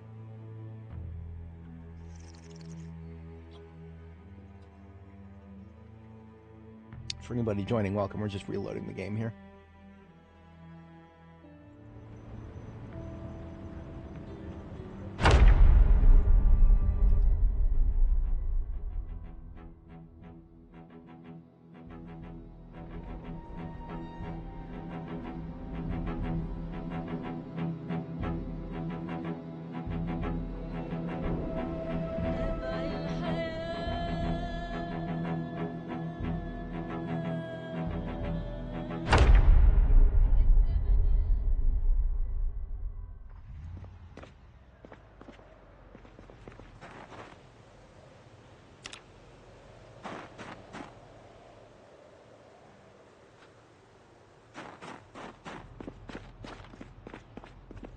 Now, what makes snow more tolerable than rain is that snow does not drown you in sound.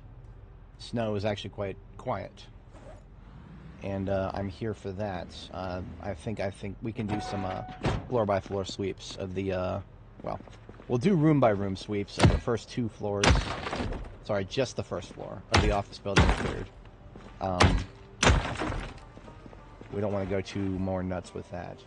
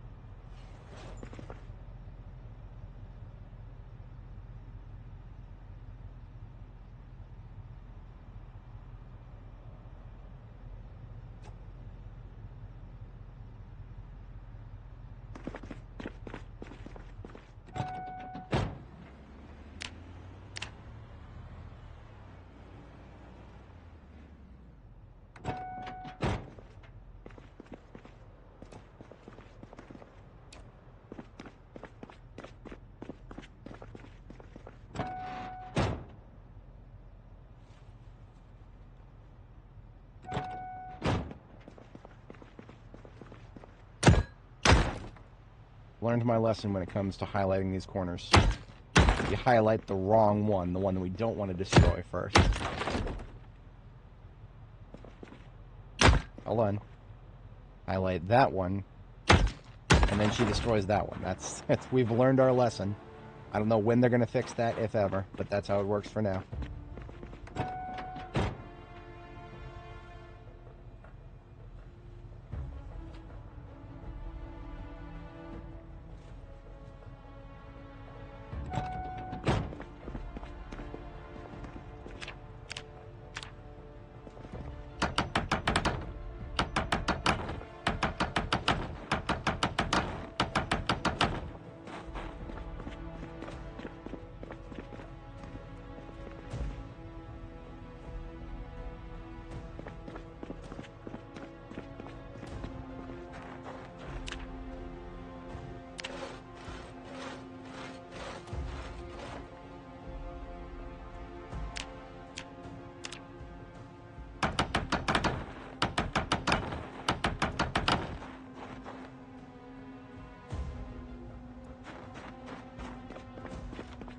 Alright.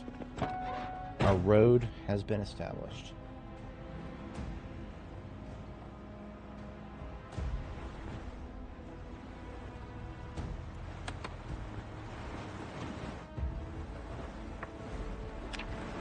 We're going to pop into heavy combat over here, and we're going to see what the area up ahead looks like.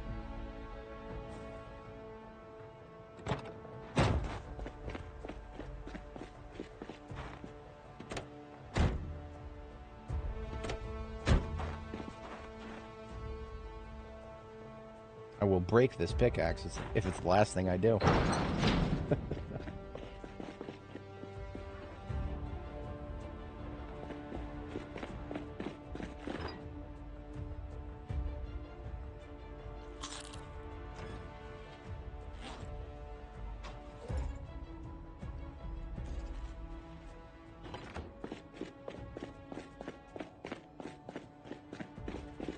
And when the pickaxe breaks, here's our replacement.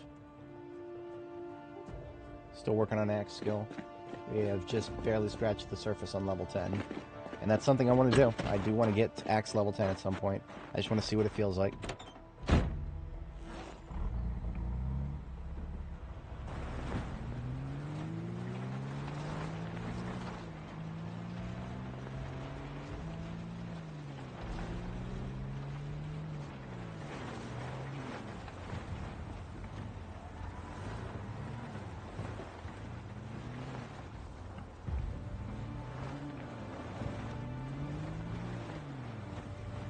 Oh, great. There comes the rain. So from snow to rain, and 5 minutes of rain, and the snow will all be erased. False start. November 9th is not actually... That's not... we're not in snow territory yet. False alarm.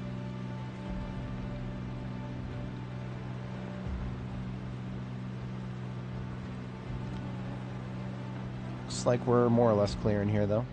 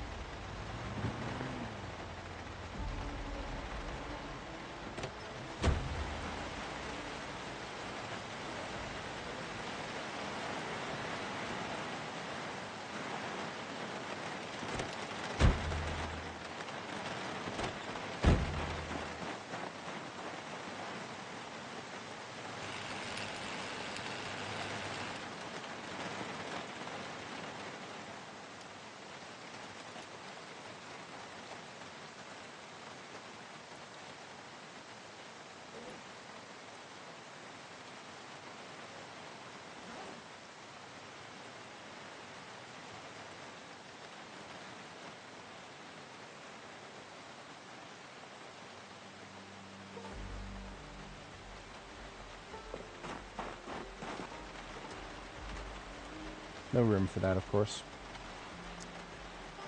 No surprise. I'll just come back and pick it up later. It's in a garbage bag. It makes it easy to move.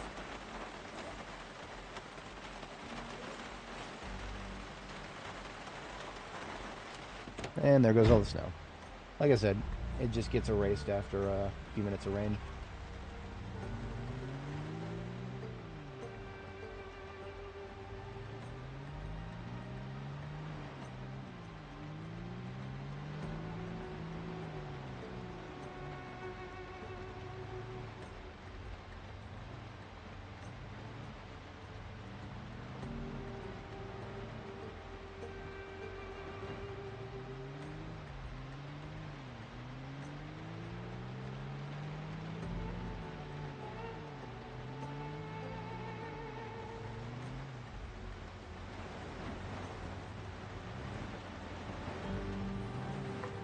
Don't think I've gotten close enough to read office building to spawn the interior yet. If not, soon. I know we've gotten close enough to Hugo Plush. Hugo Plush has been looted and trashed, though. No surprises there. Let's kill these guys. Yeah, these guys shouldn't be here. They don't need to exist. They're just zombies. I don't hold it against them, you know, being zombies. It's just a cultural thing. I don't like them.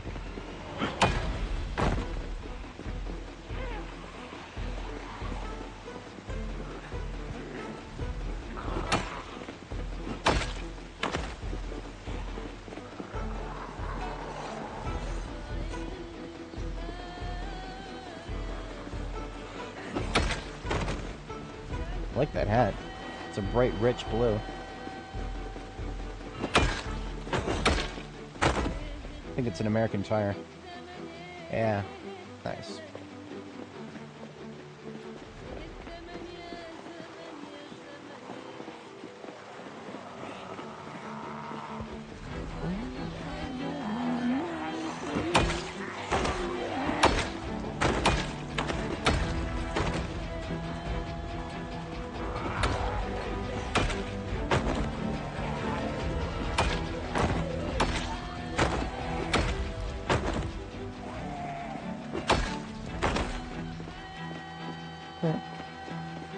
Hello, Sandy. Missed the party.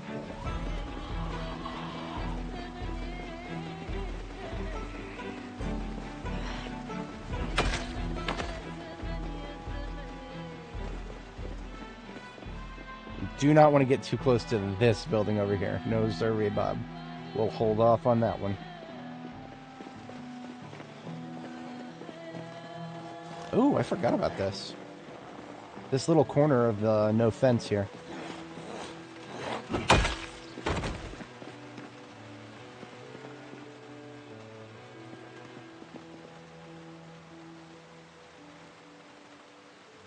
It makes it really hard to see if a zombie is coming around, because if they're going to go around this fence, they'll go right into these hedges.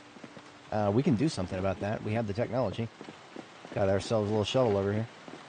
A little e-tool, as it were.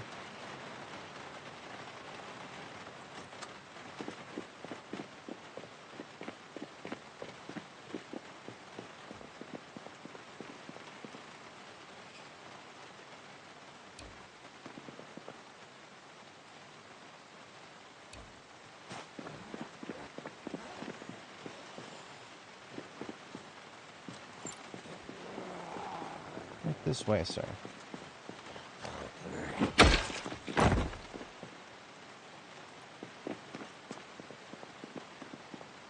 And yes, I do find it quite silly that these bushes can just be picked up as if they were objects.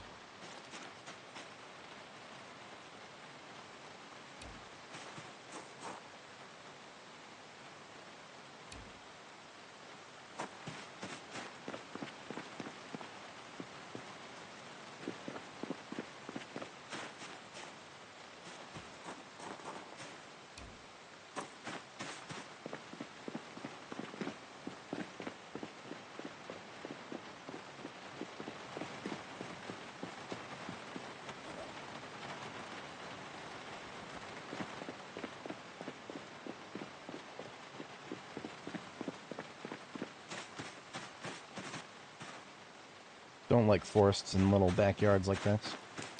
No line of sight anywhere. Yep, see? How would I have known that she was in there? Bitch hiding back there. Nope. It's pretty in there. There's no massive swathe of zombies. That is a, what is this, like a ballroom of some sort, if I remember? I actually can't remember.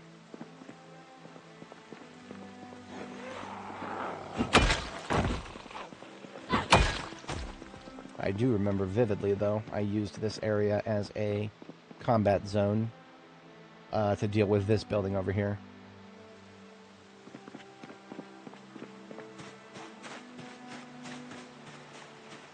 Should bring your bitch and bitch ass out of there, bitch. Thank you. It used to be... He's right, you know. Once upon a time.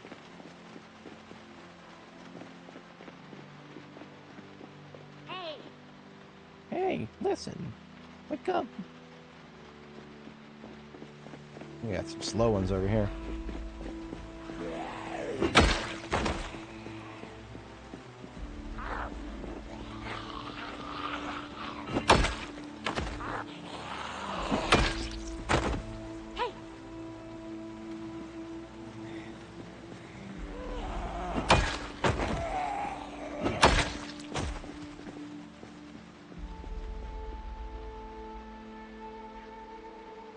I remember DeMarco being very underwhelming last time I was here. No idea if that'll still be the case, but we got Town Hall at the far end of this road, and then Knox Bank is the next one after this law services building here. Hey! Come on, get across the road now. I believe in you.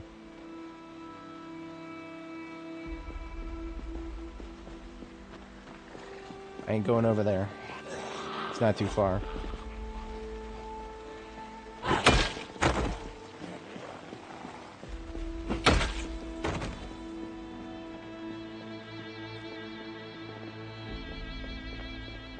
We ran out of welding torch, so I'm just going to pull this. I do want to remove obstructions from the road where possible. I'll just yank this burnt wreck off the road here.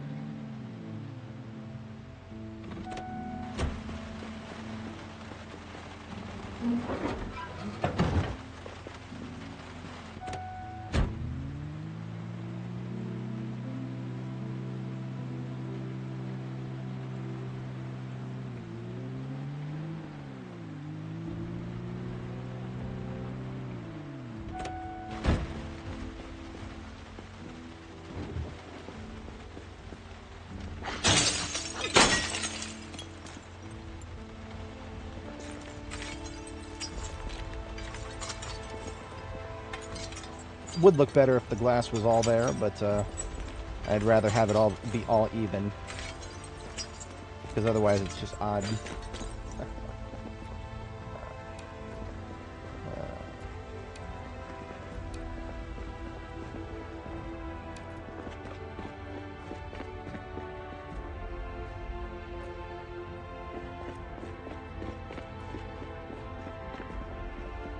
I'm not going to worry too much about the interior. I just want to get in here, get to the trash can.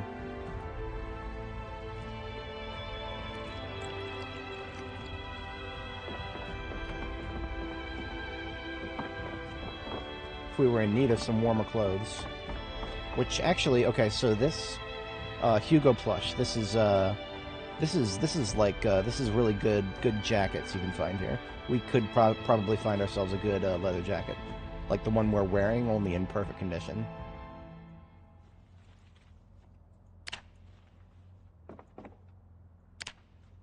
Which, the one we're wearing is, of course, it's got holes in the chest specifically so that we can not overheat during the summer, but the summer is long over. And we're actually in that phase where we're starting to get a little cold.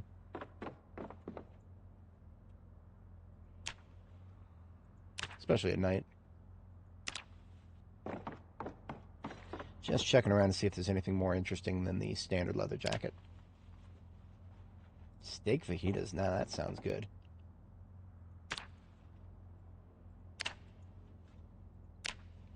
It's difficult to convince myself to cook when there's nobody else eating. If it's just me, I'm just like 100% sustenance mode. Bulk pizza or bulk, what the hell am I doing these days? Shunderschmarren is what I call it. It's just a bunch of meat and cheese and egg bound together. Loosely based on Kaiserschmarren. And there is our battery dead. Did I leave a spare? Probably not. Let's just use my spare for now.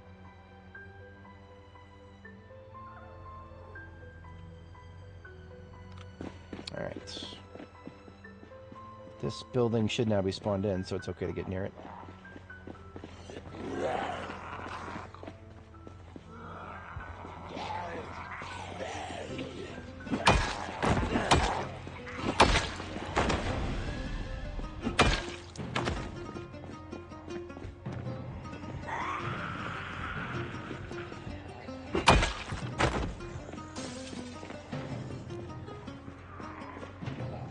You didn't have to break the window, lady. I'm right here.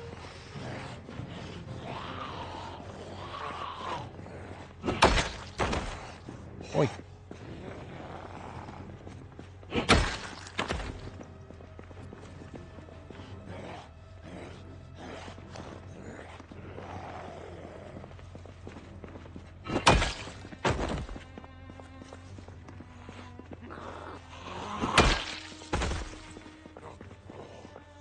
They just love hanging out in the bushes, don't they? Right there where I can't see them. That's why I deleted some of the bushes from the other side, because the other side we're going to eventually someday be doing lots of heavy combat in. Like, the moment I got there, I was like, yep, this is where we'll have to clear this area.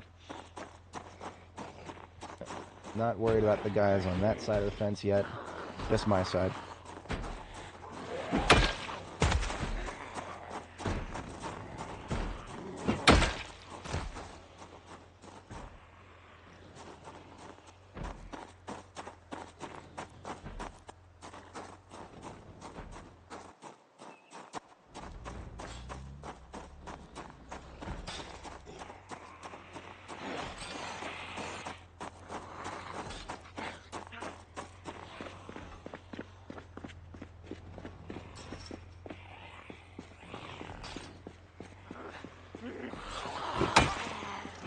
We are now in the parking lot of the building right next to Triple N. We're not in Triple N just yet. This is whatchamacallit, the National News Network, NNN.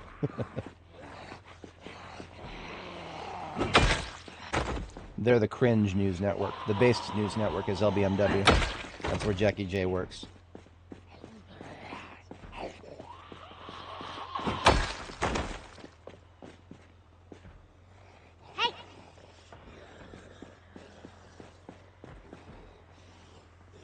I don't like fighting from the top down like this.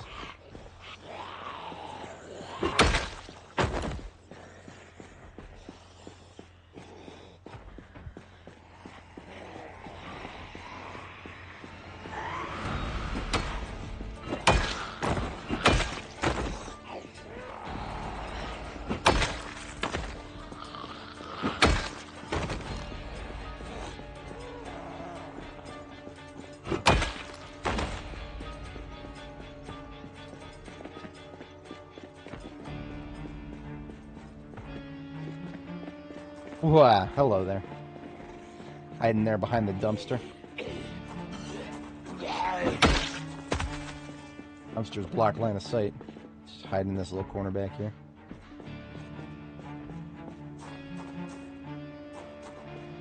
We actually already took a look in the front of this building, but just briefly.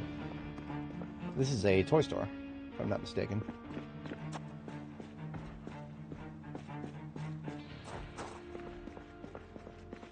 This is a Starbucks. Probably doesn't have much coffee, though, because the building's looted and trashed.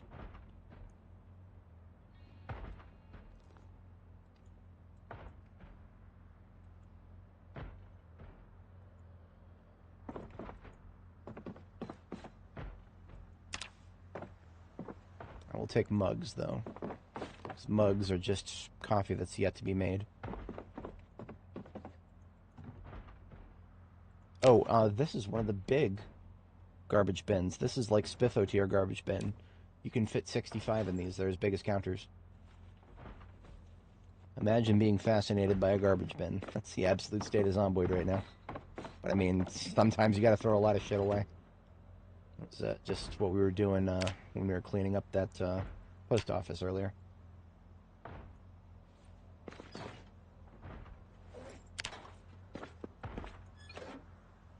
So we have a coffee machine, but no coffee.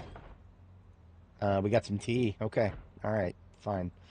You know what? I haven't found very much tea in Louisville yet. I'll take it.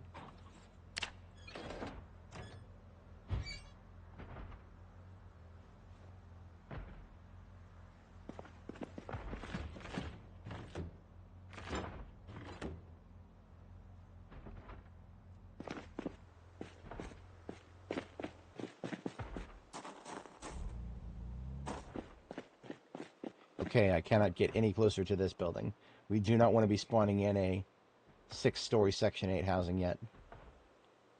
Hey! So can just get this guy to come over here. I'll knife him through the fence, unless he wants to be a nice guy and come around. Look at that. This is a nice gentleman, a kind, good-hearted gentleman who does not want me to force to use me my knife. Thank you, sir.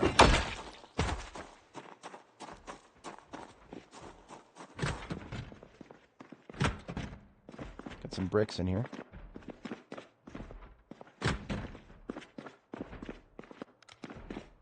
What's going on with the back here?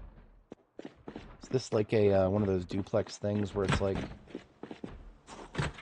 yeah, look at that. I don't know if I've ever been up here before. I spent a lot of time here on Annie, but I've never been up here. It is, yeah, look at that. The last duplex up here.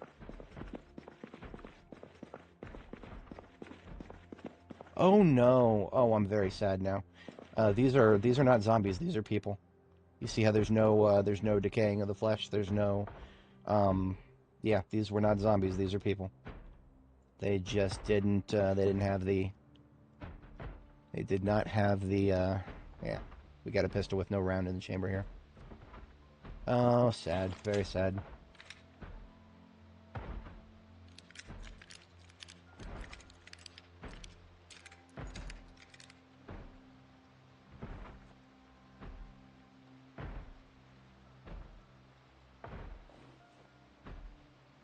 Didn't even leave a note.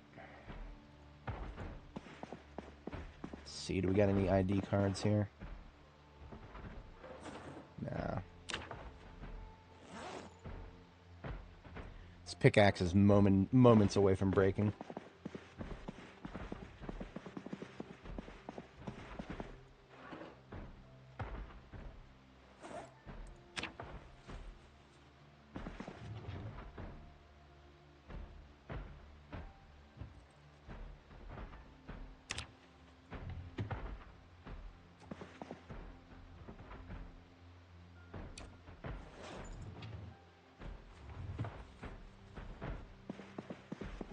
So, an awkward thing about corpses is you can't easily bury them if they're on the second floor. I'm going to have to toss them out back, but I'm going to give them a proper burial. We do not, the deceased who never became zombies, we treat them with dignity here. It's 200,000 zombie corpses out there. Not much I can do about them, but the people who never became zombies but died anyway, I can do something for that, yeah. I'm going to go need my shovel, though.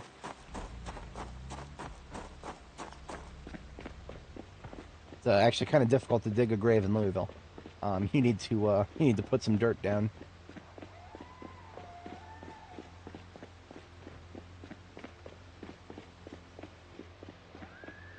Putting corpses into vehicles is currently broken, so I might not even be able to transport them if I, yeah, it's gonna be difficult.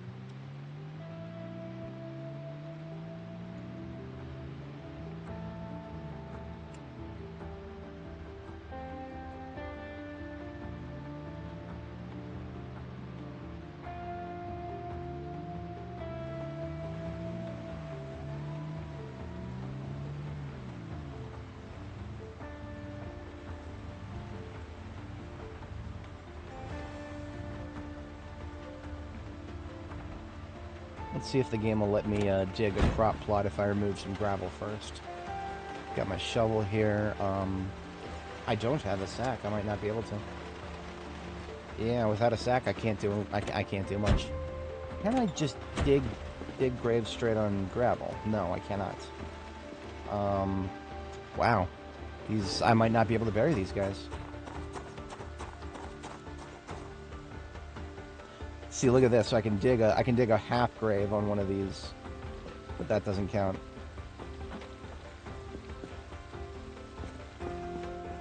These little dirt tiles where there would be trees are literally the only dirt in Louisville right now. We do okay. So we have the. I could bury them down the road here. Yeah, I could bury them over here. I'll do that. That's gonna be some effort, but I'll do it. Like I said, we don't actually have very many opportunities to treat the dead with dignity here, because most of the time they're not dead, they're undead.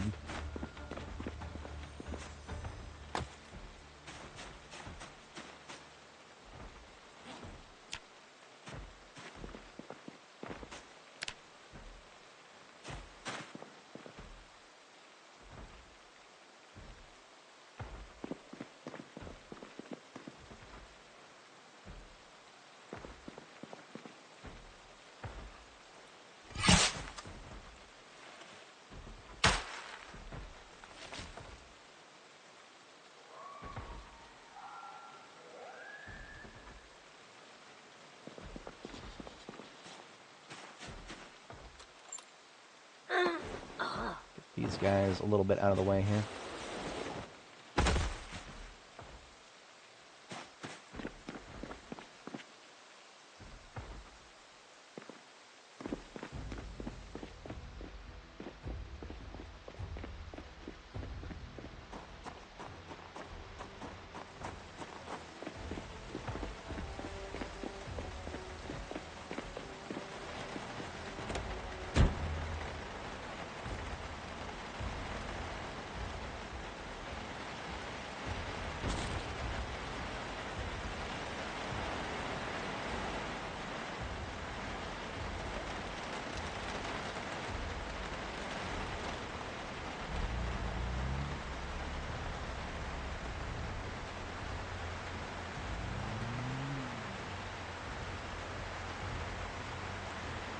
I think I've tried to put zombies into a trunk and failed.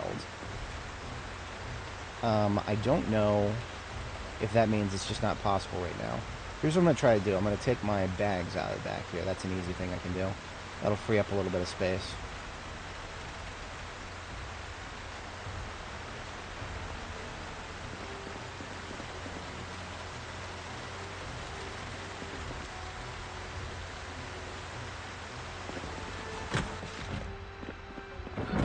Oops.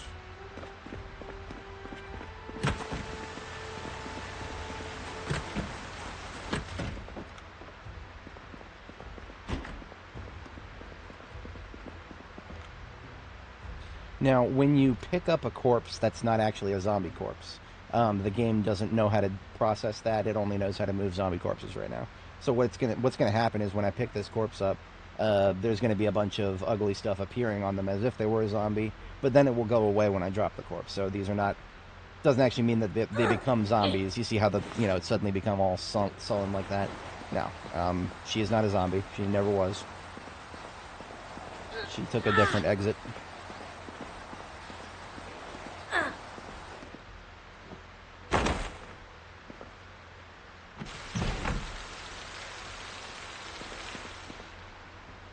Oh, great. I can't pick her up now. I'm going to have to blame that on this, perhaps.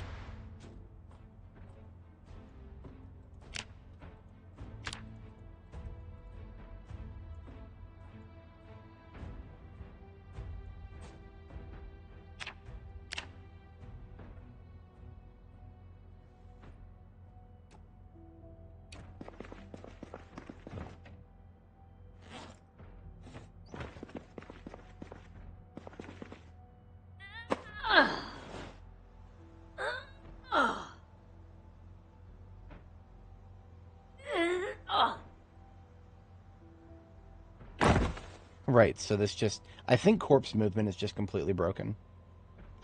We've tried putting them into trucks, we've tried throwing them out the window, and nothing fucking happens. I think corpse movement might just be completely broken.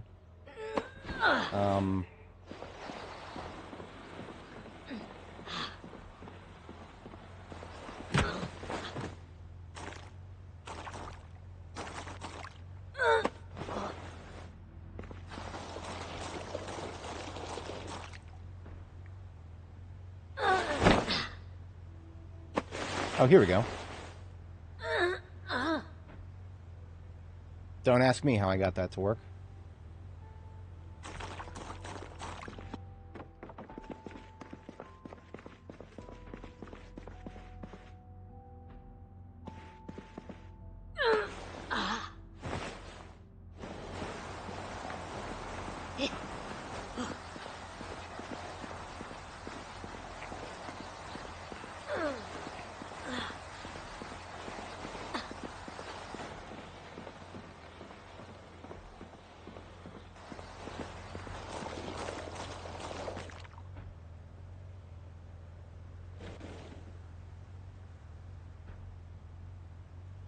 Okay, I guess I can't put them into the trunk. It might be because there's already a corpse in the trunk. We should have enough room. There's more than enough room, but let's just do it one at a time then. They'll be together again momentarily, don't worry.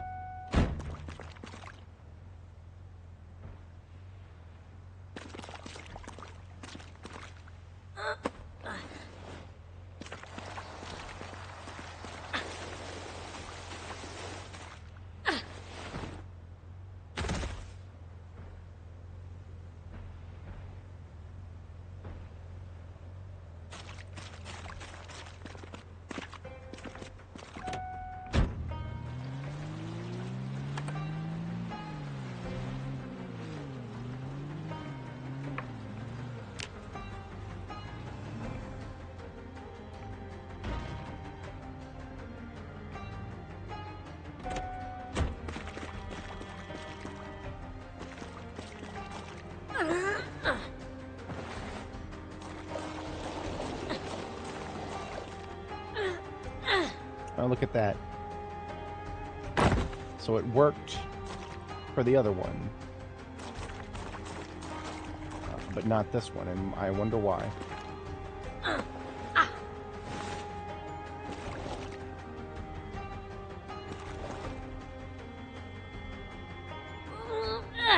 Oh, here we go. Maybe I just had to try it twice. I hope the souls of these people thank me, because ain't nobody else going to.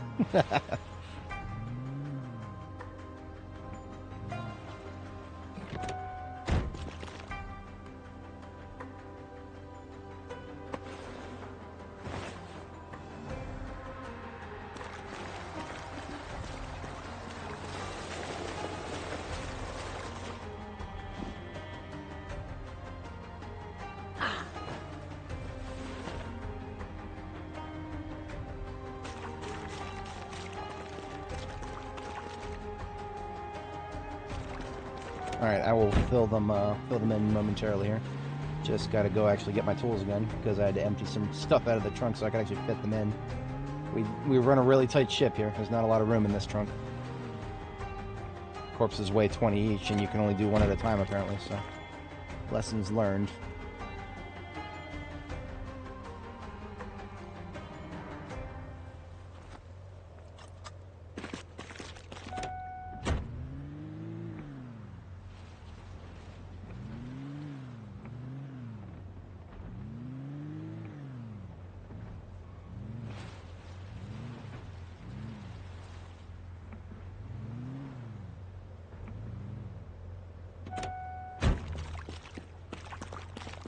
Alright. I got farther than most people did. R.I.P.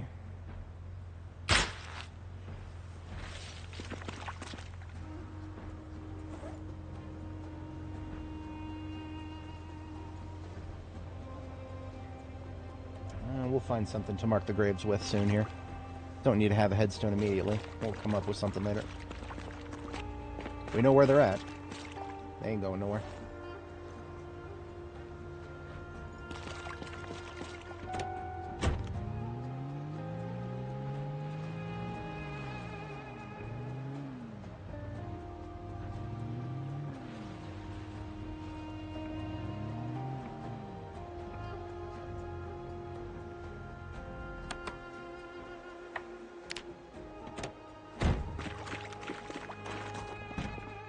This is actually not a bad spot to post up in.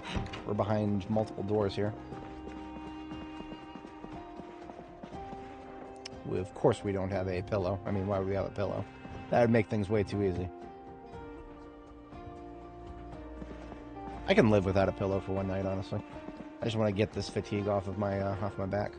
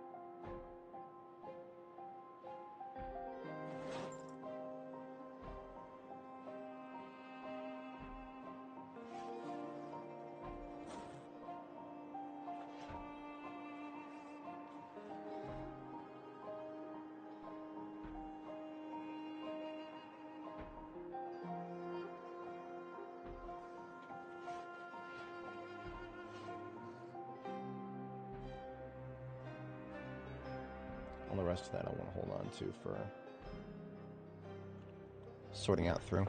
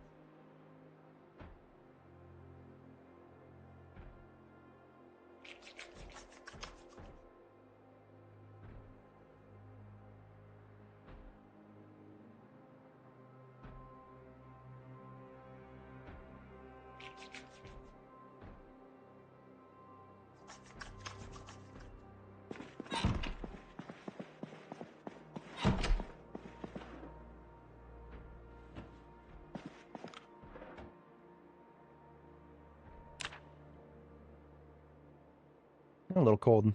Should have known. I literally just picked up a jacket to get ahead of getting cold.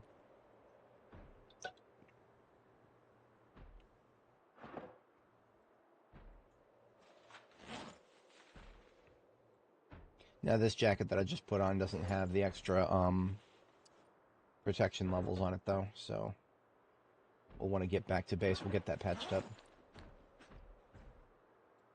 Successful scouting adventure though.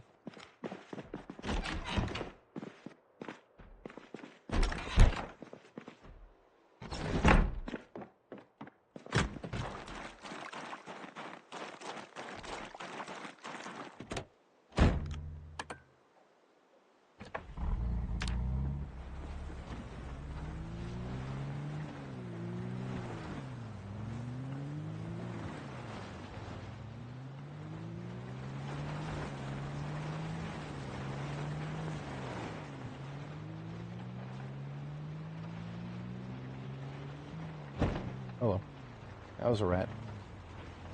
Too much stuff on my screen, I missed it.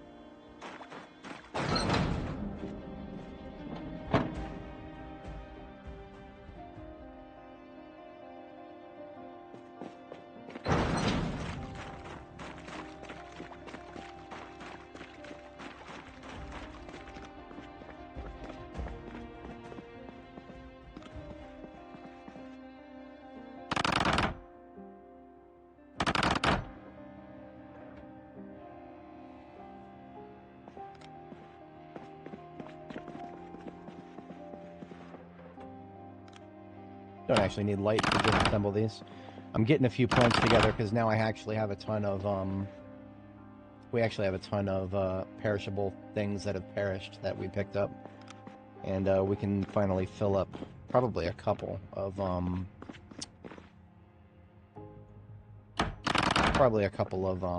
compost bins.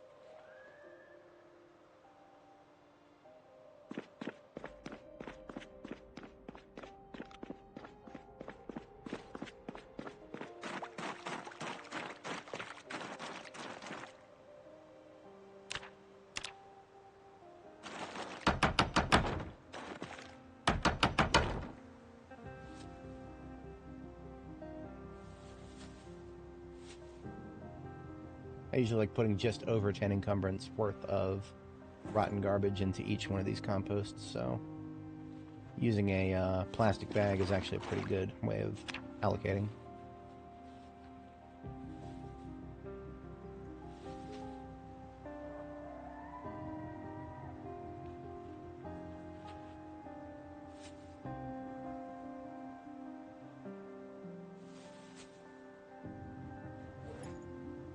We have a little bit more stuff, so I'll put a little bit more in so we can be over the target.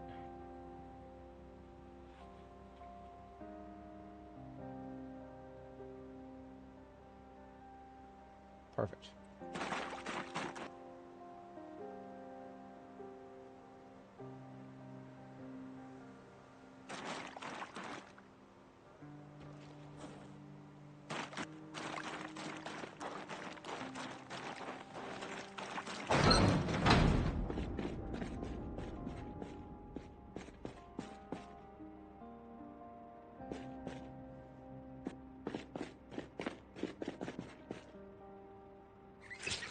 Alright, we have used this pickaxe to the point where both the handle and the head are moments away from breaking.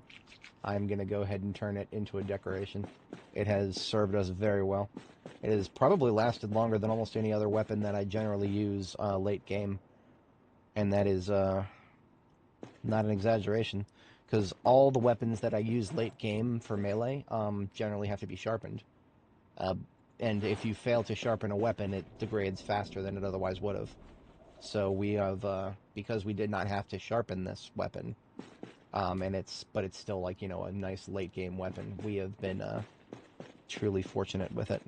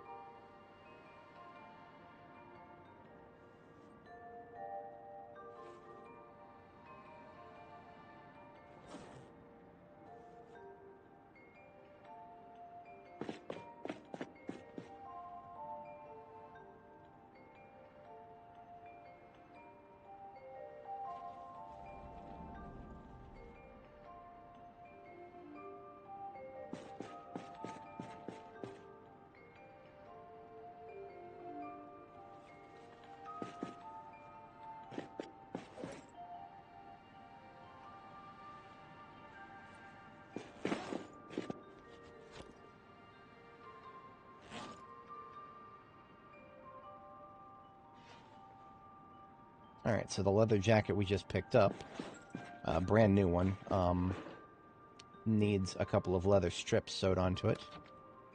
Just unboxed some leather strips. Now we're getting some thread.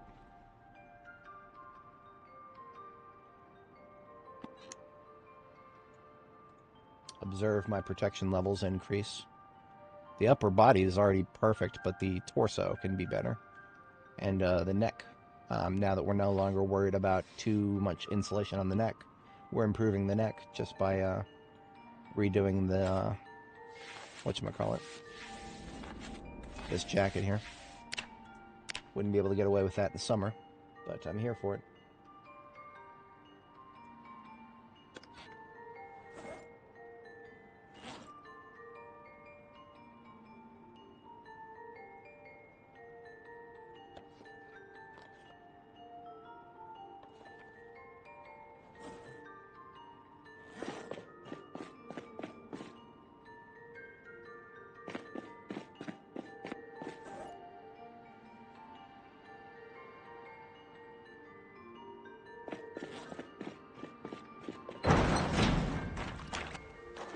Insulation levels are pretty okay now. The chest and neck are green. Head is still light blue. Red means you're super insulated. Now we can fix this easily with a, we got that beret, we got the, whatchamacallit, we've got a hunting vest. That would bring our chest insulation pretty high.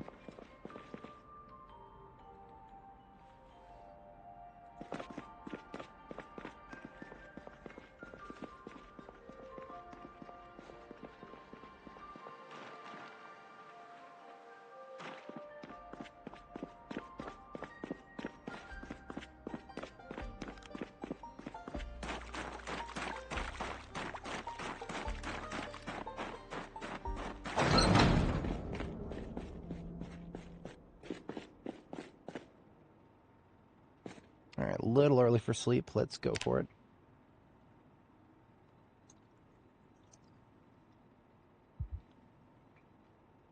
Nightmare within 40 minutes. That's garbage. Give me a book to read here.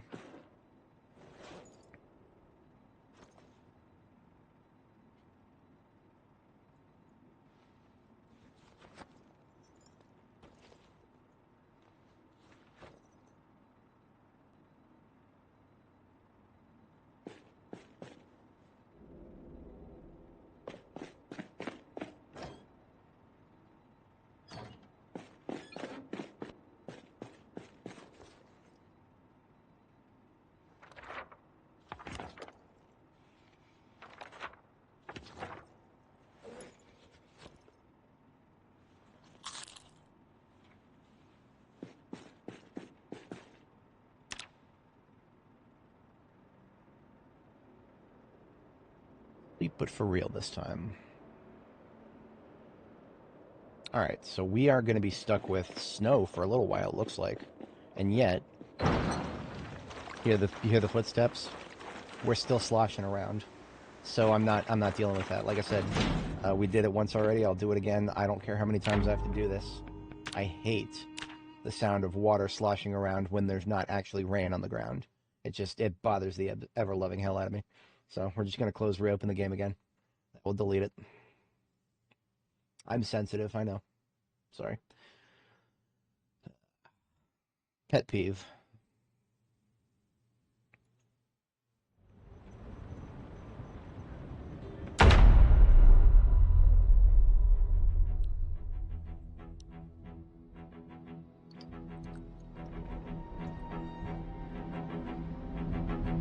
Oh man, speaking of dinner, been at this for 9 hours, getting a bit hungry myself.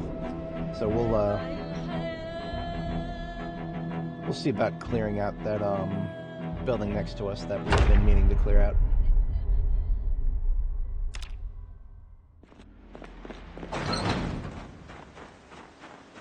Notice the distinct lack of sloshing now. It sounds exactly like it's supposed to.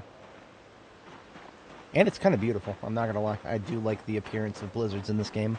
I just wish they would appear more reliably and not randomly turn into rainstorms instead of snowstorms. That's alright.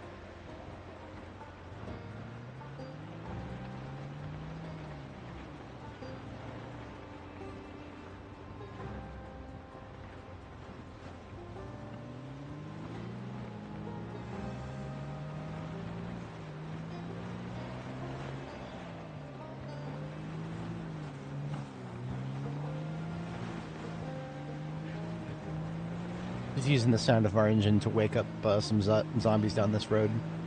We're not going to get out and fight them just yet. We're going to just pull a chunk of them down the road.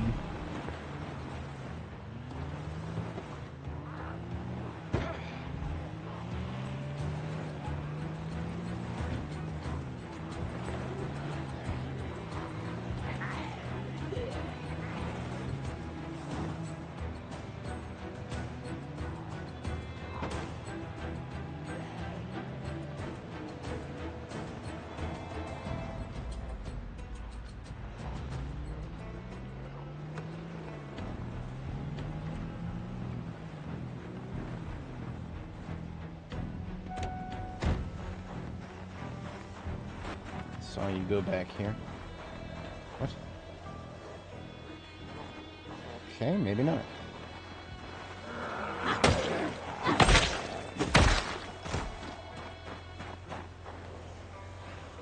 Let's see what we can accomplish here.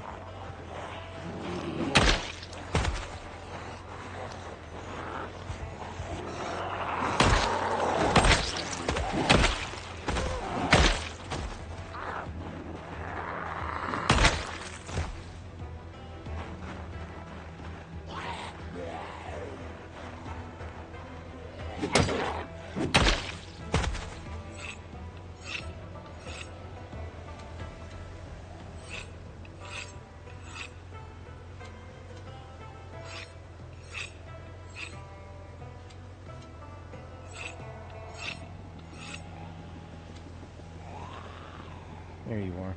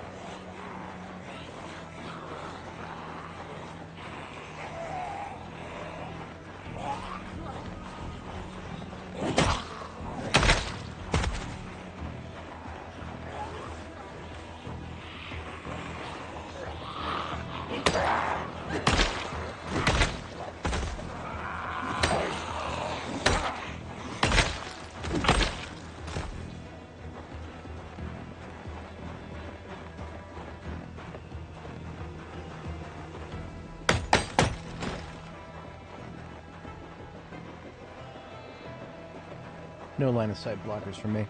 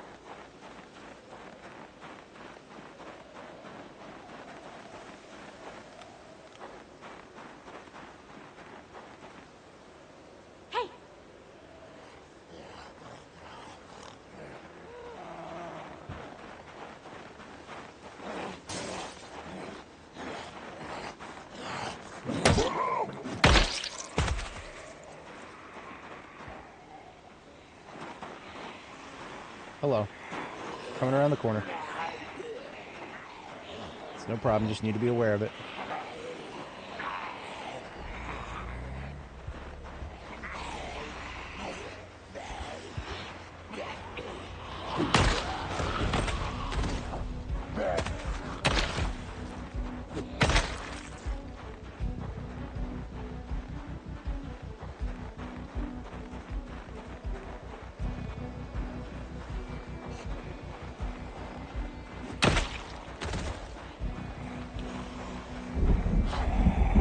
You got thunder snow, ladies and gentlemen. It does exist. It's very rare, but it does exist. Usually if you get lightning during a snowstorm, you get it's like got a green tint to it. It's really spooky. I don't think that you don't really see that in Zomboid here. It just turns just flashes bright white. Oh, actually, hold on a second. Look really closely at that.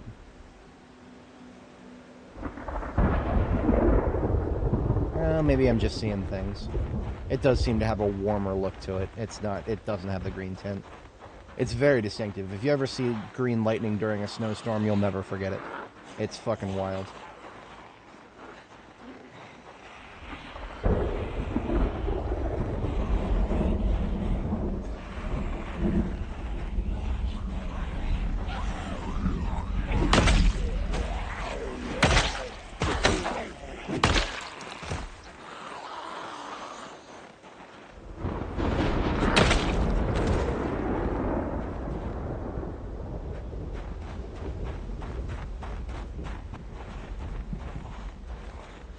Ooh, there's a number of them back here.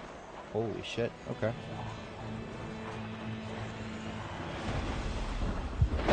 No, sir. Nope. Welcome to Louisville. This is where I wish I had the shotgun. That's alright, we can split the groups up by bringing them out here.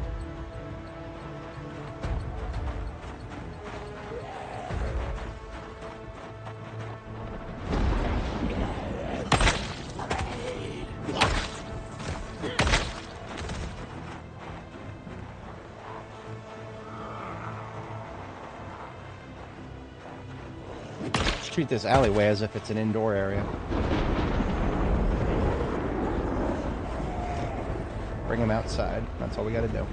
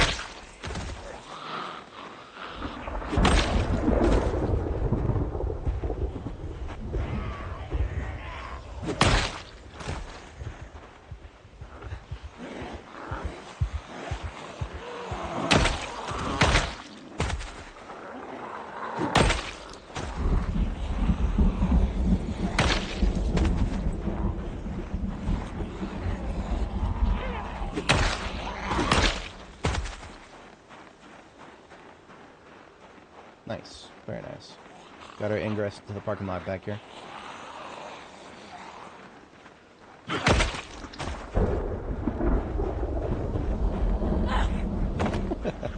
Come on, come over to the pile, lady.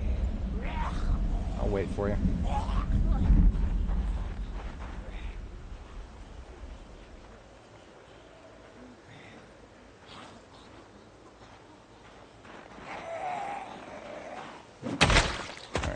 Looking good, looking good.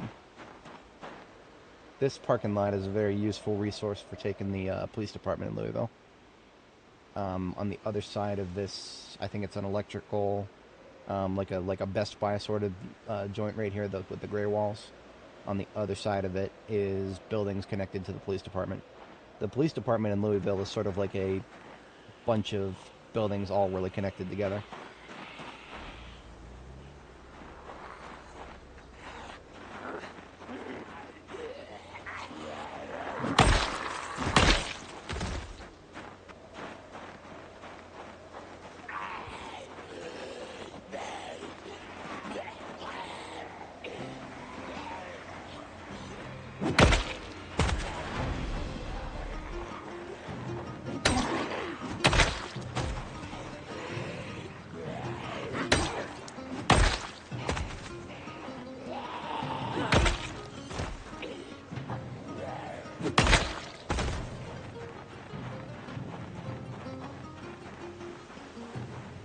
Very rarely do you have to use your flashlight during the day outdoors in this game.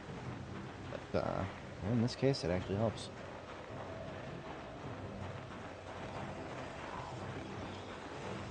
Got a bunch in the corner here. And an unknown number behind the brick building to the left there. Let's just bring them all back up here.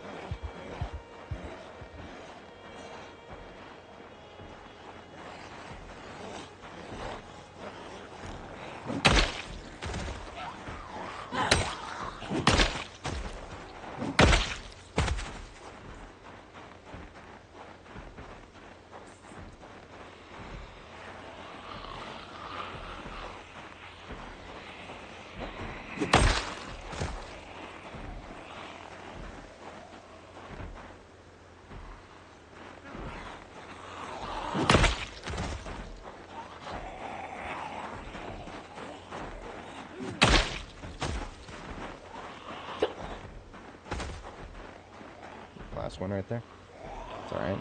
I had a feeling she was there, I just didn't realize she was right around the corner. I'm on the space bar at all times.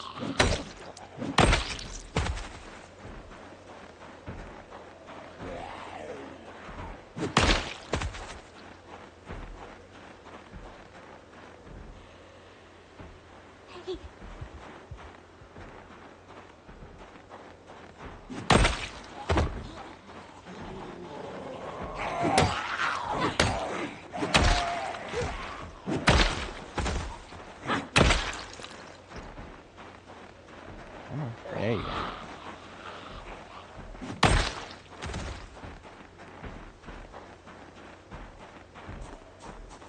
So this right here, these windows, are the only way from this parking lot through the bank.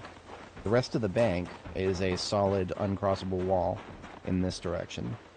There is some strategic value to that, depending on how you play it, especially considering this this fence is here. So if you like want to bring a bunch of dudes from the other side of First Street back here, probably choke pointing them in this section of offices from the bank. Not the worst idea. I never got to do that on one of my previous characters. We ended up just handling them in a very different way. These guys just piecing out. They're like, nah, we don't mess with her.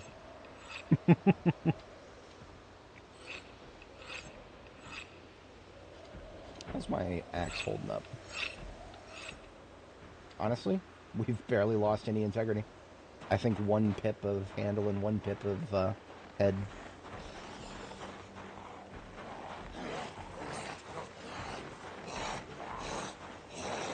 I'm deliberately keeping these corpses piled up close to the buildings because, well, one, it keeps them split apart, but this is prime real estate to do some pipe bombings back here.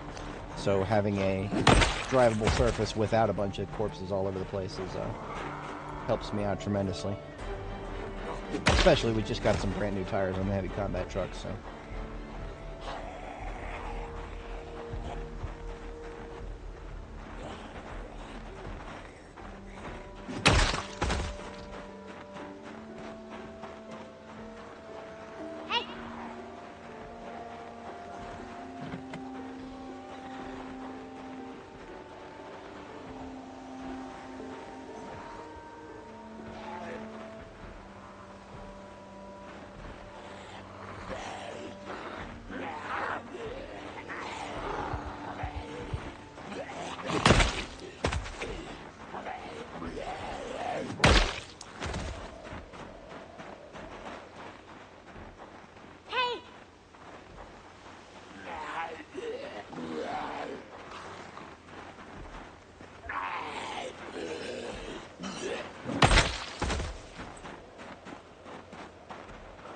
These guys have attention deficit disorder up here. You yell at them a couple times, and they'll just start to give up.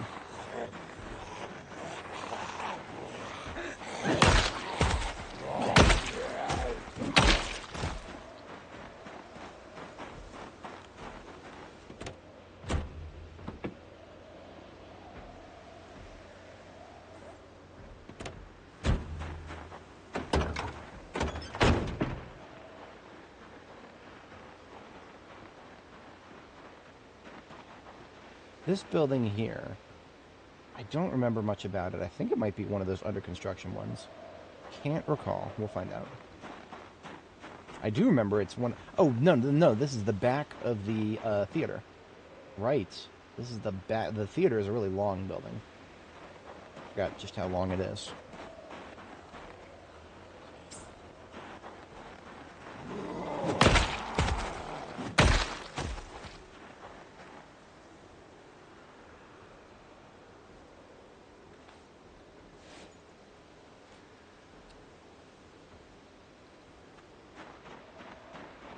All work and so play.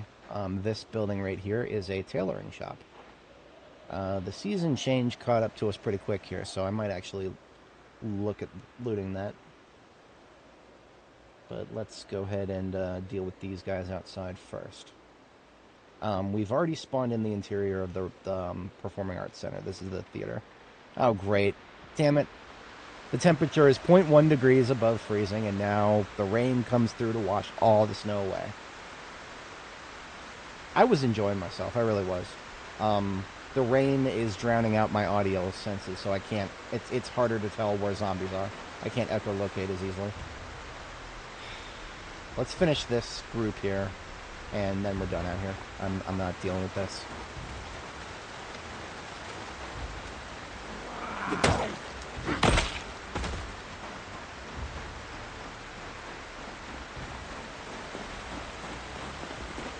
Weather in this game really gets on my nerves sometimes.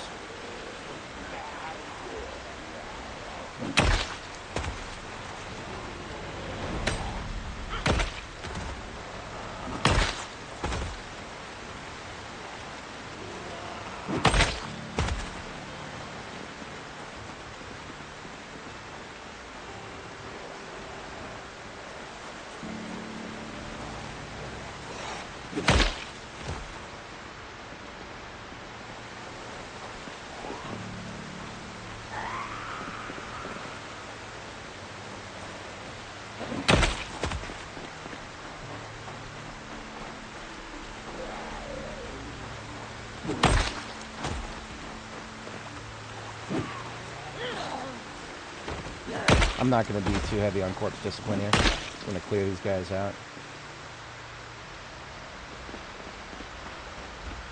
Being able to say that I've cleared the area around the Romero Performing Arts Center here, that'd feel pretty good.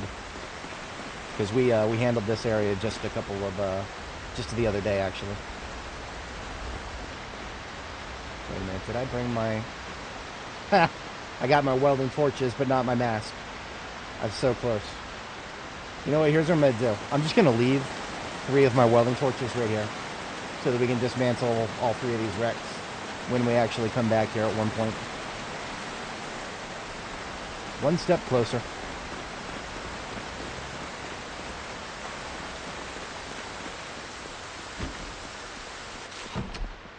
I feel like this place, it sometimes has a lot of them, and then sometimes it doesn't. I think it's probably like a random chance for a, what do we have here? No, this is interesting. Okay, we got a couple I missed. Lady in the ticket booth there. Let's just kill her first.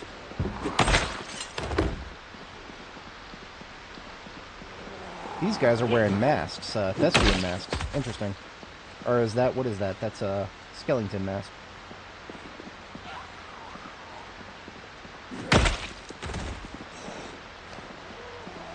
What is this guy wearing?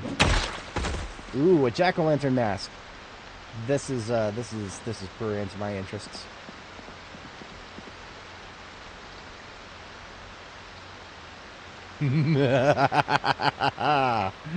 That's spooky. I can't wear glasses with this mask, but I like it. It looks cool. Definitely holding on to that one. I really hate how many things in this game block your ability to wear glasses. As somebody who has worn glasses all his life, it's just a skill issue if something blocks your glasses. It should... I would understand if they made it so that, you know, it increased discomfort. If you were wearing something that would conflict with your glasses, sure, make it increase discomfort. That makes perfect sense. It does not make sense that you just can't fucking wear it. No, that's not how glasses work. They can get pushed all over your face. You can make it work.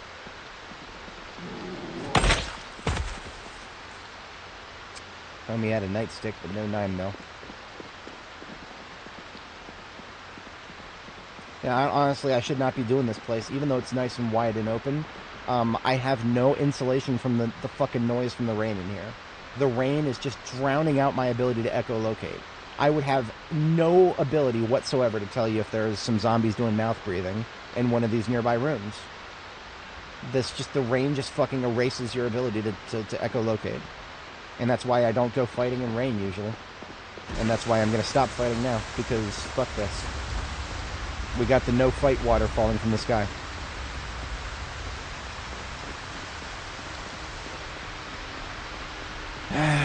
Whatever.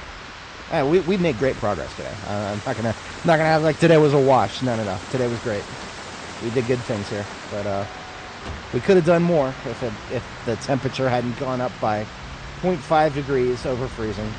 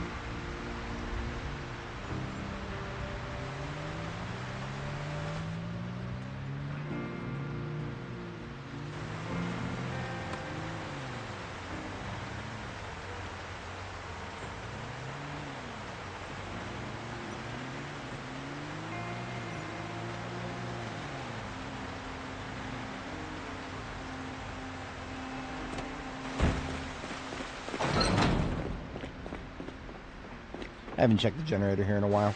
That's probably been a mistake. Yeah, it's only down to half. We're good.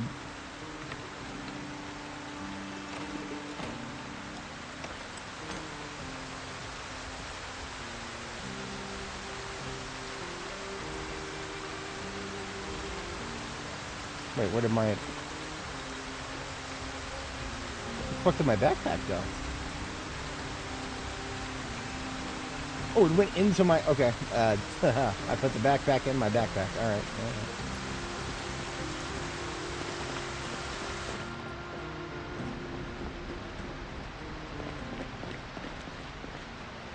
Well, I didn't really want to lock in on coming around here and...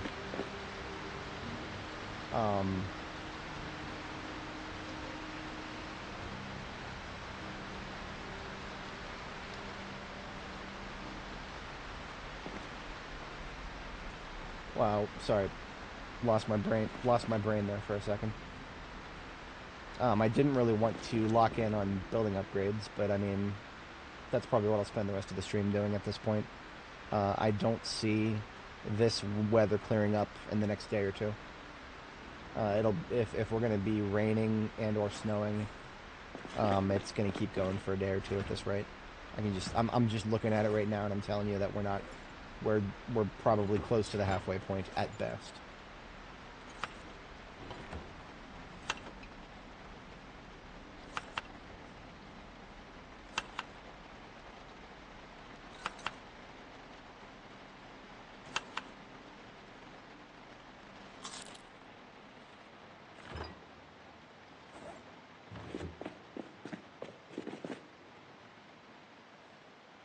Of course, right as I open my mouth, it decides to slow down a little bit. No. I don't believe it. I think it's full of shit. I think it's going to keep going.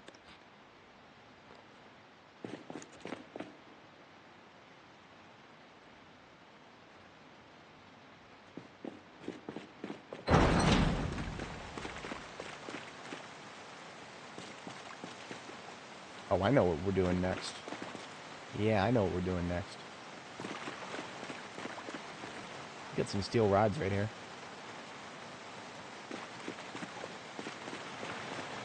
Reed office building doesn't have its windows barricaded yet. We'll just need some more dub rods for that. Shouldn't be too difficult.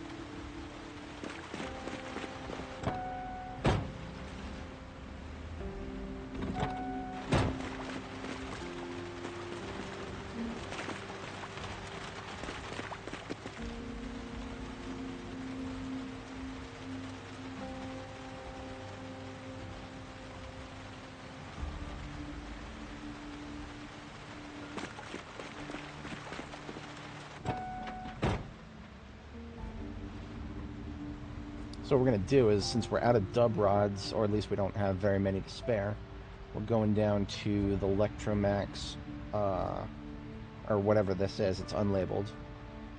I don't think we've ever actually been all the way in it. Or, no, we have, but we haven't cleared it.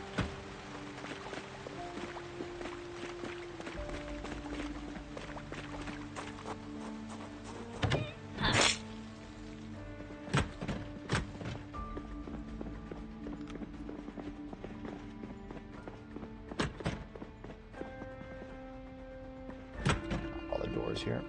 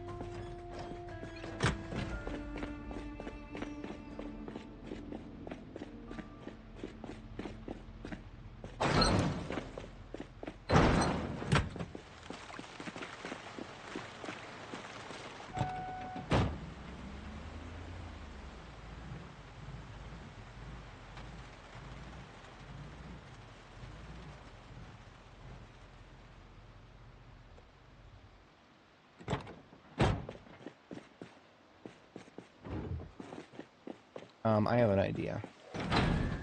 I need to illuminate this place if I'm going to loot it. We're currently getting really overheated because the temperature went up, and that's all it takes. Take a couple layers off there.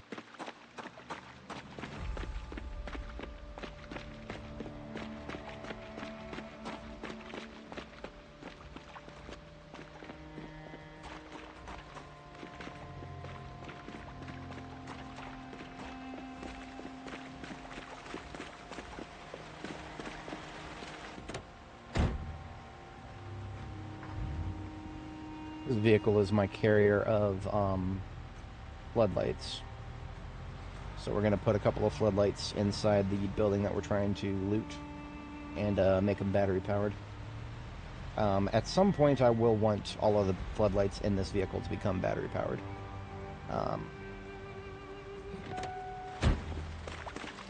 That's going to take a little bit of effort. We also are going to need some batteries and electrical parts. This thing probably has a radio stuck in it.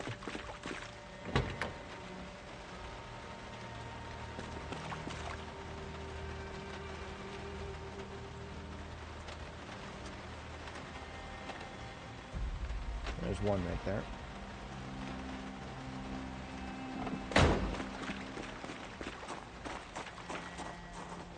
It's an office building, so probably a number of radios on or around desks.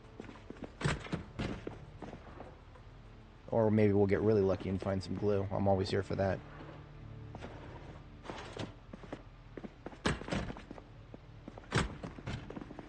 I can be somewhat cavalier with this place.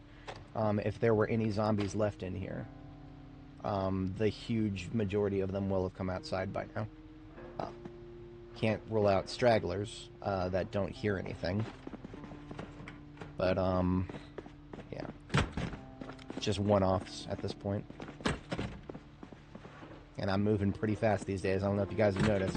Running level 8 with nothing to weigh me down it feels great.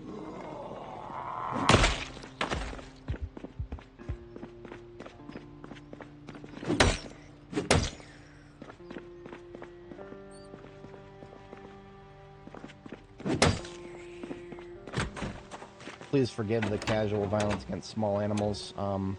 They are threats to my frame rate and the stability of my driving.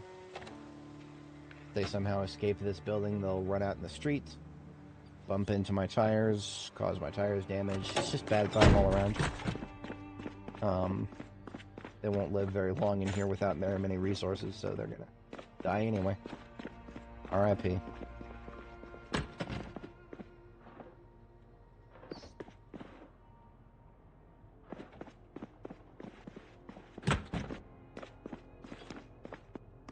Lots of dividers in here. If we need more of those, we know where to find them.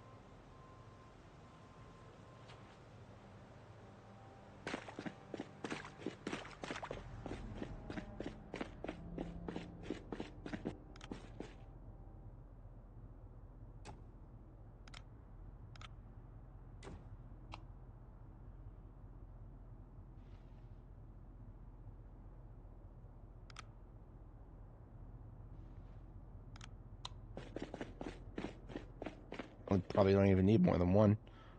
But, yeah, fine, I'll put the other one down for now. I've been looking for excuses to get these hooked up with battery connectors, and this is a perfect one.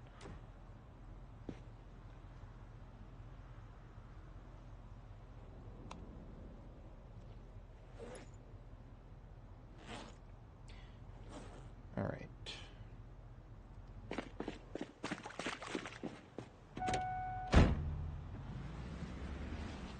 We're going to execute our standard procedure for handling warehouse loot tables. Done many times before. We'll do it many times again. The long and short of it is dump everything on the floor and then move the crates out of the way. And then you can see what's on the floor very easily, and even more importantly, you can drive around, position your trunks directly over top of the things on the floor, and toss them straight into the trunks of your vehicles.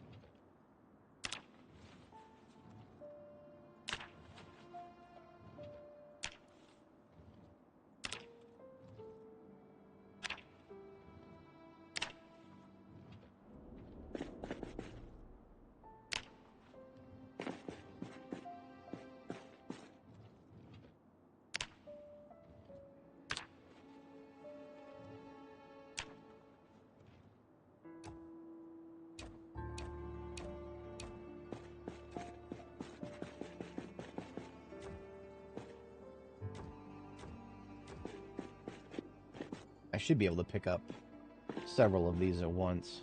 So I'm going to put away a couple of my weapons here.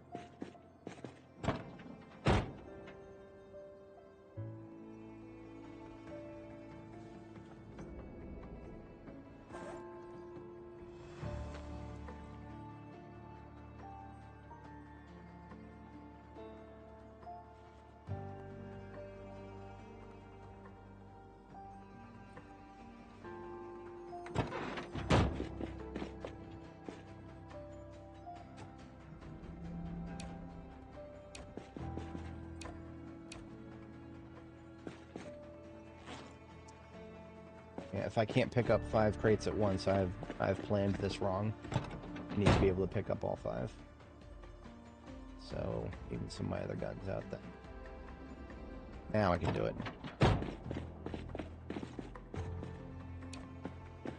That being able to pick up just that one extra crate it makes a world of difference.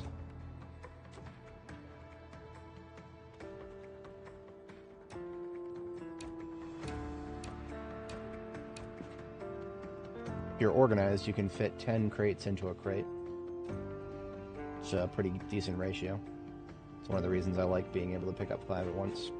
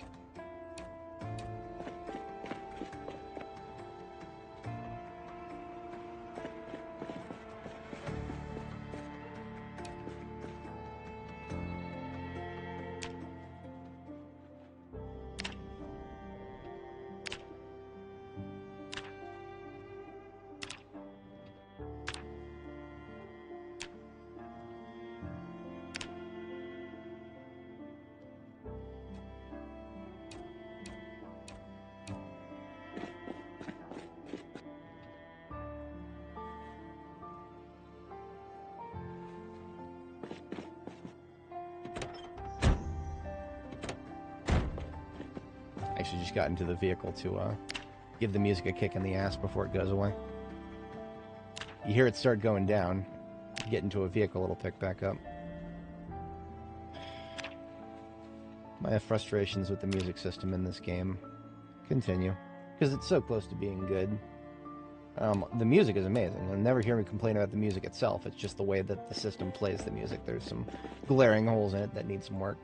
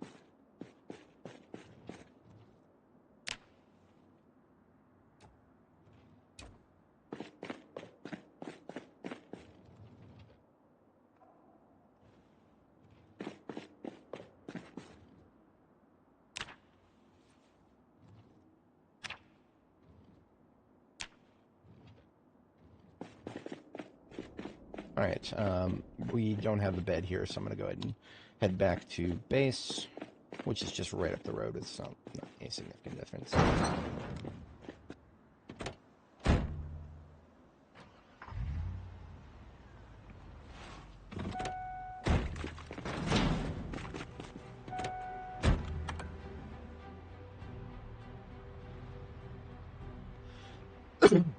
Oh, hello.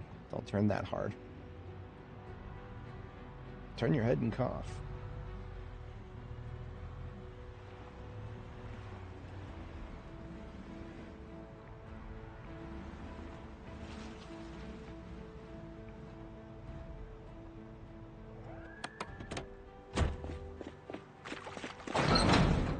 We need to make more food anyway. It's good to see that the, I'll complain about the rain, but if it ends in rain and there's water on the floor, then it will dry up. It doesn't matter if there was snow previously in the cycle. The thing is, the rain, the precipitation has to end while it is in the state of rain. Otherwise, water will stay on the floor forever. That's basically the only way that water will dry up, is that the rain has to be the last thing that falls from the sky. So in this case, we got lucky, and it dried up properly. That's rather infuriating. We got cold last night because I picked some layers off so that I could run around without body heat overheating me. But then I went to sleep and the body heat went away and then I got cold. Winter can be really annoying.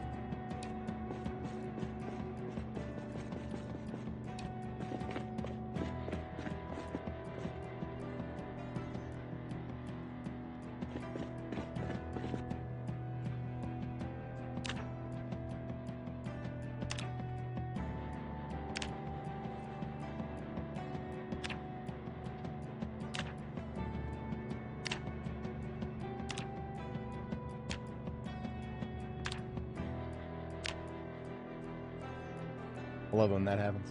I literally stopped dropping things on the ground because there was just so much stuff on the floor. That just means that it's all in one place, so I can easily find it.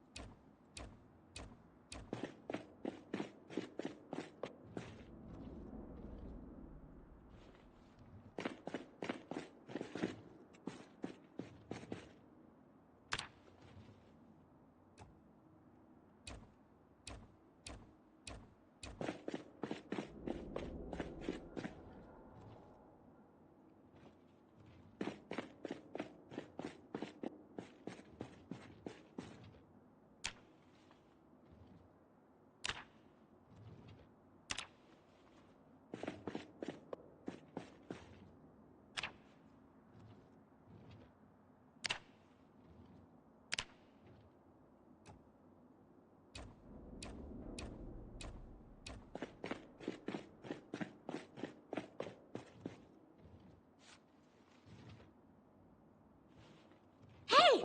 Wrong button. I'm just gonna leave the lights running, whatever, too late. Oopsies.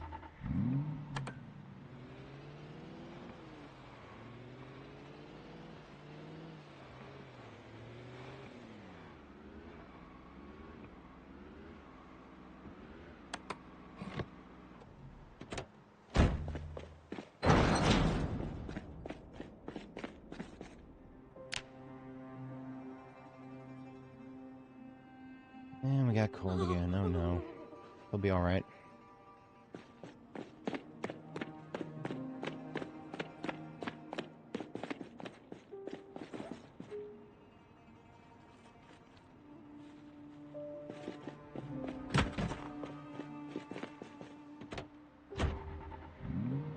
Okay, so the weather seems better. Good. I'm gonna turn the lights off. We're gonna take a quick look around for dub rods. If there are some dub rods within, I need to not. I should not be taking the race car after this. I'm gonna blame that random guy for screaming. He distracted me. If I probably am not even gonna see any dub rods. We don't find welding rods as often as I'd like in blue tables like these. And that's a commentary in and of itself right there. All this stuff, and no welding rods. Ay, Dios míos. Well, we got started. Hey, look at this. We actually found a regular sledgehammer. I have not actually found one like this before. All of the ones I've found so far have been the red ones. Neat. Oh, this ambulance just won its own... This ambulance already has its own sledgehammer.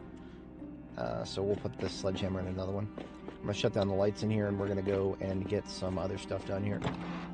Just gear back up.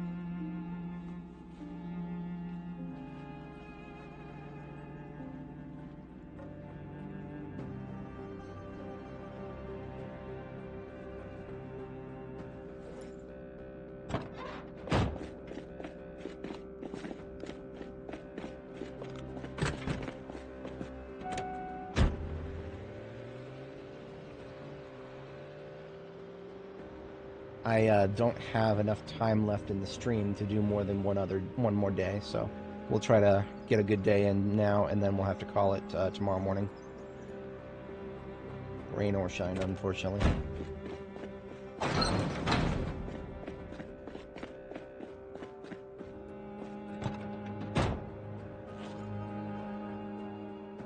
You know, I took the sledgehammer from the forward ambulance here, so we'll put the one we just found back into it.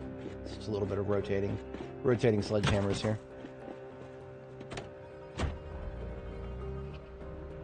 Alright, folks, it's time for some nice combat. We've got a beautiful day up ahead of us here.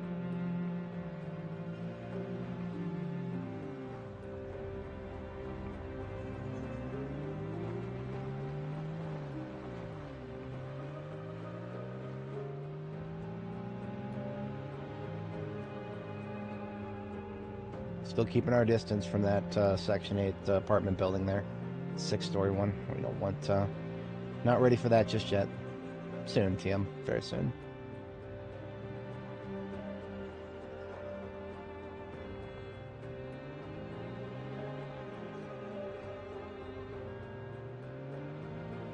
Well, look at that. This side of the Performing Arts Center was a little bit still loaded up.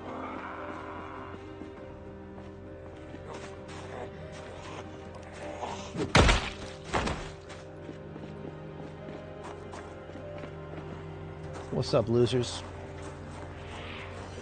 Beyblade, let her rip.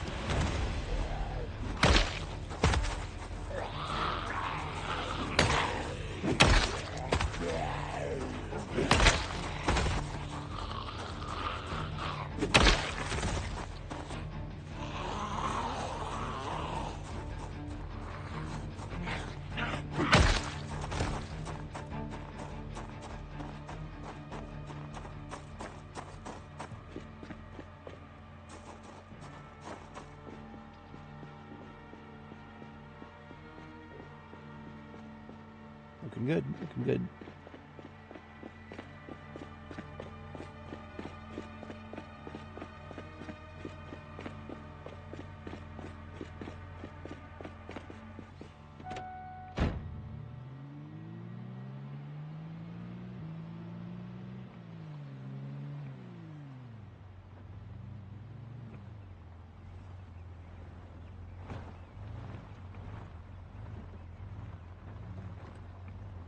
Squeeze through here we can, but it's tight. That's alright. Got a little party over here waiting for us.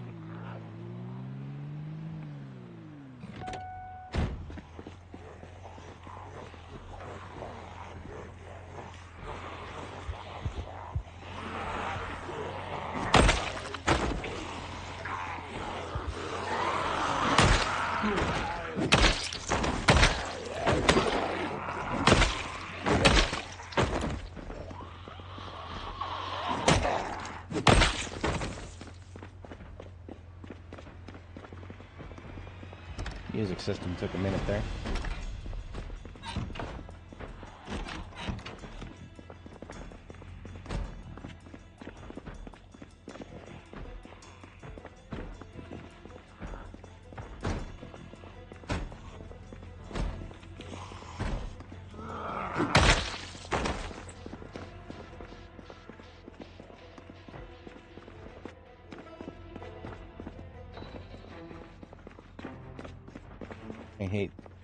1970 child door thumpers.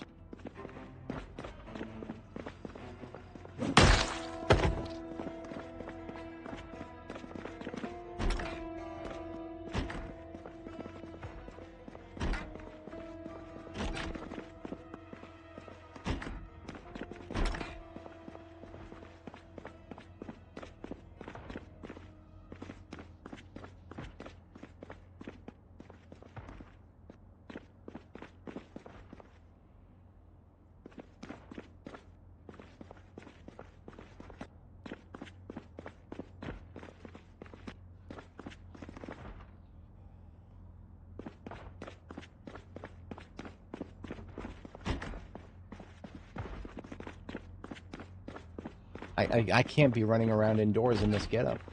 I'm just sweating my fucking face off already. It's not even, it's 10 o'clock in the morning and I'm already sweating off. That's just frickin' annoying.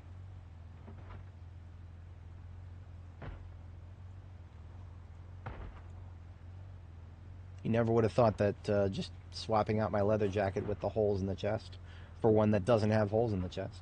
You didn't think that would make such a huge difference, but it really does. It's frickin' wild.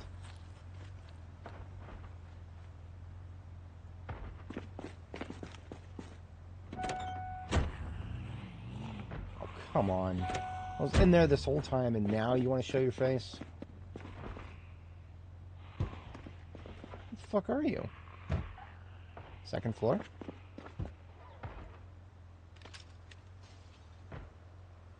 Doesn't look like it. No, there's no second. The second. Oh, hang on a second. Hang on. There's a second floor, like overlook from the inside here.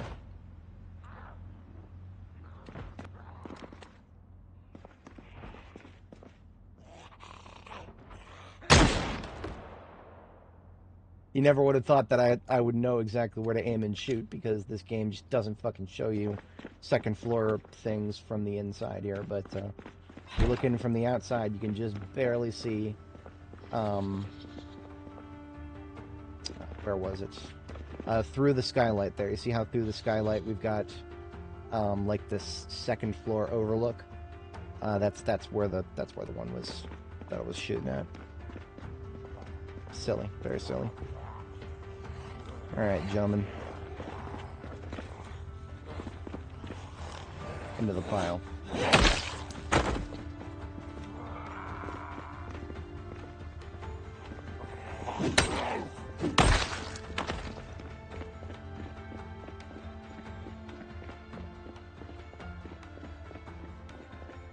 What up, friendos?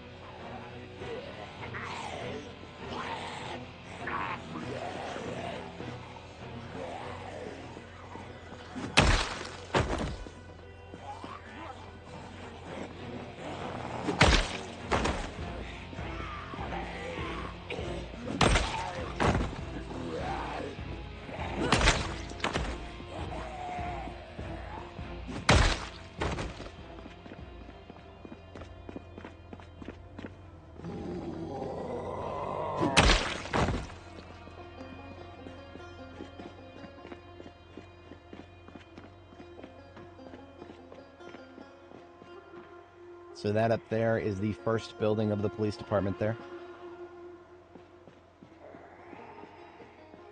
We don't want to get any closer to it than we are now, because otherwise the interior will spawn in, and that's not what we want. Hey. We just want to bring the guys who are outside over here somewhere.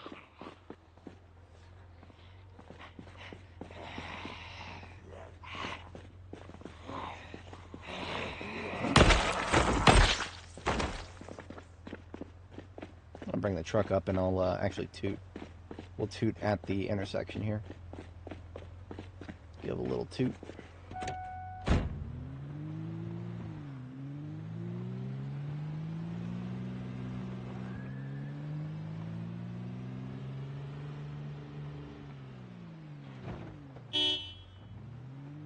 Now, we're not going to stand our ground at the intersection. There will be a lot coming our way. I'm just going to toot and then fall back a little bit because we're going to have backfill coming our way. Like this guy right here, maybe some others that I missed. We want to be very careful with the backfill. Yeah, look at all this backfill. Look at this fucking backfill. Disgusting. Absolutely disgusting. That's my fault for not being able to pull them far enough. I don't want to get any closer to this building here either, so...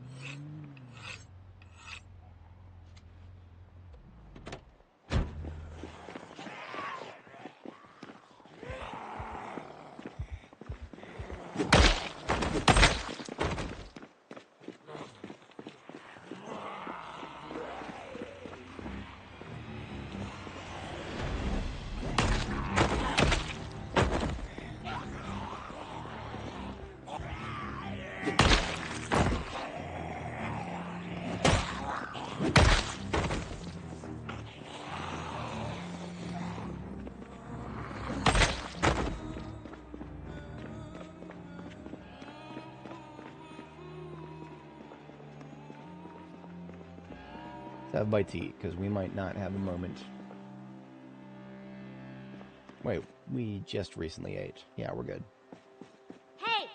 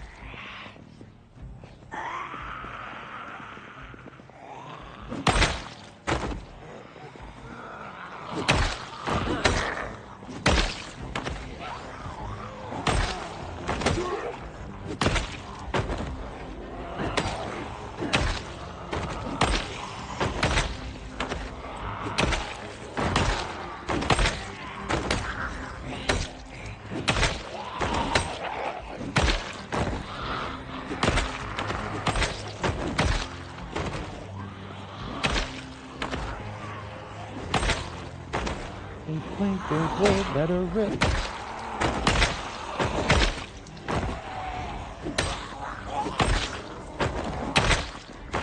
I thought yep. Hearing a lot of zombie sounds, but something sounded off. Now it doesn't. Now we're not stopping to check for sharpening, so we're losing durability on this axe way faster than we should, but that's also because we're going full Warski here. Stand your ground! Stand your ground! We will defend ourselves! Stay the fuck back! We are now sick. We're falling back. Yeah, I'm not going to stand my ground if I'm getting sick. We're putting the mask on.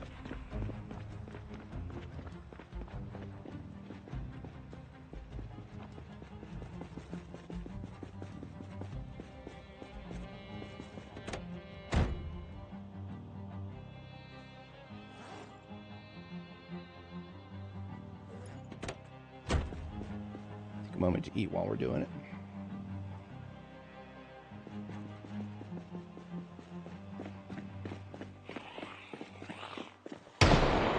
That's a meta event right there. It's a loud one. Now we can sharpen.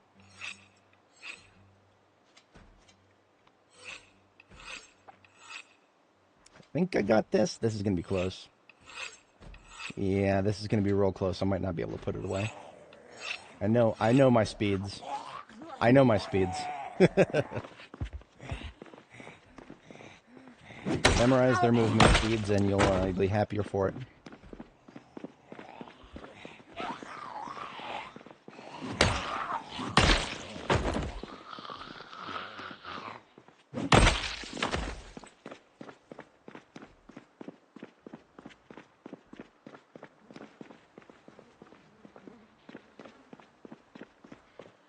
Hey!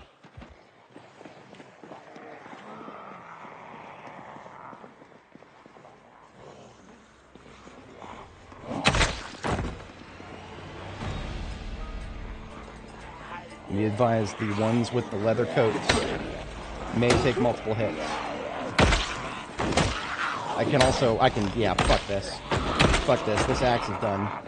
This is why axes are dangerous.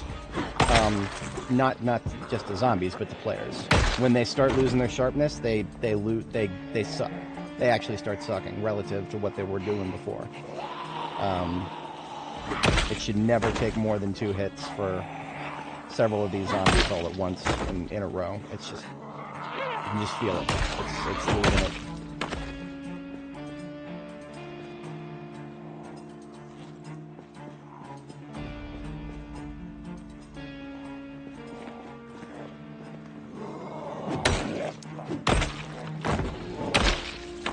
Should have just replaced the axe when we went back to the truck there.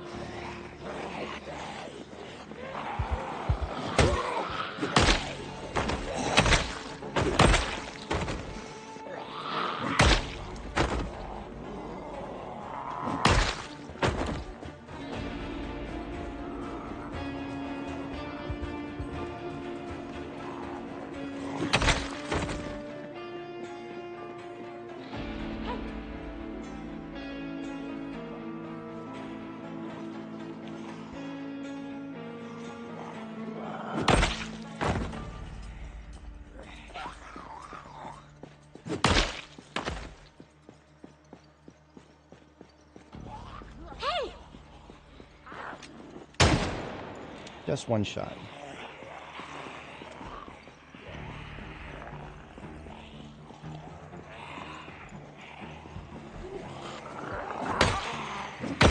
Lady had bolt cutters in her. Alright, you know what? I'm gonna switch to the sword. Just for a moment to get the thin the herd.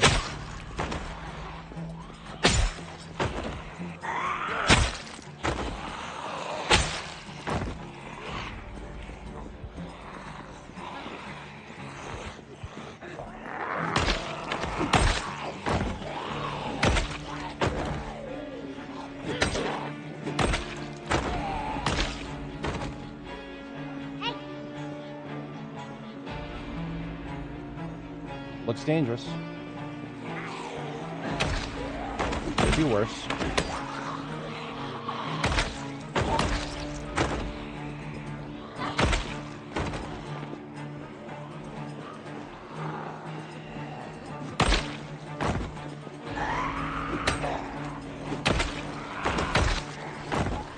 Slow to the right. Deal with it now. Another bottom, falling back. Oh, exerted. Fuck, I didn't... Okay, then. Yeah. I have not had that in the middle of combat for a very long time, but it makes sense. Let's switch gears to... Let's just shoot them. I think we're finally at that point where I can do a little bit of this. While we regain our breath.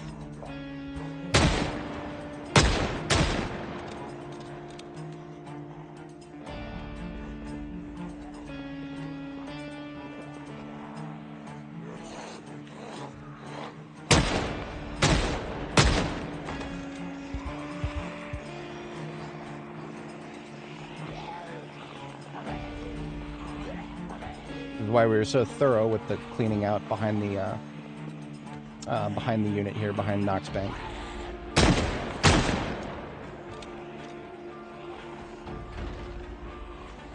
That was a door break. Okay. So we're gonna keep falling back. Hello.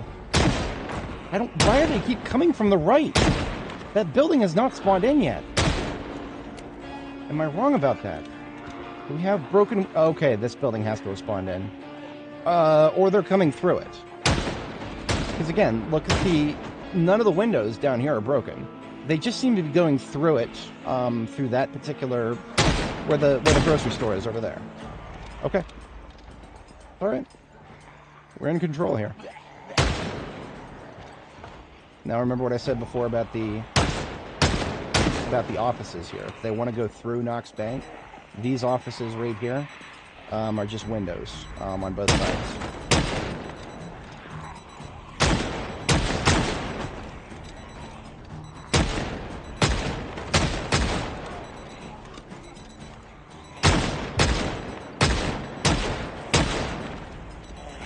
Survivor's dead over there.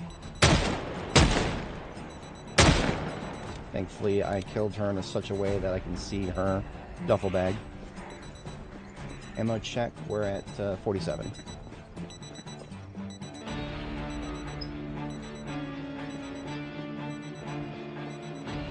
Stay hydrated, my dudes.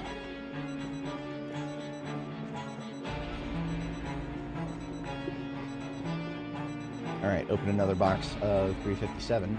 I think we're going to keep using 357 for a minute here. Yeah, we're going to take like half of these boxes. Because it's a great platform. You know what? Like I said, we're done with the axe. We're done with the axe. I'm pulling out the carbine. Carbine time, boys. The L92 is ready to go. It's gonna need it. Let's get the ammo straps on it. The shotgun currently has my ammo straps. I'm not gonna say that we're not ready to use the shotgun here, but I would prefer not to use it just yet because we should only be dealing with outdoor zombies right now.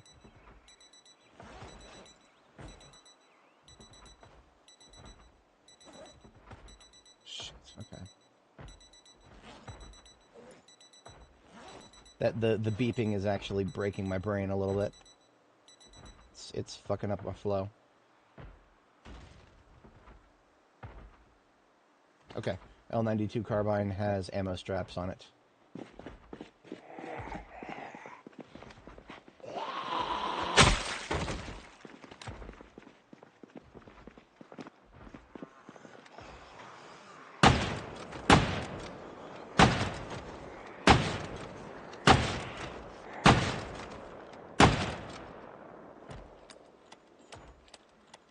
They've still nerfed the reload speed of this thing. It has been nerfed into the ground compared to what it used to be. If you had ammo straps on this thing, oh man, it used to be amazing.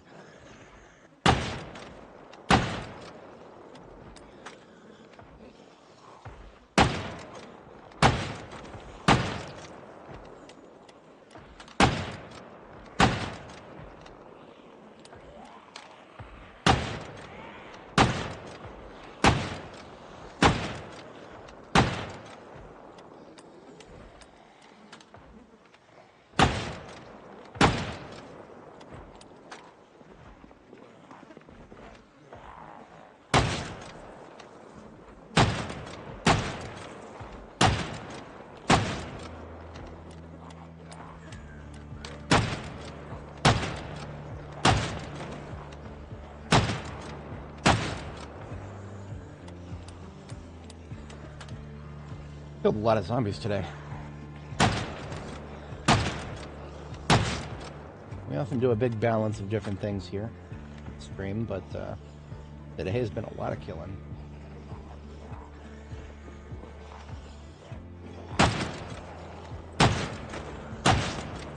Oh shit, okay. There's another thing that, oh, right, so We're up to 10 hours, 41 minutes. I could go another hour before YouTube starts cutting me off, but I forgot about a couple of things that I was supposed to do this weekend, end of month things.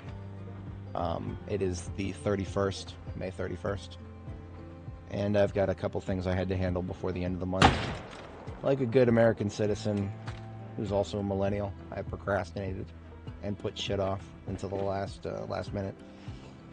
Alright. Get my... sign my lease, renew my vehicle registration. Bunch of dumb, fun shit like that. Sign my timesheet. That's every month, though.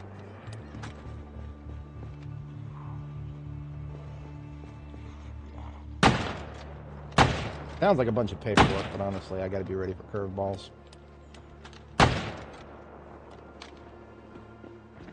So I think we're gonna go ahead and we'll finish out today. I think we've got enough time I can figure out what we're doing here. Close out the stream at the start of tomorrow morning. Heard somebody in here, but I didn't see nobody in here.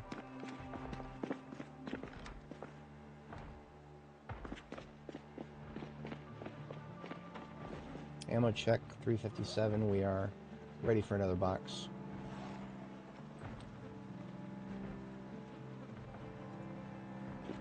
Hey!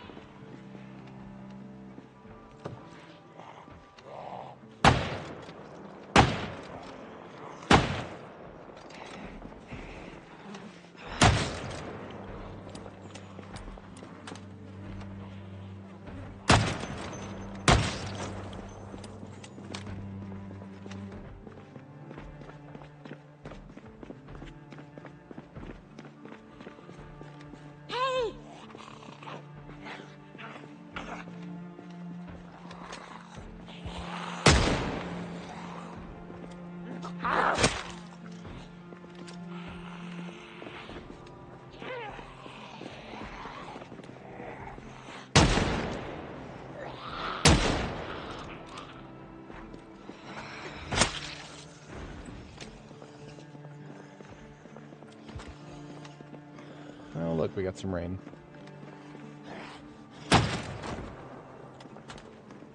Can't wait for it to turn to snow overnight. That's alright.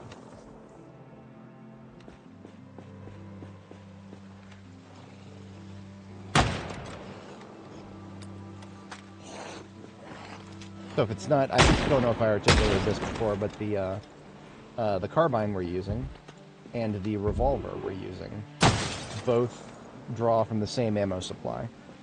It's a lovely, lovely situation. Hello. That's not a lovely situation.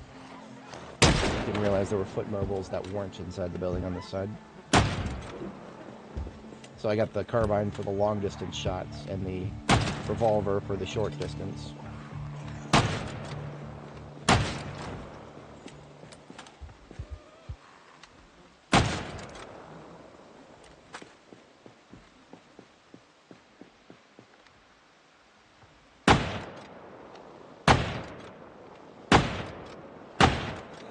Now this is not really a long distance gun. This is a medium distance gun. It can make it can make shots at like 2 times distance like that right there, but it was not a... That's why it took 4 shots. If it's taken 4 shots of anything to kill anything in this game, you're doing it wrong. Or you're really, really low level and you're still working on that. It's forgivable up to like level 2. Beyond that, you'll want to rethink your strategy if it takes more than 4 shots.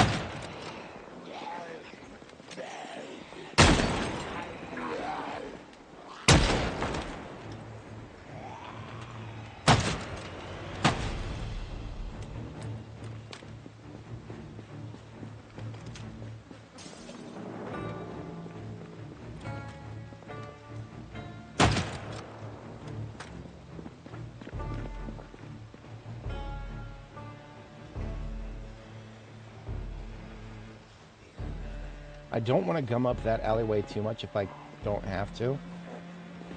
We might be out of that don't have to territory there.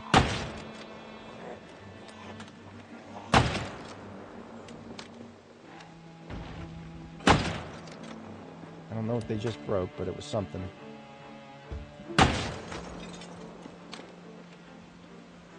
Got another what is this? Probably just a hiker. Well, I can see his backpack, so that's good. If I kill them in a way I can see their backpack, then I'm not worried about finding them later. We'll catch them before the despawn.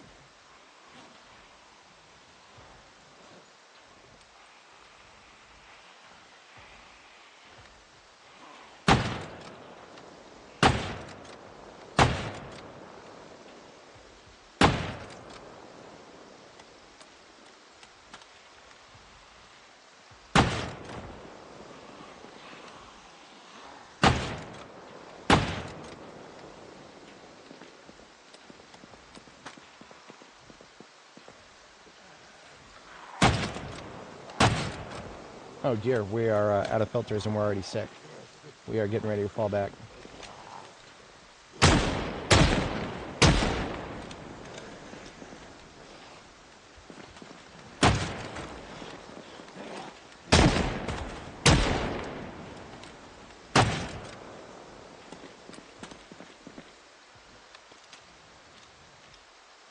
Okay, yeah, we're out of here.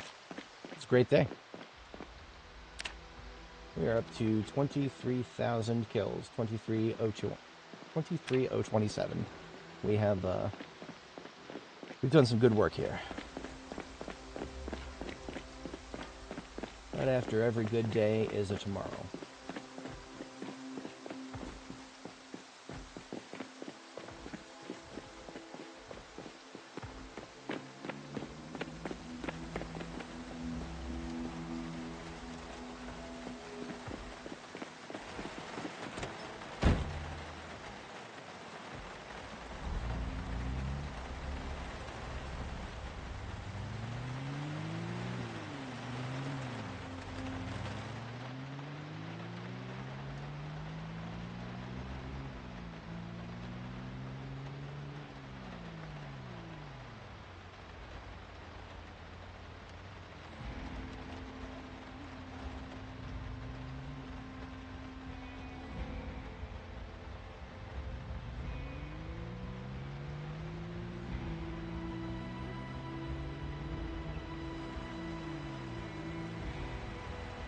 Starting to see skeletons here. That's good.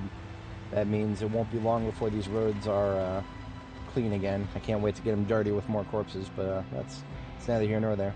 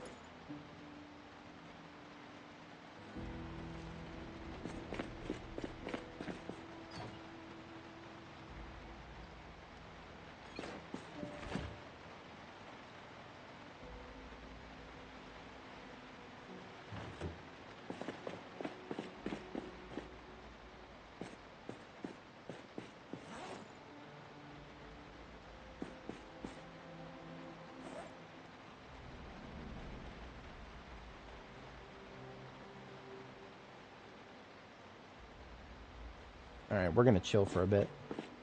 She needs it. She's had a long day. Curl up with a good book here.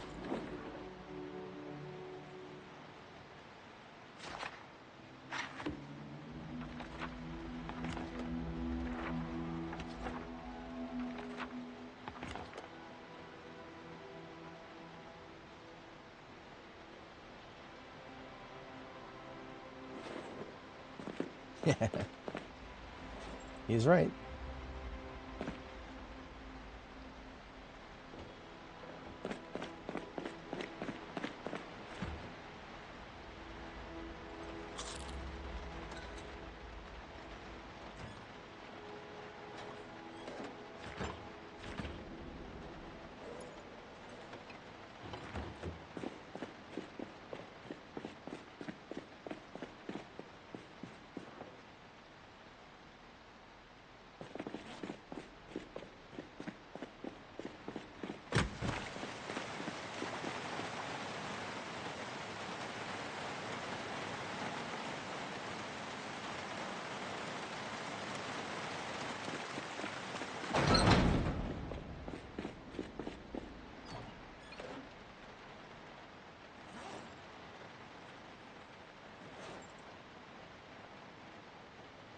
We are quite dirty after all that combat, so we'll go ahead and wash up.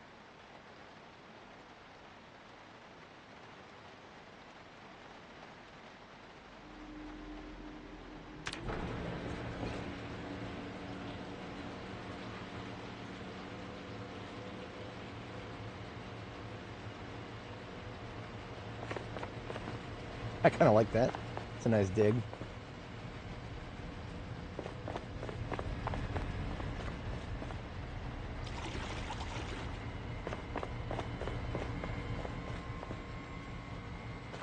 Now that is the cowboy look, if I do say so myself.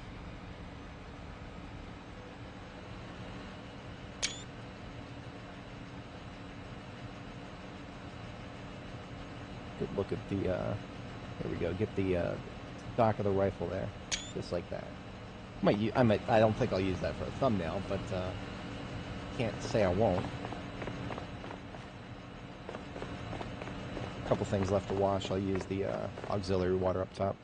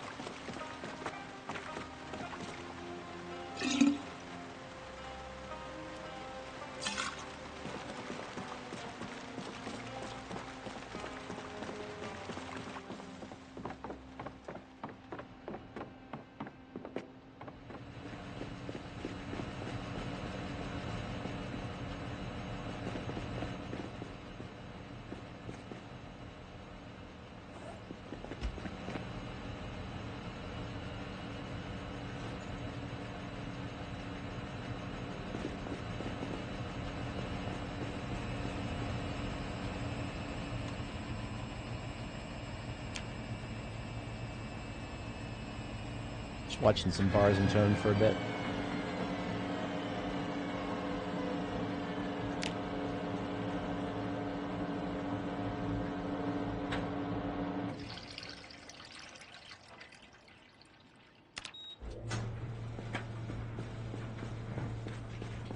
Alright, I'm hoping I won't get cold overnight. The only thing that would really hound me right now would be the gloves. Let's try putting on the vest here. Yeah, that'll keep us nice and warm. Looks a little stupid, but it'll keep us nice and warm.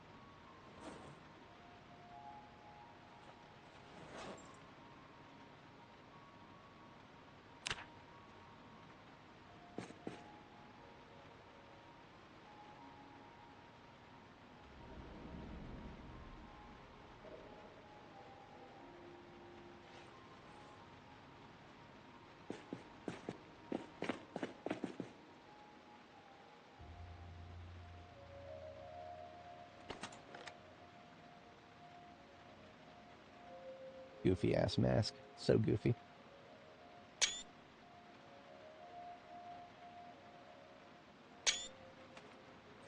Three Garage Manson. Oh yes, I know what you're talking about. That is a lovely place.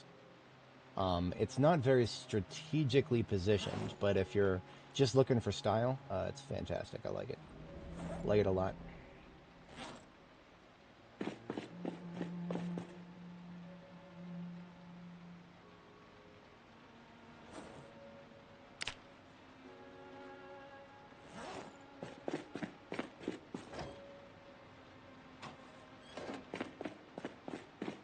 Yeah, the access to the Ohio River is pretty good.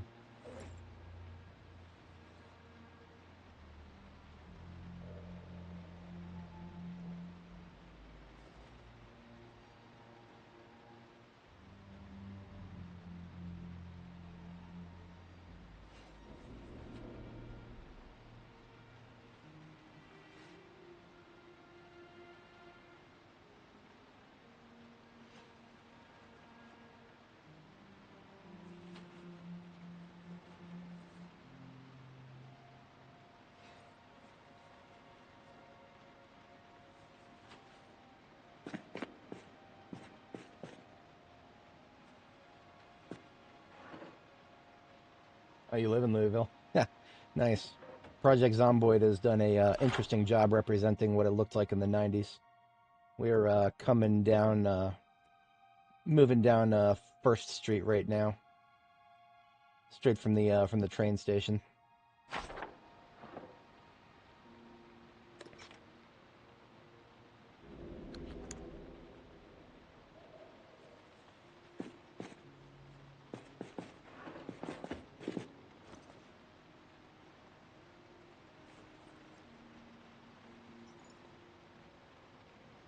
All right, coming up on the tail end of the stream here. We're just gonna chill for the next 2 hours. There is a couple of other things I could do, honestly. Not a lot of time left before I have decided we'll call it tomorrow morning. So I can't keep going too much longer today. So we'll go ahead and chill for the next 2 hours so we can get back to sleep at 5 a.m. That will keep our sleep schedule intact.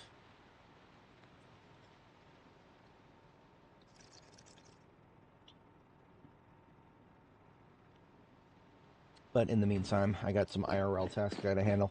So I shall catch you guys later. I will be here bright and early tomorrow morning. Usual YouTuber stuff. If you're new, like and subscribe, all that stuff. My regular streaming schedule is Friday, Saturday, Sunday, Monday. I'm leaning towards also having Wednesdays in there, but Wednesdays are hit or miss. And Tuesdays, Thursdays, I usually won't be able to stream, but midweek stuff is less confirmed. In any case, I shall catch you guys later. Let's go ahead and sleep here. Get our second sleep. And every other stream or so, I'll back up my save. So we did one last time. Probably going to do one. Yeah. Tomorrow morning, maybe, depending on if the update comes out. There's an update coming out, so.